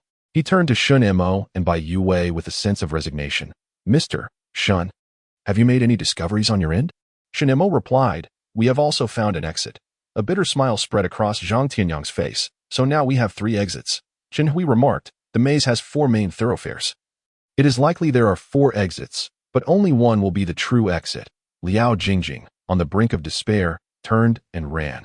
Ignoring the calls of her classmates, do not mind her, Bai Youwei said calmly. Even if she reached the exit, she would not enter. Zhang Tianyang protested, but she will not go in. Teacher Chung sighed heavily. We saw the dolls of your classmates at the exit. If she sees them, she certainly will not rashly enter. The other students fell silent at these words, their faces betraying even greater fatigue and confusion. Zhang Tianyang was momentarily taken aback. Chen Hui, where are you going? Can you truly leave? He stared ahead in a daze. Bai Youwei closed her eyes and murmured, let us give it a try. Chapter 110. Can we move any faster? The puppets moved sluggishly, seemingly devoid of any intention to attack them. Yet, simply standing there, motionless and gazing at them, was already sufficiently eerie. Bai Youwei instructed everyone to gather their belongings. Everyone complied. In truth, there was little to bring. Most of their possessions were supplies scavenged from the labyrinth, dispensable at best. Their urgent desire to escape rendered meticulous packing impractical. Chen Hui discovered a lady's wallet inside Tu Dan's tent, containing Tu Dan's identification card, bank card, house keys, and a family portrait. In the photograph, Tu Dan wore a warm smile, flanked by her son and husband. After observing it for a moment, Chen Hui tucked the wallet into her bosom and slung her backpack over her shoulders as she exited the tent. Outside, Zhang Tianyang was tearing the paper off a mirror with his classmates. What is going on? Chen Hui approached and inquired. I don't know. Zhang Tianyang's expression was hard to interpret as he glanced at Bai Youwei not far away. She wants us to tear all the paper off the mirror. Chen Hui furrowed her brow. But that is quite dangerous. I am well aware. Before she could finish her sentence, a hand reached out from the mirror, where the paper had been partially torn away. Chen Hui instinctively shoved Zhang Tianyong aside. The puppet in the mirror maintained its outstretched hand. Be careful, Chen Hui warned. Zhang Tianyong wiped the cold sweat from his brow. Thank you. Together, they quickly removed all the paper from the nearby mirrors. In every mirror, their puppets were reflected, an overwhelming multitude visible at a glance. They're about to emerge. A student spoke with a trembling voice, retreating weakly. Everyone huddled together, backs pressed against one another, vigilantly observing the puppets that gradually approached from the mirrors. Some reached out a hand, others extended part of their bodies, while some remained within the glass, impatiently yearning to break free. Shen Mo, supporting the wheelchair, inquired of Bai Youwei, "What are the odds?" Initially, there was a 50% chance. She scanned the surrounding puppets and replied, "Now, I would say 80%. Shen Mo, taken aback, cast a glance at her, surprised, yet feeling a sense of inevitability. After all, this was her nature. Not merely intelligent, but her thought process consistently resonated inexplicably with the mechanics of the game, a quality in which Shen Mo found himself lacking. "Let us go," Bai Youwei said, maneuvering her wheelchair with grace, gesturing gently, "No need to push me. Just follow closely behind and avoid unnecessary detours." She glided ahead, the others trailing in her wake, followed by the sluggish-moving puppets. Seated in her wheelchair, Bai Youwei's pace was unhurried. At times, she would halt to instruct others to tear down the posters affixed to the walls. Consequently, their progress slowed even further. Zhang Tianyong watched in growing dread as the puppets drew nearer. Bai Youwei's relentless commands to strip away the posters unveiled more mirrors, which reflected the puppets, creating a looping cycle that exponentially increased the number of puppets following them. Upon reaching the next intersection, Bai Youwei paused once more. Zhang Tianyong, on the brink of hysteria, anxiously asked, "Can we speed up?" The others remained silent, yet their intense gazes fixated on Bai Youwei, silently urging her, "Can you expedite the process? Is it possible?" The collective response was a pallid expression as everyone cast a glance behind them. A dense throng of puppets nearly obstructed the entire passageway behind them, while the mirrors incessantly spawned new puppets. They all chimed in unison, "Please, slow down. Moving at a leisurely pace would suffice. We merely wish to avoid any missteps." Chapter 111. The path to the exit. As the exit drew nearer, the number of puppets behind them multiplied. Hundreds of Shen Mo, hundreds of Bai Youwei, hundreds of Tan Xiao, Chen Wei, Zhang Tianyong, Chen Hui, Yang Yi. Another poster was torn down, revealing the puppet's visage within the mirror. Zhang Tianyong efficiently shredded the poster, crumpling it into a ball and discarding it. An expression of numbness etched across his face. The spectacle of being followed by such a multitude of puppets was indeed grand. Chen Hui inquired of Bai Youwei. "They seem to have ceased their aggression. But why do they persistently follow us?" "Because they, too, wish to escape." Bai Youwei sketched on paper, outlining a route. The maze ensnared not only them, but also the puppets. Pausing briefly, she lifted her gaze and continued. "They are, in essence, us, another facet of ourselves. Therefore, to escape, we must devise a path leading to the exit for them as well." "Understood."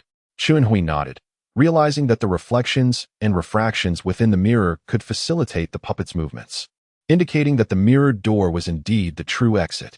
Bai Youwei remained noncommittal, sketching another passage before gliding forward in her wheelchair. Chen Hui followed up with a question. "When did you discover this?" "This morning." "This morning?"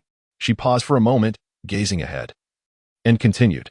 "If the mirror reflects us successfully when we reach the exit, it indicates that our current path is viable. And if it does not reflect us?" Zhang Tianyong inquired. Bai Youwei was momentarily taken aback, then glanced at him and replied, "Then we shall await our demise." Zhang Tianyong, with a light-hearted sympathy, he wrapped an arm around his shoulder, his eyes silently urging him, "Cheer up." Teacher Cheng, observing from the side, remarked, "Throughout history, humanity has revered the labyrinth, believing that life itself is akin to a maze. Only through a treacherous and convoluted journey can one bid farewell to hypocrisy and sin, ultimately discovering the true self. Thus, it appears that this labyrinthine game has been reminding us from the very beginning to confront both our light and darkness, lest we be consumed by our inner demons. Yet, is it not merely a self-righteous game, devoid of profound truths?"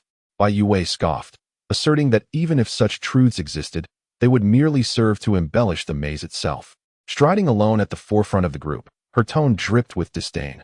Moreover, the decision to renounce hypocrisy and sin, or to uncover one's true self, is solely my concern. It bears no significance to anyone else. The others felt a complex mix of emotions upon hearing her words. Those puppets, bearing faces identical to theirs, followed closely, neither too far nor too near, some weeping, some laughing, some enraged, some frowning, as if they could never escape. They were them. And they were also those puppets. In the labyrinth, they were merely puppets, subject to the whims of the game's rules. Ahead, the girl in the wheelchair came to a halt, a smile devoid of warmth gracing her lips. We have arrived. Hesitantly, the others stepped forward, turning a corner to behold the door leading to the exit, flanked by mirrors. Reflected within those mirrors were their images. This time, they appeared as living beings, flesh and blood. Shen Mo, sensing something amiss, abruptly turned around. The others followed suit, glancing behind them. The puppets that had previously crowded the path had completely vanished. Chapter 112. Congratulations on completing maze number 2. Chen Hui stared blankly at the empty road, murmuring, "They have disappeared. They have gone into the mirrors." Bai Youwei remarked with a mocking laugh. According to the logic of the maze game, we must confront our true selves through the mirrors. To prove that we have accepted our true selves, we must leave the maze alongside them. Only then can it be considered a perfect ending. It makes me want to retch. She glided forward in her wheelchair, but Shen Mo grasped her arm. Bai Youwei tilted her face upward, reassuringly stating, "I was 80% certain before. Now I am 100% certain." Shen Mo frowned but refrained from dissuading her, instead gripping the armrest of her wheelchair, saying, "Let us enter together." Bai Youwei regarded him for a moment before nodding. "All right." The two stepped through the door, their figures swiftly melding into the white mist, vanishing from sight. Tan Xiao looked around, noticing nothing unusual, and decided to follow suit. Next came Chen Hui, followed by Zhang Tianyang and a few of his classmates. Teacher Chang lingered at the entrance, waiting until he was certain that everyone had safely exited before he stepped inside with his cane. Not far away, Liao Jingjing huddled at the mouth of the corridor, her bloodshot eyes fixed intently on the exit. After a long moment, she murmured in disbelief, "Why? Why are they unharmed? Why did they not become dolls?" She lowered her gaze, observing that her right hand, from fingertip to forearm, had turned into an insensate plastic. Merely testing the waters by extending her hand for a brief moment had resulted in this transformation. It was only upon discovering her classmates' dolls that she realized the exit was flawed. But why was Bai Youwei able to leave? Bai Youwei was taken aback. She had entered with Shen Mo, yet now he was nowhere to be found. Seated alone in her wheelchair, she was enveloped by an expansive white mist. At that moment, a voice echoed in the air. "Congratulations, player, on successfully clearing maze number 2. We shall now begin the reward settlement for this round of the game. Players who are the first to clear maze number 2 will receive a doll puzzle piece. The ranking for this round is as follows. 1. We will now proceed with the data upgrade for the player. Ding. The upgrade is complete. The reward settlement is concluded. Please continue the game and strive for further progress." As the voice faded, the white mist dissipated. In the blink of an eye, Bai Youwei realized that everyone had returned. Behind her, the mist lingered. The group gathered together, each holding puzzle pieces. Why were there only 5? Tang Xiao, holding a piece, was utterly perplexed, and turned to Chung Weikai. "Old Chung, did you not receive a puzzle piece?" Teacher Chung shook his head. "No." Bai Youwei, Shen Mo, and Tan Xiao each held a piece of a puzzle, as did Zhang Tianyang and Chen Hui. However, the remaining 3 classmates were left empty-handed. It appeared that the distribution was done in a sequential manner. Zhang Tianyang remarked, "When the game concluded, the system indicated that my ranking for this round was 5th. I suspect that the puzzle pieces are only awarded to the first 5 individuals who successfully navigate the maze." Beside him, Yang Yi exhaled deeply, seemingly exhausted, and sat down heavily on the sidewalk, declaring, "To emerge alive is already a stroke of good fortune. Whether or not we obtain the puzzle pieces pales in comparison." Another classmate who also did not receive a puzzle piece nodded fervently, recalling the harrowing events that transpired within the maze, his expression tinged with trepidation. Suddenly, Chen Hui interjected. "Yang Yi, stand up." Yang Yi was taken aback. Chen Hui approached and forcefully pulled his hand away, revealing that the spot where Yang Yi had struck was now cracked. Everyone stood in astonishment. Chen Hui gazed at them and asked, "Do you remember? The system also mentioned upgrading the player's data." Chapter 113, The Effect of Data Upgrade. Indeed, regardless of the source of that voice, they all heard it distinctly. It proclaimed, "Upgrading the player's data." This statement was decidedly unsettling. They were not mere machines. What did the term data upgrade imply? Cheng Wei hesitantly spoke up, if that's the case. Ever since emerging from the maze, I have felt as though my body has become rejuvenated. Surely not, Tan Xiao replied earnestly, scrutinizing him. Your face still bears quite a number of wrinkles. Teacher Cheng found himself in a rather awkward situation. No, it was not due to his youth. Rather, it was a transformation in his physique. His arms and legs seemed to have become more agile, and he felt a surge of strength compared to before. In light of this, I too sensed a subtle change within myself. Tan Xiao scratched the back of his head in contemplation, glancing around until he spotted a tree by the roadside. He approached it, and, with a swift motion, delivered a punch. Thud! The tree did not break, but the coarse, tough bark where he struck cracked open. The branches trembled, and leaves fluttered down like rain. Tan Xiao's eyes widened in astonishment, almost as if his eyeballs would pop out. No way, he murmured, raising his fist once more, this time exerting all his might. He struck the trunk with fervor, proclaiming, "Behold my indomitable golden Buddha fist." Thud! The trunk cracked internally as well, yielding an astonishing result. However, simultaneously, Tan Xiao crouched down, cradling his aching fist in pain. Witnessing this, everyone began to experiment. Some tested their strength, others their speed, while a few assessed their physical resilience. And some simply jumped on the spot to gauge how high they could leap. Even Teacher Cheng joined in, lying on the ground to perform push-ups. The scene was undeniably comical. Only two individuals remained still, Bai Youwei and Shen Mo. It appeared that the rewards of the maze were far more substantial than those of the game. The previous game only offered one-time items, whereas the maze promised a comprehensive enhancement of physical abilities. Shen Mo remarked coolly, with such physical prowess, participating in the tortoise and hare game would render a loss nearly impossible. Bai Youwei nodded slowly, adding, moreover, those possessing the puzzle have the opportunity to forfeit a game. When the puzzle rests in one's hand, its purpose unfurls in the mind. Gathering all pieces unlocks every game, and each piece bestows an additional exemption from the trials of the game. In a world where one may frequently confront life and death challenges, the privilege of evading participation is tantamount to gaining an extra life. However, as Bai Youwei gently caresses the puzzle piece with her fingertip, the information remains elusive. How many pieces constitute a complete set? Tu Dan mentions that Hangzhou also experiences fog. Shen Mo speculates that if densely populated areas are prone to mazes, perhaps the number of cities could indicate the number of mazes. Bai Youwei ponders this and turns to Cheng Weikai, inquiring, Teacher Cheng, where does Hangzhou rank in terms of urban population in the country? That ranking may lack significance. Shen Mo replies, Chongqing, Beijing, Shanghai, and Guangzhou are the most populous cities and were the first to encounter troubles. Subsequently, a significant portion of Shanghai's populace migrated to Suzhou and Hangzhou, so Hangzhou's current population ranking is likely above 20th place. Tao Xiao, overhearing their discussion, innocently asks, so, are we heading to Hangzhou?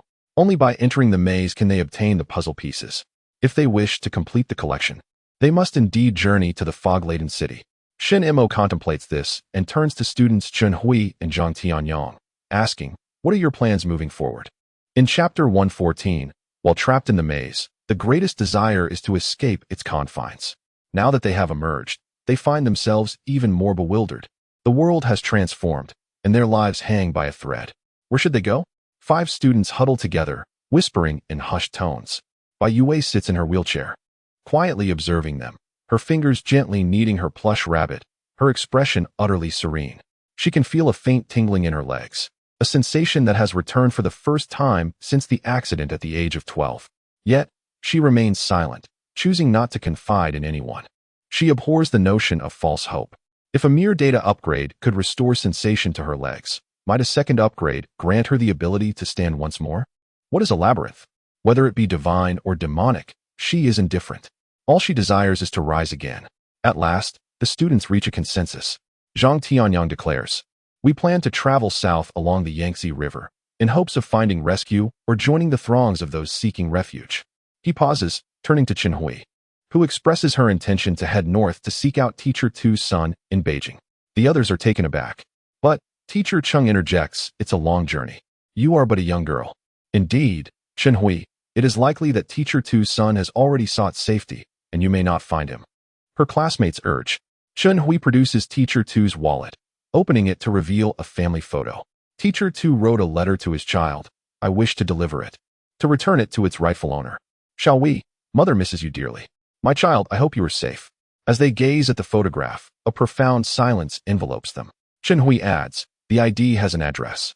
If I cannot find him, I shall leave the photo at Teacher 2's residence. Rest assured, I possess the discretion to act judiciously and will not behave recklessly. She paused briefly, her voice softening. Teacher 2 has guided us along this arduous journey, and I yearn to contribute in some manner. Upon hearing this, Zhang Tianyang felt a pang of emotion swell within him, and he could not help but exclaim, I shall accompany you. No need for that. Shen Hui smiled faintly, stating that your task is to accomplish what Teacher 2 could not, leading everyone to the refuge. Moreover, let us not forget that I possess a puzzle. Even if we encounter a game, I can ensure my own safety. If all of you accompany me, even using up 2 pieces of the puzzle will not secure the safety of everyone. Thus, I will suffice on my own. Both Shi and Zhang Tianyang each held a piece of the puzzle, yet with 5 students in total, it was impossible for all to forfeit the game. After much contemplation, everyone realized that Chen Hui's plan was indeed the most suitable. Fear not, she said with a gentle smile, raising her fist. I am quite formidable now. Though I may not compare to you, those who have never entered the labyrinth shall certainly not dare to bully me. With this agreement settled, no further persuasion ensued. Shen Mo then inquired about Tan Xiao and Teacher Cheng. Tan Xiao, an orphan, had no kin or connections, only a band of wayward brothers, who eventually became scattered. Thus, he had no other place to go and naturally chose to remain with Shen Mo. Teacher Cheng, however, pondered for a while. His wife had passed away in middle age, and his children resided abroad. He had come to Yangzhou out of concern for his elderly parents. Yet, the likelihood of his aging parents boarding a rescue vessel seemed exceedingly slim. After considerable reflection, Cheng Wei sighed. Let us go to Hangzhou. Having lived a full life, I find solace in the notion that should I manage to complete the puzzle, it would serve as a boon for the people, allowing me to depart this world with a sense of purpose, rather than perishing aimlessly within the confines of a game. I would prefer to meet my end in a manner imbued with value and significance, even if it is but a fraction of what I desire. Author's note, recently, there has been a stringent crackdown on the portrayal of untruths, so the narrative has been adjusted. Initially, I intended for the mother of the female protagonist to divorce the father of the male protagonist, but that alone seemed insufficient. Now, the father of the male protagonist is merely a friend to the mother of the female protagonist. Just a friend. A purely platonic friendship. Chapter 115. Taihu Service Area. The group bid farewell and departed. Before leaving, Chen Hui gifted Bai Youwei a round, plump mushroom as a token of gratitude for guiding them out of the labyrinth. Concerned for Chen Hui's safety on the road, Zhang Tianyang presented her with a piece of frog mud. Following this, Chen Hui set off northward, while Zhang Tianyang and his classmates journeyed south. Shen Mo, Bai Youwei, Tan Xiao, and Cheng Wei, a party of 4, drove towards Hangzhou. The distance from Yangzhou to Hangzhou spans 297 kilometers, with a driving duration of approximately 3 hours and 39 minutes. This was the time frame before the apocalypse. Presently, however, the congested highways and the incessant emergence of dolls have proven to be a source of considerable frustration. Teacher Cheng's strength has notably increased. While he may not rival the brawn of younger men, his physical prowess has rejuvenated by at least 2 decades, leaving him devoid of fatigue, dizziness, or breathlessness. This transformation has had a direct impact. Everyone's mindset has shifted towards optimism, and there appears to be less resistance to the doll game. Bai Youwei remains uncertain whether this change is for the better. If it is indeed positive, it may signify an enhanced adaptability to the apocalypse among the group. To speak of misfortune, perhaps this is the initial step in the game of taming them. It feels like a slap followed by a sweet date. Upon entering the Changshan Expressway, the journey became smooth. There were no congested vehicles, nor any sight of dolls. As night fell, they passed by Taihu Lake and decided to rest at the service area. The full moon hung high, casting a serene glow, while everyone gathered in the open space of the service area to kindle a fire, boiling water, and preparing dinner. Teacher Cheng was beside them, brewing mung bean soup, and with a smile, asked, Xiao Tan, are you not afraid? Tan Xiao replied candidly, I am afraid. After a moment of pause, he grinned and added, but now that I'm out here, it doesn't seem so frightening anymore. Let us not dwell on it. To traverse the rivers and lakes, one must withstand the tempests. What is this trivial matter? Merely a light drizzle. Look at him, Ogo. His expression hasn't changed at all. Their essay saying, ISNT there? Steady as Mount Tai, unperturbed by the storm. Teacher Chung chuckled and responded, "It means, when Mount Tai crumbles before you, your countenance remains unchanged. When a deer suddenly appears to your left, your eyes do not blink." Tan Xiao, unusually appreciative and devoid of disdain for Teacher Cheng's literary flair, praised, "A teacher truly stands apart, possessing such culture." Upon hearing this, Teacher Cheng's expression slightly dimmed. In this day and age, having culture is less valuable than having ability. Aside from teaching, I possess little else. While the two were engaged in their conversation, Bai Youwei emerged from the tent and inquired, "Who has touched my rabbit?" Both Tan Xiao and Teacher Chung were taken aback. Shen Mo, who was studying the map, also turned around and asked, "What's wrong? Has your rabbit gone missing?" Everyone was left in a state of confusion. Since it is not missing, why ask such a question? Never mind. Bai Youwei furrowed her brow in annoyance, leaning on her cane as she approached and poked the fire with another stick. "Are the sweet potatoes done yet?" "Not yet. They need to roast a little longer to be fully cooked." Teacher Chung quickly pulled her aside. "Be careful not to burn yourself. The sparks could scorch a hole in your clothes." Bai Youwei paced with her cane. "I'm hungry." Tan Xiao handed her a roasted sausage. "Here, eat this to tide you over." Bai Youwei wrinkled her nose in distaste and did not take the sausage, continuing to wander with her cane. Not far away, the moonlit scene of Taihu Lake was mesmerizing, with shimmering water ripples and a vast expanse of lotus leaves spread across the surface. As the gentle breeze blew, the lotus leaves danced gracefully like layers of water waves. Suddenly, Bai Youwei felt a craving and instinctively glanced at Shen Mo. "I want to eat lotus pods." Shen Mo replied, "Are we not having dinner?" Bai Youwei pouted, "This is just an appetizer." Shen Mo frowned, gazing at the distant lake. "Are you trying to send me to become a pre-dinner snack for the mosquitoes?" "Haha." Tan Xiao suddenly burst into laughter. "Mo Gu, you are quite humorous. A pre-dinner snack for the mosquitoes, ha ha ha ha." She said nothing further, but her meaning was clear. She would not be eating. The proud young lady refused not only the lotus pods, but also dinner. Shen Mo set down the map in his hand and said to Tan Xiao, "What you just said was quite accurate." "Huh? Which part?" Tan Xiao asked, her eyes wide. "The humorous part?" Shen Mo leisurely lifted his arm and removed his shirt. "It is indeed better in the labyrinth," you remarked. In the labyrinth, she did not act this way. "Huh? Brother Mo, where are you going? Are you really off to feed the mosquitoes?" "Ah, take me with you. I want to catch a fish." Half an hour later, dinner was served.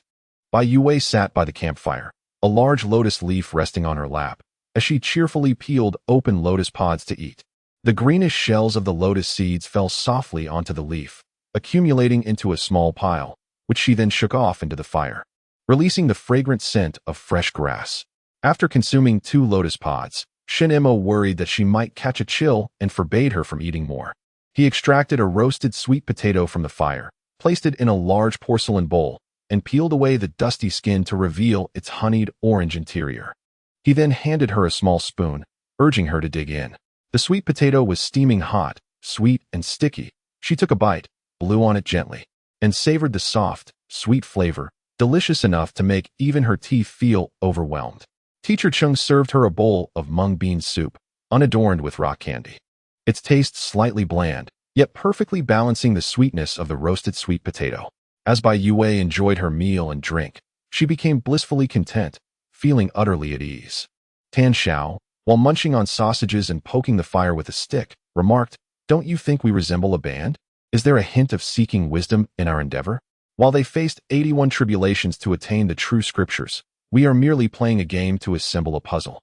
Tan Xiao struggled to grasp the full meaning, yet found the rhythm of his words amusing, suggesting, "Old Chung, with your vast knowledge, why not give us a name for our band?" Teacher Chung paused, slightly taken aback. "What sort of band name? How could you not know this?" With a playful demeanor, he began to enumerate examples: the 2 elders Xianming, the 3 saints of Kunlun, the 4 great guardians, the 5 elders of Kongtong, the 6 immortals of Taogu, and the 7 oddities of Jiang, and these are the ones. Teacher Chung suddenly enlightened. "Oh, let me think meanwhile," Bai Youwei, enjoying her meal, found amusement in the fact that the usually serious Cheng Weikai was genuinely following Tan Zhao's line of thought, pondering names earnestly. "We are 4 individuals from different places who have come together as a family. How about we call ourselves? For C's is one." "Ah," Tan Xiao replied, "that doesn't seem very impressive. Think again." Cheng Weikai suggested, "In ancient times, there were the 4 scholars of the study, comprising brush, ink, paper, and inkstone. Each of us could take a character from those and combine them. Oh, let me think too, Tan Xiao mused. Flowers, birds, fish, and insects? Wolves, tigers, leopards, demons, and monsters? Why is it so difficult to find a good four-character phrase? Bai Youwei could no longer contain her laughter. Let us call it the old, young, sick, and disabled. Tan Xiao. Cheng Wei Kai. Shen Mo poked at the fire and casually inquired, so, which one am I among the old, young, sick, and disabled? Chapter 117. Sister Weiwei Teacher Cheng is old. Tan Xiao is young, I am disabled, and you Bai Youwei narrowed her eyes, curling her lips, you must be sick. Shen Mo, what illness do I have? Bai Youwei, you have the disease of being a straight man. Shen Mo. Bai Youwei, ha ha. Unable to hold back. Her laughter was particularly infectious that evening. Beside them, Tan Xiao, with a hint of melancholy, exclaimed, why am I considered young? I will be 20 by the end of the month. Bai Youwei retorted with confidence, among us, you are the youngest. If you are not young, then who is? It's impossible. Tan Xiao widened her eyes in disbelief. I cannot possibly be younger than you. How old are you?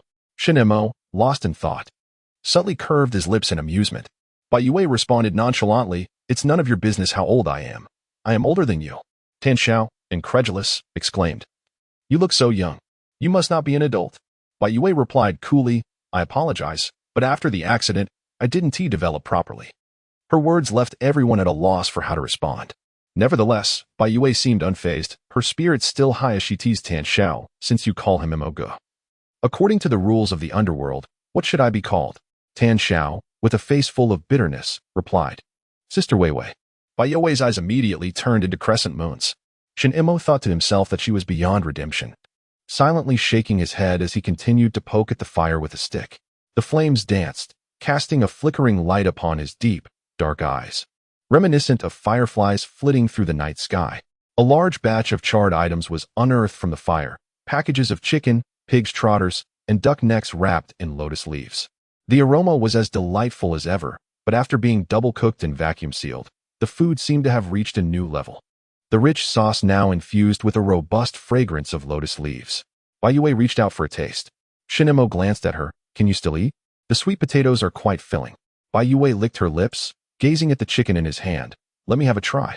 Shen Mo tore off a chicken leg, finding it excessive, and trimmed a portion with a small knife before handing it to her.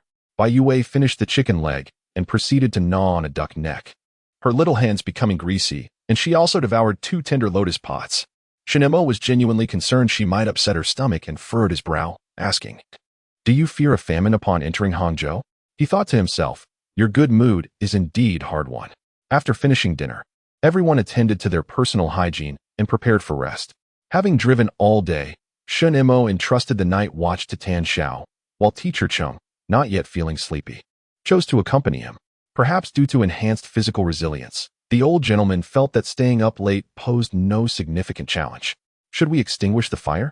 Tan Xiao inquired, as the blazing bonfire served as a conspicuous beacon in the night. Shen Mo replied nonchalantly, let it burn. It will be useful in the morning for heating water and cooking. Then I shall gather more wood. Tan Xiao responded with enthusiasm. Teacher Cheng interjected, make sure to collect dry wood. Damp wood burns poorly and produces excessive smoke. In a modern city, finding dry wood was no simple task. So Tan Xiao opted to salvage tables and chairs from the service area. Her plush rabbit, which she had tucked away in her bag, reappeared at the edge of the tent's entrance. She frowned, glancing around. Shen Mo was busy organizing his toiletries, while Tan Xiao and Teacher Cheng had gone to retrieve the furniture. There were no other people nearby who would disturb her rabbit. Chapter 118. My rabbit can move. Perhaps she had lingered outside the tent for too long, as Shen Mo noticed the unusual silence and asked her, what is the matter?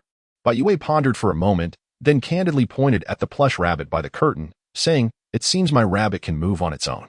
Shen Mo, taken aback, thought that if it weren't for the earnestness etched on Bai Youwei's face, he might have suspected her of concocting yet another whimsical scheme to perplex him.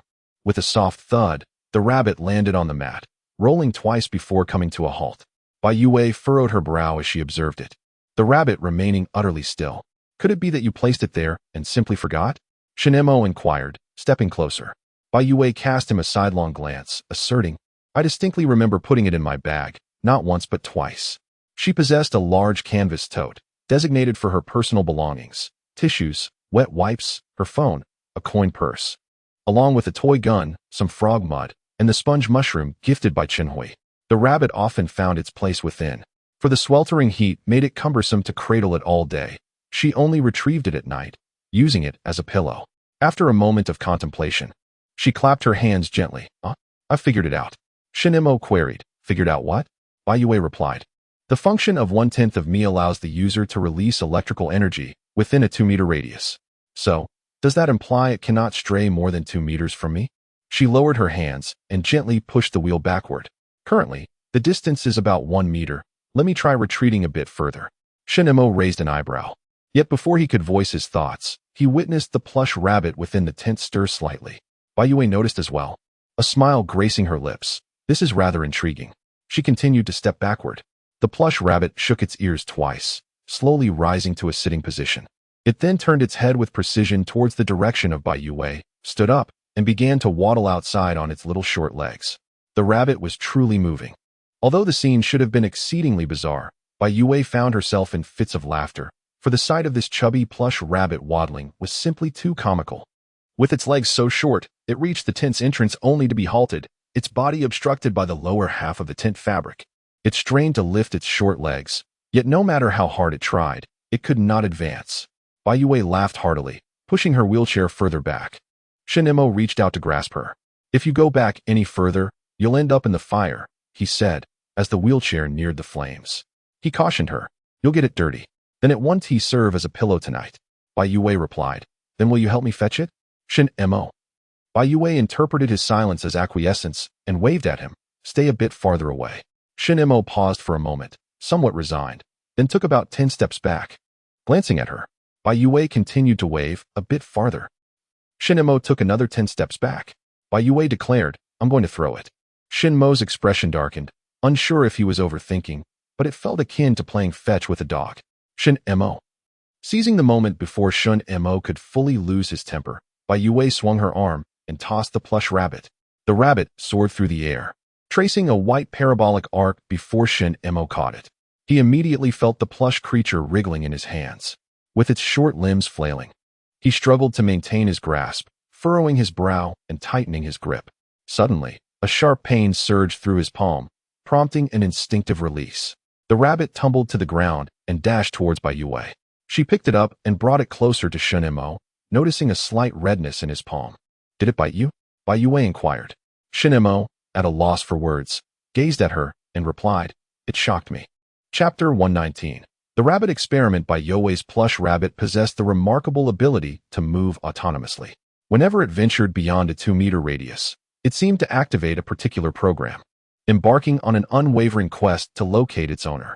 In this endeavor, if impeded by a living entity, it would emit a small amount of electrical energy for defense.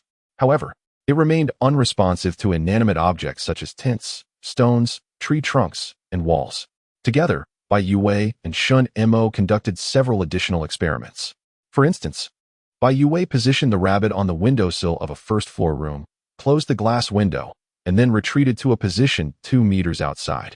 The rabbit persistently pressed against the glass, pushing and nudging. Despite the fact that the door on the other side stood wide open, it refused to exit through the door. This indicated that the plush rabbit had been endowed with a certain level of intelligence, albeit limited. Shen Mo pondered the implications. If the maze's data upgrade affected the props, why had there been no changes to the other items? Was it possible that the maze system had defaulted the 1/10 of me as a game player? Bai Youwei shook her head. If it is recognized by the system as a player, then it should share the same rank as me in the completion of the game. Why then, did it not receive the puzzle piece? The top 5 players who exited the maze all obtained a puzzle piece.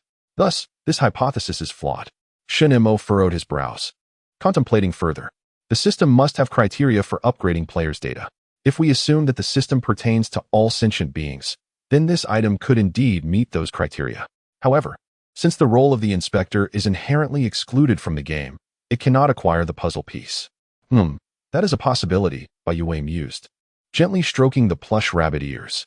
After all, the inspector holds a transcendent position within the game, even if it were only 1/10. It cannot be equated with an ordinary player. As she spoke, a fleeting smile crossed her face, perhaps spurred by a sudden thought. I wonder to what extent this data upgrade can progress. Will it someday become 1/5, 1/3, 1/4, until it evolves into a complete inspector? Shen Mo found himself at a loss for words. He felt a mix of incredulity toward Bai Youwei's speculation and an equal sense of bewilderment regarding the existence of inspectors. Yet, speaking of upgrades, the safety of their exit from the next maze remained uncertain. After a prolonged silence, he replied softly, "We shall see when we reach Hangzhou." Bai Youwei nodded in acknowledgement.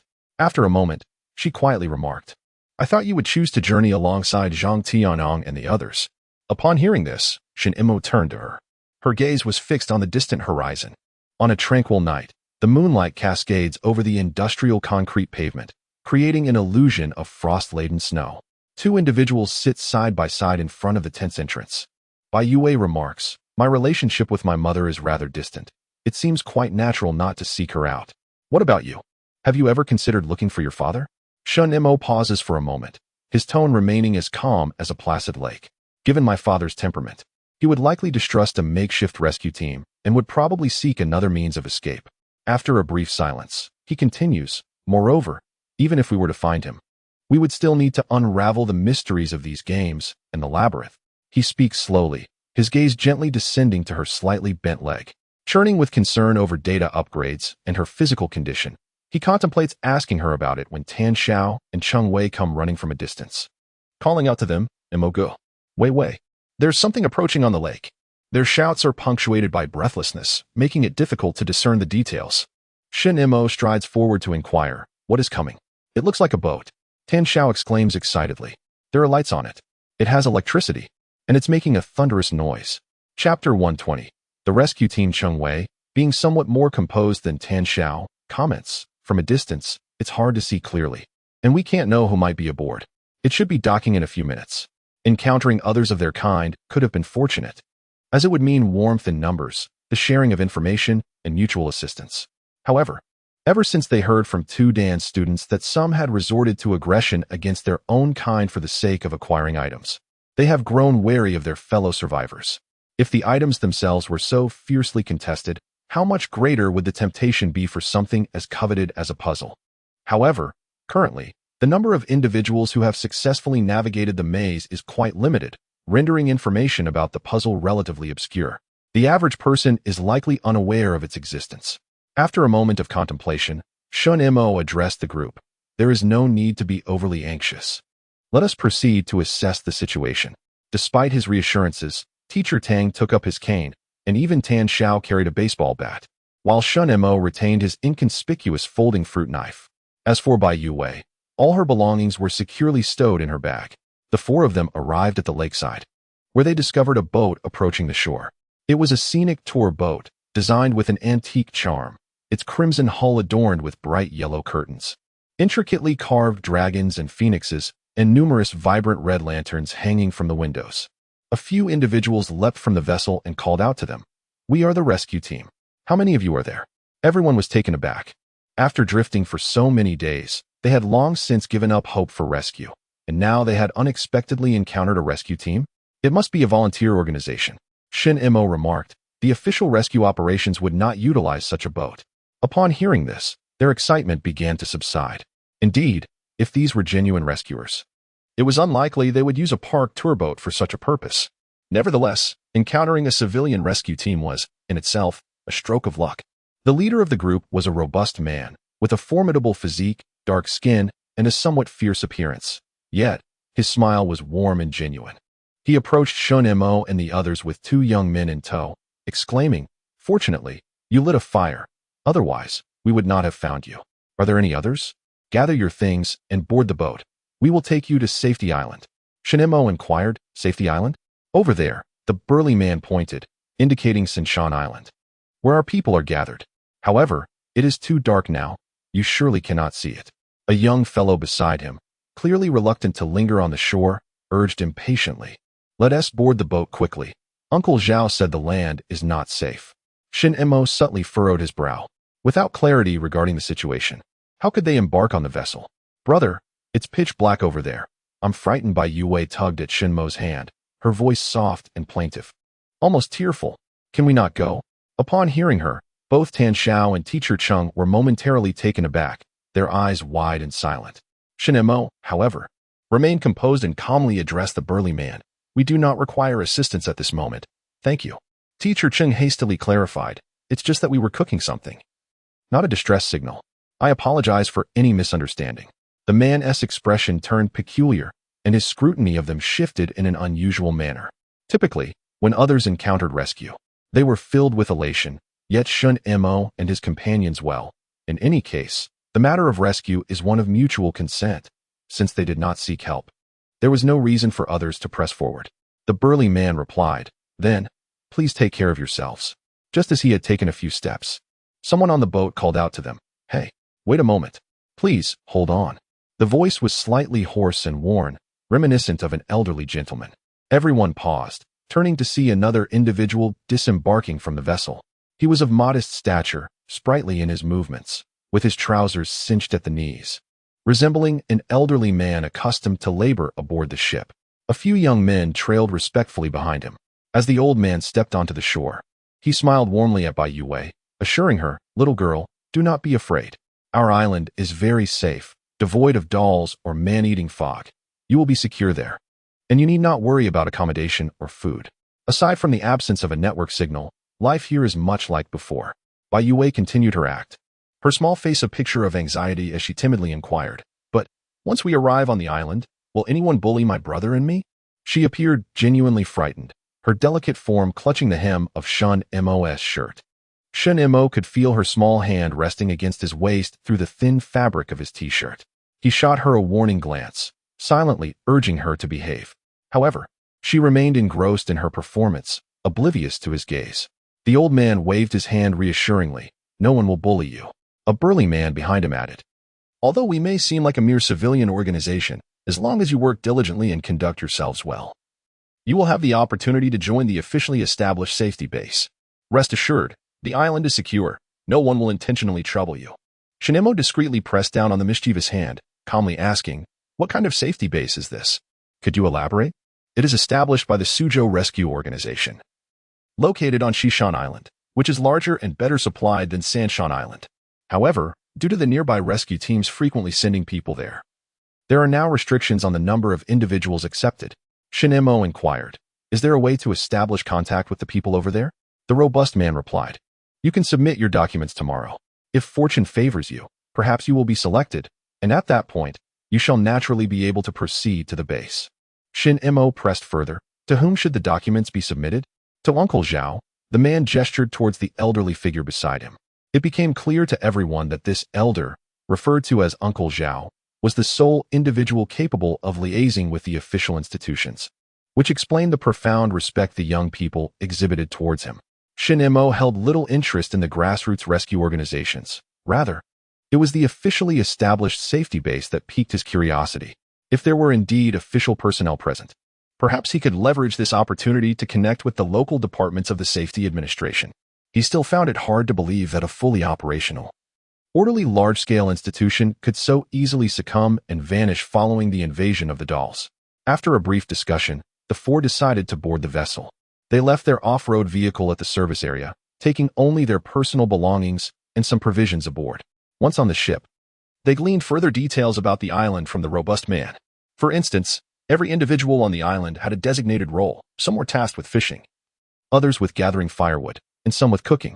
Even the elderly, women, and children were assigned suitable tasks. In essence, the principle was simple.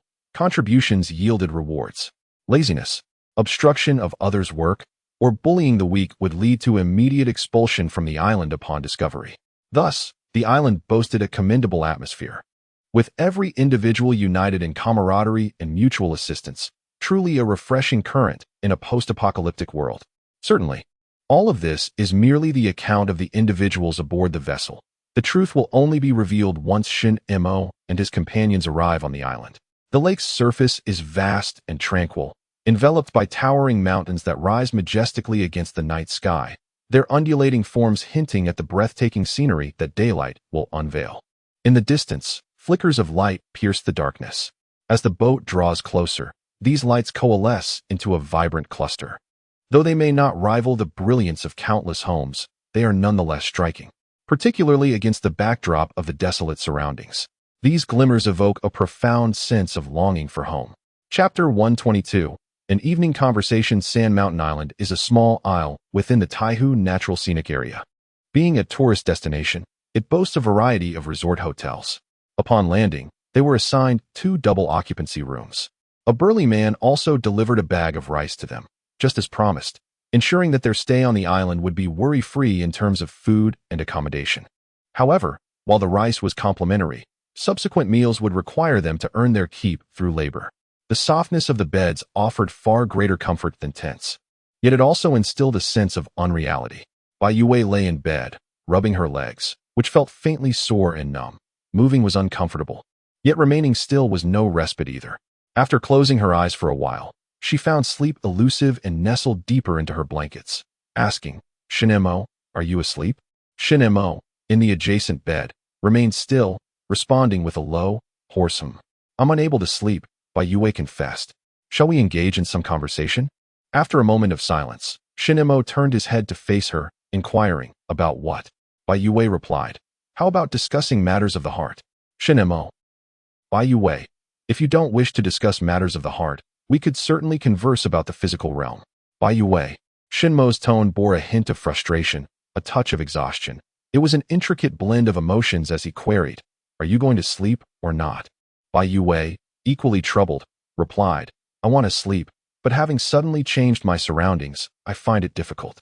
"So, because you cannot sleep, you must disturb me? If I don't disturb you, should I torment myself instead?"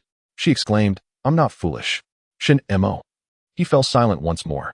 Bai Youwei sensed that she had caught him off guard, letting out a soft sigh as she turned over in bed, gazing out at the mountains beyond the window. "It's so cool here," she murmured, "it hardly feels like summer." After a brief pause, Shen Mo remarked, "The temperature varies greatly in the mountains." Noticing that he was willing to engage, Bai Youwei grew animated, continuing their discourse. "The mountains on that island must be more numerous.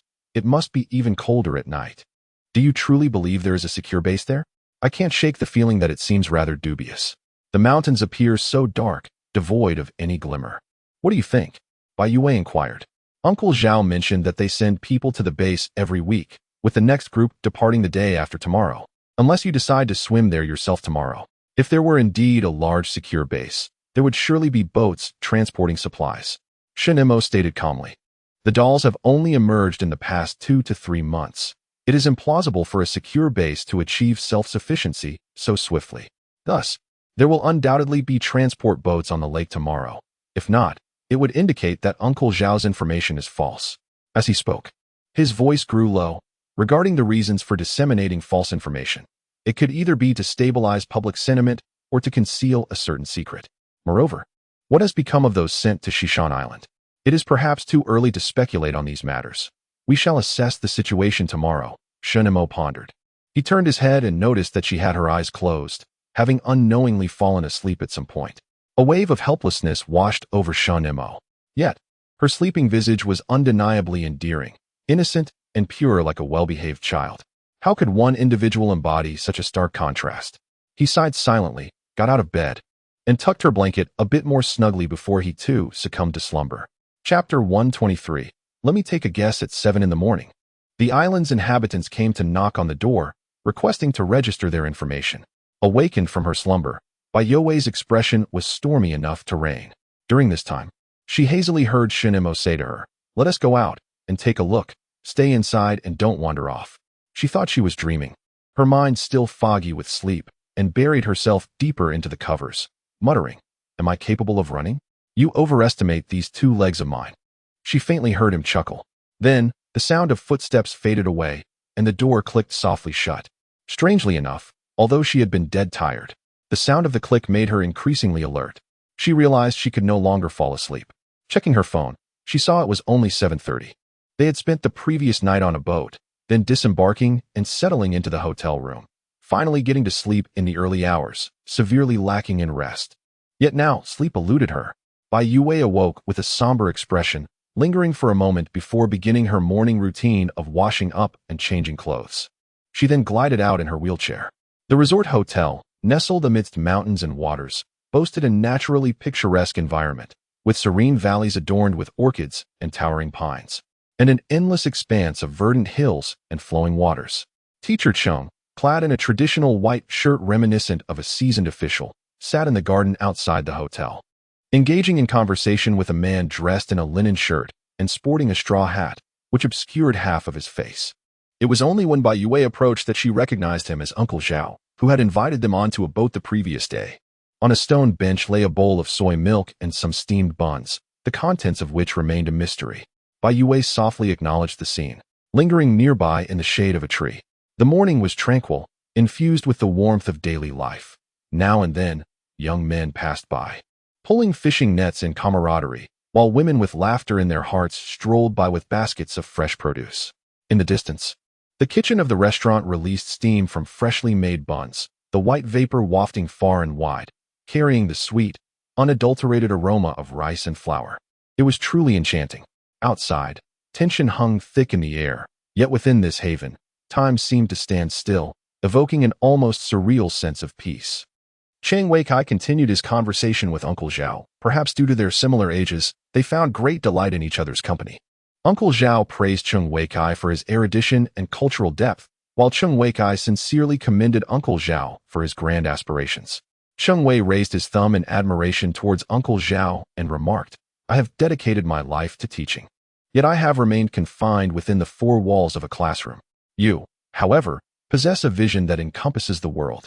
It is precisely this quality that enables you to regulate the daily lives of those on this island with such meticulousness.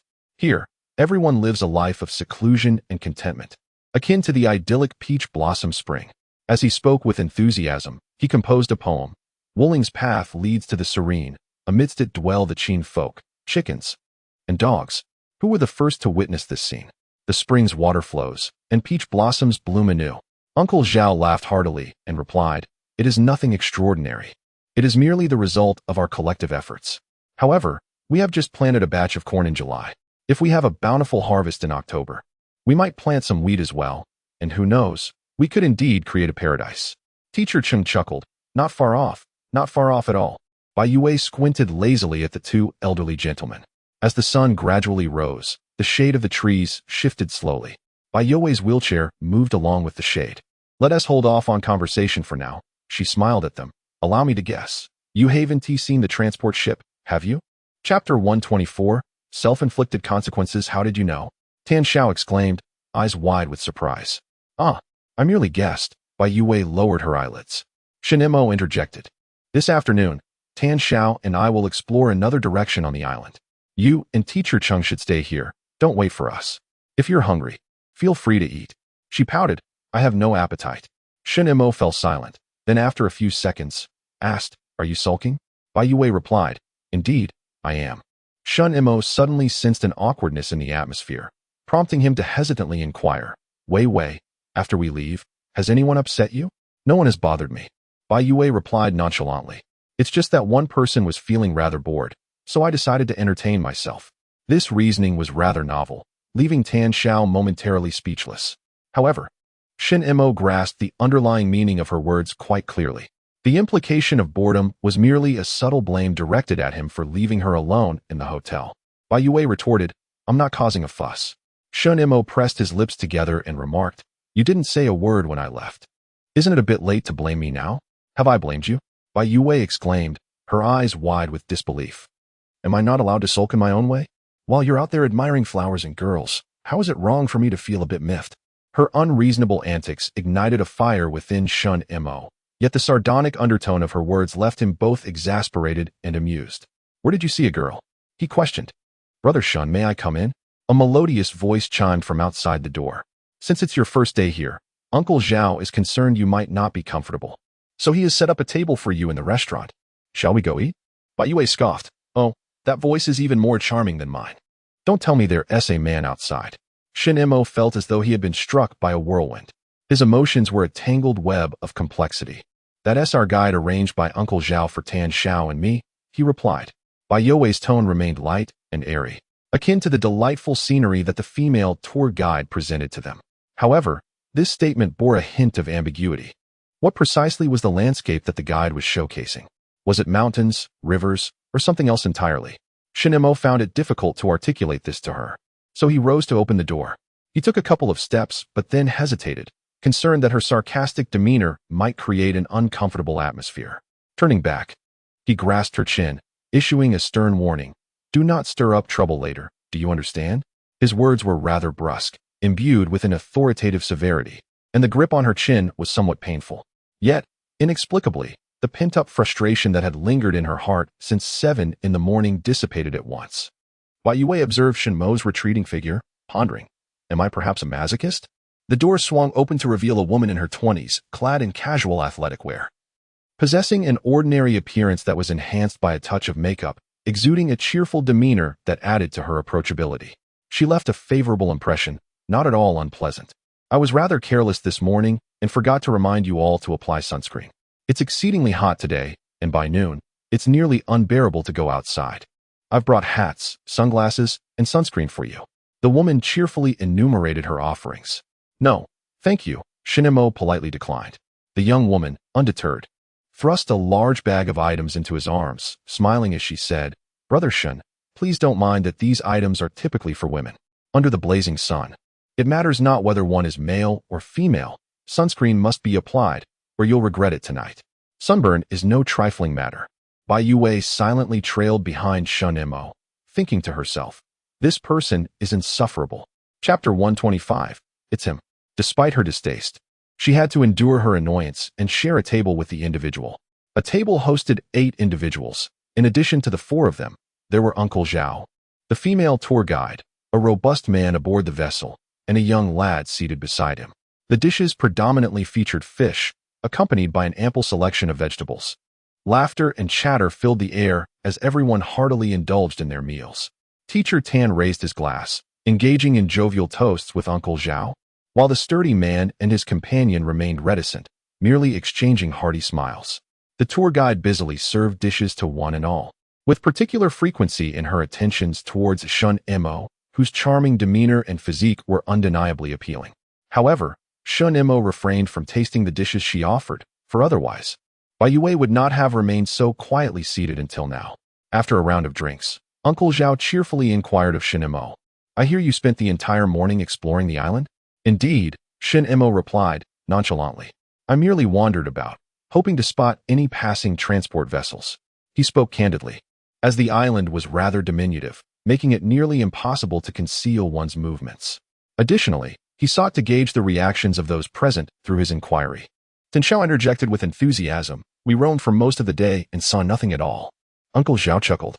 That is because the ferry terminal for Shishan Island is not situated on our side. It lies in the opposite direction, obscured by mountains. Therefore, it is no wonder you could not catch a glimpse. The old man appeared at ease, revealing no hints of suspicion. Shen Mo then posed a question. Aside from being selected to travel to the safe base, are there any alternative means to contact individuals there?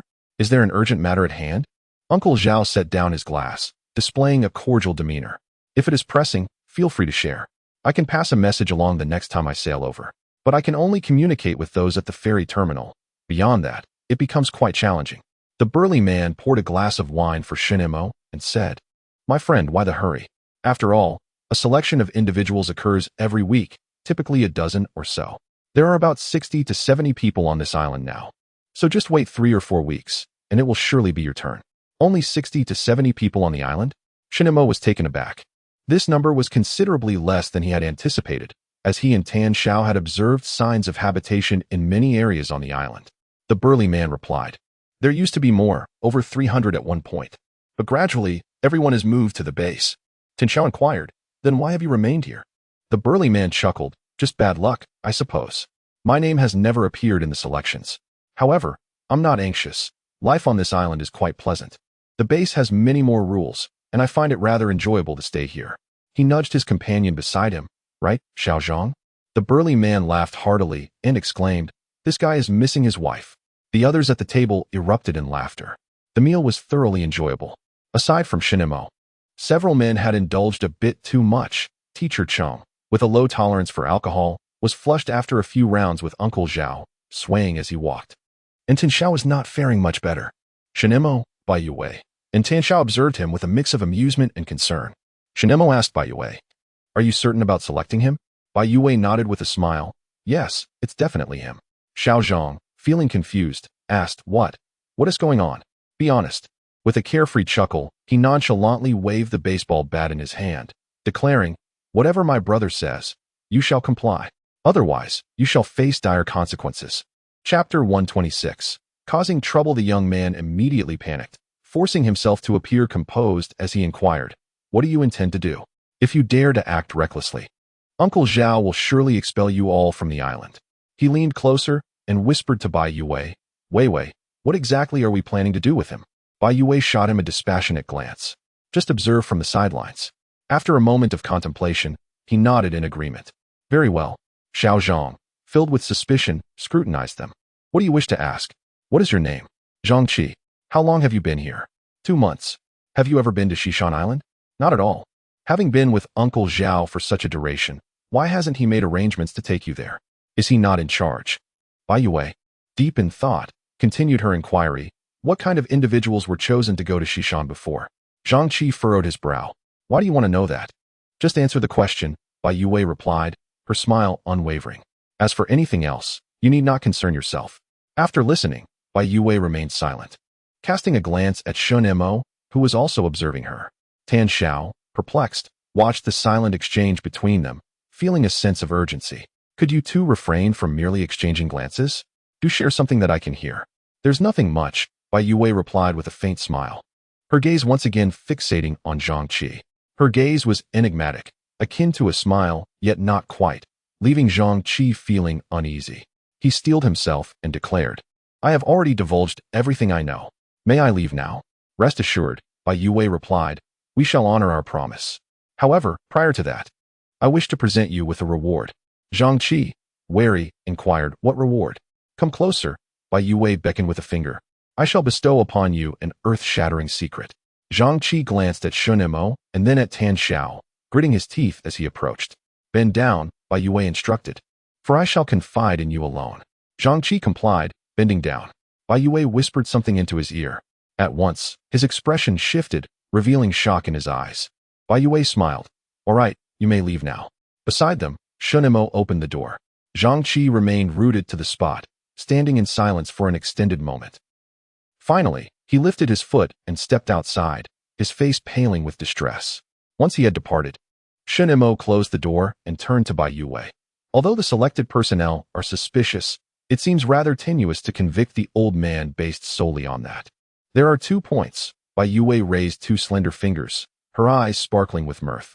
First, old Zhao had arranged for his men to plant crops as early as July, indicating he never contemplated seeking refuge at a safe base, but rather aimed for self-sufficiency. Is this not peculiar? In the face of a catastrophe, a rational person would instinctively seek rescue, yet he clung to this small island, even if he were reluctant to part with his homeland. How then do we explain the second point? The individuals he sent away were either elderly incapable of performing manual labor, patients, or unsteady characters such as drunks and gamblers. Shouldn't a normal selection process prioritize individuals with specialized skills? However, that seems misguided. Tan Xiao interjected with a laugh, pointing out that Zhang Qi and Sun Wei were faring well on the island. Sun Wei, the burly man, elicited a derisive smile from Bai Youwei. If I were old Zhao, I too would retain them. They possess strength, are obedient, and lack intelligence, making them sufficiently compliant. Why not keep them? Chapter 127. Utterly boring as her words lingered, a profound silence enveloped the room, pierced only by the rhythmic snoring of Teacher Chung on the bed. Tan Xiao scratched his head, still finding it improbable. At his age, with aging limbs, how could he have sent hundreds to that place without anyone noticing any issues? How had he managed to live until now unscathed? You might not even last 7 days, Bai Youwei remarked lightly. Enough, Shen Mo interjected with a frown. In any case, something is amiss on this island.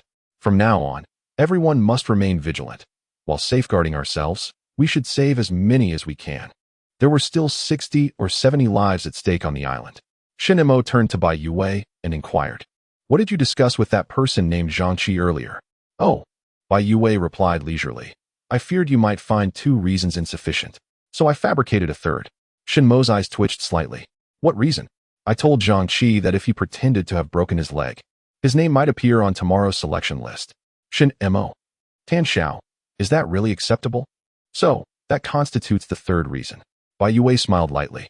If Zhang Qi were to act accordingly and his name happened to appear on the list, it would confirm the accuracy of my deduction. Tan Xiao, intrigued, asked, will Zhang Qi actually comply? I do not know. Even if he does not, it matters not. Bai Youwei cast a glance at Shen Mo. After all, I and Shen Mo should appear on tomorrow's list. Why is that? Tan Xiao was once again taken aback, perceiving Bai Youwei's words as akin to tossing grenades. One moment revealing a pair of twos, the next a pair of kings, leaving him quite overwhelmed. Because I am a useless cripple, as for Shen Mo.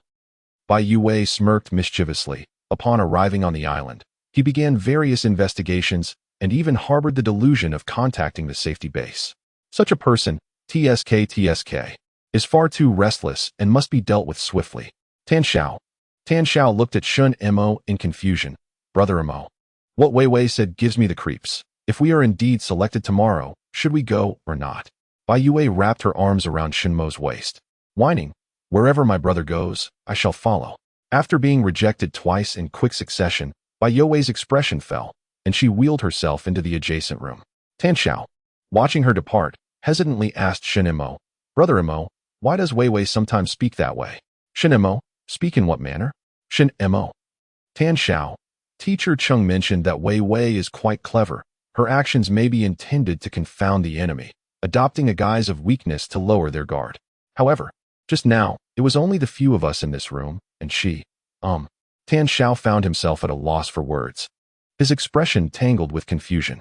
Shen Mo pondered for a moment, then placed a comforting hand on his shoulder, sensing her own boredom. Tan Xiao. Chapter 128. Wu Lily is injured. Teacher Chung awoke from his slumber around 5 o'clock in the afternoon, suffering from a hangover. He managed to recuperate after drinking several cups of hot water. Upon noticing that Tan Xiao, Shen Mo, and Bai Youwei had already packed their belongings, he understood they had no intention of lingering here. After some contemplation, Teacher Chung summoned Tan Xiao, Shen Mo, and Bai Youwei to discuss. Uncle Zhao's environment is rather pleasant and stable. Perhaps I should remain here. He observed their expressions and gradually elaborated. I am getting on in years. While I wish to contribute, I may inadvertently become a burden to you. It would be better for me to stay and assist Uncle Zhao. What do you think? Tan Xiao instinctively glanced at Bai Youwei. Her countenance was pale, betraying little emotion. He then turned to Shen Mo, who also wore a neutral expression. As long as you have made up your mind, we have no objections. However, there is no need for you to feel like a burden. Throughout this journey, you have taken care of us in many ways, Shen Mo stated. Tan Xiao nodded in agreement. Indeed, true brotherhood means sharing both fortune and adversity. How can we speak of burdens? That would betray the essence of camaraderie. Teacher Chung felt a surge of gratitude, yet he was also ensnared in a web of conflicting emotions. He journeyed alongside a few individuals, and although their time together was brief, the shared experience of life and death forged a profound camaraderie. However, during the labyrinthine adventure, he had failed to acquire a puzzle piece. Should he encounter the game again, he might inadvertently hinder their progress. As he pondered these thoughts, a sudden uproar erupted outside. Voices cried out, and footsteps hurriedly echoed in the corridor. Shen Mo opened the door, and one by one, they ventured out. Zhang Qi burst into the hotel lobby, carrying the female tour guide, while his companions frantically shouted, Xiao He, come quickly. Lily is injured. A middle-aged woman rushed from a room, clutching a medical kit. Within mere moments, a crowd gathered in the lobby. They encircled the injured tour guide, and Uncle Zhao soon arrived, inquiring of the middle-aged woman, what happened to Lily? My leg hurt so much. The tour guide curled in pain, one hand pressed against her knee. Although there was no visible blood, her pant leg was caked in mud. Upon hearing this, the crowd collectively gasped, acutely aware that in an environment where medical resources are scarce, a fracture, even if not life-threatening, would surely impair future mobility. Amidst the crowd, Zhang Qi stood beside the tour guide, and his gaze inadvertently met Shen Mo's before quickly averting. Wu Lily's injury was likely connected to Zhang Qi. Bai Youwei took a perverse delight in the situation, uncertain whether she had willingly participated or had been ensnared by Zhang Qi's actions. Shen Mo was momentarily taken aback. Are you referring to that tour guide? His reaction delighted Bai Youwei. Yes, did you not know her name? Bai Youwei smiled sweetly, and everyone at the table, including Xiao Wu and Lily, referred to her as such. Shen Mo furrowed his brow and remarked, she is not fractured. How do you know? Bai Youwei blinked in confusion. She appears to be in great pain. Chapter 129. There is something fishy about this list, Shen Mo replied nonchalantly. Having seen many cases, one naturally becomes discerning. A fracture does not manifest in her manner. Bai Youwei contemplated, resting her chin on her hand, and slowly articulated, if Wu Lili is feigning her injury. Then only two possibilities remain. First, Zhang Qi relayed my words to Wu Lili, and she intends to reach the safe base, hence her pretense of being injured. Shen Mo inquired, what about the second? Bai Youwei narrowed her eyes, her gaze upon Shen Mo deepening in significance. Secondly, Wu Lili may have ulterior motives toward you, leading her to linger near our room. Upon seeing Zhang Qi exit, her curiosity might have compelled her to extract information from him, persuading him to play along in this charade. Shen Mo. While analyzing is one thing, dragging him into the narrative with embellishments is quite another. This possibility is quite substantial, Bai Youwei asserted, wagging a finger with feigned seriousness. Shen Mo chose to disregard her gesture and steered the conversation back. What are your thoughts on Teacher Cheng wishing to stay here? Bai Youwei paused, contemplating. Given his age, it is only natural for him to wish to avoid the rigors of constant travel. Moreover, he seems to get along quite well with Uncle Zhao. Their companionship during casual conversations is quite fitting. After a brief pause, he murmured, what if we have all misjudged? Uncle Zhao is a good man. I do not oppose Teacher Cheng's remaining here. Seeking refuge in a stable sanctuary, or even a safe haven, is undoubtedly preferable to enduring the hardships of life on the road with them. Shen Mo nodded subtly. The following day, everyone rose early, gathering outside Uncle Zhao's modest dwelling, eagerly awaiting the results of the selection. A grand tree stood outside, its trunk adorned with the list of candidates from the previous selection. Sun Wei emerged from the house, a cup of paste in hand. He approached the tree, applied the paste to an old piece of paper, and then received a new sheet from Uncle Zhao to place over it. The paper was small, merely A4 in size, inscribed with several names. The crowd surged forward, some faces lit with joy, while others bore the weight of disappointment. Shen Mo and Bai Youwei exchanged glances, comprehending the unspoken understanding between them.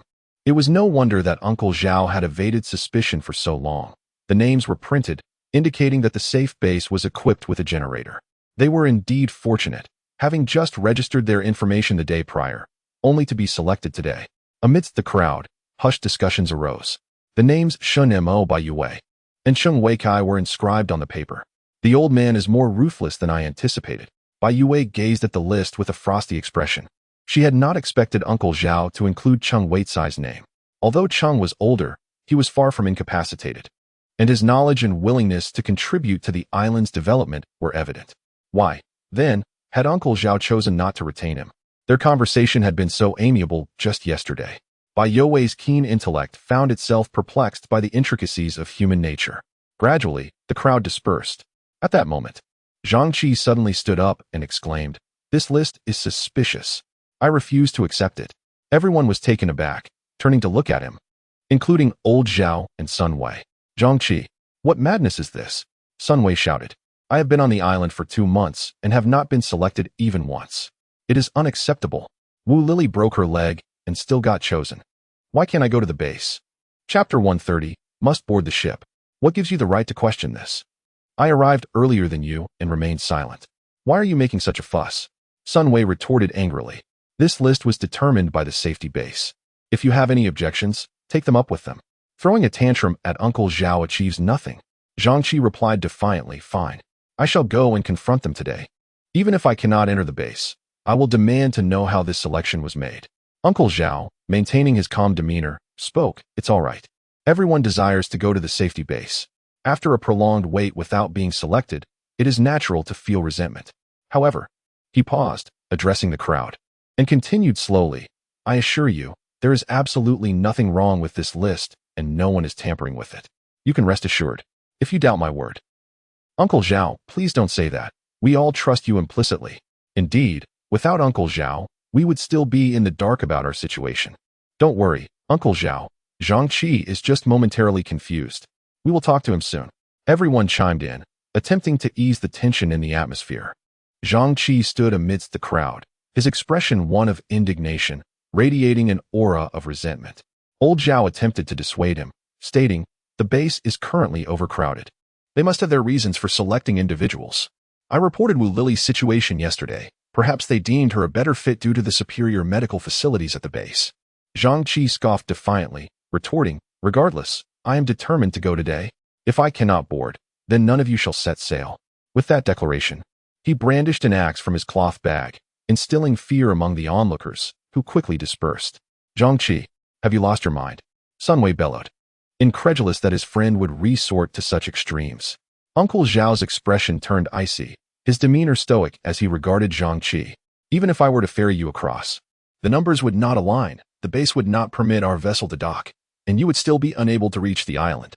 That is your concern to resolve." Zhang Qi insisted, wielding the axe with determination. "I will board that ship today." The atmosphere became tense, with Zhang Qi gripping the axe firmly, while Uncle Zhao remained silent and unyielding. Just then, Cheng Weikai hesitantly stepped forward, suggesting, "How about I relinquish my spot for Xiaozhang?" This proposal lightened the mood, followed by astonishment. They could hardly fathom someone being so selfless, willing to forfeit their opportunity to reach the base. "Teacher Cheng, you must think this through," Sun Wei interjected, unable to contain himself. Cheng Weikai smiled gently, responding, "It's no trouble at all. Xiaozhang is eager to reunite with his family and friends at the base. He should go ahead. I can wait a few more weeks. There will always be future opportunities." Everyone silently pondered.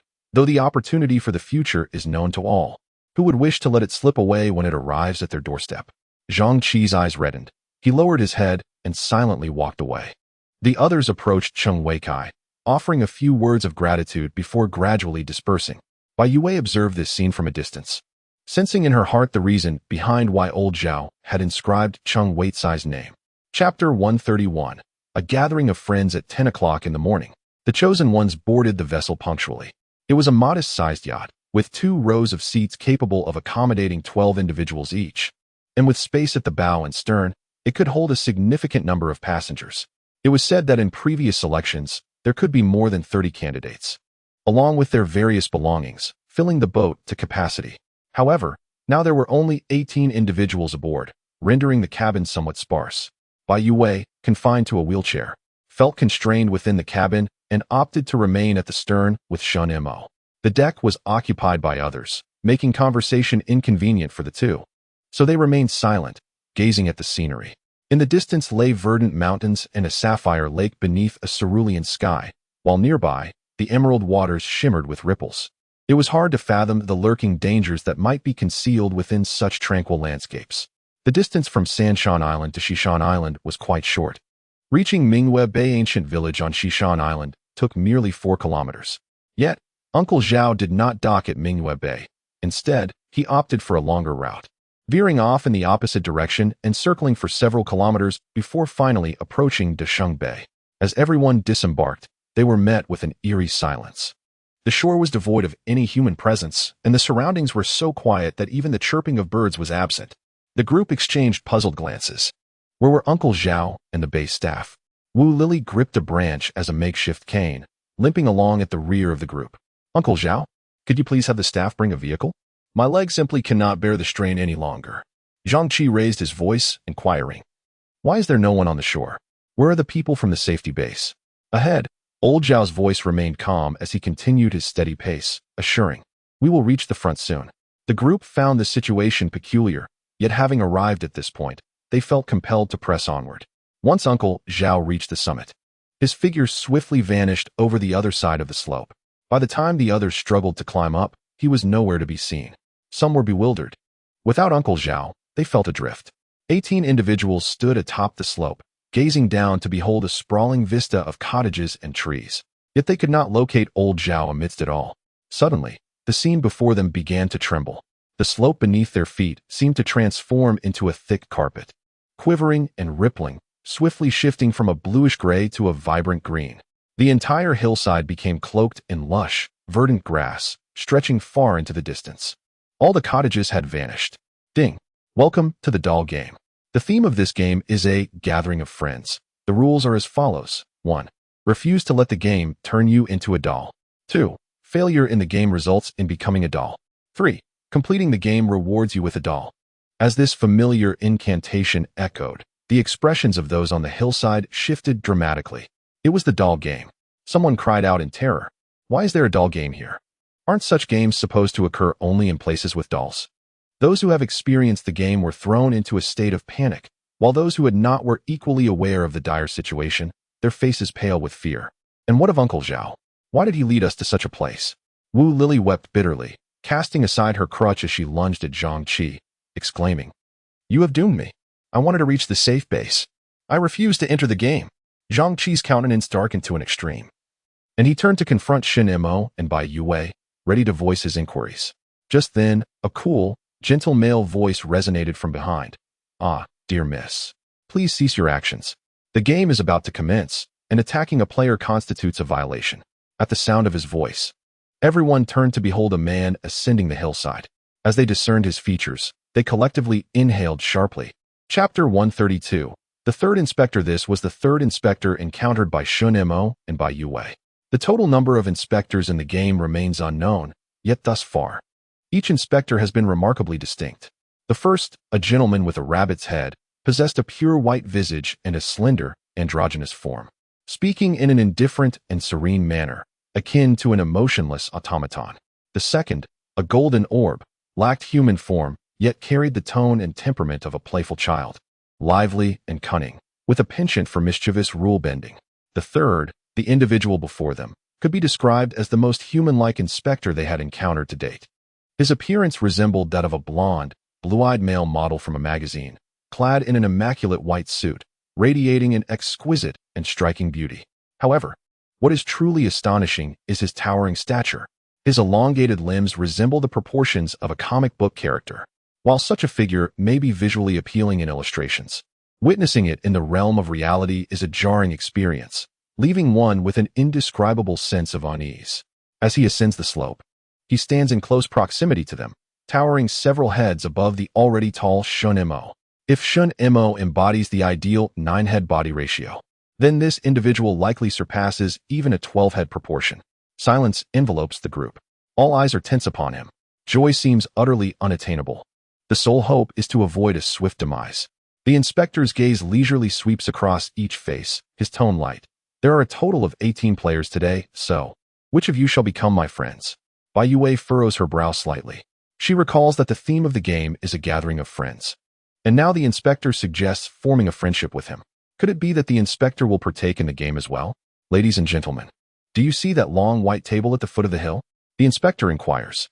Everyone turns their gaze accordingly. At some point, a long table adorned with a pristine white tablecloth has appeared on the grass below, featuring 18 exquisite glass vases. Each vase contains no flowers. Merely half a bottle of clear water, pure and transparent, glistening with a golden sheen. Shen Mo asks, "Where are the flowers?" The inspector gestures towards the distance. "Follow the path down the slope, pass through the woods, and you will enter a sea of flowers." He pauses slightly, a deeper smile gracing his lips. The crowd stands in bewilderment.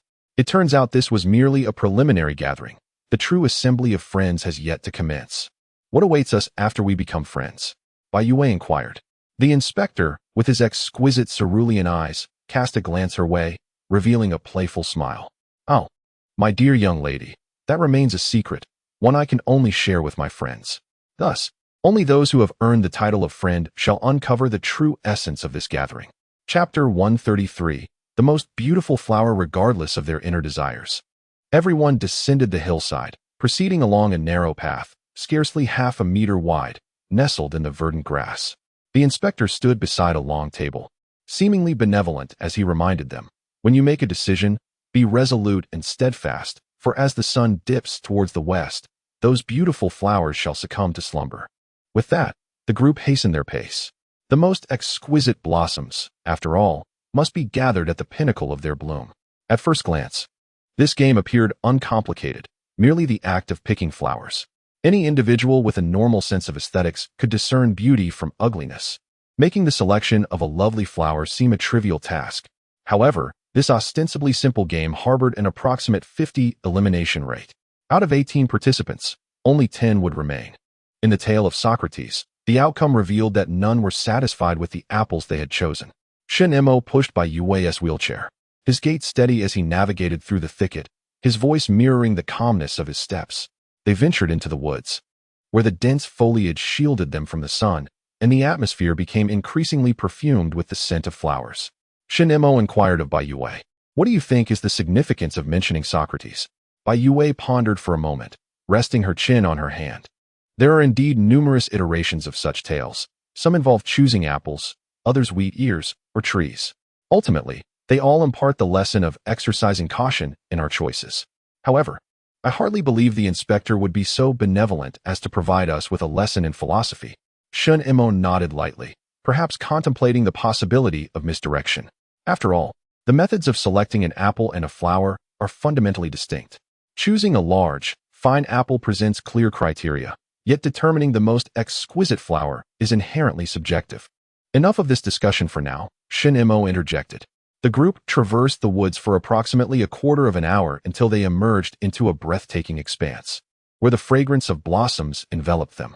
They found themselves in a vast valley, naturally formed between two towering mountains, with a straight pathway leading into the depths, seemingly without end, while an array of colorful flowers flourished on either side. From the snow lotus of frigid terrains to the cacti of tropical regions. From the magnolias blooming on trees to the water lilies floating in the water. From the early spring blossoms of March to the fragrant osmanthus of August. Each variety was present in this enchanting spectacle. There was no scientific explanation for such a phenomenon. The group stood in awe before this marvel, utterly astonished by the seemingly endless sea of flowers. Such an abundance of blossoms. Wu Lily gazed in a daze, her attention drawn to a nearby violet, unable to resist extending her hand. Are these flowers truly real? You can only choose once. Zhang Qi reminded her, frowning. Zhang Qi remained brooding over her feigned leg injury, his face cold as he chose to ignore her and continued walking ahead. The group moved slowly, apprehensive of missing the most exquisite flowers. As they strolled, they engaged in discussions. With so many blossoms present, how could one select the 10 most beautiful? Chapter 134, The King of Flowers. This vast sea of flowers vividly illustrated the concept of being dazzled. After advancing a short distance, Bai Youwei spotted lotus flowers amidst the floral array. Their petals were as white as snow, while the centers gleamed of vibrant gold. A few of them stood gracefully, captivatingly.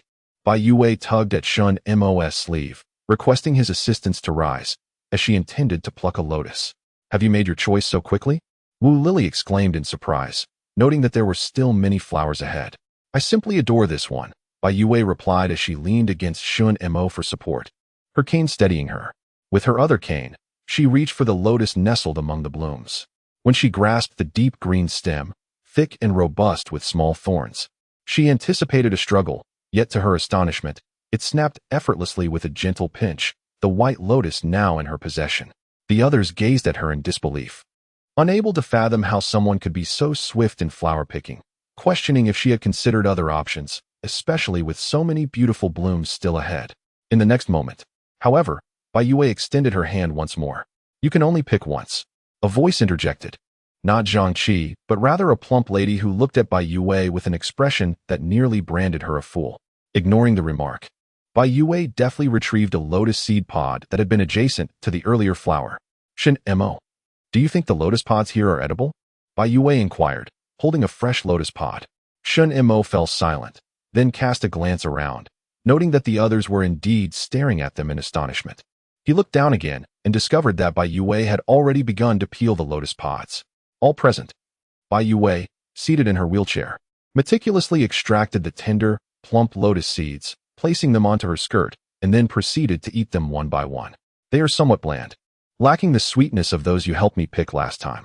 She peeled one and, seemingly oblivious to her surroundings, offered it to Shen Mo's lips, urging, "Try it." Shen Mo pressed his lips together, gazing at her. The others likely deemed this sibling duo peculiar, casting them a complicated glance before disregarding them and continuing on their quest for flowers. Shen Mo asked, "Aren't you afraid of breaking the rules? I am picking lotus pods, not flowers. What is there to fear?" She retorted dismissively and added, "Besides, isn't there still the puzzle?" Shen Mo found himself at a loss with her, shaking his head as he moved forward. Bai Youwei glided in her wheelchair to keep pace.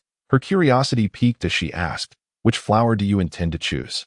Shen Mo's gaze wandered slowly along the path's edges, and he spoke softly. "There are 450,000 species of flowers in the world.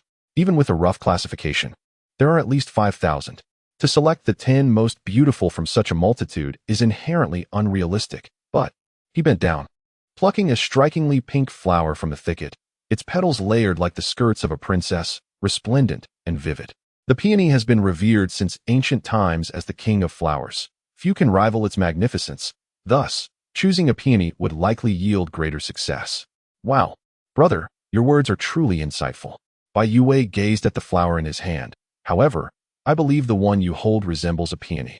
Shen Mo raised an eyebrow. Observing her. A peony?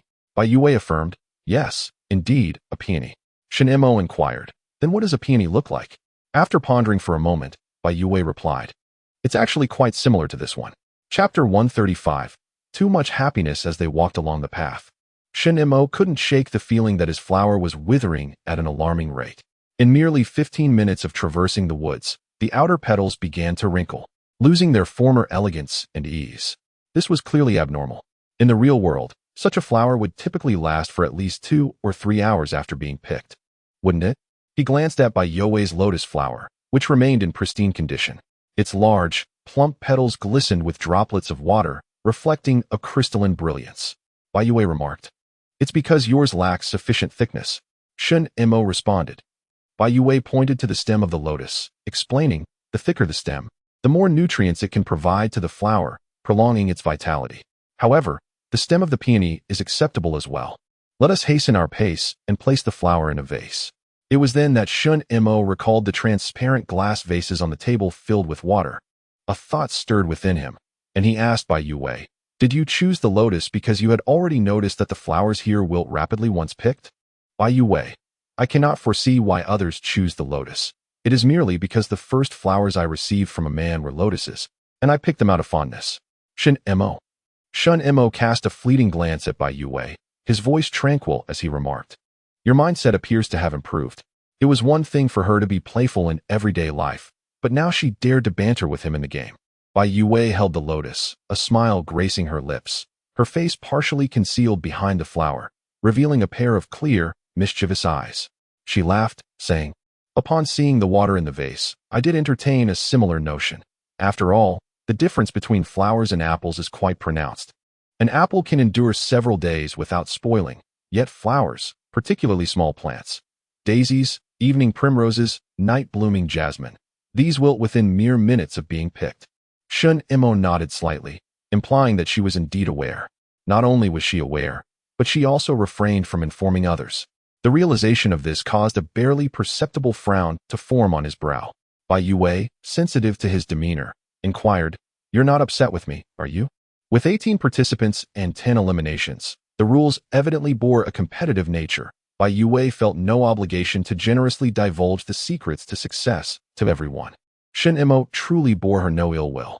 His current discomfort stemmed from the growing sense of constraint imposed by the game's rules, an encroaching feeling of captivity. As long as you don't blame me, that's all that matters, Bai Youwei replied lightly. After all, I am still young and not yet mature.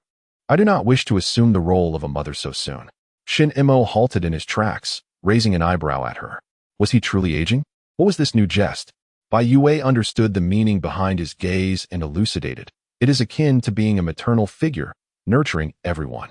Shen Mo responded with silence. Bai Youwei inquired, why are you looking at me like that? Shen Mo replied, it is nothing, merely a thought that you must be exceedingly joyful, to the extent of perpetually seeking amusement. Bai Youwei, with a beaming smile, affirmed, indeed, I have discovered the source of my happiness. She cast a glance around her surroundings. How could one possibly experience sorrow in such an environment? Even if she were to partake in this game 100 times over, it would never grow tiresome. At least for her, it was far more delightful than the mundane reality outside. Chapter 136. Upon returning to the gentle hillside, the inspector was leisurely indulging in afternoon tea. A quaint white circular table had appeared, adorned with exquisite English tea sets and a 3-tiered stand of golden delicacies. The first tier held savory sandwiches. The second featured scones accompanied by cream and strawberry jam, and the third was graced with delightful little cakes. An otherworldly being demonstrated an uncanny understanding of human customs and reveled in them. It seems you two have swiftly chosen your flowers, far quicker than I had anticipated. It remarked, glancing at its wrist where no watch existed. Ah, you took merely 45 minutes. not even an hour. The inspector, casting a skeptical gaze upon the duo, queried, "Are you certain you have selected the flowers you desire?" Shen Mo, growing weary of the trivialities within the game, bypassed the inquiry and asked directly, "May we place them in the vase now?" The inspector hesitated for a moment, then replied, "Of course." Shen Mo arranged the peonies in one of the vases and assisted Bai Youwei in placing the lotus flowers as well. The inspector's gaze lingered curiously between the two. Approaching Bai Youwei, it deliberately initiated a conversation. "My dear lady, your flowers are exquisite. It seems you are quite confident about your chances in this competition, are you not?" Bai Youwei smiled brightly and replied, "Not at all. I find his peonies far more beautiful. After all, the peony is the king of flowers." Shen Mo. Bai Youwei blinked playfully. "You're quite perceptive. So, is the criterion for judgment based on the variety of each flower?" "Certainly not. The criteria are." The inspector's words faltered as it realized that Bai Youwei was attempting to extract information from it. With a smile, it remarked, "You are quite remarkable, my dear lady. I sense a familiar essence about you." Bai Youwei, with utmost seriousness, responded, "I believe your language processing system requires some enhancement. Otherwise, you should know that casually commenting on a girl's scent is rather inappropriate." The inspector, turning to Shen Mo, Bai Youwei raised her arm and exclaimed, "Just feel this. I'm getting goosebumps. Talking about my scent is simply revolting." The inspector's eyes twitched. Having overseen numerous games, it was the first time encountering such a peculiar pair. It said, "Miss, I believe. Could you refrain from calling me miss?" "It's rather tiresome," Bai Youwei interrupted. The inspector pressed its lips together, striving to maintain an elegant smile. "Then how should I address you?" Bai Youwei pondered for a moment and proposed in a deliberative tone, "How about you remove the first character?" The inspector replied with a measured silence. A barely perceptible smile graced Shen Mo's lips as he gently ruffled Bai Youwei's hair. Cautious not to provoke her, "I was merely jesting," Bai Youwei said innocently. The inspector's appearance was strikingly anthropomorphic, resembling a being capable of conversing like an ordinary human. "I cannot be blamed for that," she added. Such humor was indeed uniquely refreshing. The inspector's lips curled into a faint smile, yet the azure depths of his eyes remained frigid. However, the anthropomorphic form we embody is not a deliberate choice for personification. It merely facilitates comprehension for the players, allowing us to adopt forms that ease our interactions. Bai Youwei contemplated for a while and inquired, "So, if you were to reveal your true forms, would they be entities beyond human understanding?" The phrase "reveal true forms" caused the inspector to feel as though his dignity had plummeted 100-fold. Yet, the latter part of her statement brought a subtle uplift to his mood. Indeed, there are many things in this world that elude human comprehension, are there not? The inspector responded, "Is the anthropomorphic appearance truly solely for the sake of convenience?" Bai Youwei asked candidly, glancing at the red tea and pastries on the small round table. "Is enjoying afternoon tea also merely for convenience?" She continued, "Engaging in activities prevalent in the human realm allows me to more accurately grasp the myriad reactions and transformations of humans within the game." She gently sipped her tea, a graceful smile adorning her face. A cup of tea and a few delicate snacks could conjure a warm and leisurely atmosphere, allowing one to feel the tranquility of the soul and the warmth of home, thus alleviating the weariness of the day. "How marvelous is that?" Bai Youwei remarked. "Afternoon tea becomes even more delightful when shared with others. Would you care to join me?" At this, Shen Mo could no longer contain himself, grasping her shoulder and saying, "Do refrain from causing mischief." The inspector chuckled softly, lamenting, "Alas, the time for afternoon tea is always fleeting." He delicately wiped the corners of his mouth with a napkin, then rose, adjusting his light golden bow tie. As his movements concluded, the small round table along with the tea set and snacks vanished, as if by the hand of the most skilled magician. "Charming lady," the inspector's voice dripped with a condescending air, yet seemed to carry a hint of sincerity. "Should you manage to leave the gathering alive, perhaps we may have the opportunity to enjoy afternoon tea together in the future." Bai Youwei responded with an "Oh," maintaining her composure as she continued to inquire, "So you oversee more than just this game? There are others under your purview as well? If 2 or more games are activated simultaneously, to which will you gravitate? Do you have any assistants?" The inspector remained silent. Bai Youwei shrugged her shoulders, stating, "If you perceive my inquiries as mere probing, then let us consider I have asked nothing." The inspector cast her a fleeting glance before turning his gaze toward the distance, exuding an air of aloofness, dismissing her entirely. Unperturbed, Bai Youwei pouted slightly and whispered to Shen Mo, "He undoubtedly has assistants. Otherwise, how could he manage so many games?" There was still time for afternoon tea, but not necessarily for assistance. Shen Mo remarked that there was more than one game, and the inspector's body might not be singular. Bai Youwei's eyes widened slightly. Indeed, perhaps the inspector possessed multiple bodies. "Brother, you are so clever." The exchange between the man and woman was rather cacophonous, and the esteemed inspector felt a twinge of annoyance. Fortunately, a few figures finally emerged from the direction of the woods, which lifted their spirits somewhat. Everyone clutched their wilted floral stems, expressions murky, even tinged with anguish. They had all chosen the most exquisite flowers, yet no one anticipated that on the return journey, the condition of the blooms would deteriorate drastically, losing moisture. Even the most beautiful blossoms would fade into obscurity if they are not placed back into water soon. "They will truly wither away," Bai Youwei remarked chillingly. Upon hearing this admonition, the group immediately ceased to delay, hastily placing their flowers into glass vases. There were roses, lilies, orchids, and tulips, along with the rare king flower and the truly exquisite peony. Regrettably, these flowers were now in varying stages of decay, particularly the peonies and roses, whose petals had lost their original brilliance, now displaying a desolate shade of light brown. Chapter 138. The green blanket. The five individuals gazed at their flowers, their hearts laden with unease.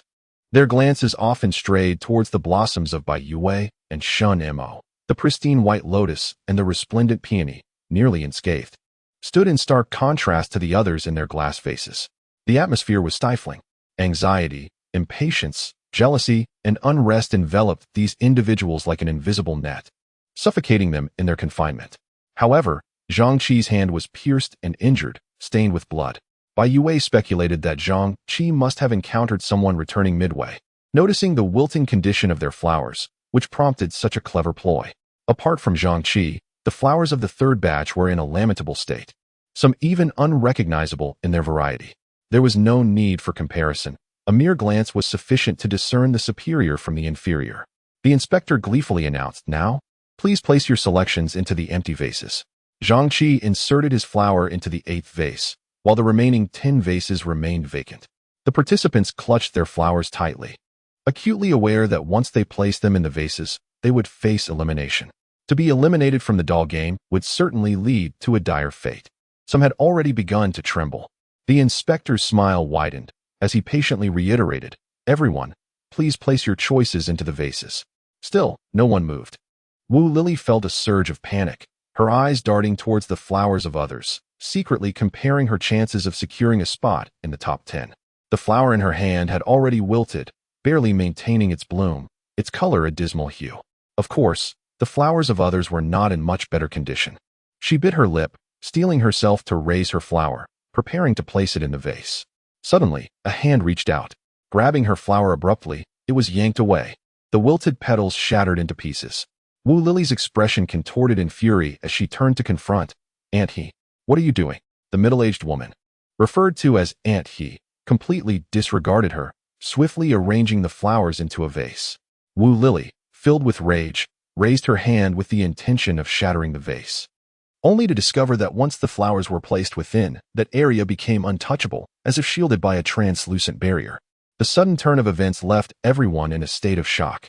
Wu Lily gritted her teeth, her resolve hardening. With one hand, she thrust the bare stalk, stripped of its petals, into the vase, while raising a branch to use as a makeshift cane, striking out at those around her. Chaos erupted on the scene, with shouts and curses echoing incessantly. The glass vases without flowers were shattered into countless pieces. Wu Lily's branch had long been wrested from her grasp. She curled up on the ground, battered and bruised, feeling dizzy and disoriented, her body racked with pain, as if she were on the verge of being beaten to death. However, the blows suddenly ceased in an instant. She opened her eyes to see the lush green lawn rising like a verdant blanket, revealing the damp soil and thick roots beneath.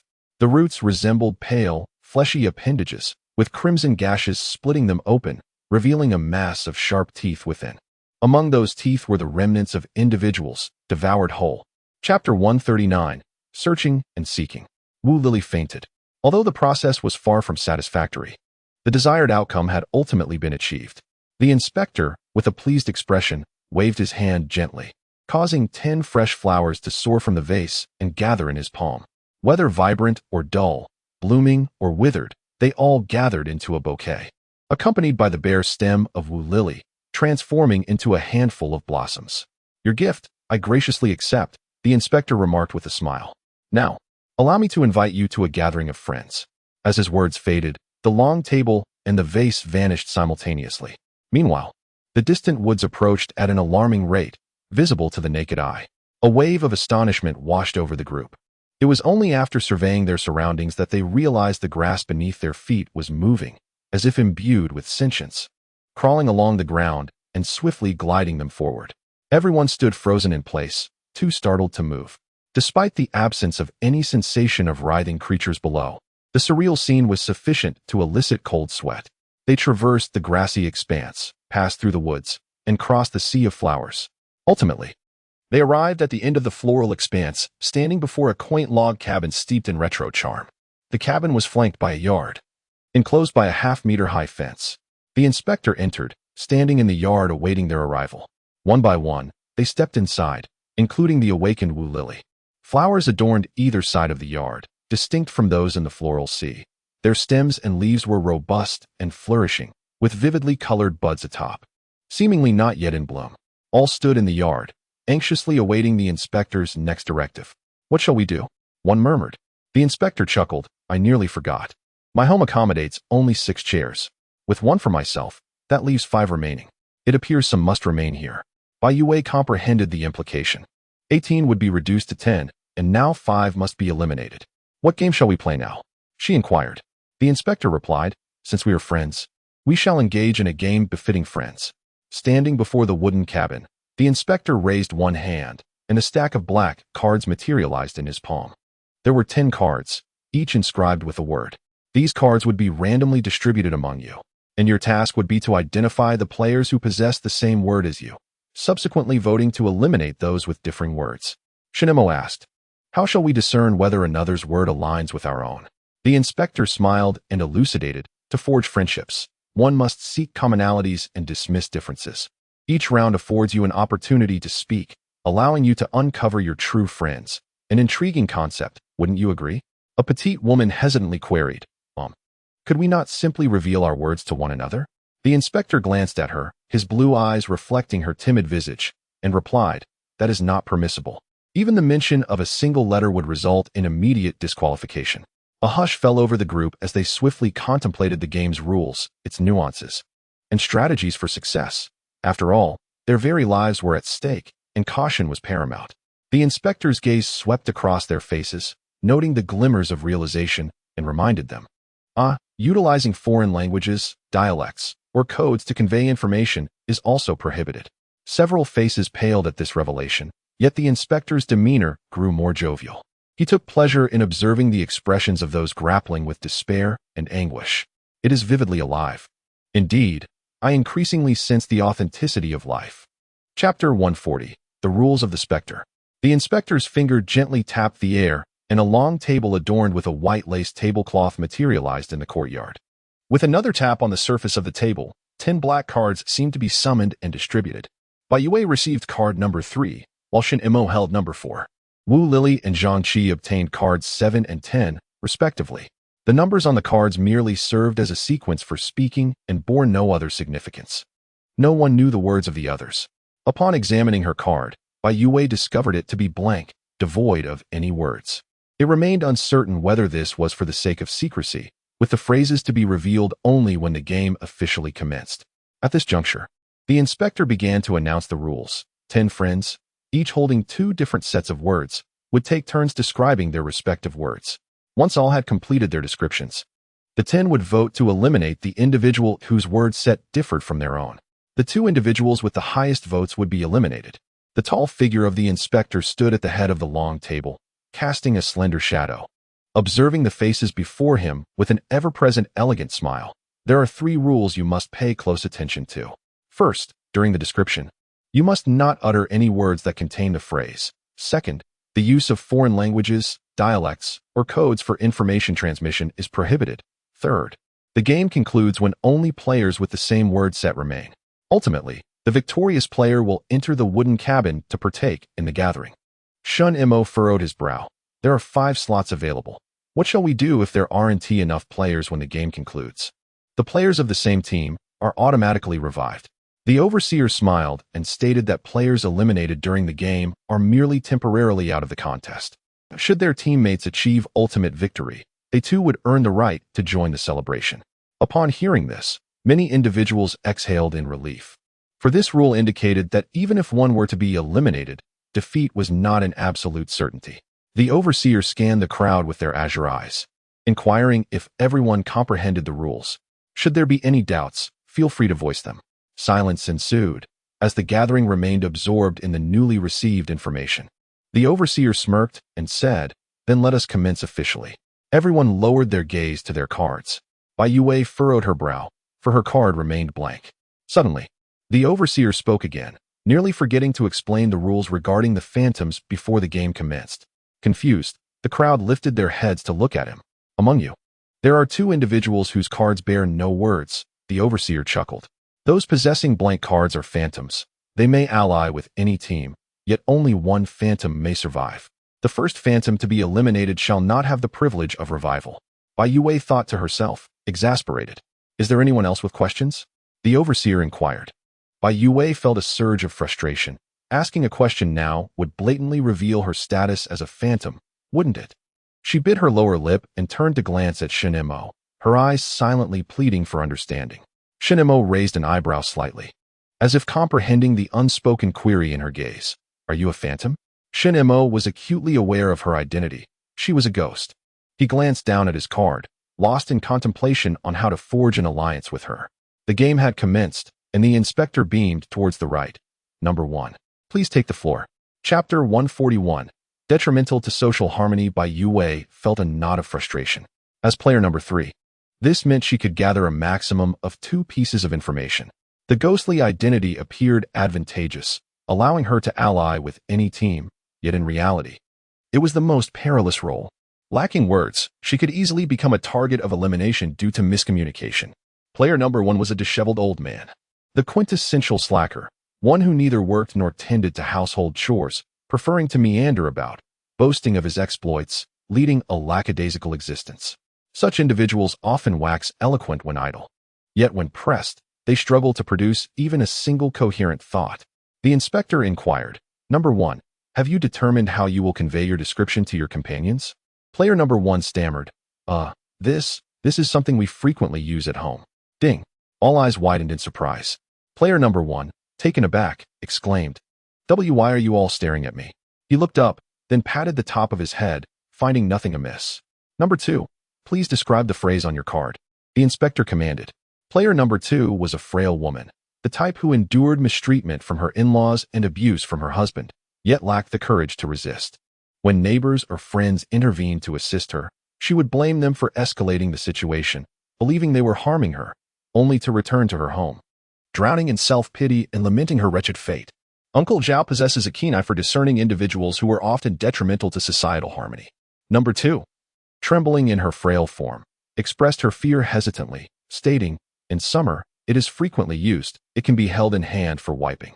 Her voice abruptly ceased. Suddenly, number 2 vanished without a trace, leaving everyone astounded. The inspector announced, "Number 2 has violated the rules by using prohibited words and has been disqualified. Please exchange your words anew and confirm the phrases you have received." Bai Youwei furrowed her brow as she opened her card and glanced at it once more. She fell silent, casting a look towards the inspector, who maintained a facade of insincere cheerfulness, his blue eyes glinting with malicious amusement. A question stirred within her. Does the game's regulations permit the inspector to target players in such a manner? Why was her card still devoid of any words? Had she been chosen as a ghost for 2 consecutive rounds? The inspector called out, "Number 1, please describe your phrase." The elderly man looked pained, opening his mouth to say, "It is a type of food." He hesitated, then added with unease, "But it cannot actually be eaten." A notification appeared above his head. "It is a type of food. Cannot actually be eaten." Bai Youwei remained contemplative. The inspector then turned to her, cheerfully prompting, "Number 3, please describe your phrase." With number 2 disqualified, it was now Bai Youwei's turn. She pressed her lips together. reflecting on the fact that number 1's initial remark about food indicated that this word evoked a primary association with nourishment. His subsequent clarification seemed a defensive maneuver to prevent any misinterpretation. For instance, consuming a coconut is, in fact, akin to drinking. Similarly, chewing betel nut is the true action behind eating it. Regardless of the terminology used, they share a common trait. Bai Youwei calmly stated, "It can be found in numerous supermarkets." Ding. A line of text floated above Bai Youwei's head. "It can be found in numerous supermarkets." Naturally, she was oblivious to this line. She was intently observing the reactions of those present. Upon noticing that the individuals gathered exhibited no significant response to her description, she was reassured that her hypothesis was indeed accurate. Excellent. Now, she merely needed to patiently listen to the remaining 7 descriptions with her intellect. She was confident in her ability to deduce the phrases. After all, she had participated in similar games previously. Chapter 142. Who is the Undercover Agent? In the realm of reality, there exists a game titled Who is the Undercover Agent, which bears resemblance to games played with friends, relying on verbal descriptions to eliminate the outsider. The distinction lies in the fact that, in Who is the Undercover Agent, one undercover agent is concealed among 7 or 8 players, whereas the game with friends typically divides players into 2 balanced teams, thereby complicating the information exchange and increasing the difficulty. Regardless of the variations in rules, one principle remains paramount: subtlety far surpasses exposure. Appropriately describing one's own word is secondary. The primary objective is to swiftly deduce the phrases held by others, allowing for timely adjustments to one's own descriptions based on the evolving circumstances. Inspector, number 4, please describe your phrase. Shen Mo glanced at Bai Youwei and replied coolly, "It cannot be eaten. It possesses elasticity." Ding. 2 lines of text appeared above Shen Mo's head. Bai Youwei pondered, contemplating the implications of his placing the inedible items at the forefront. Was he subtly suggesting that his words diverged from those of the first contestant? Consequently, during the impending vote, should she align with him in eliminating the first contestant? Bai Youwei clenched her teeth in silent frustration. It was untenable. Her preferred choice was the 3rd contestant, and with the 2nd already eliminated, if the first were to also be ousted, she would be the first to speak in the next round, placing her at a distinct disadvantage. At the very least, she needed to secure the survival of the first contestant in this round of voting. The inspector announced, "Contestant 5, please describe your word." Contestant 5 stammered, "It's available at the supermarket, and the price is not too steep." Next, Contestant 6 added, "We occasionally venture to the supermarket to purchase it." Contestant 7 interjected, "It can be somewhat sticky." Contestant 8 remarked, "It is white. Although, no, it comes in other colors as well." Contestant 9 stated, "This item can alter its shape." Finally, Contestant 10, Zhang Qi, cast a dark glance at Contestant 5, asserting, "My word differs from Contestant 5's. This item comes in various forms, some inexpensive, others quite costly." Bai Youwei felt a rising irritation. The inspector declared, "The first round of descriptions has concluded. Please indicate your vote." A flurry of arms shot up, indicating their choices in a rather spectacular display. Contestants 1 and 5 cast their votes for Zhang Qi. Contestants 6, 7, along with Shen Mo and Bai Youwei, all voted for Contestant 5. Contestant 8 voted for Shen Mo, while Contestant 9 abstained from voting altogether. With 2 contestants eliminated each round, both Contestant 5 and Contestant 10 were ousted by public vote. Before they could utter a sound, their forms vanished in an instant. "Inspector, the 2nd round of descriptions commences now. Please pay attention to the terms hovering above each player's head. Descriptions in this round must not mirror those from the first, or you will be eliminated immediately." Bai Youwei was suddenly enlightened. So that was the meaning of the words floating above their heads. Currently, there are 7 players, and the corresponding terms are as follows. Number 1 refers to an edible item, yet it is not genuinely consumable. Number 3 can be found in many supermarkets. Number 4 is inedible and possesses elasticity. Number 6 occasionally visits the supermarket for purchases. Number 7 has a slightly sticky texture.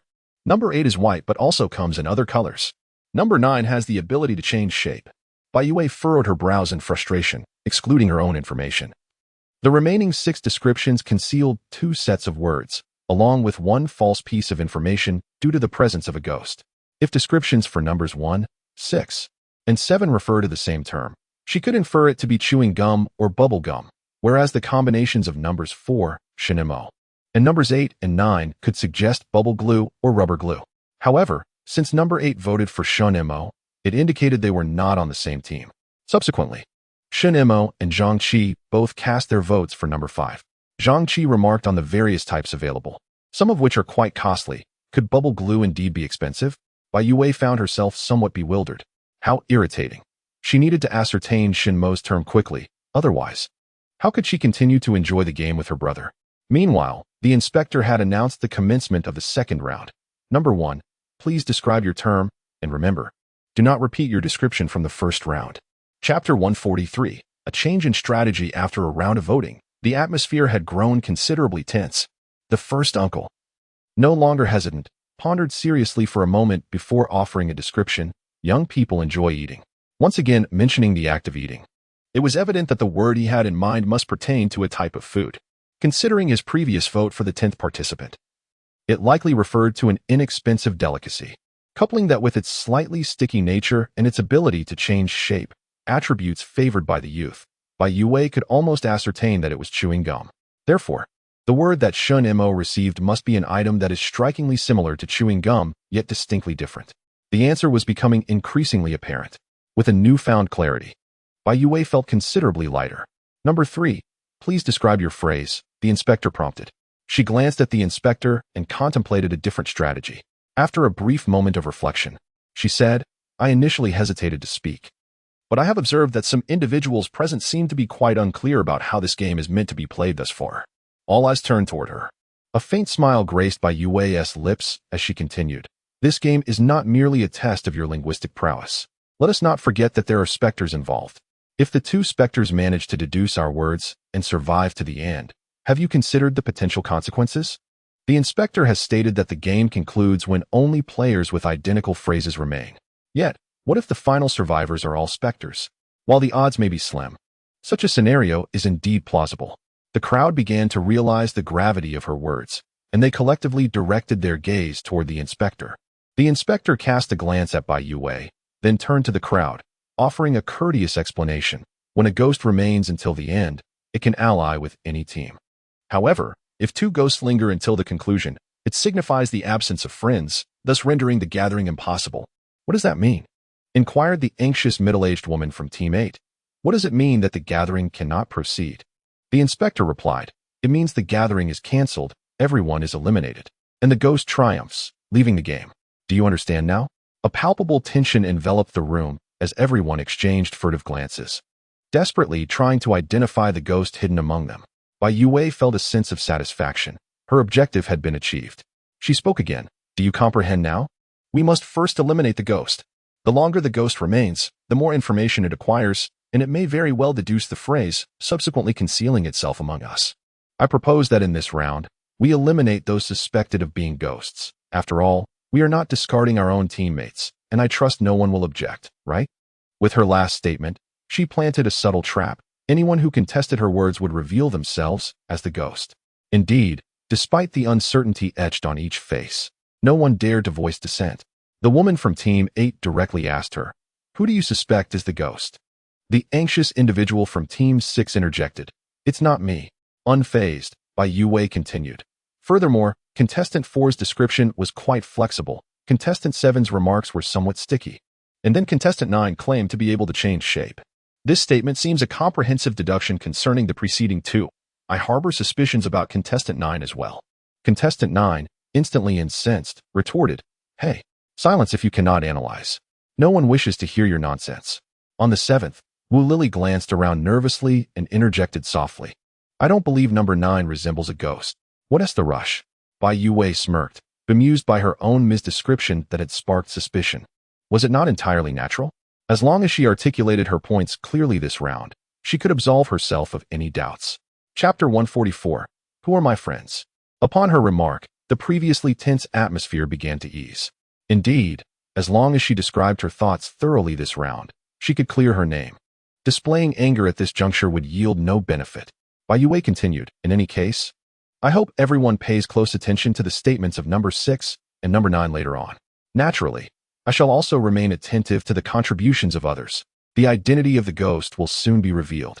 A spark of tension flickered in the gazes of numbers 6 and 9. It was primarily due to the lack of astuteness among the individuals selected by Uncle Zhao, which allowed her to navigate this situation with such ease. Now, I shall commence my description. Bai Youwei paused for a moment before adding, "This object is quite small. Whether it be chewing gum or bubble wrap, its dimensions are not considerable." She was confident that such a description would pose no issues. The inspector called out, "Number 4, please describe your phrase." Shen Mo pondered for a moment and replied, "The packaging is small, but the actual size may vary." Bai Youwei chuckled inwardly. Once bubble wrap is inflated, its size indeed changes. Perfect. Next, it was number SIX's turn. Having been singled out by Bai Youwei, he felt particularly anxious, his face as pale as a sheet. Sweat beading on his forehead. This individual, he stammered, unable to articulate his thoughts. The inspector interjected, "Number 6, please describe your phrase." Startled by the inspector's voice, number 6 felt beads of sweat forming on his forehead. Having relied on his family since childhood, he had reached his 30s without securing a legitimate job. Following the doll invasion, he found himself on 3 Mountain Island, continuing to live a life of idleness. Selected by Uncle Zhao to join the safe base, he initially felt elated, only to be thrust into the game against his will. Number 7, Wu Lily, could not contain her retort. In the previous round, number 4 mentioned elasticity, and I stated it had a bit of stickiness, so it must be soft. Your statement is as good as saying nothing. You must be the ghost. Number SIX's face flushed crimson as he shouted, "I am not. You are the most suspicious." Wu Lily scoffed, then added, "My description is that it is damp." Number 8 chimed in, but it wasn't too damp. When it was packaged, it was dry. Number 9 concurred with number 8's assessment, adding, "There was an advertisement for it on television." The inspector smiled at them. After 2 rounds of descriptions, "I trust everyone has a clearer judgment. Now, please indicate your vote." Almost everyone cast their votes for number 6. In a state of panic, number 6 did not vote. Shen Mo voted for number 1. Bai Youwei, feeling perplexed, then witnessed the disappearance of numbers 1 and 6 before her eyes. Simultaneously, the inspector's voice resounded. "We shall now commence the 3rd round of descriptions." Bai Youwei's mind raced. She understood. Shen Mo was depleting the numbers of his opponents. Due to the necessity of eliminating 2 individuals in each round, it is unnecessary to concentrate all votes on a single person. However, this approach may easily result in being voted out by player 1's teammates in the subsequent round. Currently, there are 5 players remaining, apart from her and Shen Mo. There are players 7, 8, and 9. Players 8 and 9 are likely on the same team, while player 7 may be aligned with Shen Mo. She must devise a strategy to gain player 7's trust and form an alliance, thus ensuring a decisive victory in a 3v2 scenario. Nevertheless, she harbors a strong aversion towards player 7. Player 3, please describe your phrase, the inspector reminded. Bai Youwei furrowed her brow. This round was of utmost importance. Players 8 and 9 had already banded together, and if she failed to secure player 7's vote in this round, she might be at risk of being publicly voted out. After pondering, she declared, "I have already discerned who my friend is."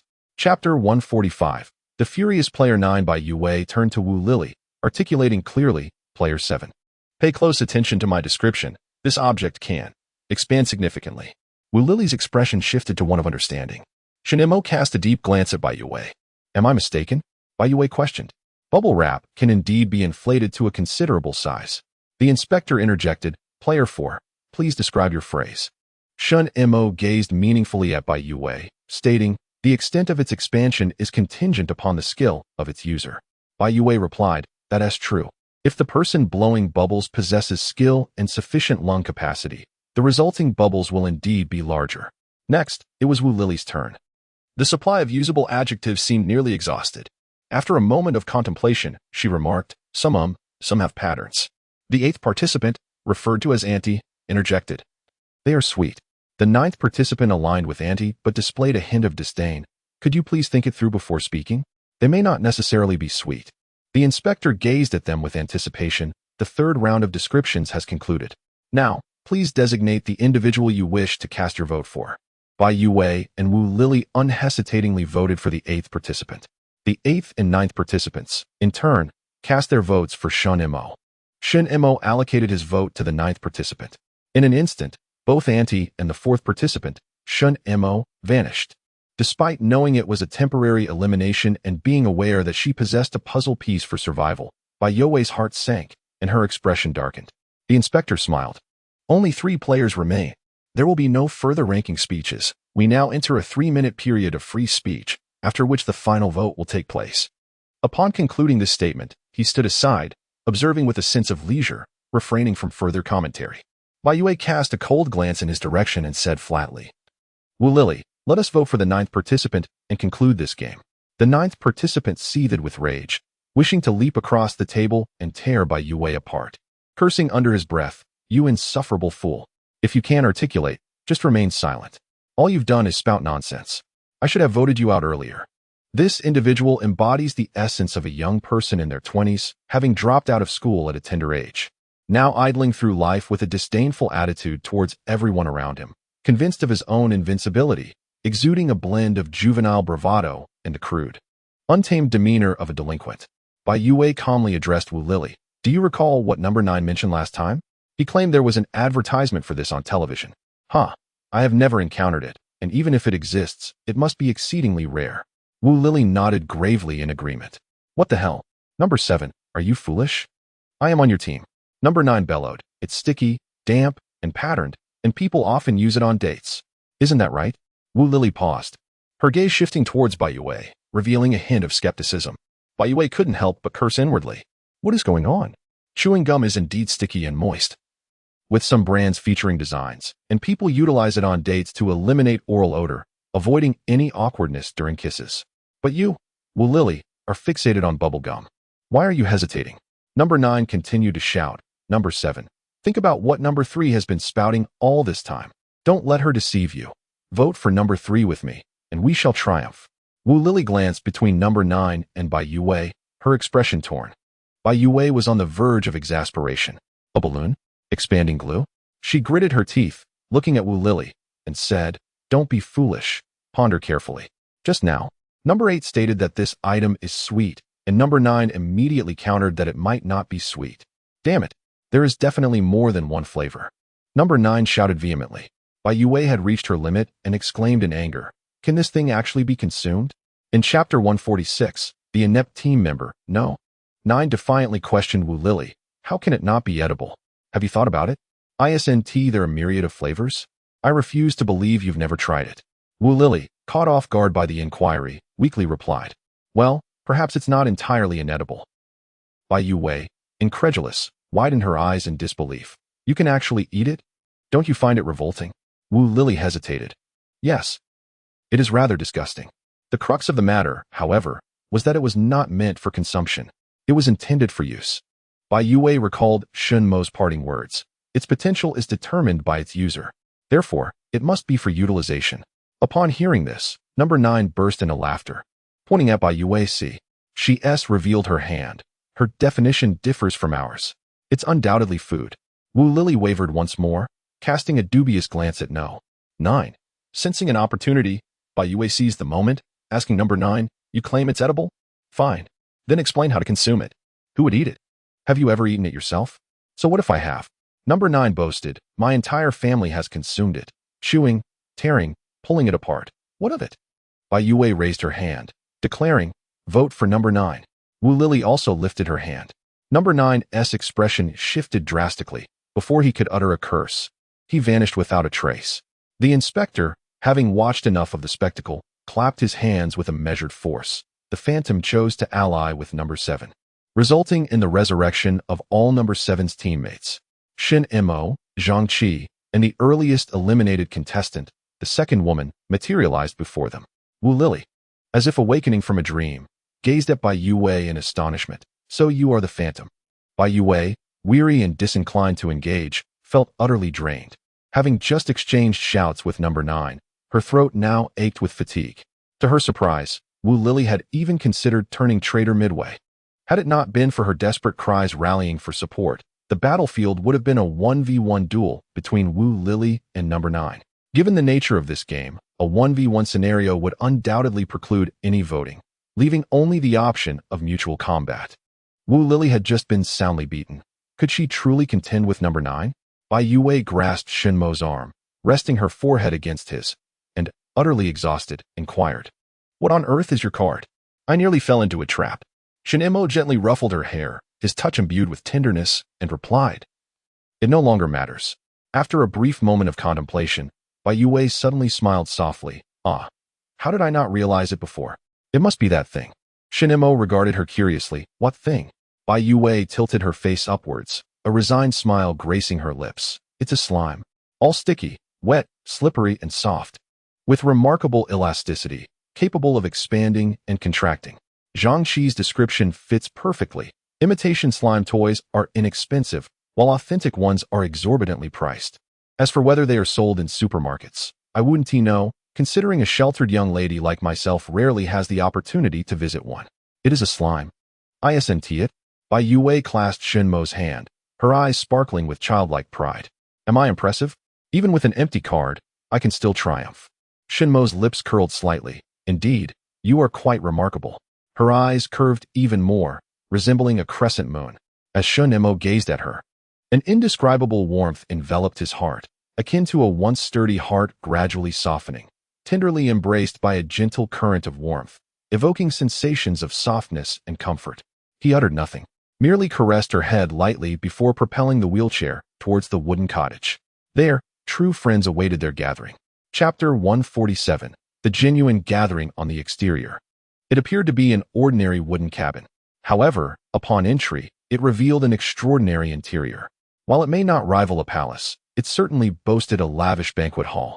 Upon stepping inside, one was greeted by an elegant circular dance floor, populated by guests adorned in splendid attire.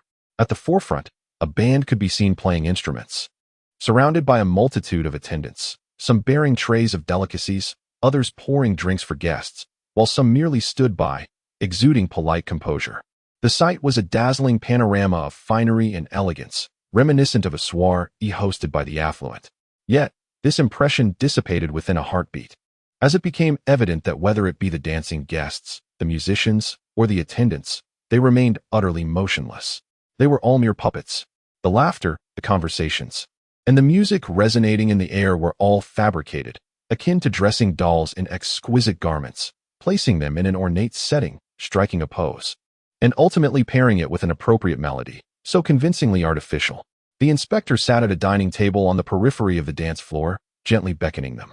Nearby tables were filled with dolls, with the exception of the one occupied by the inspector. 5 individuals approached, observing 6 chairs, one of which was taken by the inspector, leaving 5 unoccupied.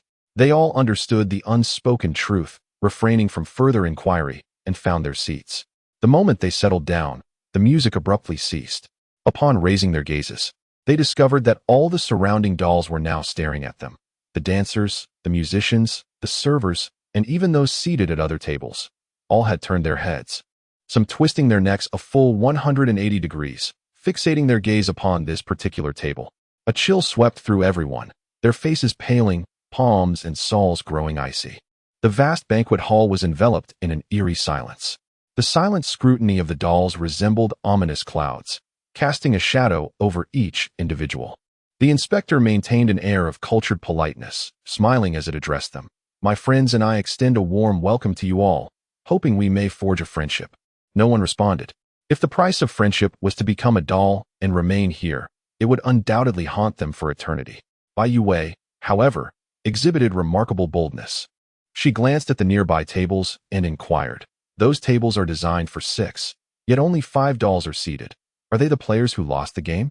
Bai Youwei continued, "Do you have friends in the world outside the game?" The inspector paused momentarily, seemingly taken aback. "Perhaps not," Bai Youwei remarked. "With your manner of entertaining friends, even if you did have any, they would surely turn against you." The smile on the inspector's face faded slightly. "My dear lady, I appreciate your humor. However, it would be wise to refrain from jesting in this game." "Am I jesting?" Bai Youwei exclaimed in surprise. "I am speaking from the heart. The game system must have deemed you rather pitiable for lacking friends, thus assigning you a friend game to oversee." "Oh, I suddenly realize the system is rather considerate." The inspector's expression twisted, as if he were clenching his teeth. "The friend game is my pride and joy. It is flawless, showcasing countless invaluable data." His words abruptly halted. Bai Youwei and Shen Mo almost simultaneously inquired, "What is it?" The inspector gazed at them for a long moment, his anger gradually dissipating, a smile returning to his face. He could hardly contain his laughter. "Huh. Amusing humans, merely a combination of water, proteins, inorganic substances, and enzymes, and you wish to uncover the answer?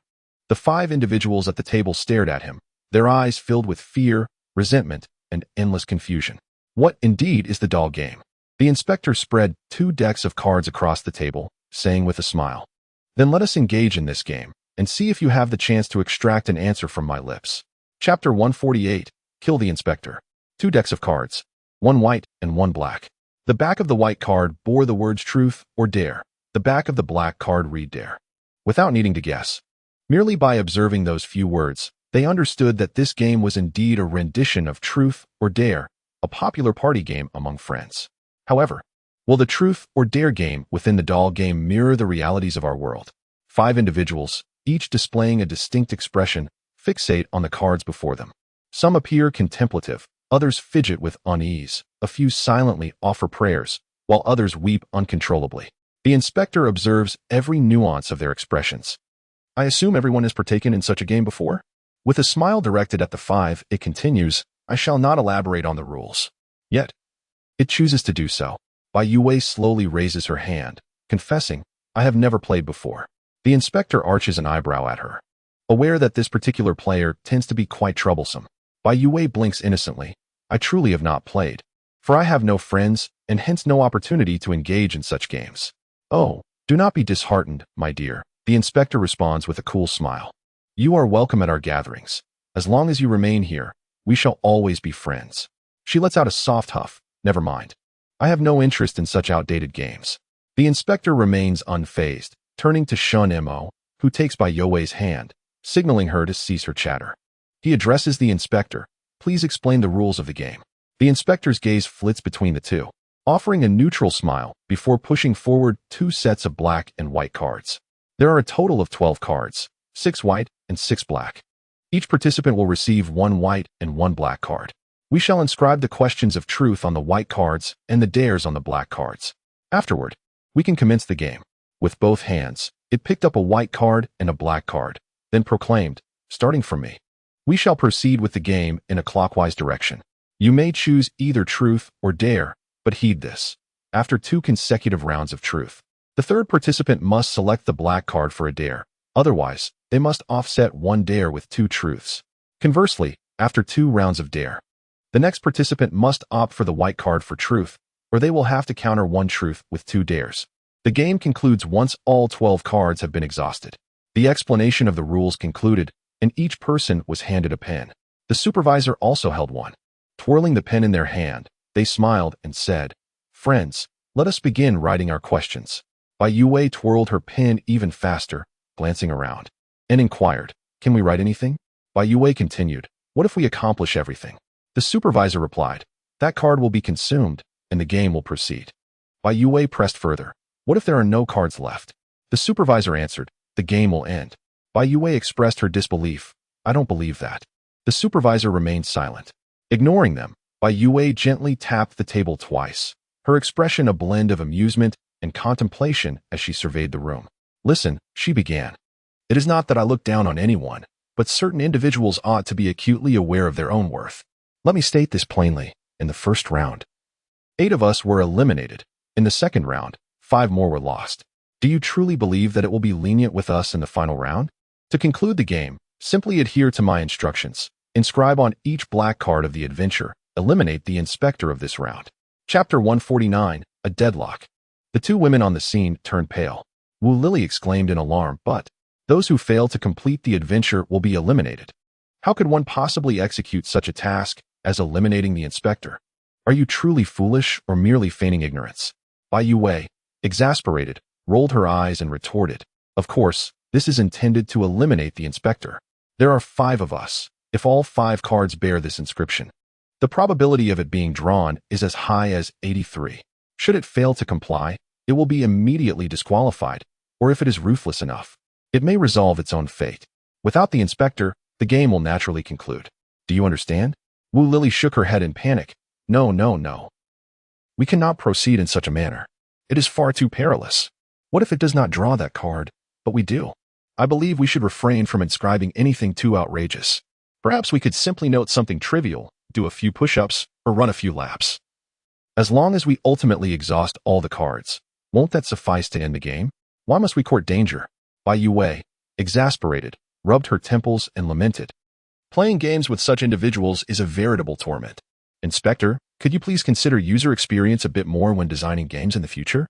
At the very least, match players of comparable abilities? The inspector replied. The purpose of the game is not to cater to your experience. Its tone carried an inexplicable hint of melancholy. Bai Youwei countered, then what is its purpose? The inspector, with an air of indifference, sealed his lips, refusing to engage in banter. Shen Mo then elucidated to Wu Lily, attempting to conclude the game by depleting the cards as futile. For in addition to the 5 black cards we have inscribed, there exists a 6th black card pinned by the inspector, which will undoubtedly present us with an insurmountable task. Wu Lily countered, but that's merely 1 card. It may not even be drawn by us, right? Could you possibly be quiet? Zhang Qi, unable to contain his frustration, interjected. Have you not grasped their implication? As long as the inspector's black card remains unexhausted, the game shall persist indefinitely. Sooner or later, you will draw it. Wu Lily, still unwilling to concede, speculated. Perhaps it could draw its own card? If it manages to draw its own, wouldn't that suffice? Zhang Qi was momentarily taken aback, left speechless. Bai Youwei, however, found amusement in the scenario. If, she said, her eyes narrowing slightly as a smile graced her lips, it were to say on that black card, eliminate the remaining players, then even if it drew its own card, the outcome would remain unchanged. A profound silence enveloped the room. Should a player draw it, they would be eliminated for their inability to comply. If the inspector drew it, the elimination of the remaining players would be effortless. It was indeed a stalemate. Unless they could eliminate the inspector before drawing that card, it would invariably lead to a dead end. Zhang Qi clenched his teeth fiercely, seizing a pen, exclaiming, I believe in you all. Let us eliminate the inspector. With that, he swiftly inscribed his intentions on the black card. Wu Lily and the second woman, who had just exhibited a verbal outburst during the game, hesitated momentarily before also taking up their pens and writing in silence. Bai Youwei and Shen Mo soon followed suit, completing their inscriptions. Next, we shall embark on the matter of the white cards and the truths they hold. In this precarious moment between life and death, the curiosity to pry into one another's private affairs has waned. Hence, everyone has insipidly scribbled a few trivial questions. In contrast, Bai Youwei pondered for an extended period before gradually putting pen to paper. The inspector sat at the table, hands clasped, a smile gracing his features as he regarded them. Shall we begin? Could we pause for a moment? Bai Youwei interjected. Before we commence, I have a few words to convey. Chapter 150. A very detailed explanation. The inspector was no longer taken aback by her boldness, his gaze lightly drifting over her face. If it is of significant importance, we are all ears. Bai Youwei replied. Whether you listen or nod is inconsequential, but it would be prudent for all of them to heed my words. The inspector offered a cold smile and gestured for her to continue. Zhang Qi, Wu Lily, and you. What was your name again? Bai Youwei inquired of the petite woman beside her. With a detached nod, she acknowledged. Very well, Zhang Qi, Wu Lily, Zhu Xiaofan, you must now listen to me. We have but one opportunity to pass through. In this round, each of us must choose truth and exhaust all white cards, compelling it to select black cards in the subsequent round. Do you understand my intent? The 3 nodded in agreement. Good. As long as we are clear, I shall proceed. Bai Youwei continued. As for me, I am unaware of what you have inscribed on the black cards, but I assure you, if you adhere to my instructions, there exists an 83% probability that we shall all depart from here alive, without a single casualty among the 5 of us. However, if she shifts her tone, her voice grows somewhat colder. If anyone fails to heed my instructions, the strategy will undoubtedly falter, and when misfortune befalls them, they need not blame me. Rather, they should direct their ire towards the non-compliant individual. Zhang Qi interjected, I have adhered to the requirements. Wu Lily hastily affirmed, I, too, have written it as such. Zhu Xiaofan added, I have written it that way as well. To be candid, I harbor doubts, yet it matters little now. Bai Youwei's expression remained indifferent as she proceeded to elucidate the specific steps. This game hinges on 2 critical elements. The first is the order, with the inspector placed first. To deplete the white cards, he will undoubtedly select truth. The second is the rule mandating the selection of a black card after 2 rounds of white cards. My brother will draw a black card once, thus leaving precisely 5 white cards for us 4 players to share. Zhang Qi blurted out. Doesn't that mean your brother will perish? My brother possesses the means to safeguard his life. That is not your concern. Bai Youwei refrained from elaborating on the puzzle, stating coolly, after my brother draws a black card, I will take a white card, and Zhu Xiaofan will also take a white card. According to the game rules, after 2 rounds of white cards, a black card must be chosen, unless 2 white cards are utilized to negate it. Therefore, Wu Lili will need to use 2 white cards, and the final white card will be expended by Zhang Qi, perfectly exhausting them. Having articulated her explanation, she exhaled softly. I have elucidated everything in such detail. If there are still those who do not comprehend, I am at a loss. Zhu Xiaofan asked nervously. You just mentioned that the inspector has an 83 chance of being selected, but there remains a 17. What if it doesn't get chosen? What should we do? Bai Youwei, exasperated, replied. Do you really think truth or dare is merely a game of probabilities? Zhu Xiaofan looked utterly bewildered. Bai Youwei continued. The essence of truth or dare lies in the audacity of the participants. If you cannot even dare to face a 17 risk, then what is the point of playing such a game? You might as well stay and befriend it. Bai Youwei, feeling disinclined to elaborate further, languidly settled back and addressed the inspector. Well, I've said all I needed to say. We can commence the game now. The inspector surveyed each individual with keen interest, ultimately resting its gaze upon Bai Youwei. Chuckling, your approach is indeed viable. However, I doubt that everyone will adhere to your instructions. Nonetheless, you are correct that truth or dare is about boldness. Therefore, I too shall take a wager, betting that, under the influences of timidity, doubt, selfishness, and ignorance, they will not act as you suggest. Bai Youwei smirked slightly. If they choose not to comply, so be it. I have already written my part, and you will draw it. Chapter 151. Who wrote this according to the prescribed order of the rules? The inspector occupied the starting position, being the first. It lightly tapped its fingers on the table and remarked with a smile, 5 cards labeled bombs. How terrifying. Therefore, my choice will undoubtedly be a white card. A truth. It randomly selected one from the white cards and gently revealed it. The card displayed a single line. Truth. What is your greatest weakness? The inspector slightly raised an eyebrow, his gaze inquisitive as he regarded them. Shen Mo replied nonchalantly, I wrote it. The inspector smiled faintly upon hearing this. Indeed. It is a thought-provoking question. However, for the inspector, it was a matter shrouded in secrecy. Should he reveal the answer, it would grant the players an advantage, especially considering that the black cards contained perilous dares, including one that could lead to the demise of the current inspector. If he spoke the truth, he risked his own life. Yet, if he remained silent, he would face elimination. He shifted his gaze to Shen Mo, a smile playing at the corners of his mouth. If you wish to inquire about the system, I regret to inform you that is the second question. Shen Mo's eyes grew cold. According to your plan, you will choose a black card next, will you not? The inspector replied with a measured smile. It is your turn now, and I eagerly await your choice. Shen Mo furrowed his brow as he examined the 6 black cards. Without much hesitation, he reached for one and revealed it. Dare. Would you dare to go outside and pick a flower? Shen Mo was momentarily taken aback. Not only was he stunned, but so were the others.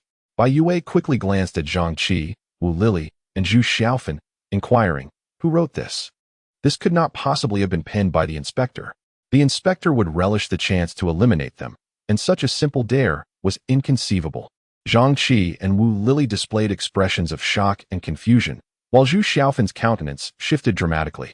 Realizing that all eyes were upon her, she hesitantly admitted, It was me. I wrote it. Hey, why did you write something so trivial?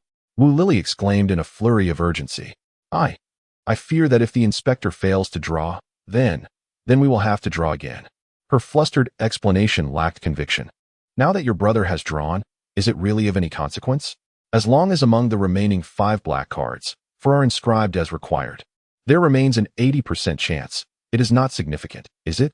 As she spoke, she cast a pleading and ingratiating glance towards Bai Youwei. Although I did not adhere to the requirements, your brother has thus been spared. This should have no adverse effect, correct? Bai Youwei smirked with scorn, implying, do you mean to say that I should express gratitude to you? Zhu Xiaofan, feeling mortified, shook her head.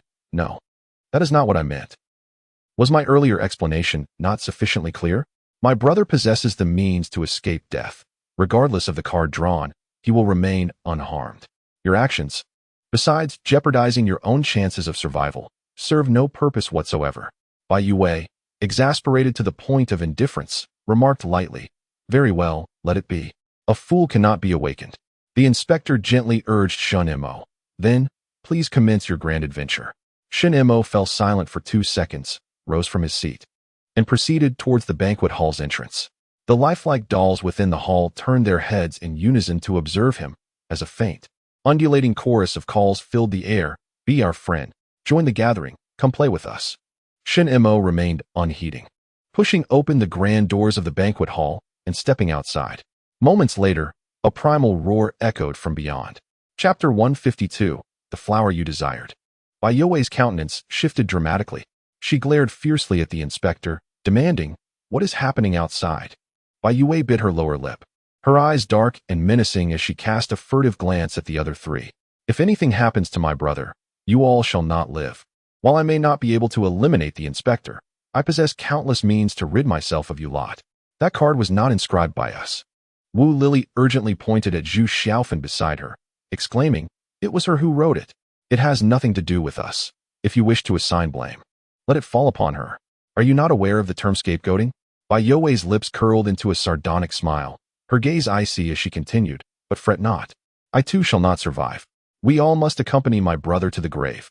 "Enough," Zhang Qi interjected irritably. "Let us adhere to the rules. As long as the remaining black cards are unscathed, there remains an 80% chance." For some reason, a flicker of panic crossed Wu Lily's eyes. "But what if something goes wrong?" Zhang Qi was momentarily taken aback, then erupted in fury. "Did you not adhere to the requirements? What in the world did you write?" Wu Lily, now in tears, sobbed as she attempted to clarify, "I did. I followed the instructions, but perhaps she and her brother did not." Zhang Qi's faith in her wavered as he pressed. "Did you truly follow the instructions?" "Yes, I did, truly. Wu Lily sobbed, fervently nodding her head. "You had better have." Zhang Qi hissed menacingly, "Otherwise, even in death, I shall drag you down with me." Wu Lily, both terrified and bewildered, covered her face, weeping uncontrollably. At this moment, the roars and sounds of combat from outside grew increasingly pronounced. The heavy impacts were spine-chilling, and even without witnessing the scene, one could sense the intensity of the conflict. Bai Youwei felt a tightness in her chest. She had faith that Shen Mo would be unharmed, yet her heart raced uncontrollably. Both she and Shen Mo possessed a piece of a puzzle, which granted them the right to escape the game instantly. However, the commotion outside only intensified, indicating that Shen Mo had chosen not to utilize the puzzle. He was evidently engaged in a confrontation with something formidable. As her anxiety mounted, a flash of pink suddenly crashed into the scene.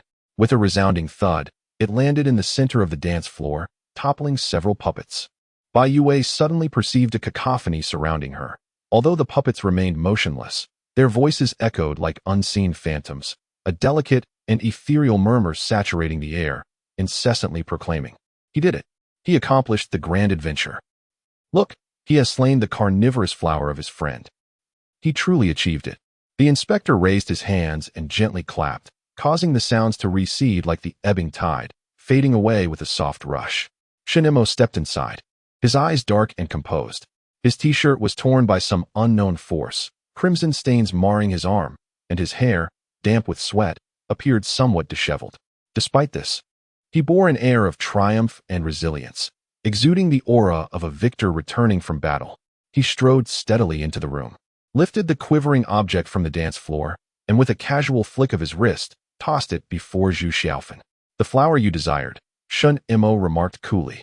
It was a flower as robust as an elephant's trunk, with a deep green stem and pink buds, precisely the kind they saw upon entering the courtyard. At this moment, the bud was half open, resembling a crumpled quilt, revealing layers of tightly packed teeth within, dripping with a pale green viscous fluid. Zhu Xiaofan was rendered speechless, desperately curling her legs and weeping profusely, fearing that the carnivorous flower might suddenly convulse and spring forth to bite her at any moment. Chapter 153. Too young at the time, Bai Youwei reached out to wipe the blood from Shen Mo's face. His skin bore several crimson marks, akin to those left by a sharp blade. Though scabs had formed, beads of blood still seeped from his wounds. She wiped at his face a few times, her hands becoming stained with blood, prompting Shen Mo to grasp her hand, preventing her from continuing. You'll get your hands dirty, he remarked. Bai Youwei instinctively wiped her hands on his clothing. Shen Mo replied, then what purpose does your wiping serve? Her small hands began to wander restlessly over his body, searching for any injuries. Bai Youwei promptly pulled open his shirt to inspect. Indeed, there was a sizable bite mark on his left shoulder. The teeth of the carnivorous flower resembled those of a shark, layered upon one another, leaving a floral pattern of bite marks on Shen Mo's shoulder, smeared with blood. Fortunately, the wound was gradually healing. It seemed that venturing into the labyrinth had proven worthwhile. If his physical condition continued to improve like this, barring any life-threatening injuries, he would hardly require the frog's mud. Nevertheless, Bai Youwei turned her head, casting a fierce glare at Zhu Xiaofan, realizing that she was a player who had emerged from the labyrinth. The inspector sat beside them, a smile playing on his lips. It was indeed a rarity, as I had not witnessed anyone emerge from the labyrinth alive in quite some time. The inspector interjected, enough. Shen Mo halted her attempts to provoke the inspector and urged, choose a card, let us conclude this game swiftly. Bai Youwei pouted, her gaze flitting over the white cards before casually selecting one. She revealed it. Truth, share a misdeed you have committed. Wow, who penned this? Such a lack of originality, Bai Youwei remarked disdainfully. Silence enveloped the table. Unperturbed, Bai Youwei rested her chin on her hand, pondering. Why the silence? Can't anyone respond? The inspector taunted, you may opt for 2 daring challenges to negate this truth. Bai Youwei shot him a sidelong glance. Aren't you afraid I might uproot all the flowers in your garden? Oh, the inspector inquired, can you? With a chuckle, Bai Youwei closed her eyes momentarily. Let me think. I have committed so many misdeeds that I can't decide which one to share. The crowd remained silent. Shen Mo suggested, then perhaps share the worst one. Bai Youwei glared at him in discontent. Are we not allies? Indeed, Shen Mo smiled. Therefore, I hold no disdain. At this, Bai Youwei's face brightened with satisfaction, and she declared, all right, I shall recount an incident from when I was around 14. Or perhaps 13. The exact time eludes me. My mother had hired a rather obnoxious family doctor, who visited twice a week. I persuaded my mother to dismiss him, but alas, she seemed to have lost her senses. After terminating that individual, she paid him a substantial sum, claiming it was for compensation. Did you receive the money I sent you? I can provide you with a better life, as long as you leave that woman, she had said. Furthermore, she anonymously reported him to the hospital where he worked as a family physician. Things escalated quickly. His wife discovered the information and assumed her husband was being kept by my mother, which led her to confront my mother at her workplace, attracting the attention of reporters. My mother exerted considerable effort to resolve the situation. The money the family doctor received from my mother was entirely seized by his wife, and his medical license was subsequently revoked. Later, my mother did harbor suspicions about me, yet she lacked concrete proof. Perhaps that sums it up. Chapter 154. Truth or Dare. Zhu Xiaofan couldn't help but exclaim, how could someone so young devise such malicious schemes? The doctor had no grievances with you. Nor did your mother. How could you exploit your own mother? When I was a teenager, I was already helping my family. Children should not be indulged, otherwise, they will inevitably develop flaws. Bai Youwei cast a cold glance, her smile devoid of warmth. Wu Lily, I find that flower on the floor quite lovely. Would you be so kind as to hand it to me? Wu Lily shook her head in terror, stammering, I dare not pick it up. Bai Youwei replied, very well. If you want to retrieve it, I shall have my brother punish you. Shen Mo remained silent. With tears in her eyes, Wu Lily bent down, trembling as she picked up the flower from the floor. To be precise, it was lifted, for the severed flower was as thick and robust as an elephant's trunk, and the bloom itself was a hefty mass, dangling heavily downward. As it was handed over, Shen Mo reached out to intercept it. He turned to Bai Youwei and inquired, can you manage it? Bai Youwei replied, my strength has increased significantly. Without a moment's hesitation, she grasped the stem and hurled it directly towards Zhu Xiaofan's face. The impact was more forceful than a mere slap. Zhu Xiaofan let out a cry of pain, her entire body collapsing backward, chair and all, crashing to the ground. Wu Lily could hardly bear to watch. Yet, there was not a shred of pity in Bai Youwei's eyes as she coldly remarked, do you have children? It's best if you don't. A spineless individual who cannot even protect oneself should never have offspring. The child would not wish to be born by you. The inspector observed the scene for a while, then smiled faintly. I am reluctant to interrupt your exchange, but shouldn't the game continue? It turned its gaze towards the fallen Zhu Xiaofan and politely asked, Madam, truth or dare? Zhu Xiaofan, curled on the floor, remained motionless for a moment. The inspector prompted, "Will you forfeit?" Automatic elimination is also an option. At the mere mention of elimination, Zhu Xiaofan shuddered violently, tears streaming down her face. She stood up and retrieved a white card from the table. "I choose truth." She revealed the card. "Truth. Have you ever harmed anyone?" Zhu Xiaofan was momentarily stunned.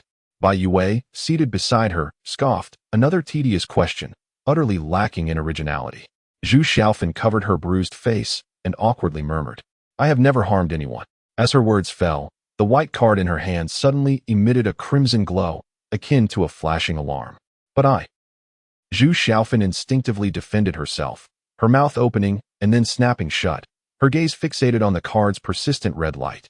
Her complexion grew increasingly pale, and her lips trembled uncontrollably. Her denial was deemed an erroneous response by the game system. If she continued to refute, elimination would be inevitable. Yet, she truly had never harmed anyone. Just that one time. Only that instance. Zhu Xiaofan, in a daze, lifted her head to gaze at the players before her, all waiting for her answer. She opened her mouth, her voice hoarse. "My sister once came to visit me. She was locked in a room by my husband, and she was banging on the door, pleading for me to let her out and to call the police. But I was too afraid. I couldn't call the police. Otherwise, my husband would have killed me. Later on, she threatened to sue him. How could this be? We are family. How embarrassing it would be to take this to court. Moreover, as a young woman, how could she create such a scene? How would she ever find a husband after this? I was only thinking of her well-being." Chapter 155. A new friend arrives. "So, what exactly happened to your sister?" Bai Youwei inquired curiously. "I have been listening for a while, but I still don't understand." "She is fine. She went away with her boyfriend and is living better than I am," Zhu Xiaofan hurriedly clarified, "and I have even knelt before her. What more must I do for her to forgive my husband? Why can't she empathize with me? In my childhood, I cared for her, read her stories, and braided her hair. I sacrificed my opportunity for education so that our family could afford her university tuition. Why can't she show me some understanding? Instead of insisting on my divorce, it was merely a few nights spent with my husband. What loss does she truly incur? How can she claim that I have harmed her? How could she?" The white card grew increasingly crimson, almost igniting with fervor. Zhu Xiaofan finally released her grip, as if scalded. The card fell onto the table, reverting to its original white. The inspector smiled faintly and remarked, "Alas, your answer remains incorrect. You have been eliminated." Zhu Xiaofan's pupils constricted sharply, her mouth sealed tight. It felt as though an invisible hand had covered her lips, leaving her to struggle to emit a whimper. Behind her, the dolls began to stir, their faces adorned with ghastly smiles, mouths wide open, eyes bulging with intensity. Some grasped Zhu Xiaofan's arms, others wrapped around her waist, while some clung to her legs, and others climbed onto her shoulders. Countless hands reached out, nearly submerging her. "How delightful new friends have arrived. Come, join us and play. Let us have fun together. Come." Zhu Xiaofan found herself voiceless, her body immobilized, her eyes wide with terror, radiating profound despair and fear. All around, onlookers watched as she was dragged away by the dolls. "What fate awaits her?" Bai Youwei inquired. The inspector replied, "To remain here, becoming a friend forever." Bai Youwei, lost in thought, pondered. Being eliminated indicates that her second answer was also incorrect. Could it be that she did not fully express her true feelings? What else might she be concealing? Shen Mo remarked. She mentioned a few times. If her sister's first incident was an accident, then the subsequent occurrences must have been orchestrated by her to lure her home. Bai Youwei felt a pang of regret. Had she known, she should have pressed harder earlier. Who would be next? The inspector turned to Wu Lily, smiling. "After 2 rounds of white cards, you must select a black card. Otherwise, you will lose 2 white cards. What will your choice be?" Wu Lily remained silent for a while, trembling. Zhang Qi, seated beside her, nudged her with his elbow and inadvertently noticed that Wu Lily's pants were wet. She had been frightened by the earlier puppets. Zhang Qi bit his lip and called out to her, "It's your turn." Wu Lily, as if awakening from a dream, turned pale as she faced the inspector, stammering, I choose truth." She hesitantly extended her hand, selecting a white card from the table, revealing, "Truth, what is your greatest wish?" Upon reading the question, Wu Lily felt a wave of relief. The white card did not turn red. Instead, it disintegrated into dust in her hand. Nervously, she asked the inspector, "So this counts as eliminating the card, right?" "Indeed," the inspector replied with a smile. "Now, Please select your second truth card. Wu Lily bit her lip again, trembling as she chose a second card. Revealing. Truth. Do you think the girl in the white dress on the field and the tall, handsome man appear to be a good match? Chapter 156. Tall and handsome Wu Lily was momentarily perplexed before grasping the meaning of the question. Instinctively, she glanced at Bai Youwei and Shen Mo. Her lips parted in uncertainty about how to respond. How did you get selected? Bai Youwei muttered discontentedly under her breath. Shen Mo remained silent, while Zhang Qi and the inspector shared a mutual sense of indignation, feeling that the meticulously orchestrated game had been trivialized. What they sought was the vibrant energy that erupts in the face of impending death, the glimmer of a soul illuminated in remorseful confusion, rather than this trivial farce. Nevertheless, this could serve as a new data sample. The inspector cast a sidelong glance at Bai Youwei, remaining taciturn. Suddenly, the white card turned crimson. Bai Youwei exclaimed, "How could this answer be incorrect? There must be an issue with the game system." The inspector chuckled softly, explaining, "The accuracy of a truth-telling answer is never determined by objective conclusions, but rather by whether the response aligns with the respondent's true feelings. For instance, if the question is what is 11 equal to, and the respondent believes it to be 113, as long as they genuinely hold that belief, the system will deem the answer correct." Bai Youwei comprehended this notion. She turned to Wu Lily, her smile cool. "So, you truly believe that my brother and I are mismatched? Why your brother?" The inspector interjected, surprised. The tall and handsome man, taken literally. Could he not be referring to myself? The others exchanged glances, puzzled by their expressions. The inspector retracted his smile, his tone unusually grave as he stated, "My appearance has been meticulously crafted through extensive data analysis, designed to embody the traits of being tall and handsome. Surely, you must have a misunderstanding of what handsome entails." Bai Youwei chuckled, "Tall and handsome? Haraha. Clearly, it's tall and tragic." The inspector's expression darkened in an instant, erasing the ever-present smile from his lips entirely. Oh, it dawned on him that criticizing the inspector constituted a transgression. Bai Youwei regarded him with mockery. "What? Has the game system not considered verbal assaults? Are you unaware that language is a form of art, capable of slaying without shedding blood? Inspector, let us proceed with the game." Wu Lily has yet to complete her question. Shen Mo grasped Bai Youwei's hand, gently squeezing her palm as a silent gesture for her to refrain from further provocations. Bai Youwei pouted, lowering her gaze, thus choosing to remain silent. The inspector couldn't help but breathe a sigh of relief, thinking that the game could finally progress smoothly. Yet, he soon realized that such a reaction was inappropriate. Why should he feel relieved? Did he subconsciously perceive Bai Youwei as a potential threat or source of disturbance? After all, he was the inspector. Why should he feel compelled to relax due to a player's presence? This was utterly humiliating, though tumultuous emotions swirled within. The inspector maintained an impassive exterior, suppressing his ire as he stated, "Players, please commence the second round of truth-telling." Chapter 157. An additional card not wishing to lift her gaze. She could easily surmise the disdainful glances her companions would cast upon her. Yet she found herself powerless. Having chosen truth, she was compelled to utter her sincere thoughts, for the alternative could lead to her demise. She refused to be dragged away by those puppets. Even if it meant enduring the piercing gazes of the crowd, she would not transform into one of them. A silence lingered for 2 or 3 seconds before she heard the inspector's calm voice. "It is your turn, sir. Will you choose truth or dare?" Huh. Why was no one addressing her? Why was she not being reproached? And what of that Bai Youwei, who was always so eloquent? Why was there no sound from her? Wu Lily looked up in confusion, only to find that no one was paying her any heed. Shen Mo and Bai Youwei were both fixated on Zhang Qi. Bai Youwei said, "Zhang Qi, choose dare." Why? Wu Lily was taken aback. Had they not agreed that everyone would choose truth? Bai Youwei rolled her eyes again. "Do I need to explain it once more? There isn't even a glass of water here, and I too can feel thirst. I'm not the NPC responsible for interpreting the game." Zhang Qi pointed to the white card on the table and said to Wu Lily, "Just now." Zhu Xiaofan did not eliminate her card, and now there is one more. Wu Lily was stunned. Truth or dare? Only by revealing the truth or completing a dare could they eliminate the corresponding card. Since Zhu Xiaofan had failed to do so, her card remained, leaving 2 white cards on the table. If Zhang Qi were to eliminate another one, then, when it was the inspector's turn, there would still be one left. Their strategy had been disrupted by Zhu Xiaofan. Even if Zhang Qi survived with a white card, The next round would present them with a sequence of 5 black cards. Wu Lily's face turned pale, rendering her utterly speechless. She saw no glimmer of hope. This game was simply unwinnable. Bai Youwei fixed her gaze on Zhang Qi's eyes and said, "If you choose the white card now, we will undoubtedly perish in the next round. For we 4 have already drawn black cards and been eliminated before the inspector draws. However, if you select the black card, we shall still have a chance in the next round." Zhang Qi remained silent for a moment before inquiring, "What are the odds?"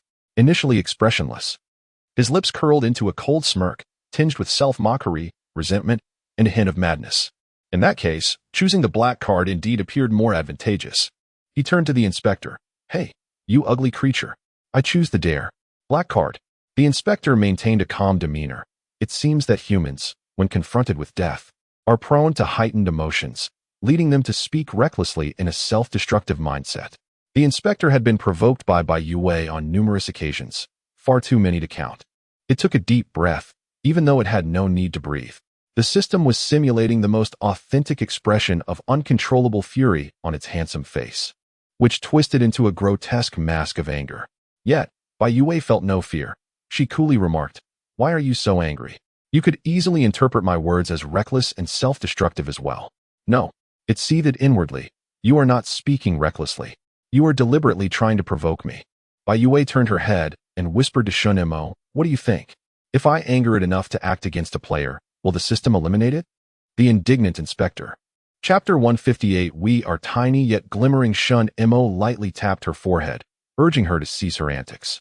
The inspector silently calibrated her emotions, psyche, and micro-expressions, internally admonishing herself to remain composed and not to fall prey to this individual's provocations.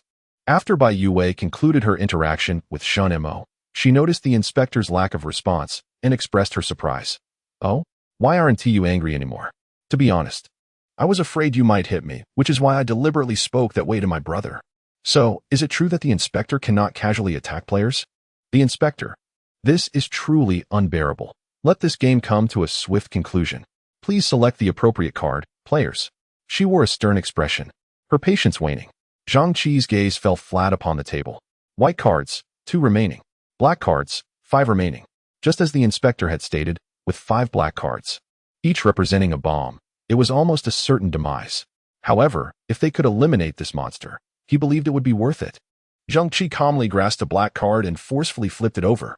The black card landed on the table with a sharp crack. "Dare to sing a song?" Zhang Qi. Bai Youwei. Shen Mo. Wu Lily was overjoyed, tears streaming down her face. "Wonderful. Zhang Qi. You don't have to die." The outcome was drastically different from what he had anticipated, leaving Zhang Qi momentarily speechless. After a while, he turned to Wu Lily, staring blankly as he asked, "Did you write this?" Wu Lily nodded through her tears. "I was afraid I would draw it." "So?" Zhang Qi's expression shifted repeatedly. He wished to blame Wu Lily for her recklessness, yet he found himself in possession of this very card, which could be considered a salvation from her. Words of gratitude remained unspoken, as did the words of reproach. A tumult of emotions surged within him, causing his heart to be in disarray. Gritting his teeth, he finally uttered, "So foolish." Wu Lily continued to weep inconsolably. The inspector inquired, "Then, what song do you intend to sing? I can have my friends play for you." The friends it referred to were, of course, the lifeless dolls. "No need for that." Zhang Qi reflected for a moment before stating, "I shall sing that one. I do not know its title, but it is a song my wife often sings." Silence enveloped the room as everyone listened to him sing. His voice lacked allure, his pitch faltered, and he could not recall all the lyrics. Yet he sang earnestly. "The universe is vast and indifferent. Our love, though minuscule, sparkles, turbulent yet so selfless. Fate brought us together beyond the chaos. Yet destiny demands we love amidst peril. Perhaps the future lies light years away. I am willing to wait in the unknown for you." Upon finishing the song, the black card in Zhang Qi's palm disintegrated into powder. His eyes glistened with unshed tears as he lowered his head, concealing his emotions from the others. On the table lay 2 white cards and 4 black cards. Was it my turn? The inspector chuckled softly. "My choice, of course, is a truth." The white card left by Zhu Xiaofan remained face up, and only after all other white cards had been eliminated could one select from the cards previously used by players. The inspector revealed the unchosen card. "Truth. Do you enjoy playing doll games?" The white card instantaneously disintegrated into dust. The next participant was Shen Mo. Without hesitation, he selected a challenge. Calmly, he turned over one of the 4 black cards. Challenge: are you willing to eliminate all players on the field except yourself? Shen Mo offered a faint smile, confirming Bai Youwei's suspicions. Thus, whether they hailed from Shishan Island or were sent by Uncle Zhao, none would survive. Even if they had acquired the most exquisite flower and chosen the right allies, they would ultimately perish in this game of truth or dare. Chapter 159. Are we friends? He displayed a puzzle piece. A moment later, Shen Mo vanished from the sight of the crowd. The white card, 1 card that had been used. The black cards, 3 cards available for selection and 1 card that had been used. The inspector's lips curled slightly in silence. It was now Bai Youwei's turn. She did not rush to draw a card, but instead glanced at Wu Lili and Zhang Qi. Initially, she intended to take all of them along, but Bai Youwei's gaze swept over the now empty seats beside her, revealing an unexpected turn of events. There remained only 1 white card. Whoever selected it would survive. As for who was more deserving, I shall not judge. You may decide for yourselves. Having concluded her remarks, she raised her hand and chose one from the 3 available black cards, stating, I choose a challenge. The black card was revealed. Challenge: are you willing to cut open your body, letting flow your blood rich in water, protein, and inorganic matter? Bai Youwei raised an eyebrow, exclaiming, Oh, I am fortunate. It is the card I inscribed myself. The inspector, having observed the scene, wore a smile that hinted at amusement. A clever inquiry, he remarked. Indeed. Bai Youwei, grasping the black card, traced its sharp edge across her finger, drawing forth a crimson droplet that stained her white dress with speckles of red. As she penned her thoughts, she recalled your words and suddenly felt that this act was rather fitting. After all, this body you possess is unlike that of humans. To release blood of the same composition is an impossibility, is it not? Once she finished speaking, she delicately licked the wound, her chestnut eyes locking onto the inspector's. The inspector remained silent for a moment before smiling. Indeed, it cannot be done. Fortuitously, you drew that card. The black card in Bai Youwei's possession vanished. Next was Wu Lili. The white card, 1 previously utilized. The black cards, 2 available for selection and 1 already used. How would you choose? The inspector regarded Wu Lili with keen interest. After 2 consecutive rounds of black cards, the selection of a white card was imperative, otherwise 2 black cards would be required to negate 1 white card.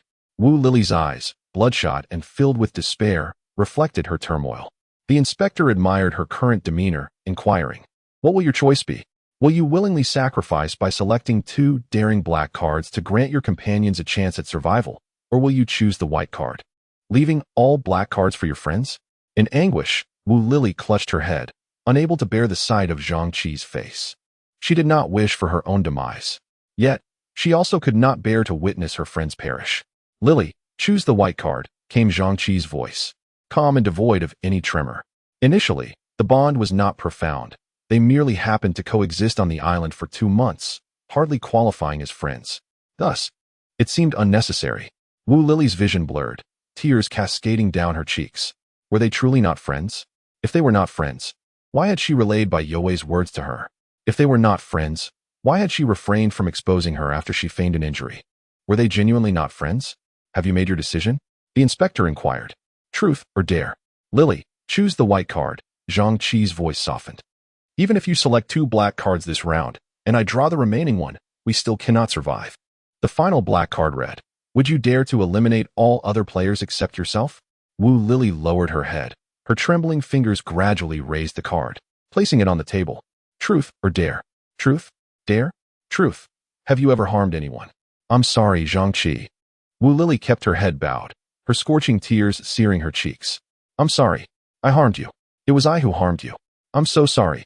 The white card disintegrated into dust, and Wu Lili could no longer contain herself. She sobbed uncontrollably. Chapter 160. A friend's gift on the table. Only 3 black cards remained, 2 to be chosen, and 1 left by Shen Mo, who had forfeited. As expected, the remaining black cards likely bore the words, Eliminate the game inspector. Zhang Qi closed his eyes, allowing his mind to gradually empty, as if the anguished cries of the woman beside him faded into silence. With a sense of detachment, he extended his hand and selected a card, revealing, Dare to kill the current inspector? He gazed at the card for a long while, then suddenly smiled. a smile both tragic and resolute. It dawned on him that in the face of imminent death, one does not succumb to fear. He lifted his head and locked his gaze onto the inspector's icy blue, crystalline eyes, articulating each word deliberately. "You have lost." The inspector remained silent, staring back at him. The surrounding dolls gradually converged, inching closer towards Zhang Qi, drawing nearer. They reached out to him, as hospitable hosts would to their dearest friends. Come, join us in play." Zhang Qi felt his body growing numb, stiffening, rendering him immobile. More and more dolls gathered around him, tugging, pulling, dragging him away from the chair, into the dance floor. Among the dolls, he glimpsed familiar faces. Whether it was an illusion or reality, he could not tell. But he was grateful for this mirage, for it offered him a final flicker of solace before death loomed. In the last fleeting moment of consciousness, he summoned the scant remnants of his strength to reach out his arms, yearning to embrace them. Everything froze in that instant. White cards, 0. Black cards, 2. According to the rules of the game, once the selection cards were exhausted, one could only choose from previously played cards. The inspector revealed the last available black card, the one Zhang Qi had left for it, to kill the current game inspector. It was beyond its capability. Indeed, not even the game system, nor itself, could bring an end to its own existence. Congratulations to the two of you for successfully completing this game. The blonde-haired, blue-eyed inspector sat gracefully at the table, a perfectly measured smile gracing his lips. It is truly astonishing that the first players to triumph in this game are, in fact, two ladies. As friends attending the gathering, you shall receive generous rewards before your departure. He raised his hand and snapped his fingers.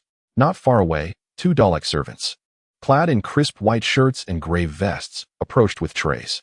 Each tray bore a beautifully wrapped gift box, adorned with elegant ribbon bows.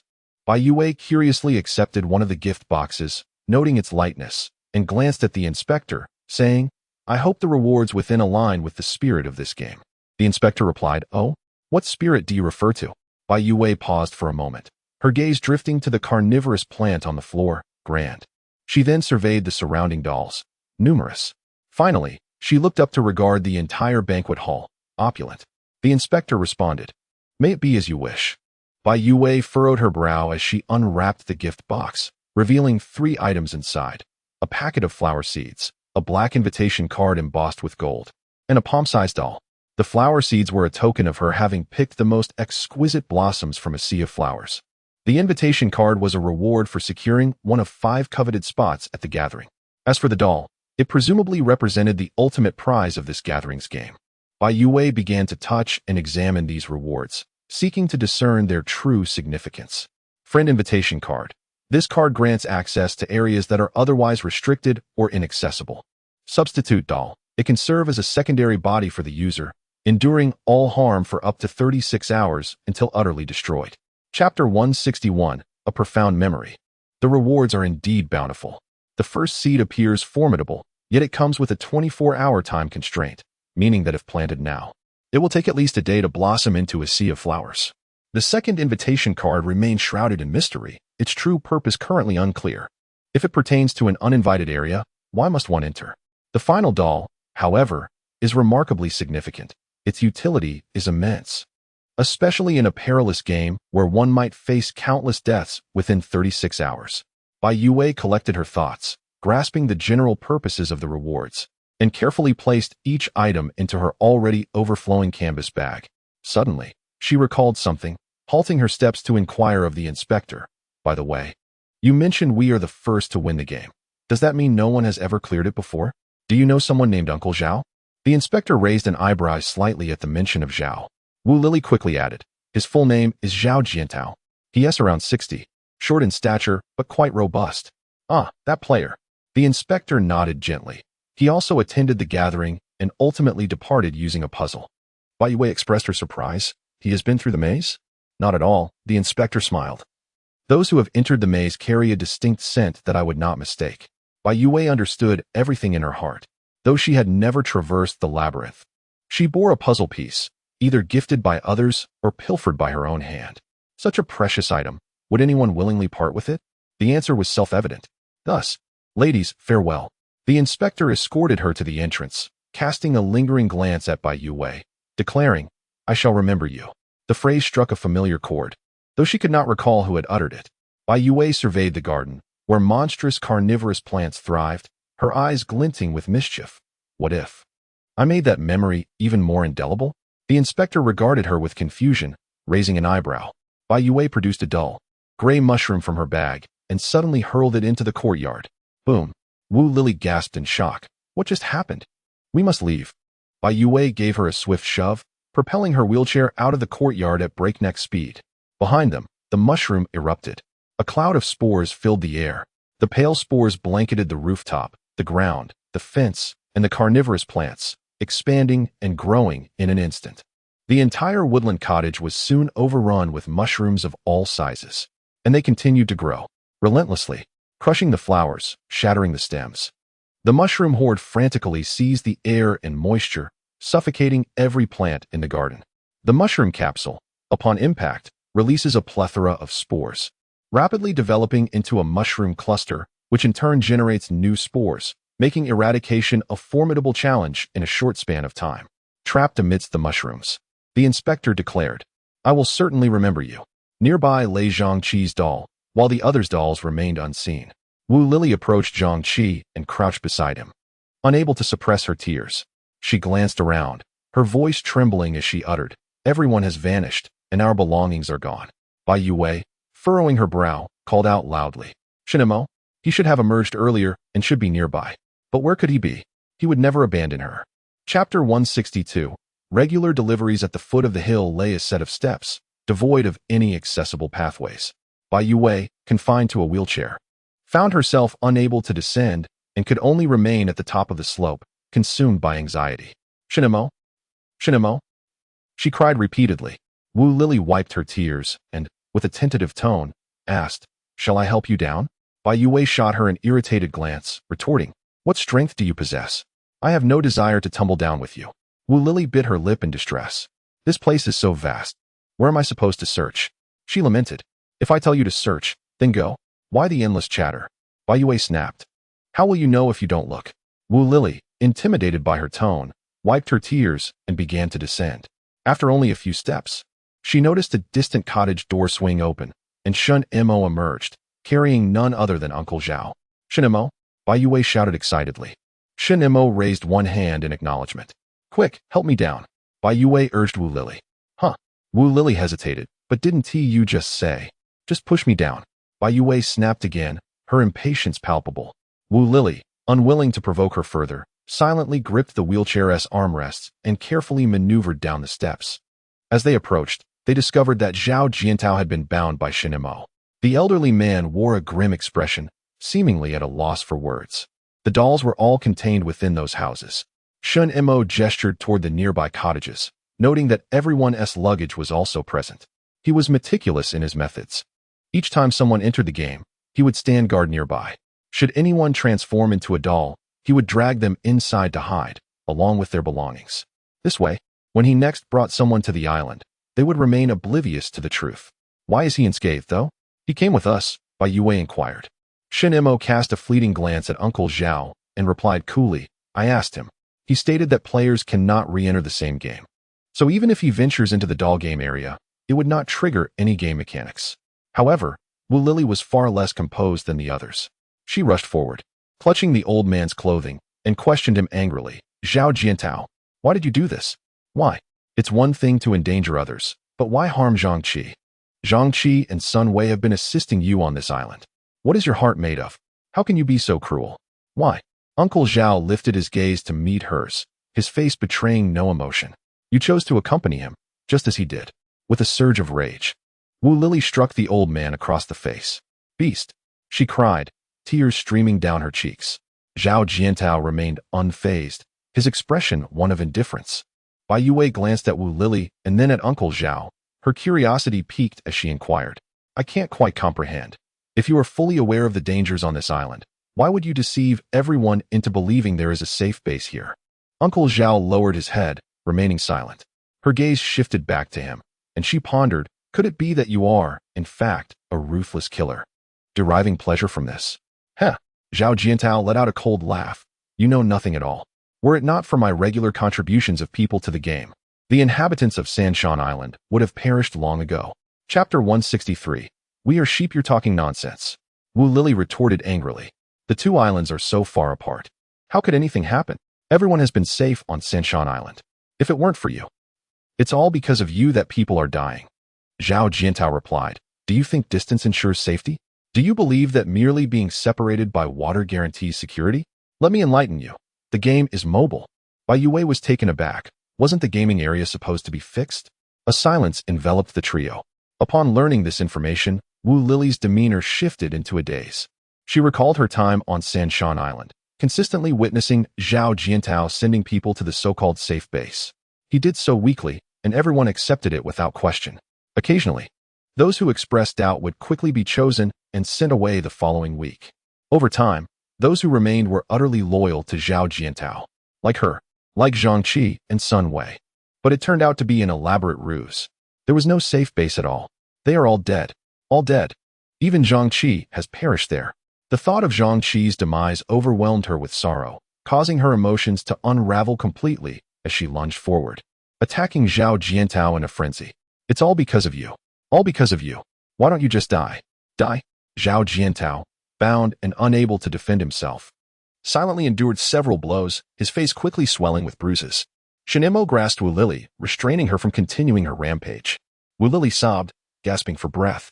Bai Youwei, witnessing this scene, felt a headache coming on and asked Shen Mo, what should we do now? Ultimately, both Shen Mo and Bai Youwei were mere passers-by. There were too many lives at stake involving Uncle Zhao, making it inappropriate for them to intervene directly. Bai Youwei pouted, somewhat displeased. Are we just going to let him off the hook for dragging us into this game? Shen Mo gave her a sidelong glance. Wasn't he at your own desire to come here? Bai Youwei, in a petulant tone, replied. Humph, indeed. They could have simply walked away. After all, there was no compulsory requirement to go to the safe base.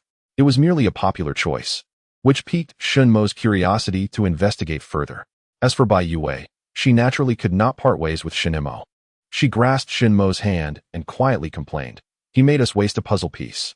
Shen Mo smirked slightly, retrieving 2 puzzle pieces from his pocket and placing them in Bai Youwei's hand. Would this suffice? One piece belonged to Shen Mo, while the other belonged to Zhao Jiantao.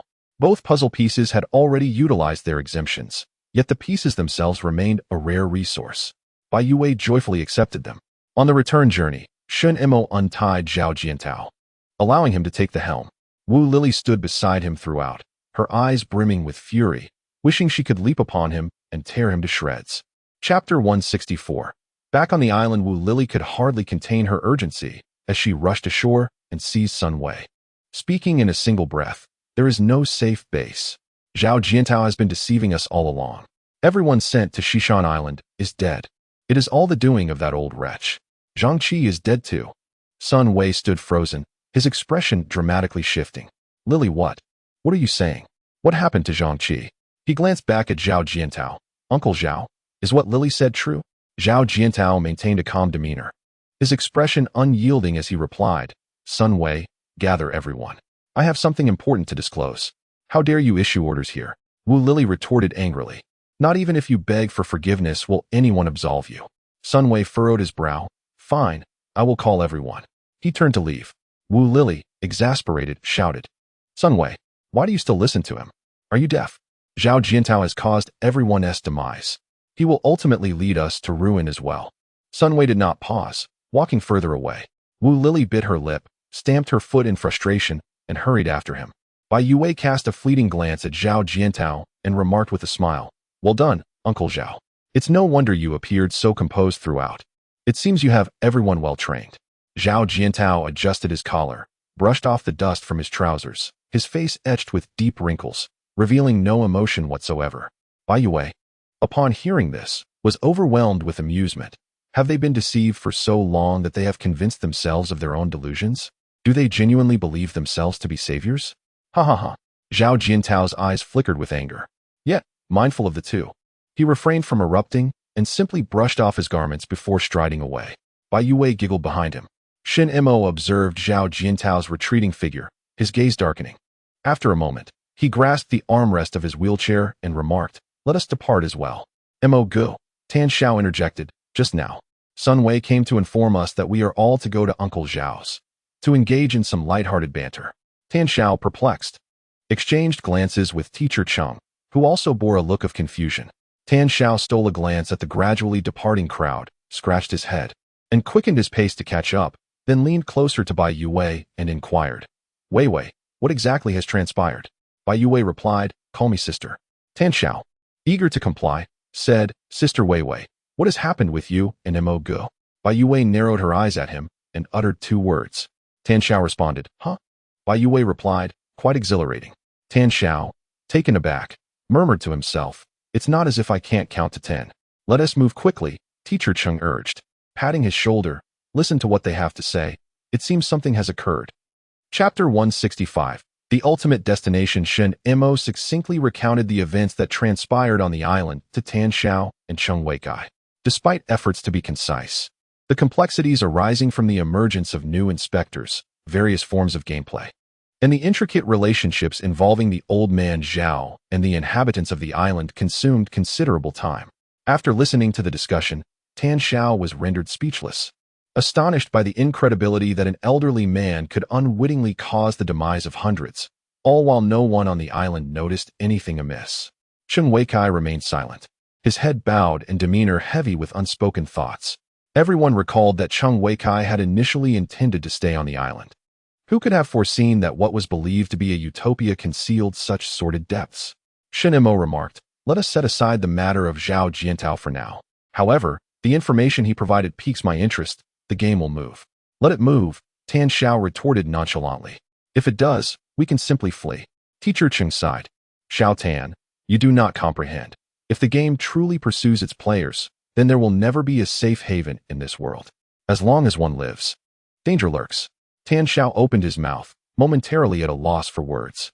This also elucidated why the earliest incidents occurred in major metropolitan areas.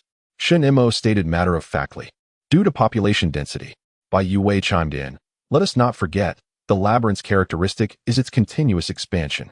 Might we speculate that upon sensing the absence of living players within, the labyrinth automatically enlarges its scope in search of new entrants?" Well, the conversation has become rather bewildering. The game must captivate its players, and the labyrinth must ensnare them as well. Will there still be places for us to linger in the future? Shen Mo spoke in a somber tone. "In the days to come, I fear that all of humanity will be compelled to enter the labyrinth." Tan Xiao inquired, "Why not refer to it as a game?" Bai Youwei interjected, "In a certain sense, we perceive the labyrinth as being of a higher order than the game. It resembles the food chain. We must adhere to the rules of the game, while the inspectors must follow the regulations of the system. I believe the labyrinth is the entity that most closely approximates the system." Tan Xiao, somewhat perplexed, scratched his head and remarked, "Yet, I can't shake the feeling that the game is more troublesome. At least the labyrinth is visible and can be avoided, whereas the puppet game is akin to stepping on a landmine. One can unexpectedly trigger it." Bai Youwei continued, "Moreover, during this game, the inspector stated, 'The Friends game is my magnum opus. It is flawless and has showcased countless valuable data.'" Teacher Chung paused, momentarily taken aback, murmuring, "Valuable data." "Precisely," Bai Youwei affirmed. "These 2 points concern me greatly. First, the game is designed by the inspector. Second, it provides data to the inspector. But what purpose does this data serve? Why does the inspector require it?" Shen Mo added, "Zhao Jiantao mentioned that the game can evolve, likening it to a hunt, with us as the prey. It certainly appears that way, as the game seems to be herding us toward the labyrinth." With a sigh of resignation, teacher Chung lamented, "Collecting the pieces of the puzzle will ultimately lead to the completion of all games. In the end, the game still aims to guide us into the labyrinth. No one can escape." After a moment of contemplation, Shen Mo remarked, "The good news is that we are all valuable data samples in the eyes of the system. At least, as long as we do not violate the rules, our lives will not be threatened by the inspectors." The four fell into a thoughtful silence. This was, thus far, the only piece of good news, relatively speaking, a message that was not entirely dreadful. Chapter 166. The reversal of Uncle Zhao in a world that was once peaceful. Suddenly emerged a man-eating game, followed by a labyrinth that devoured lives. The game lurked like an invisible beast, scouring for suitable prey, while the labyrinth expanded its territory like a malevolent lord. With dangers lurking both ahead and behind, it seemed as though there was no escape. In a hotel room, they were discussing the situation when a cacophony of voices erupted from the direction of Zhao Jintao's residence. a tumult of cheers and curses mingling in the air. Teacher Chung shook his head at the commotion, pondering why, upon discovering the game, they did not simply leave, but instead chose to harm others. "Let us go take a look," Shen Mo suggested, to prevent any further chaos. "Sure, let's go," Bai Youwei replied, intrigued. "Let me tell you, that old man is no ordinary figure. Those people may not be able to contain him." Tan Xiao laughed, his eyes wide with disbelief. "Really? He's just an old man. What could he possibly do?" "We'll know once we see for ourselves," Bai Youwei said with a bright smile as she glided out in her wheelchair. Together, they made their way to Zhao Jiantao's residence. Underneath the tree plastered with notices, they found a gathering of over 50 people. Surprisingly, amidst the noise, order had not completely unraveled. Zhao Jiantao stood amidst the crowd, his countenance devoid of any semblance of panic. His tone steady as he addressed the assembly with deliberate clarity. "I understand. Many of you find this news difficult to accept, but I implore you to reflect. Am I not pained? Am I not saddened? If it were within my power, I would wish for universal peace, with all living in harmony. Yet, alas, a single individual's strength is insufficient to achieve this. Do you believe I have not contemplated escape? But to where shall I flee? Tell me, to which haven devoid of games can I retreat? Speak up. The game on Shishan Island is the most significant in this vicinity. As long as it exists, no other games shall encroach. For your safety, I have no choice but to assume the role of the villain. I have tirelessly sought out the unfortunate from beyond, sending them to the island weekly, incessantly feeding its insatiable appetite. It is only through this sacrifice that we have remained unscathed until now. Only when it is satiated can we be secure. Only when it is content can we continue our lives here. How can one expect to live in tranquility without offering anything in return? If any among you believes they can do better than I, now is the moment to step forward. I, Zhao Jiantao, will relinquish my position as island master without hesitation."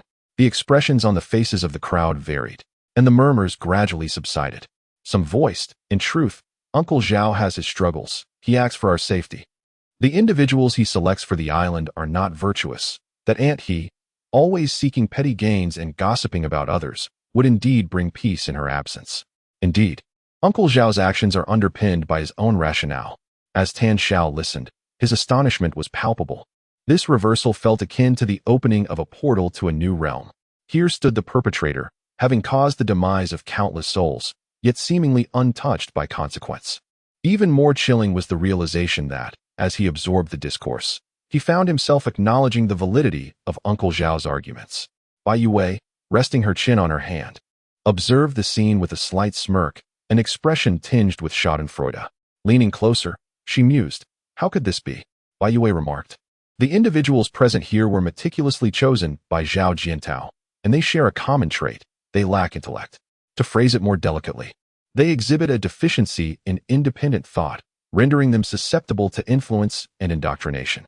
Upon concluding her observation, she gazed at Tan Xiao with a playful smile. "In fact, you rather embody this characteristic. Tell me, did you not find their arguments quite compelling just now?"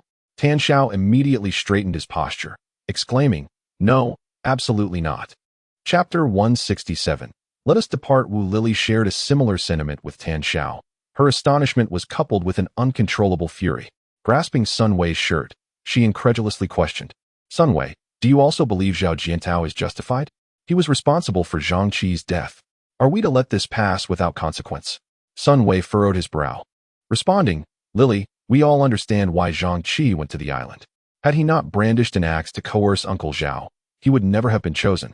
A bystander chimed in, "Indeed, Uncle Zhao has always been deeply sentimental. He would never harm his own." Wu Lily burst into laughter, exclaiming, "Is it me who has lost my mind, or have you all gone mad? He has caused the death of hundreds, and yet you still regard him as a person of deep sentiment?" A moment of silence enveloped the crowd. The mention of this truth was indeed chilling, and it could never be absolved. However, these individuals had grown accustomed to trusting and relying on Zhao Jiantao. If they were to entirely dismiss his words, what then would become of them? They preferred to believe in Zhao Jiantao's hidden struggles. Bai Youwei curled her lips into a cold smile, exclaiming with a mocking tone, "What a clever tactic! Compared to leaving Sand Mountain Island for an uncertain and perilous existence, staying on the island must be such a comfort." The conflict was effortlessly diluted and dispersed with a mere word, vote, rendering everyone numb. all while projecting an image of selflessness. Perhaps he had held a position in certain departments before, Shen Mo remarked with a hint of disdain, noting that some tricks were played with remarkable finesse.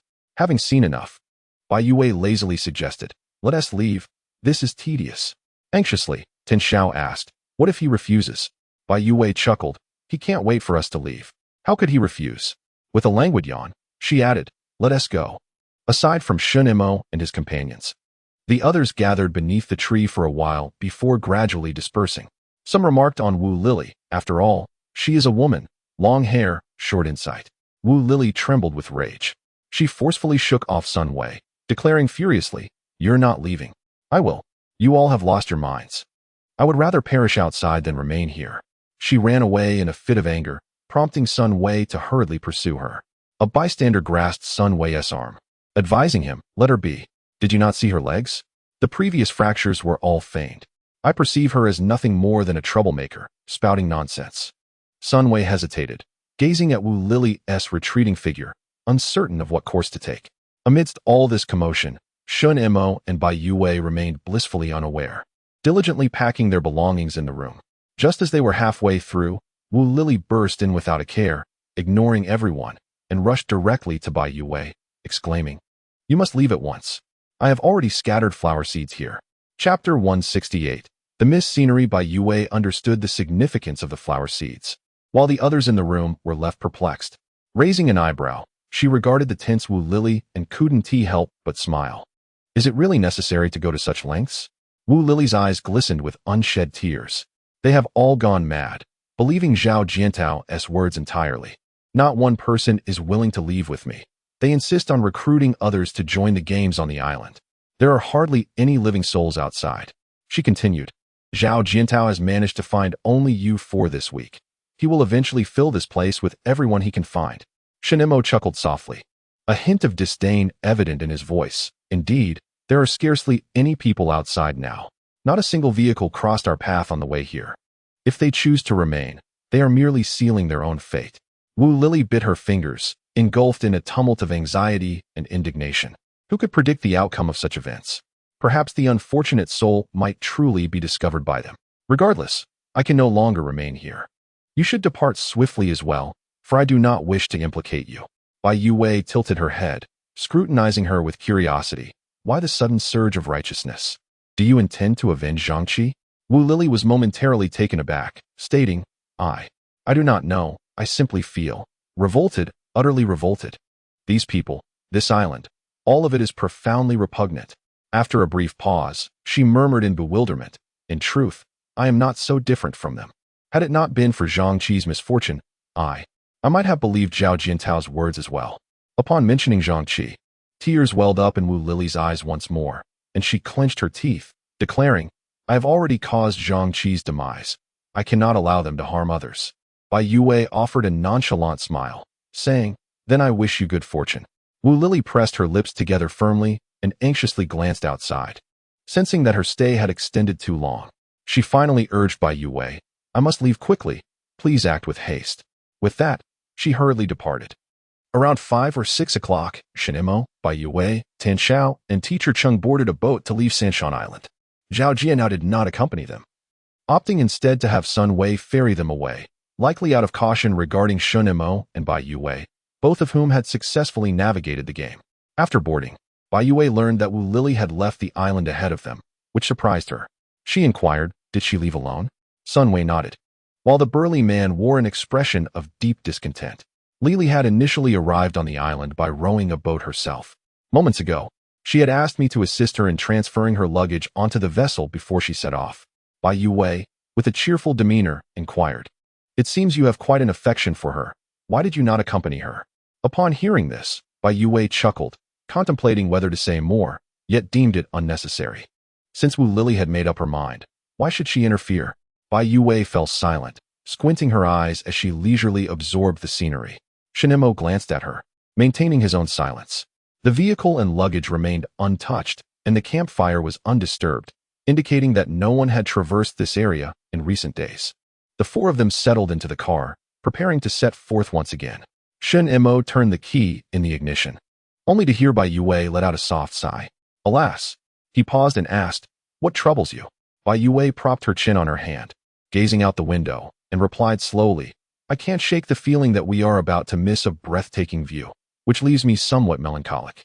In the game, Wu Lily appeared timid and foolish. The islanders deemed her lacking in insight, and even Zhao Jiantao believed he had everything under control. Yet, who could have anticipated that the fates of all would be quietly altered by a single woman? The flowers were destined to bloom into a magnificent sea of blossoms within 24 hours, and if the islanders failed to escape in time, they would become mere sustenance. One could only wonder how long the blossoms would last. Bai Youwei closed her eyes, envisioning the scene, the corners of her lips curling slightly. Chapter 169. The melancholy of the inspector. A vast, translucent, enigmatic object floated in the air, resembling an equilateral diamond. Upon closer inspection, one would discern that it was composed of countless geometric cubes. Sunlight illuminated it, akin to light passing through colorless glass, yet in a fleeting moment, it refracted enchanting rays. Within its depths, an abundance of cubes also proliferated. Suddenly, one cube emitted a pure white light, and the inspector, standing at a height of 278 meters, emerged from within. As the white light faded, the inspector stood motionless, facing the cube. Seemingly idle, in truth, its mind was interfacing with the system, repairing the data within the cube. A ball rolled past its feet, pausing momentarily to gloat. Ha ha ha, your game has malfunctioned too? The inspector glanced down, expressionless, at the ball, and the ball continued. My frog has also gone awry. Ever since it was stitched up, it invariably bursts its belly when spawning. That is likely due to the excessive number of players consumed, the inspector retorted silently.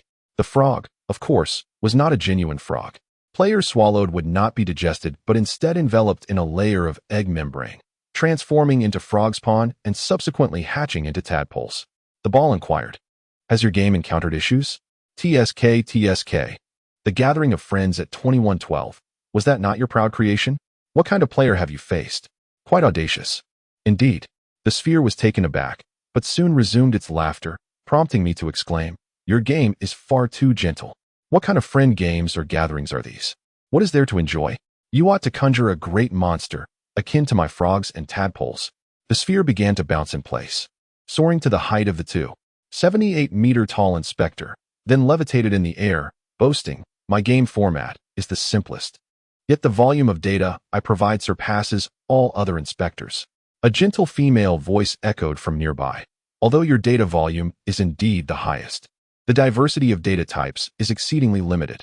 Friend gatherings encompass 3 distinct forms of games, enriching the data provided to the system by a factor of 10 compared to yours. You will need to devise improvements for those games in the future. The sphere, displeased, descended abruptly, rolling to the feet of the speaker, and lamented, how can there be such a disparity of tenfold? The speaker was an inspector with a rabbit's head, having just emerged from a glowing cube. If there truly is a tenfold difference, why not ascertain it for yourself? The rabbit-headed inspector continued onward, stating, 3014 has entered the game of hide and seek. I must take my leave. Wait.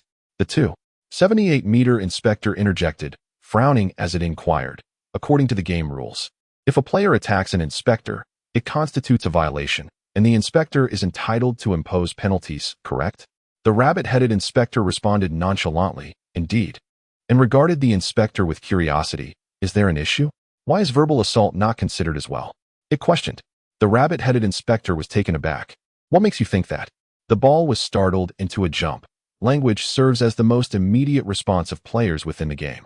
If one were to obscure aggressive language, a substantial amount of data would be lost, and the system would not permit such an action. However, what value could there possibly be in the data concerning the abuse directed at the inspector? The rabbit-headed inspector remarked, insults, harsh words, and profanities represent another form of human weeping, a means to vent emotions and alleviate stress. This is particularly evident among players trapped in oppressive environments. You need not take it too seriously. Is there anything else? No, there isn't. The rabbit-headed inspector stood before him, and after a moment, spoke calmly. I am aware that you will join the 3rd game at the gathering of friends. It might be best if you refrain from participating directly in future games, as you seem somewhat affected. Perhaps. Chapter 170. Arrival in Hangzhou. As darkness began to envelop the sky, Shen Mo's vehicle arrived at the outskirts of Hangzhou. They did not venture into the mist immediately, but instead sought a place to stay, planning to assess the environment at dawn before making further arrangements. As customary, they prioritized hotels for accommodation, as this locale offered ample beds and pillows, along with a substantial stock of disposable toiletries, and each room was equipped with a private bathroom, ensuring convenience. After identifying a suitable place, Shen Mo lifted Bai Youwei from the car. The girl's head inadvertently rested against his shoulder, her eyes closed. She had been drowsy in the vehicle, and now she showed no inclination to move. More accurately, she had remained languid since emerging from the game. The real world seemed to demand a level of vitality from her that she found difficult to muster. Shen Mo gently laid her on the bed before stepping out to inspect all the rooms on their floor. Diagonally across from their room resided Tan Xiao and Cheng Wei Kai. Tan Xiao emerged, waving at Shen Mo. "Brother Mo, come quickly and take a look." "What is it?" Shen Mo inquired. "It seems there is someone over there." Tan Xiao indicated towards the window of the room. Their window faced a street, allowing a distant view. Teacher Cheng was bent over, laboriously peering through binoculars. "This one do. The magnification is insufficient. I cannot discern whether anyone is in that room," Teacher Cheng muttered. Shen Mo approached the window, gazing in that direction. He could make out several faint glimmers of light, resembling the flicker of candles or some other form of illumination. In the night, such brightness was conspicuous. He counted 4 such sources of light. The distance rendered details unclear, and with the late hour, it would be unwise to venture out recklessly. "Teacher Cheng, please bear with it a little longer. If any of those lights extinguish shortly, it likely indicates occupancy. We shall investigate further tomorrow," Shen Mo proposed. Teacher Cheng nodded in agreement. "Very well. I shall keep watch here. You two carry on with your tasks." Thus, Shen Mo led Tan Xiao downstairs, where they kindled a fire in the open area in front of the hotel lobby. They first gathered a few bricks, or, using tools, knocked some loose from the edge of the flower bed, arranging them into a square formation with only one opening at the bottom. They placed an iron pot atop it, igniting a fire underneath, creating a rudimentary stove. While alternative resources could be found for most needs, the absence of electricity and gas necessitated a return to the most primal methods for boiling water and cooking. The vehicle contained a small stove, quite suitable for cooking noodles or porridge, yet it proved rather sluggish for boiling water. Tan Xiao skillfully retrieved several packets of instant noodles from the trunk, deftly tearing open the packaging and beginning the preparation. Their provisions could primarily be categorized into 2 types. One comprised of staples such as rice and flour gathered from supermarkets, while the other consisted of preserved sausages and roasted chicken that Tan Xiao had acquired from a food processing factory. Overall, they were notably lacking in vegetables and fruits. While a few days without fresh produce might not pose an issue, a prolonged absence could diminish their immunity, rendering them susceptible to illness. After a moment's contemplation, Shen Mo suggested to Tan Xiao, "I shall take a stroll nearby." He paused, a smile tugging at the corners of his mouth, and inquired, "Are you truly afraid of her?" Tan Xiao nodded sincerely. "What is it that frightens you?" Shen Mo asked with amusement. "Did she scold you or strike you?" Bai Youwei had neither scolded nor struck him, so why did he harbor such fear? The water reached a boil. Shen Mo reminded him, waved his hand, and turned to depart. The vicinity of the hotel was dotted with shops, residential buildings, and parks, all enveloped in the embrace of nightfall. As Shen Mo walked, he observed his surroundings, eventually veering into a residential community. Chapter 171. The 5-person team. He opted against the supermarket. The crisis in Hangzhou had unfolded earlier than in Yangzhou, and the evacuation had commenced sooner, likely leaving the supermarket shelves nearly bare. Conversely, the community offered some promise. The hurried residents likely still had ample supplies at home. Shen Mo aimed to procure some vegetables and fruits to enhance their meals. He first ventured into a lush garden, where fortune smiled upon him as he discovered a cluster of vibrant cucumbers nestled in the corner, and in another yard, he stumbled upon a pod of small tomatoes. Subsequently, he visited several places where either scallions and garlic flourished in the gardens, or merely ordinary flowers and plants adorned the surroundings. Nevertheless, it was satisfactory, considering that such ground-level apartments with gardens have become quite rare. Before he realized it, he had traversed from the southern gate to the northern gate of the community. Shen Mo furrowed his brow, flinging his backpack over his shoulder, and grasped a nearby tree trunk. With a few agile steps, he ascended and crouched within the dense canopy to observe. Indeed, a vehicle had arrived. As it drew closer, he discerned the sound of tires crunching over the gravel road. For some unknown reason, The driver was proceeding at a leisurely pace. As he listened intently, he caught snippets of heated conversation, both male and female voices. Though it did not escalate to an argument, the tone was unmistakably unpleasant. After a brief wait, a robust and sturdy Jeep came into view. The vehicle was evidently modified, with uniquely designed wheels and headlights, and the roof was wide open, revealing 5 occupants, 3 men and 2 women.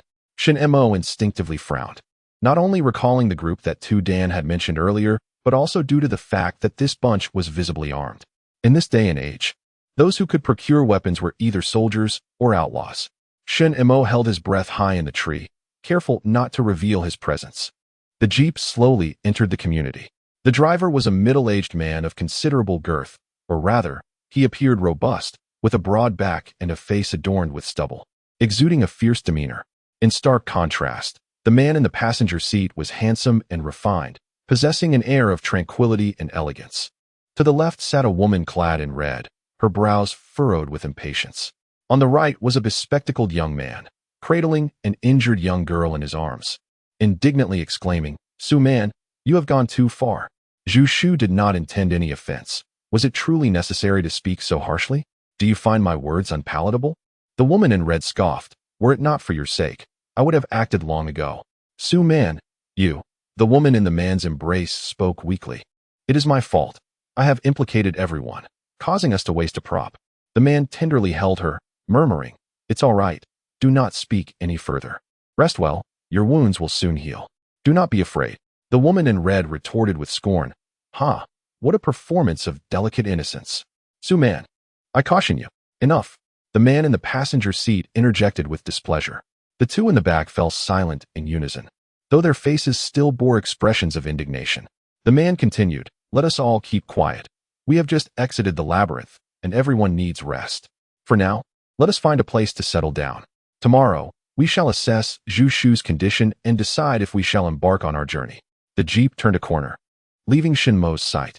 He lingered in the trees for a moment, ensuring he could no longer hear any sounds, then descended and exited the neighborhood. As he was about to leave, he cast a glance at the tire marks left by the Jeep, following the traces with his gaze toward the distant fog. "Just emerged from the labyrinth, have you?" he murmured thoughtfully. Chapter 172. You comfort me. Upon returning to the hotel, it was already quite late.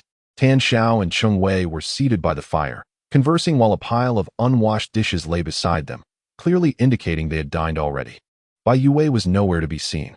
"Mo go, your bowl," Tan Xiao offered, extending it toward him. Shen Mo did not accept it, replying, "I shall go up and call her." Amused and astonished, he remarked, "Old Cheng, you can pickle cucumbers too?" "Indeed," Cheng replied, nodding earnestly. "It's not difficult. All you need are cucumbers, green peppers, salt, vinegar, and garlic." "Aren't you a teacher? You aren't secretly a chef, are you?" "Well, having lived alone for quite some time, I've picked up a thing or two in the kitchen," he admitted. "Can you pickle radishes? I absolutely adore them." "First, we need radishes." As they exchanged pleasantries, Shen Mo maneuvered around them and proceeded straight to the second floor of the hotel. The absence of light rendered the corridor a profound darkness. Upon reaching the second floor, the hallway, devoid of windows, remained equally dim. Only the room occupied by Bai Youwei emitted a faint glimmer of light.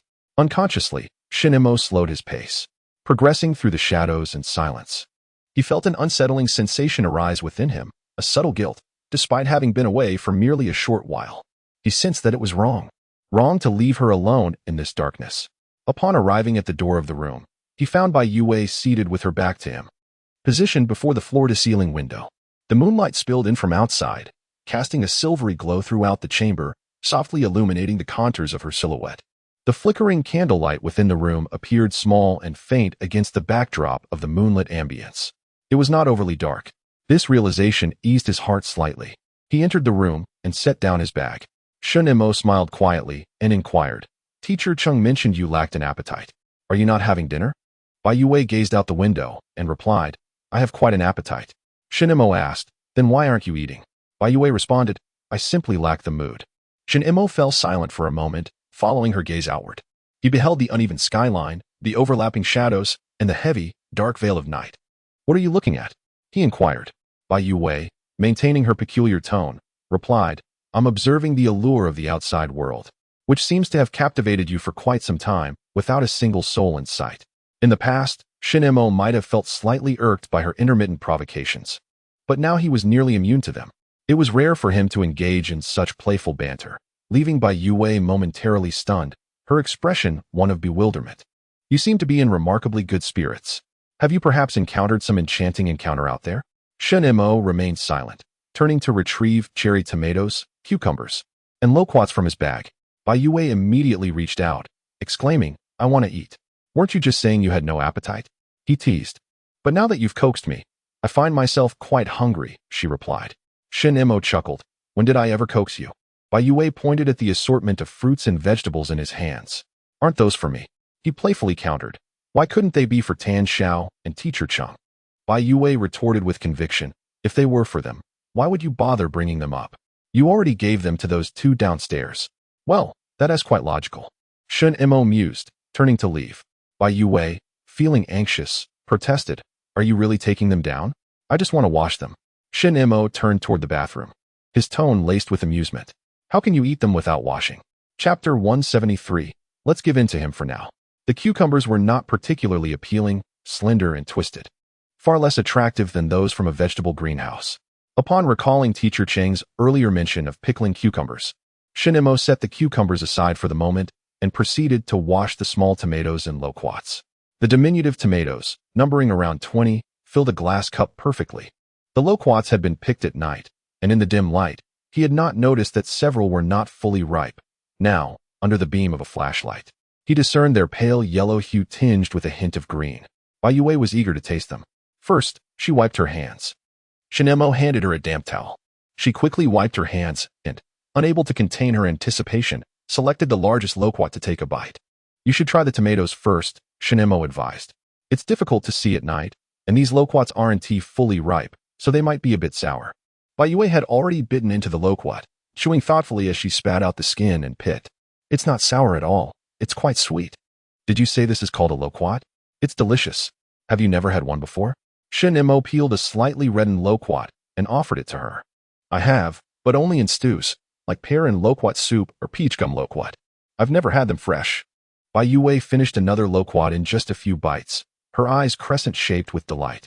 This one is even sweeter than the last. Is it truly that sweet? Shen Mo asked, observing her enjoyment.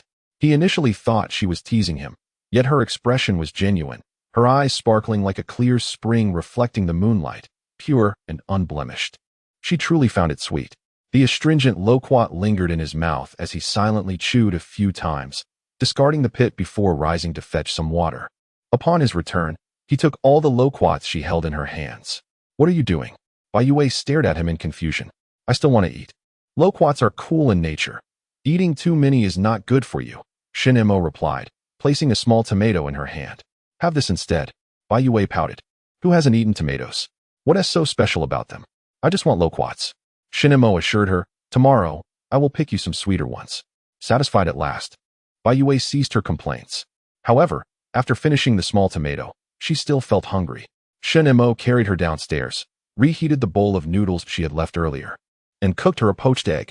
Typically, she did not indulge in instant noodles, but today she drank every last drop of the broth. Observing her with the bowl, he couldn't help but reflect on her nature. This hedgehog had a fiery temper, held grudges, and could be quite harsh. When she was angry, it was difficult to approach her, yet if one was willing to coax her, even a hint of sweetness could blossom into a bountiful joy. In fact, she was rather easy to please. He reached out and ruffled her hair gently. Bai Youwei set down her bowl and looked up at him. Why do you always pat my head? Shen Mo chuckled and replied, Don't you always touch my hand? Bai Youwei explained, Because it's hard and interesting. Shen Mo mimicked her. Oh, I find it interesting because it's soft.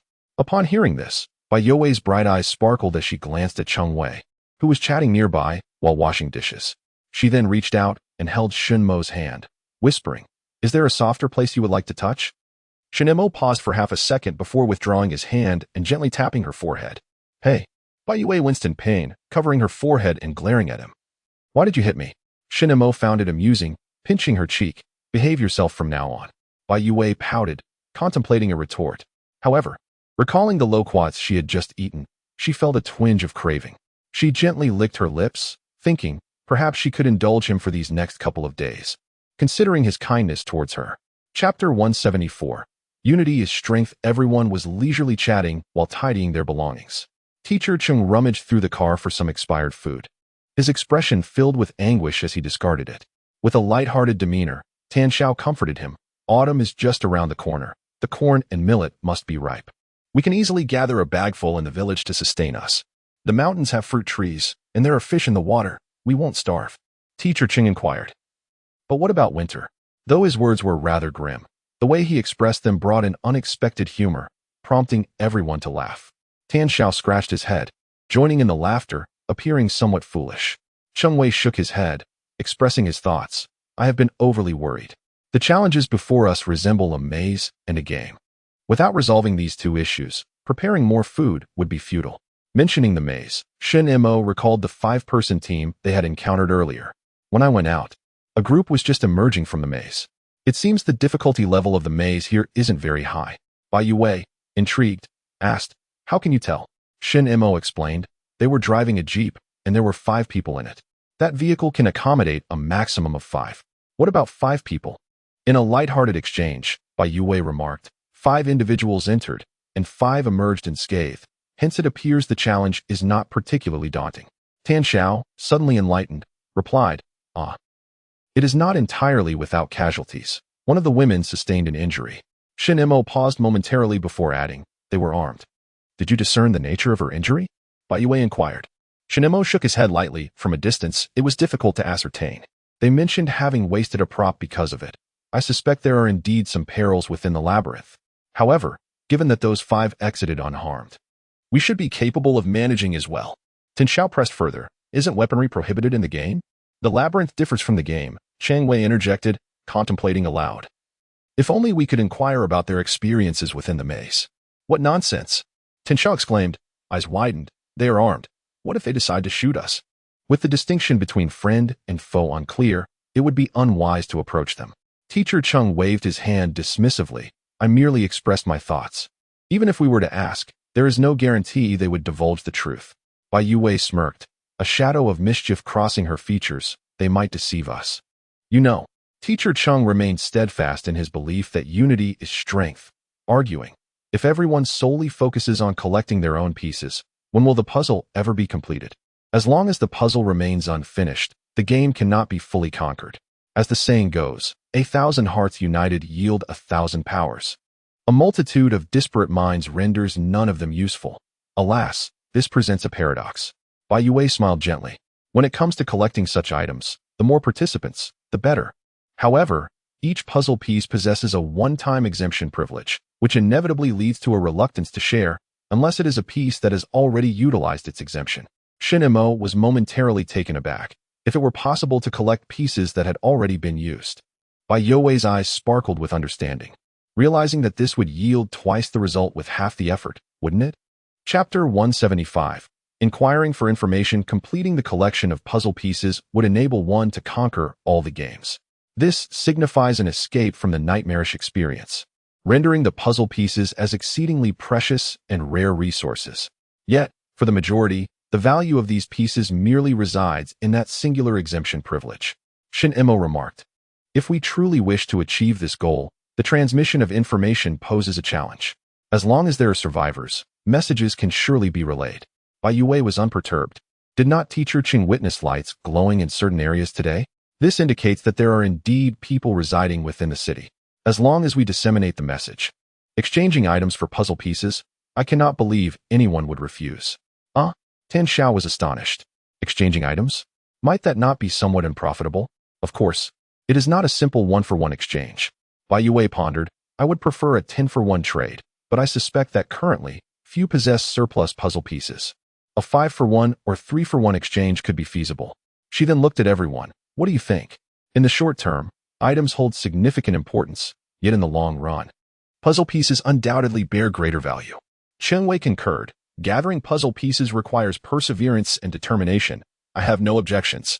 The purpose of this prop remains ambiguous, as no one can discern the utility of befriending a princess. Bai Youwei patted her opulent canvas bag, declaring, I have plenty more. If it proves insufficient, we can earn more in the game. It is certainly preferable to the arduous task of traversing the maze repeatedly. With a laugh, she remarked, honestly, I believe that playing the game is not much easier than navigating the maze. The group exchanged glances and nodded in unison. Bai Youwei reminded Shen Mo, don't forget to pick the loquats before entering the maze. Shen Mo regarded her with a resigned expression, assuring her, rest assured, I won't forget. The following morning, Shen Mo and her companions packed their belongings and set off in their vehicle, slowly driving along the streets bordering the mist. They occasionally encountered other individuals. Unlike Yangzhou, where people were mostly congregated near the port awaiting rescue, in Hangzhou, the populace seemed dispersed throughout the urban area, cautiously maintaining a safe distance from the mist that enveloped the city center.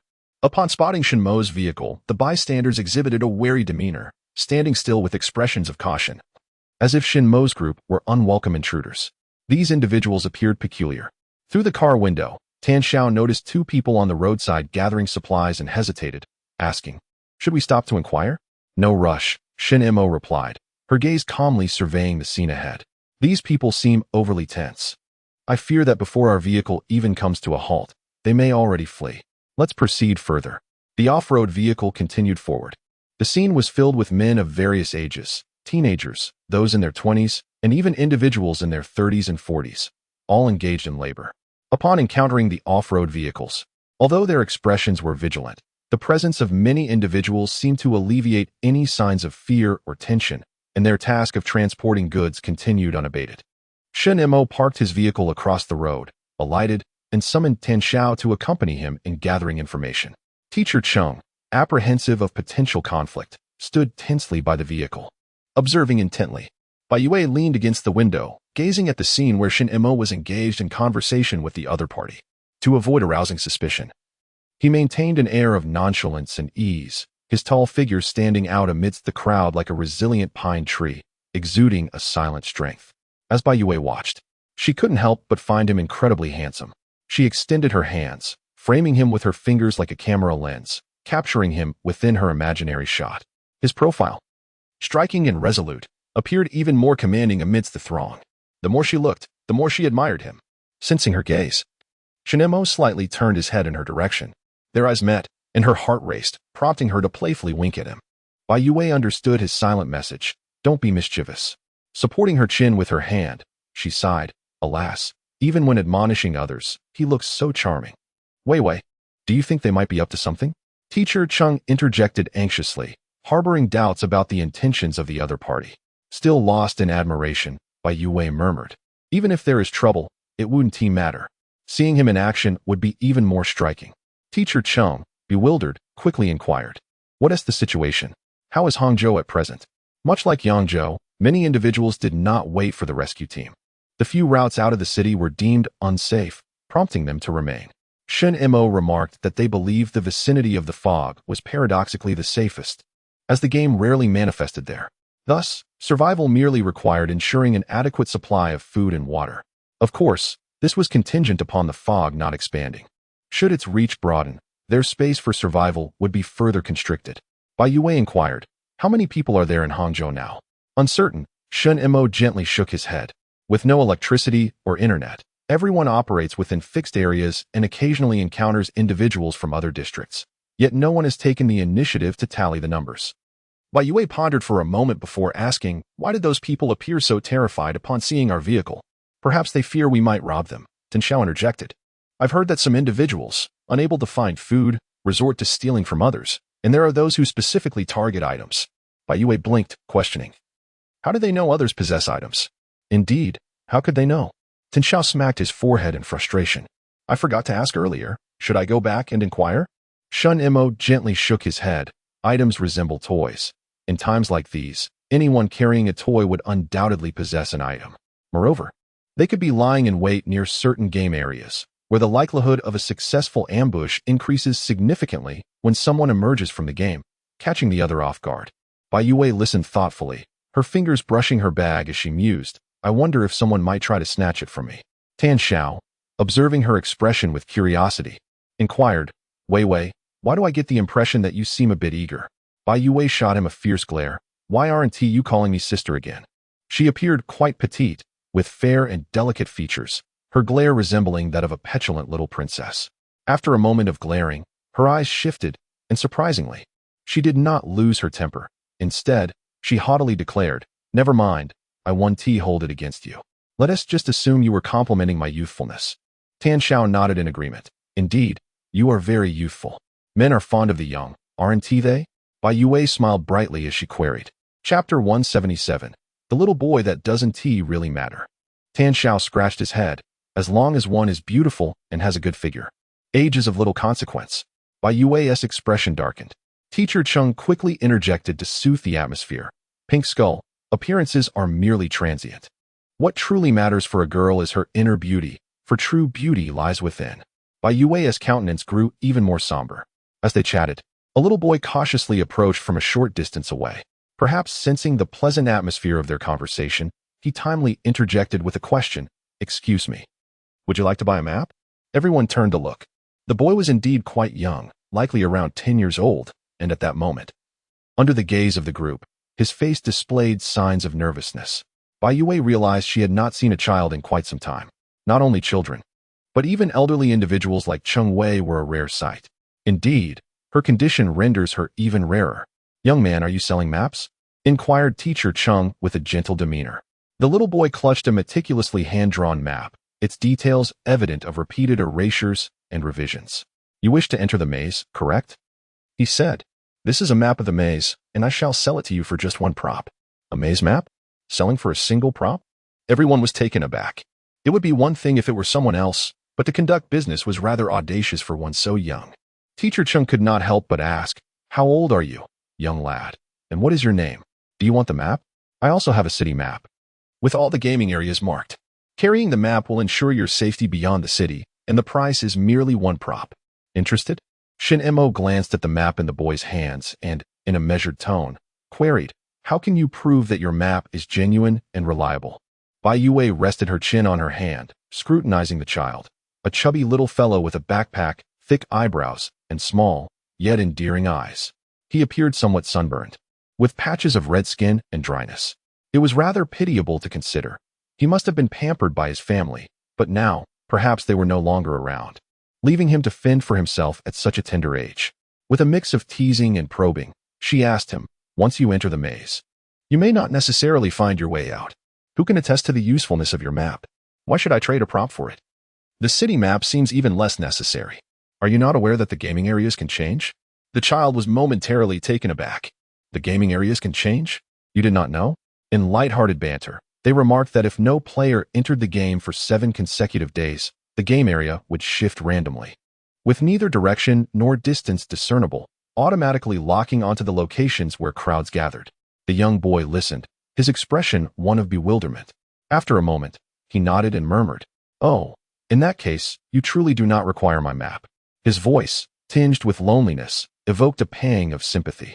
Teacher Cheng nearly succumbed to the urge to retrieve his clay, only to be restrained by Shen Mo. Shen Mo then inquired of the boy, "What do you intend to do with the items?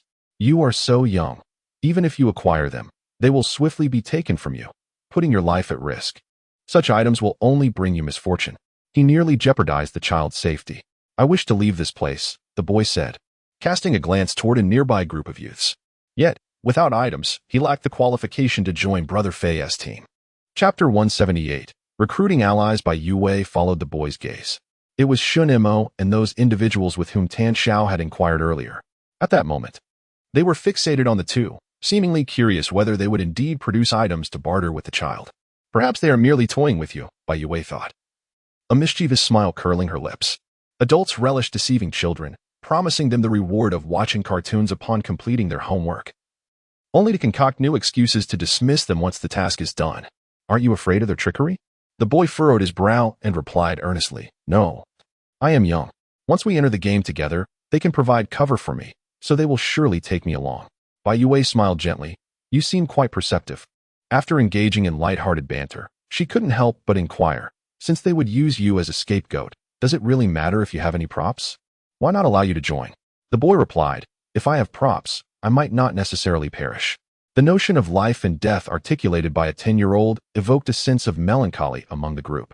They exchanged glances, momentarily rendered speechless.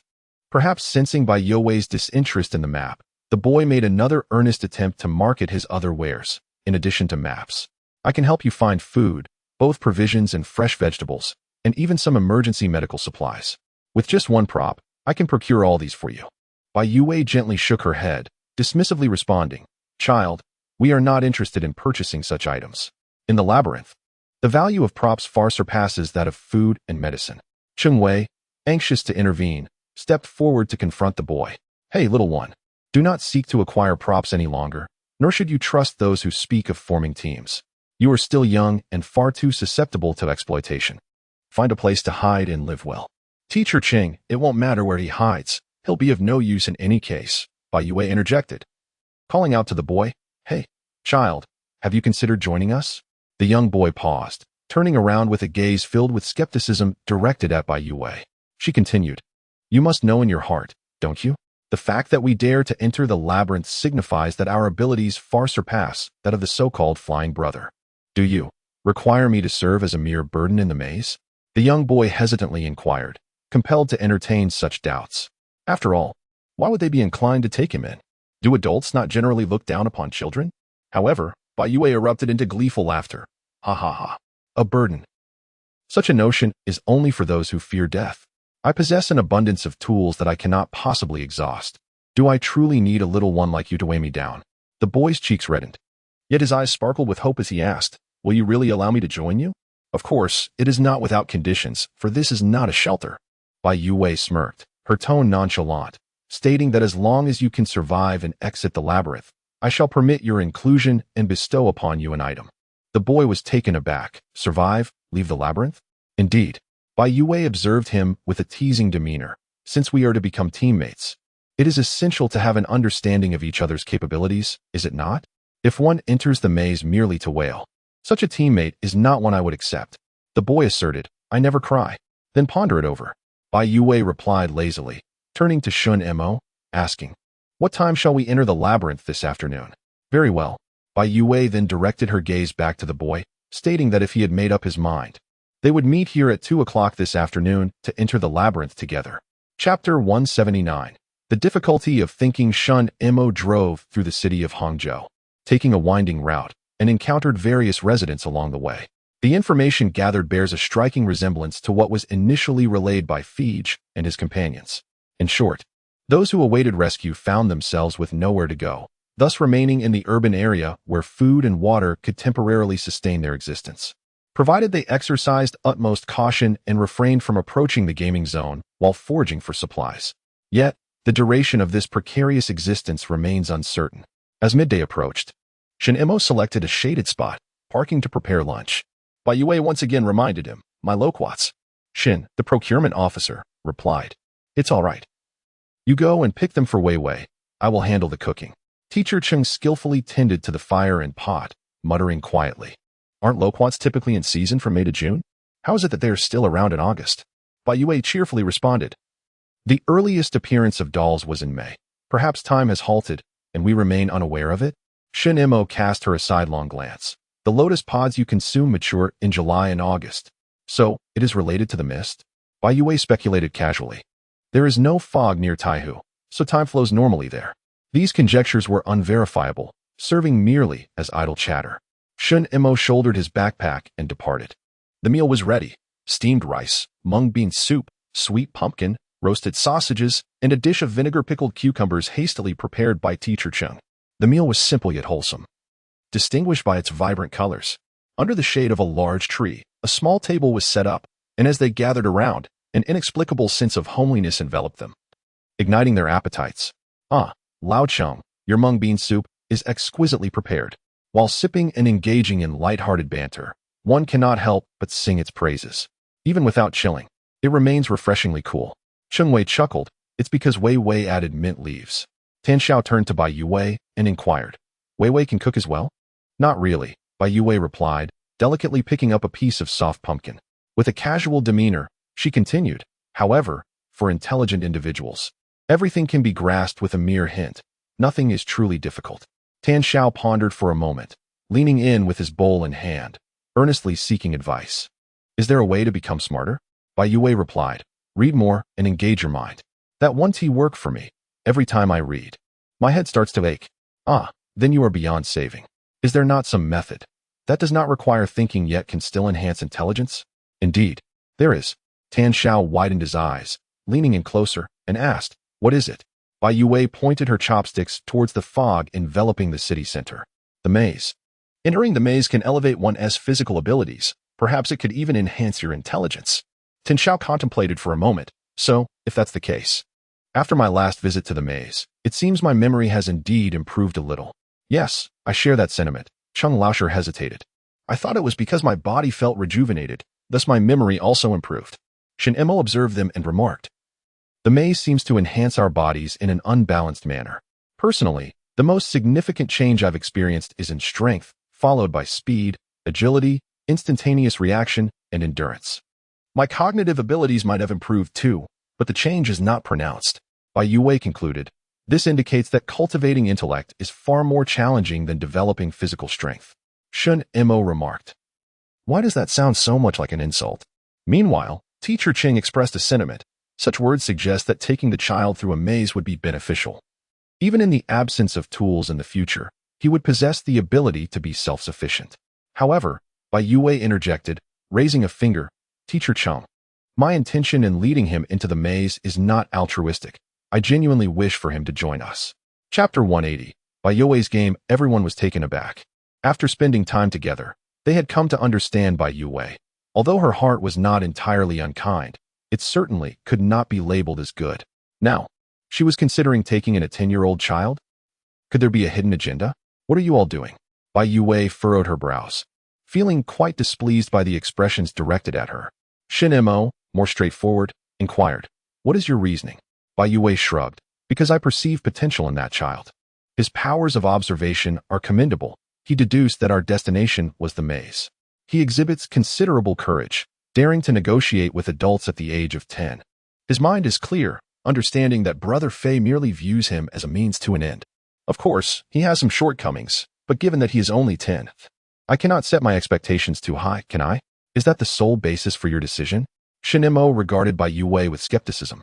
The child's strengths were evident, yet his weaknesses were even more pronounced. In summary, should they decide to take him in, the entire team would need to exert significant effort to ensure his safety. Indeed, since our last departure from the game, I have sensed a certain void among us, Bai Youwei remarked. Shen Mo inquired, "What is it that we lack?" It is challenging to articulate. One might interpret it as a more straightforward, intrinsic way of thinking. Bai Youwei set down her chopsticks, fell into a moment of contemplation, and continued, "I believe the doll game is not particularly difficult. The challenge lies in discovering the solution. Many of us have developed rigid thinking patterns, influenced by our life experiences and upbringing, myself included." She cast her gaze towards Tan Xiao and Chung Weikai. "You may not be aware, but during Truth or Dare, when I was writing prompts on the cards, I was suddenly reminded of the inspector's derision towards humanity as mere amalgamations of water and protein, which prompted me to alter my question. However, I later realized that a far simpler method to progress existed, yet it had entirely escaped my mind at that moment." Tan Xiao and Chung Weikai exchanged glances and asked Bai Youwei, "What method are you referring to?" Bai Youwei gently pressed her lips together. "The inspector cannot terminate its own existence. Thus I instructed everyone to eliminate the current inspector on the cards. In truth, there are countless actions the inspector is incapable of performing. It cannot allow its own blood to flow. Similarly, I surmise it cannot extract earwax, dig for nasal mucus, or produce dandruff from its scalp, nor can it spit saliva. Do these methods not sound rather repugnant? Quite pedestrian, perhaps? Yet, they might indeed prove effective, would they not?" Shen Mo furrowed his brow slightly. "Implying that the child could fill in our cognitive gaps? I cannot say for certain." Bai Youwei pondered for a moment and then suggested, "How about this? Let us engage in a game where you treat me as the inspector and see if you can pass the challenge, shall we?" The three men, holding their bowls, looked at her momentarily speechless. "Go ahead and present the question," Shen Mo remarked. "Consider it a game for our dinner gathering." Bai Youwei's lips curled into a smile as she declared, "Greetings, everyone. I am the inspector for this game, and I welcome you to the doll game. Shen Mo, Tan Xiao, Teacher Chung." With a beaming smile, Bai Youwei extended her hands, palms facing upward. "The theme of this game is Weiwei's candy. Imagine I possess a red candy and a green candy. The red candy is flavored like watermelon. Pray tell, what flavor does the green candy possess?" Chapter 181. Late arrival by Youwei. Incorrect. Teacher Ching inquired, is it grape-flavored? By Youwei. Incorrect. Tin Xiao interjected, old Ching. Grape flavor is typically represented by the color purple. Could it possibly be kiwi-flavored? By Youwei. Incorrect. Tin Xiao. How about green tangerine flavor? By Youwei. Incorrect. Teacher Chung contemplated earnestly. Since the red candy is watermelon-flavored, the green one must also be fruity. Could it be cucumber-flavored? Bai Youwei shook her head with a smile. Still incorrect. Tin Xiao, now utterly exasperated, pleaded, Wei Wei, could you provide a hint? Bai Youwei shrugged. I have already given you a hint. The red candy is watermelon-flavored, and that is indeed the hint. Teacher Chung queried once more, is it lotus seed pod flavor? Bai Youwei let out a soft laugh, shaking her head as she inquired of Shen Mo, what do you think it tastes like? Goodness, is that even possible? Tin Xiao could not help but exclaim. The answer is sweetness. No way. How cunning. Bai Youwei shook her head. That's not quite right. Tan Zhao's voice abruptly halted, and Teacher Chung, who had intended to praise this unexpectedly clever answer, found himself speechless, his mouth closing involuntarily. Shen Mo turned to Bai Youwei, please reveal the answer. With a beaming smile, Bai Youwei declared, the answer is the taste of watermelon rind. Shen Mo. Tan Xiao. Chung Wei Kai. Red watermelon flavor. Green watermelon rind flavor. How does that sound? Quite logical, isn't it? Bai Youwei beamed with pride, reminiscing about how a child of a former nanny had once visited her home and responded in a similar manner when she tempted him with candy. Indeed, children's ways of thinking are fascinating. If our goal is to collect the puzzle pieces, perhaps bringing that child along on our journey might yield delightful surprises. After a brief pause, she continued, provided he can navigate his way out of the maze, of course.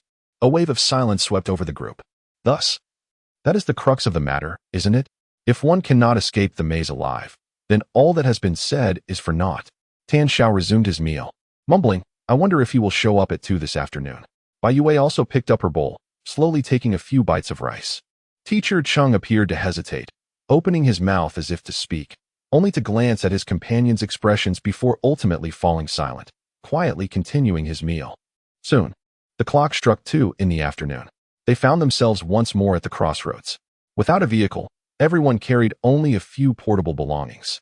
The intersection bore no trace of the little boy. It was understandable that the other party had not arrived. After all, he was unfamiliar with Bai Youwei, and it was quite natural to have reservations. Moreover, at this moment, few dared to venture into the labyrinth. Chung Wei suggested, shall we wait a bit longer? Perhaps something has delayed him. Everyone turned their gaze toward Bai Youwei. Her expression was placid, showing no dissent. So they sought refuge in the shade of a tree and waited in silence. 5 minutes elapsed, yet the little boy still did not appear. Bai Youwei let out a languid yawn. At that moment, a few individuals approached from the right street. As they looked over, they saw 2 men and a woman. But still no sign of the child. Bai Youwei felt a wave of despondency wash over her.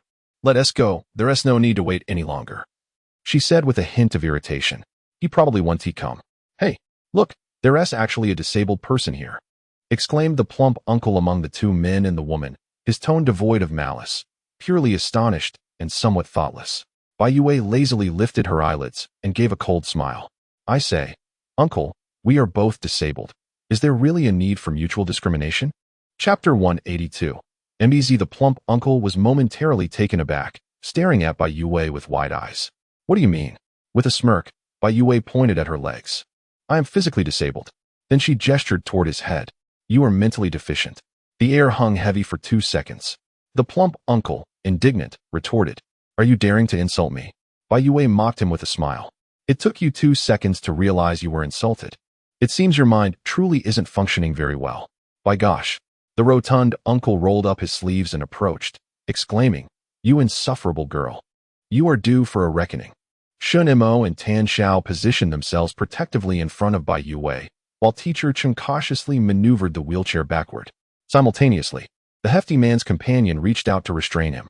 The woman clad in red exuded an air of arrogance, her disdain almost palpable as she declared, this little white lotus, dependent on a man for survival, will perish in no time. Why waste your anger on her? TSK, were you raised in a single-parent household? Did your father neglect you in your youth? Bai Youwei scoffed. I don't rely on men for sustenance, and that is quite commendable. The woman in red seethed with rage. swiftly drawing a firearm from behind her waist. "Su Man," the man beside her barked. Bai Youwei chuckled, leisurely retrieving a toy gun from her bag. "I have one too. Care to test whose is more formidable?" No one believed her weapon was merely a toy. Those who had survived until now surely possessed a few tools for self-preservation. A standoff ensued, with Shen Mo's side appearing more numerous. Yet the opposing group was composed of robust individuals, while his side included Bai Youwei and Cheng Wei. One frail and the other elderly, subtly hinting at a disadvantage in morale. Bai Youwei began to extract various items from her bag. Her tone languid as she remarked, "I have an abundance of props that never see use. Carrying them daily is quite cumbersome. Today is a perfect opportunity to put them to the test." The crowd fell silent. Shen Mo cast a glance at her, commanding, "Put them away." Bai Youwei, displeased, puffed her cheeks and retorted, "What? Do you think I'm wasting them?" Shen Mo replied, "I fear you might inadvertently injure someone." Bai Youwei rummaged through a collection of props, carefully stowing them away in her bag, yet the toy gun remained conspicuously outside. Under normal circumstances, the toy weapon held little threat, merely inciting an uncontrollable urge to flee. Nevertheless, the opposing party was unaware of the true purpose of the props, prompting her to take a gamble. Upon observing the apprehension etched on the faces of the three adversaries before her, she realized her wager had paid off. "We harbor no ill will." The leading man cast a sidelong glance at Bai Youwei, his gaze ultimately settling on Shen Mo. "We possess props as well, yet in this current predicament, I believe it unnecessary for us to squander them on trivial verbal disputes. Do you not agree?" "Trivial disputes?" Bai Youwei chuckled. "One of you insults me, calling me disabled, while the other accuses me of being a little white lotus, nearly creating a hole in my side. Pray, clarify for me. Does this truly qualify as mere verbal sparring? Who initiated the conflict, I wonder?" Shen Mo shot her a look, admonishing her against using foul language. Bai Youwei clung to his arm, feigning innocence. "Brother, these ruffians are tormenting me. Woe is me." Tan Xiao stood resolutely at the forefront, brandishing a baseball bat, his expression rife with disdain. "We are striving to save all of humanity, and what about you? Bullying a young girl while boasting such a formidable physique. TSK, what a disgraceful lot." The three opponents exchanged incredulous glances. "What the hell? Have we stumbled upon lunatics?" Chapter 183. Apologize. The leader gestured discreetly to his companions. The stout man retreated a few steps, his face darkening, while the woman in red bit her lip and sheathed her weapon. A misunderstanding had unfolded. The man explained, "My name is Yin Qingwen, and these are my companions, Su Man and Elong." He tends to speak rather coarsely, yet he means no malice. He referred to this young lady as a disabled person, not intending to insult. He paused for a moment, and then said with a faint smile, "Moreover, this young lady is, in truth, disabled, is she not? How might we phrase it to ensure we do not offend?" Bai Youwei chuckled and exclaimed, "Oh look, there's a rather rotund fellow, just like a charred old pig's trotter." The chubby uncle retorted, "You." With an expression of innocence, Bai Youwei asked, "Oh, how should I phrase it to avoid causing offense? He is indeed a hefty man. And what about that, blind manly woman? What did you say about me?" The woman in red glared furiously. "I said you're blind," Bai Youwei replied with a cheerful smile. "I live off men. Yet how can you be so certain that I am not the one supporting these gentlemen? Shen Mo, Tan Xiao, Cheng Wei. Even if I am supported by men, what business is it of yours?" Bai Youwei laughed. "Have I eaten your rice or stolen your man?" The chubby uncle could not restrain himself, saying, "You have quite a sharp tongue, young lady. We say one thing, and you retort with a dozen. Don't think that just because you're a woman, we dare not lay a hand on you. Go ahead." Bai Youwei struck the toy gun with a palm, her eyes filled with fierce intent. "I'll take you down, and then I'll seize the puzzle pieces you carry." At the mention of the puzzle, the expressions of the three men suddenly grew tense, their vigilance heightened as they eyed her warily. Those who are aware of the existence of puzzles have likely traversed a maze, and those who have navigated such labyrinths possess enhanced physical prowess, making them individuals not to be underestimated. The atmosphere was tense, with both sides locked in a silent and fraught standoff. Shen Mo cast a fleeting glance at Bai Youwei before turning his attention to the man leading the opposing group, calmly stating, "Apologize. Though you wield weapons, they may not be more effective than mere props." Yin Qingwen observed Shen Mo, then shifted his gaze to Bai Youwei, who nonchalantly toyed with the toy gun in her possession. A slight smirk graced Yin Qingwen's lips, almost a smile, as he conceded, "Very well. It is indeed we who have been impolite. I apologize on behalf of my two companions. May we depart now?" Shen Mo gestured for them to proceed. The rotund man and the woman in red wore expressions of indignation, but ultimately refrained from further comment, swallowing their anger as they followed Yin Qingwen. Once they had distanced themselves, Shen Mo turned and lightly tapped Bai Youwei on the forehead. Refrain from making such bold declarations in the future. Do you revel in chaos? Your threats of death to seize the puzzle left teacher Qing visibly pale. One must be somewhat ruthless to instill fear, Bai Youwei retorted, thoughtfully rubbing her forehead. Some individuals thrive on bullying the weak. The more formidable I appear, the more they hesitate to act recklessly. Tang Xiao nodded eagerly, affirming, what Bai Youwei says is quite sensible. Brother Mo, as we navigate the world, a commanding presence is of utmost importance. Shen Mo, however, did not wish to engage in debate with the two youths. Look, it seems they are negotiating with those individuals, Bai Youwei remarked with keen interest. Long before the conflict arose between the two parties, a number of onlookers gathered near the crossroads, as if they had made prior arrangements with the three individuals, carrying various large and small boxes. What could they contain? Bai Youwei gazed curiously at the retreating figures. It's gasoline, Shen Mo stated. Bai Youwei looked at him, intrigued. How do you know? I can smell it. Shen Mo replied nonchalantly.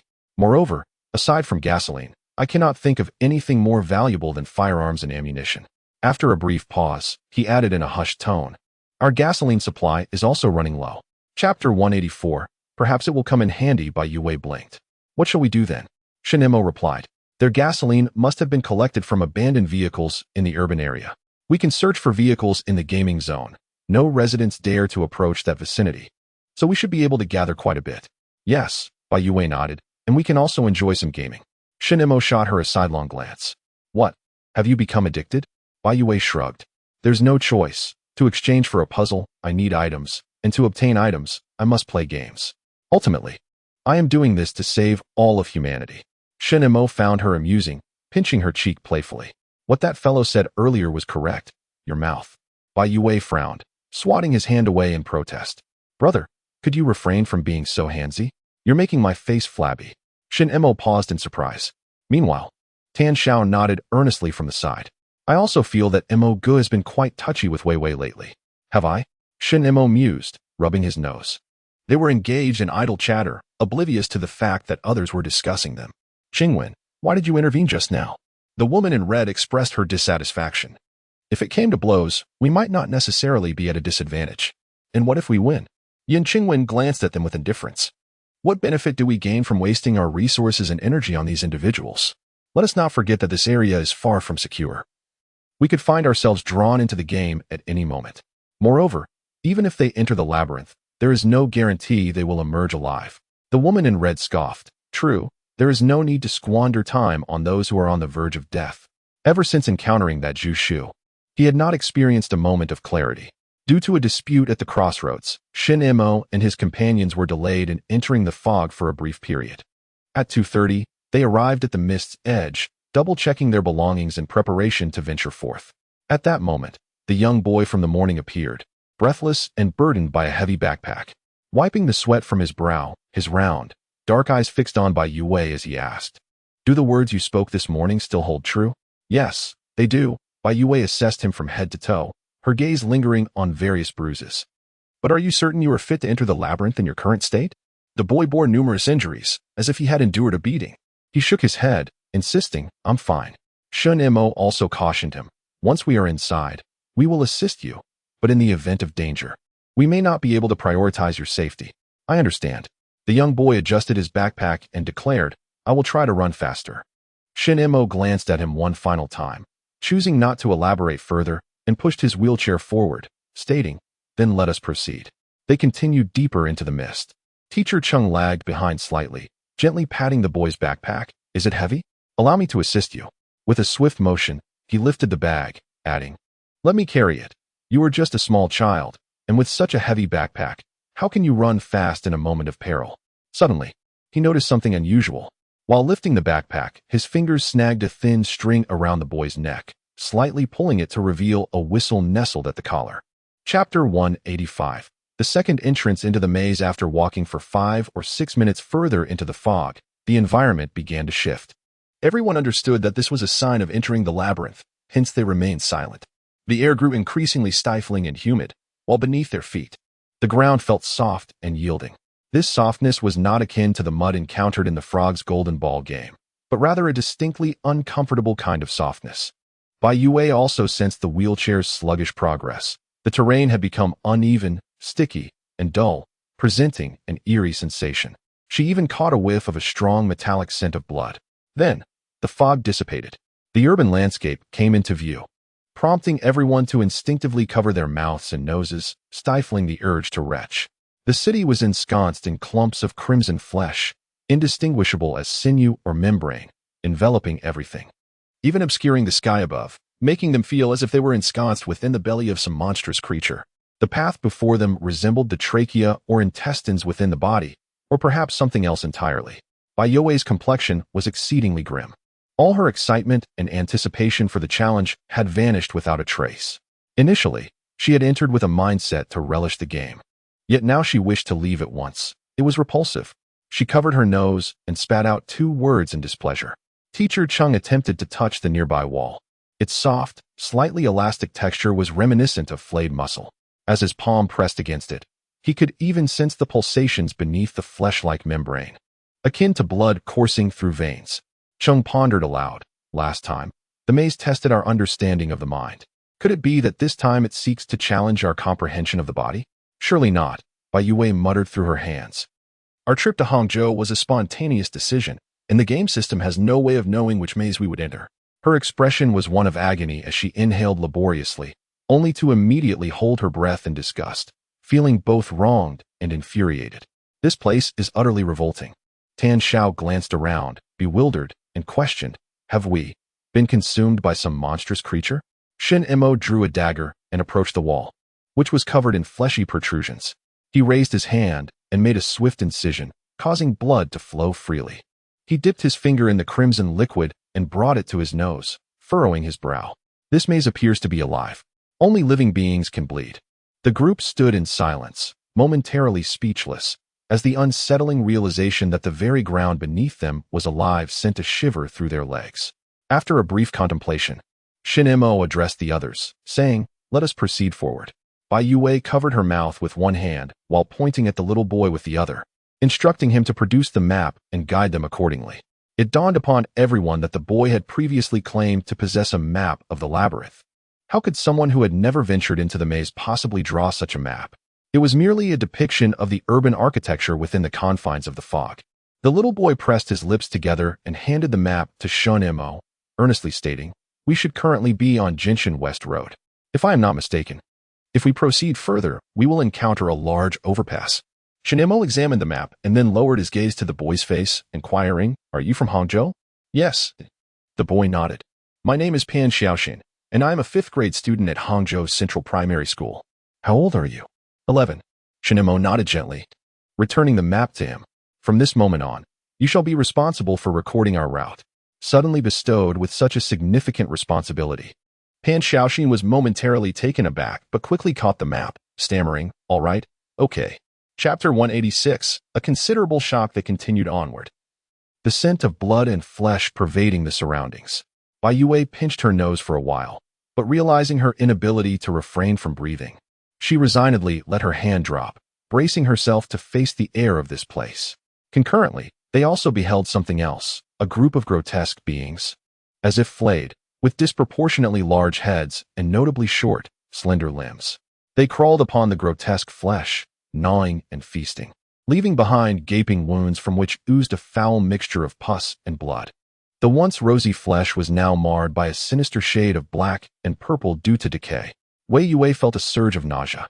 She couldn't help but recall a film from over a century ago, The Lord of the Rings, featuring a character named Gollum, who bore a resemblance to this abhorrent creature.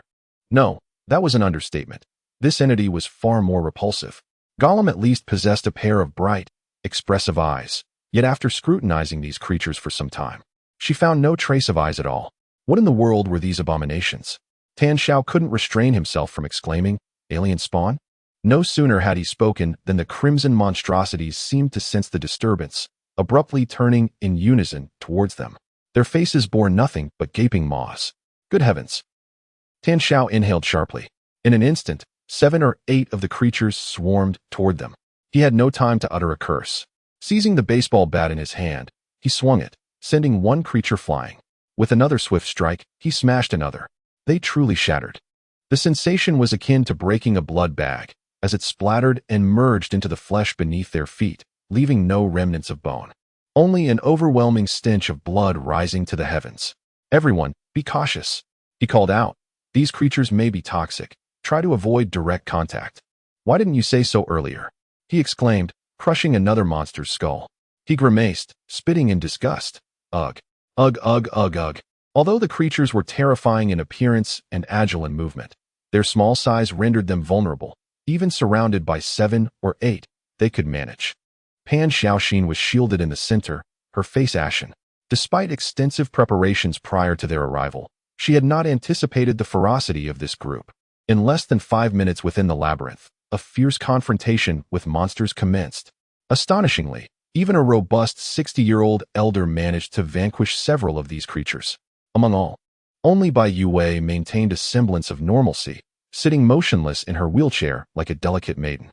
This sight brought a modicum of solace to Pan Xiaoxin, a primary school student. Eventually, the last monster was subdued under Shen Mo's foot. He applied just the right amount of pressure, grinding its slick head without crushing it, and furrowed his brow, saying, "Everyone, come and see what this is." Cheng Wei crouched down to examine the creature intently, prodding its teeth with his cane. The body possessed a certain toxicity capable of corroding proteins and fats, yet its effects on us appeared rather negligible. Teacher Cheng turned to glance at Tan Xiao, who remained unscathed, then gently poked the monster's head with his cane. To his surprise, a hole punctured through, and the creature instantly transformed into a puddle of blood beneath Shen Mo's foot.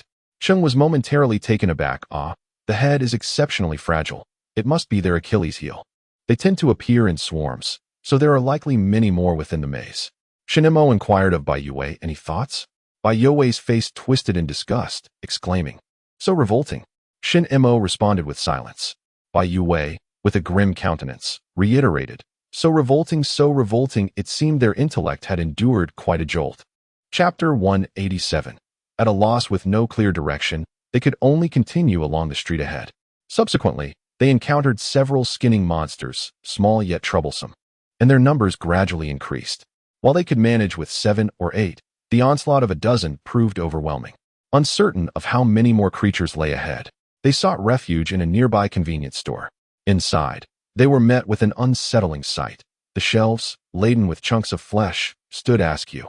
Some fragments strewn across the floor, others adhered to the walls, merging with the grotesque meat that was warm and viscous, exuding an overpowering stench of blood. Curiously, despite the surrounding crimson mass and the absence of any illumination, their vision remained inexplicably bright.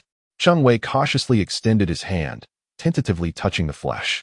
The walls, floor doors, windows, shelves, and cash register all had succumbed to this carnivorous transformation, devoid of skin, merely a thin layer of flesh that, upon incision, would yield blood. "This is different," Cheng Lasher murmured. "Indeed, it was distinct," Shen Mo responded quietly. Unlike their previous encounter in the mirror maze, where the essence of urban architecture remained intact, concrete was concrete. Glass was glass, merely reconfigured into a labyrinth. This time the arrangement of buildings had not altered. The streets, houses, and locations remained unchanged. The sole difference lay in their texture. "If the streets align with the map, we need not worry about losing our way," Shen Mo pondered. "However, where will the exit be?" In their last experience, they had wandered in circles within the maze, searching for an escape. Yet now, every location was clearly marked on the map. The question loomed, where would the exit be found? Teacher Chung remarked, "We cannot afford to search as leisurely as last time. The previous labyrinth had water and electricity, and food was plentiful. However, here, the provisions we brought can sustain us for no more than 2 days." It was indeed a lapse in their judgment, anchored by preconceived notions. They failed to prepare ample supplies, primarily to travel light, and facilitate a swift response in perilous situations. Little did we anticipate encountering a scenario such as this. Of course, there is no shortage of meat here. Yet, who would dare to consume such flesh? Shen Mo pondered for a moment and suggested, "If this labyrinth is indeed the corporeal form of a certain organism, it should possess corresponding vital organs. We might attempt to locate the primary organs, such as the heart or the brain. Perhaps this will yield some clues." Naturally, This is purely hypothetical, for if it belongs to an extraterrestrial entity, it may not even contain the typical organs we expect. Tan Xiao inquired, which direction should we take? He bent down to examine the map in Pan Xiaoxin's hands and further asked, shall we proceed directly towards the city center? By conventional reasoning, it seems that significant treasures are typically concealed at the core. Bai Youwei, with a troubled expression, spoke softly, but won't this meat bleed? Her voice was barely above a whisper, and her mouth opened only slightly, as if any greater opening would draw in the repulsive air surrounding them. Perhaps we could stab it a few more times. If the labyrinth is indeed a singular entity, it should exhibit a circulatory system. The flow of blood in various regions is not uniform. The aorta has the swiftest flow, while the capillaries, due to their vast surface area, experience the slowest. To locate the heart, we must first seek out the aorta. This is a viable strategy. Everyone ceased their procrastination and commenced immediate action. Although the mass before them consisted merely of chunks of flesh, certain regions revealed the presence of protruding veins ensconced within the meat. Shen Mo directed his dagger towards a conspicuous dark red vein, plunging it deep, and as he withdrew the blade, blood gushed forth like a ruptured water pipe. After a brief moment, the flow began to diminish. Shen Mo reached out to examine the wound, furrowing his brow. It has begun to heal. Chapter 188. The monstrous beast. This peculiar flesh exhibited an extraordinary capacity for self-healing. Hence, any attempt to excavate a passage or exit within this domain would be utterly futile. Shen Mo plunged his knife into several more locations, roughly discerning the position of the aorta, and led the group onward. The most troublesome aspect was the skinned little monsters. They would sporadically encounter small clusters that not only attacked but also gnawed at the flesh, rendering it putrid and oozing with blood and pus, thereby obstructing the blood vessels and adversely affecting Shen Mo's ability to ascertain the direction of the aorta. After a laborious struggle against one wave, they turned a corner only to confront yet another horde of creatures. At the roadside bus stop, at least 30 skin monsters were crowded together, ravenously gnawing at the now flesh-like bus sign, benches, and advertisements, lost in their gluttonous feast. With clammy palms gripping the baseball bat, he prepared for yet another assault. Teacher Cheng's forehead glistened with a fine sheen of sweat, his cane held firmly before him. Shen Mo stood at the forefront, casting a sidelong glance at his companions. How long must they continue this relentless battle before it reaches its conclusion? His gaze fell once more upon the creature, its flesh of vivid crimson, a massive, glistening head, frail, spindly limbs, and a mouth brimming with sharp teeth. Yet it was not without vulnerabilities.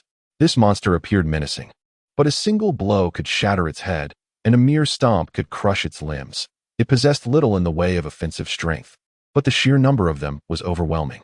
In an environment devoid of sustenance and water, their stamina could not afford to be squandered on fruitless endeavors. The people behind him retreated to the corner. He whispered, "These monsters lack eyes and ears. They likely discern our location through the faint vibrations of the flesh surrounding them. We might try to divert their attention shortly." His companions nodded in agreement, when suddenly, a tremor resonated beneath their feet. A subtle quaking, reminiscent of some colossal creature traversing the ground. A chill ran through their hearts, and they swiftly turned to see a gigantic serpent emerging at the end of the street. It slithered rapidly toward them. The expressions of all present shifted dramatically. Though termed a snake, it bore little resemblance. Rather, it resembled an enormous maggot, lacking eyes and ears. Its head was encircled by a multitude of teeth, and its corpulent body nearly filled the entire roadway. Shen Mo had no time for contemplation. He scooped up Bai Youwei and darted into a nearby shop. The others hurriedly followed suit. Within mere seconds, the colossal maggot slid past the storefront, crushing the wheelchair Bai Youwei had left by the roadside, and continued its advance. Shen Mo furrowed his brow, abruptly setting Bai Youwei down and sprinting back outside. In an instant, Bai Youwei felt as though she had plunged into a mass of flesh, causing her to shudder violently, her face instantly paling. But Shen Mo had already vanished from sight.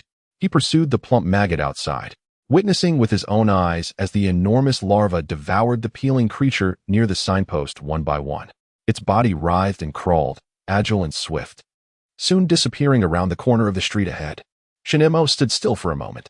The tremor beneath his feet diminished as the flesh maggot departed, growing smaller and smaller, until it finally vanished. Had it suddenly become so fragile? Bai Youwei shed 2 tears. The texture felt flat against her lower body, and she gradually regained her composure, though her complexion remained ghastly. She closed her eyes and exhaled slowly. It's so disgusting, so disgusting. Her mind was consumed by this singular thought, unable to contemplate anything else due to the overwhelming nausea. Chapter 189. Not my cough. Bai Youwei faltered unexpectedly, leaving Shen Mo to lead the team. He turned around, surveying the surroundings, discovering that the establishment was a dining venue, with a cash register at the entrance and numerous tables and chairs scattered throughout. Decorative paintings adorned the walls, yet all had taken on a grotesque, fleshy quality. Everything had transformed into a crimson, sanguine state. Even the air was saturated with the briny scent of raw meat. Having rushed out earlier, he had hastily placed Bai Youwei on a chair covered in grotesque flesh lumps, and now observing her pallor, it seemed she had been quite frightened. Tan Xiao, curious, also pulled out a chair, touched it, and attempted to sit, his expression nuanced, as if he were perched upon another's lap. He murmured as he rose, feeling somewhat uncomfortable, opting not to linger on the chair. Chen Wei was more concerned about Shen Mo's actions moments ago, inquiring, "What was that thing that crawled past? Is it aggressive?" Shen Mo shook his head calmly. "It's still unclear. However, it seems to proactively attack those small creatures. Dozens near the bus stop have been devoured, and its appetite appears insatiable." After a brief pause, he added, "After feeding, it seems to grow in size. Grow larger." Tan Xiao wore an expression of nausea. "What will it look like if this is the fastest maggot I've ever seen?" "Enough." Bai Youwei gritted her teeth, feeling a wave of revulsion coursing through her. Observing her reaction, Shen Mo felt a mix of helplessness and amusement, and could only reassure everyone. "Regardless of the situation, let us first discuss our thoughts. Should we adhere to the original plan of locating the main organ, or should we first ascertain the circumstances regarding that monster? After all, we might not always be so fortunate to have a hiding place nearby. If we find ourselves cornered next time, will we possess the strength to confront that colossal serpent?" Teacher Cheng furrowed his brow deeply. "At present, everything remains uncertain. We do not know how many monsters there are, nor whether their movements are random, or follow a discernible pattern." As he spoke, the subtle glances exchanged between Teacher Cheng and Tan Xiao were directed towards Bai Youwei. "What are you looking at me for? I know nothing." Bai Youwei felt utterly uncomfortable, shutting her eyes momentarily before asking, "Is there any water?" Shen Mo set down his bag and retrieved a bottle of mineral water filled with peppermint and rock candy. Bai Youwei took a few sips, struggling to suppress the sensation of nausea. "No need to rush." Shen Mo spoke softly, assuring, "We have just arrived. Let us all take our time to devise a way out." Bai Youwei furrowed her brow, responding with a faint hum. At that moment, a sudden cough echoed through the room, startling everyone. Tan Xiao glanced at Teacher Cheng, who in turn looked at Shen Mo, who then turned his gaze towards Bai Youwei, who felt utterly perplexed by the situation. Eventually, all eyes fell upon the youngest among them, Pan Xiaoxin. "Would you like some water?" Bai Youwei offered, extending the drink towards him. Pan Xiaoxin, flustered, waved his hands. And no, it wasn't me who coughed. Once again, everyone paused, exchanging glances, their expressions tightening with suspicion. Could it be that there were others concealed within this room? Shen Mo knitted his brows, scanning the surroundings, ultimately directing his gaze towards the kitchen at the back of the dining area. Grasping a dagger, he cautiously advanced. Tan Xiao raised a baseball bat, intending to follow. But Shen Mo halted him with a silent gesture, instructing everyone to remain in place. He continued forward. The kitchen door, located on the right side of the dining room, was closed. However, the door, now marred and grotesque, had lost its security features. The lock was rendered useless. Shen Mo paused before the door, gripping the handle, which was covered in grotesque growths, and with a slight exertion, he pushed it open. Two matters. The first matter. It is said that Bai Youwei held two candies in her hand. The red candy was watermelon flavored. What flavor was the green candy? To respond with watermelon rind would indicate a remarkable understanding, as that was indeed the answer I had set. Answering with flavors of candy, sweetness, and a hint of cunning. Responding with the essence of celery and bitter melon, I find myself at a loss for words. For those who liken the taste to frogs, please pause. The microphone is yours. Would you kindly share your thoughts? Thank you all for broadening my horizons. Ahem. On to the second matter. I have reviewed the titles you suggested for the book. I am immensely grateful. Together with the management, I have selected 10 enthusiastic participants, and I shall send a small token of appreciation in the form of a red envelope. Though the sum is modest, please enjoy an ice cream on me. Below is the list. Mihu Ai Maoli, the doll game ruined by a young girl. Wang Yuzhen Ku Ai, did I lose my temper today? Ling Ran, Did the protagonist cause trouble today? And how? The doll game is underway. AI X Xiaoqian, pursuing a male god in the doll game. Luo Mo, what to do when your IQ is too high. Tenchi, the game life of a Yandra girl. Yiwu Lu Yun, the doll game's Yandra girl is not to be messed with. Bai Youwei, who will save the prosecutor in the doll game? Yi Qianliang, are you afraid of the doll game? Lastly, my affection for you all knows no bounds. How sentimental. Chapter 190, A Survivor with a Click. The door swung open, revealing an interior as saturated with chunks of flesh in shades of pink and red as the exterior. The control panel was adorned with thick, bluish-purple sinews, and the walls bore large, blood-red growths. There were no windows. The air was thick and foul, saturated with a nauseating stench of blood. Shen Mo stepped inside, where silence reigned. He keenly detected a faint, muddied sound of breathing, his brow furrowing slightly as he advanced steadily towards the source. At the end of the lengthy operation table, the sound of breathing grew increasingly distinct, quickening to a near-raspy pant. As Shen Mo rounded the corner of the table, the gasps abruptly transformed into a tangible scream. No, don't come closer. Please, don't approach. Stay away. The man shouted in terror. Shen Mo lowered the dagger in his hand, his brow furrowing even deeper. Beneath the table, a man was curled up, his eyes wide with fear as he gazed at Shen Mo.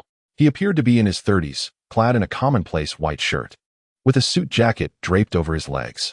He seemed injured, half sitting on the ground, motionless save for his hands, which he waved frantically before him, repeatedly shrieking, "Stay away. Go away. Everyone, just leave. Don't come any closer." Hearing the commotion, others rushed into the room. Upon seeing the influx of people, the man's expression became even more frantic. His lips trembled incessantly as he anxiously stared at them. He cast a dubious look at the crowd, his face slick with cold sweat, rendered speechless.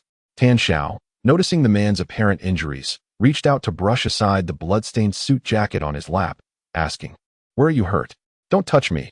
The man suddenly screamed. Cheng Wei, sensing the heightened tension, remarked to Shen Mo, "He's likely traumatized. A bit deranged. We may not extract any useful information from him." Shen Mo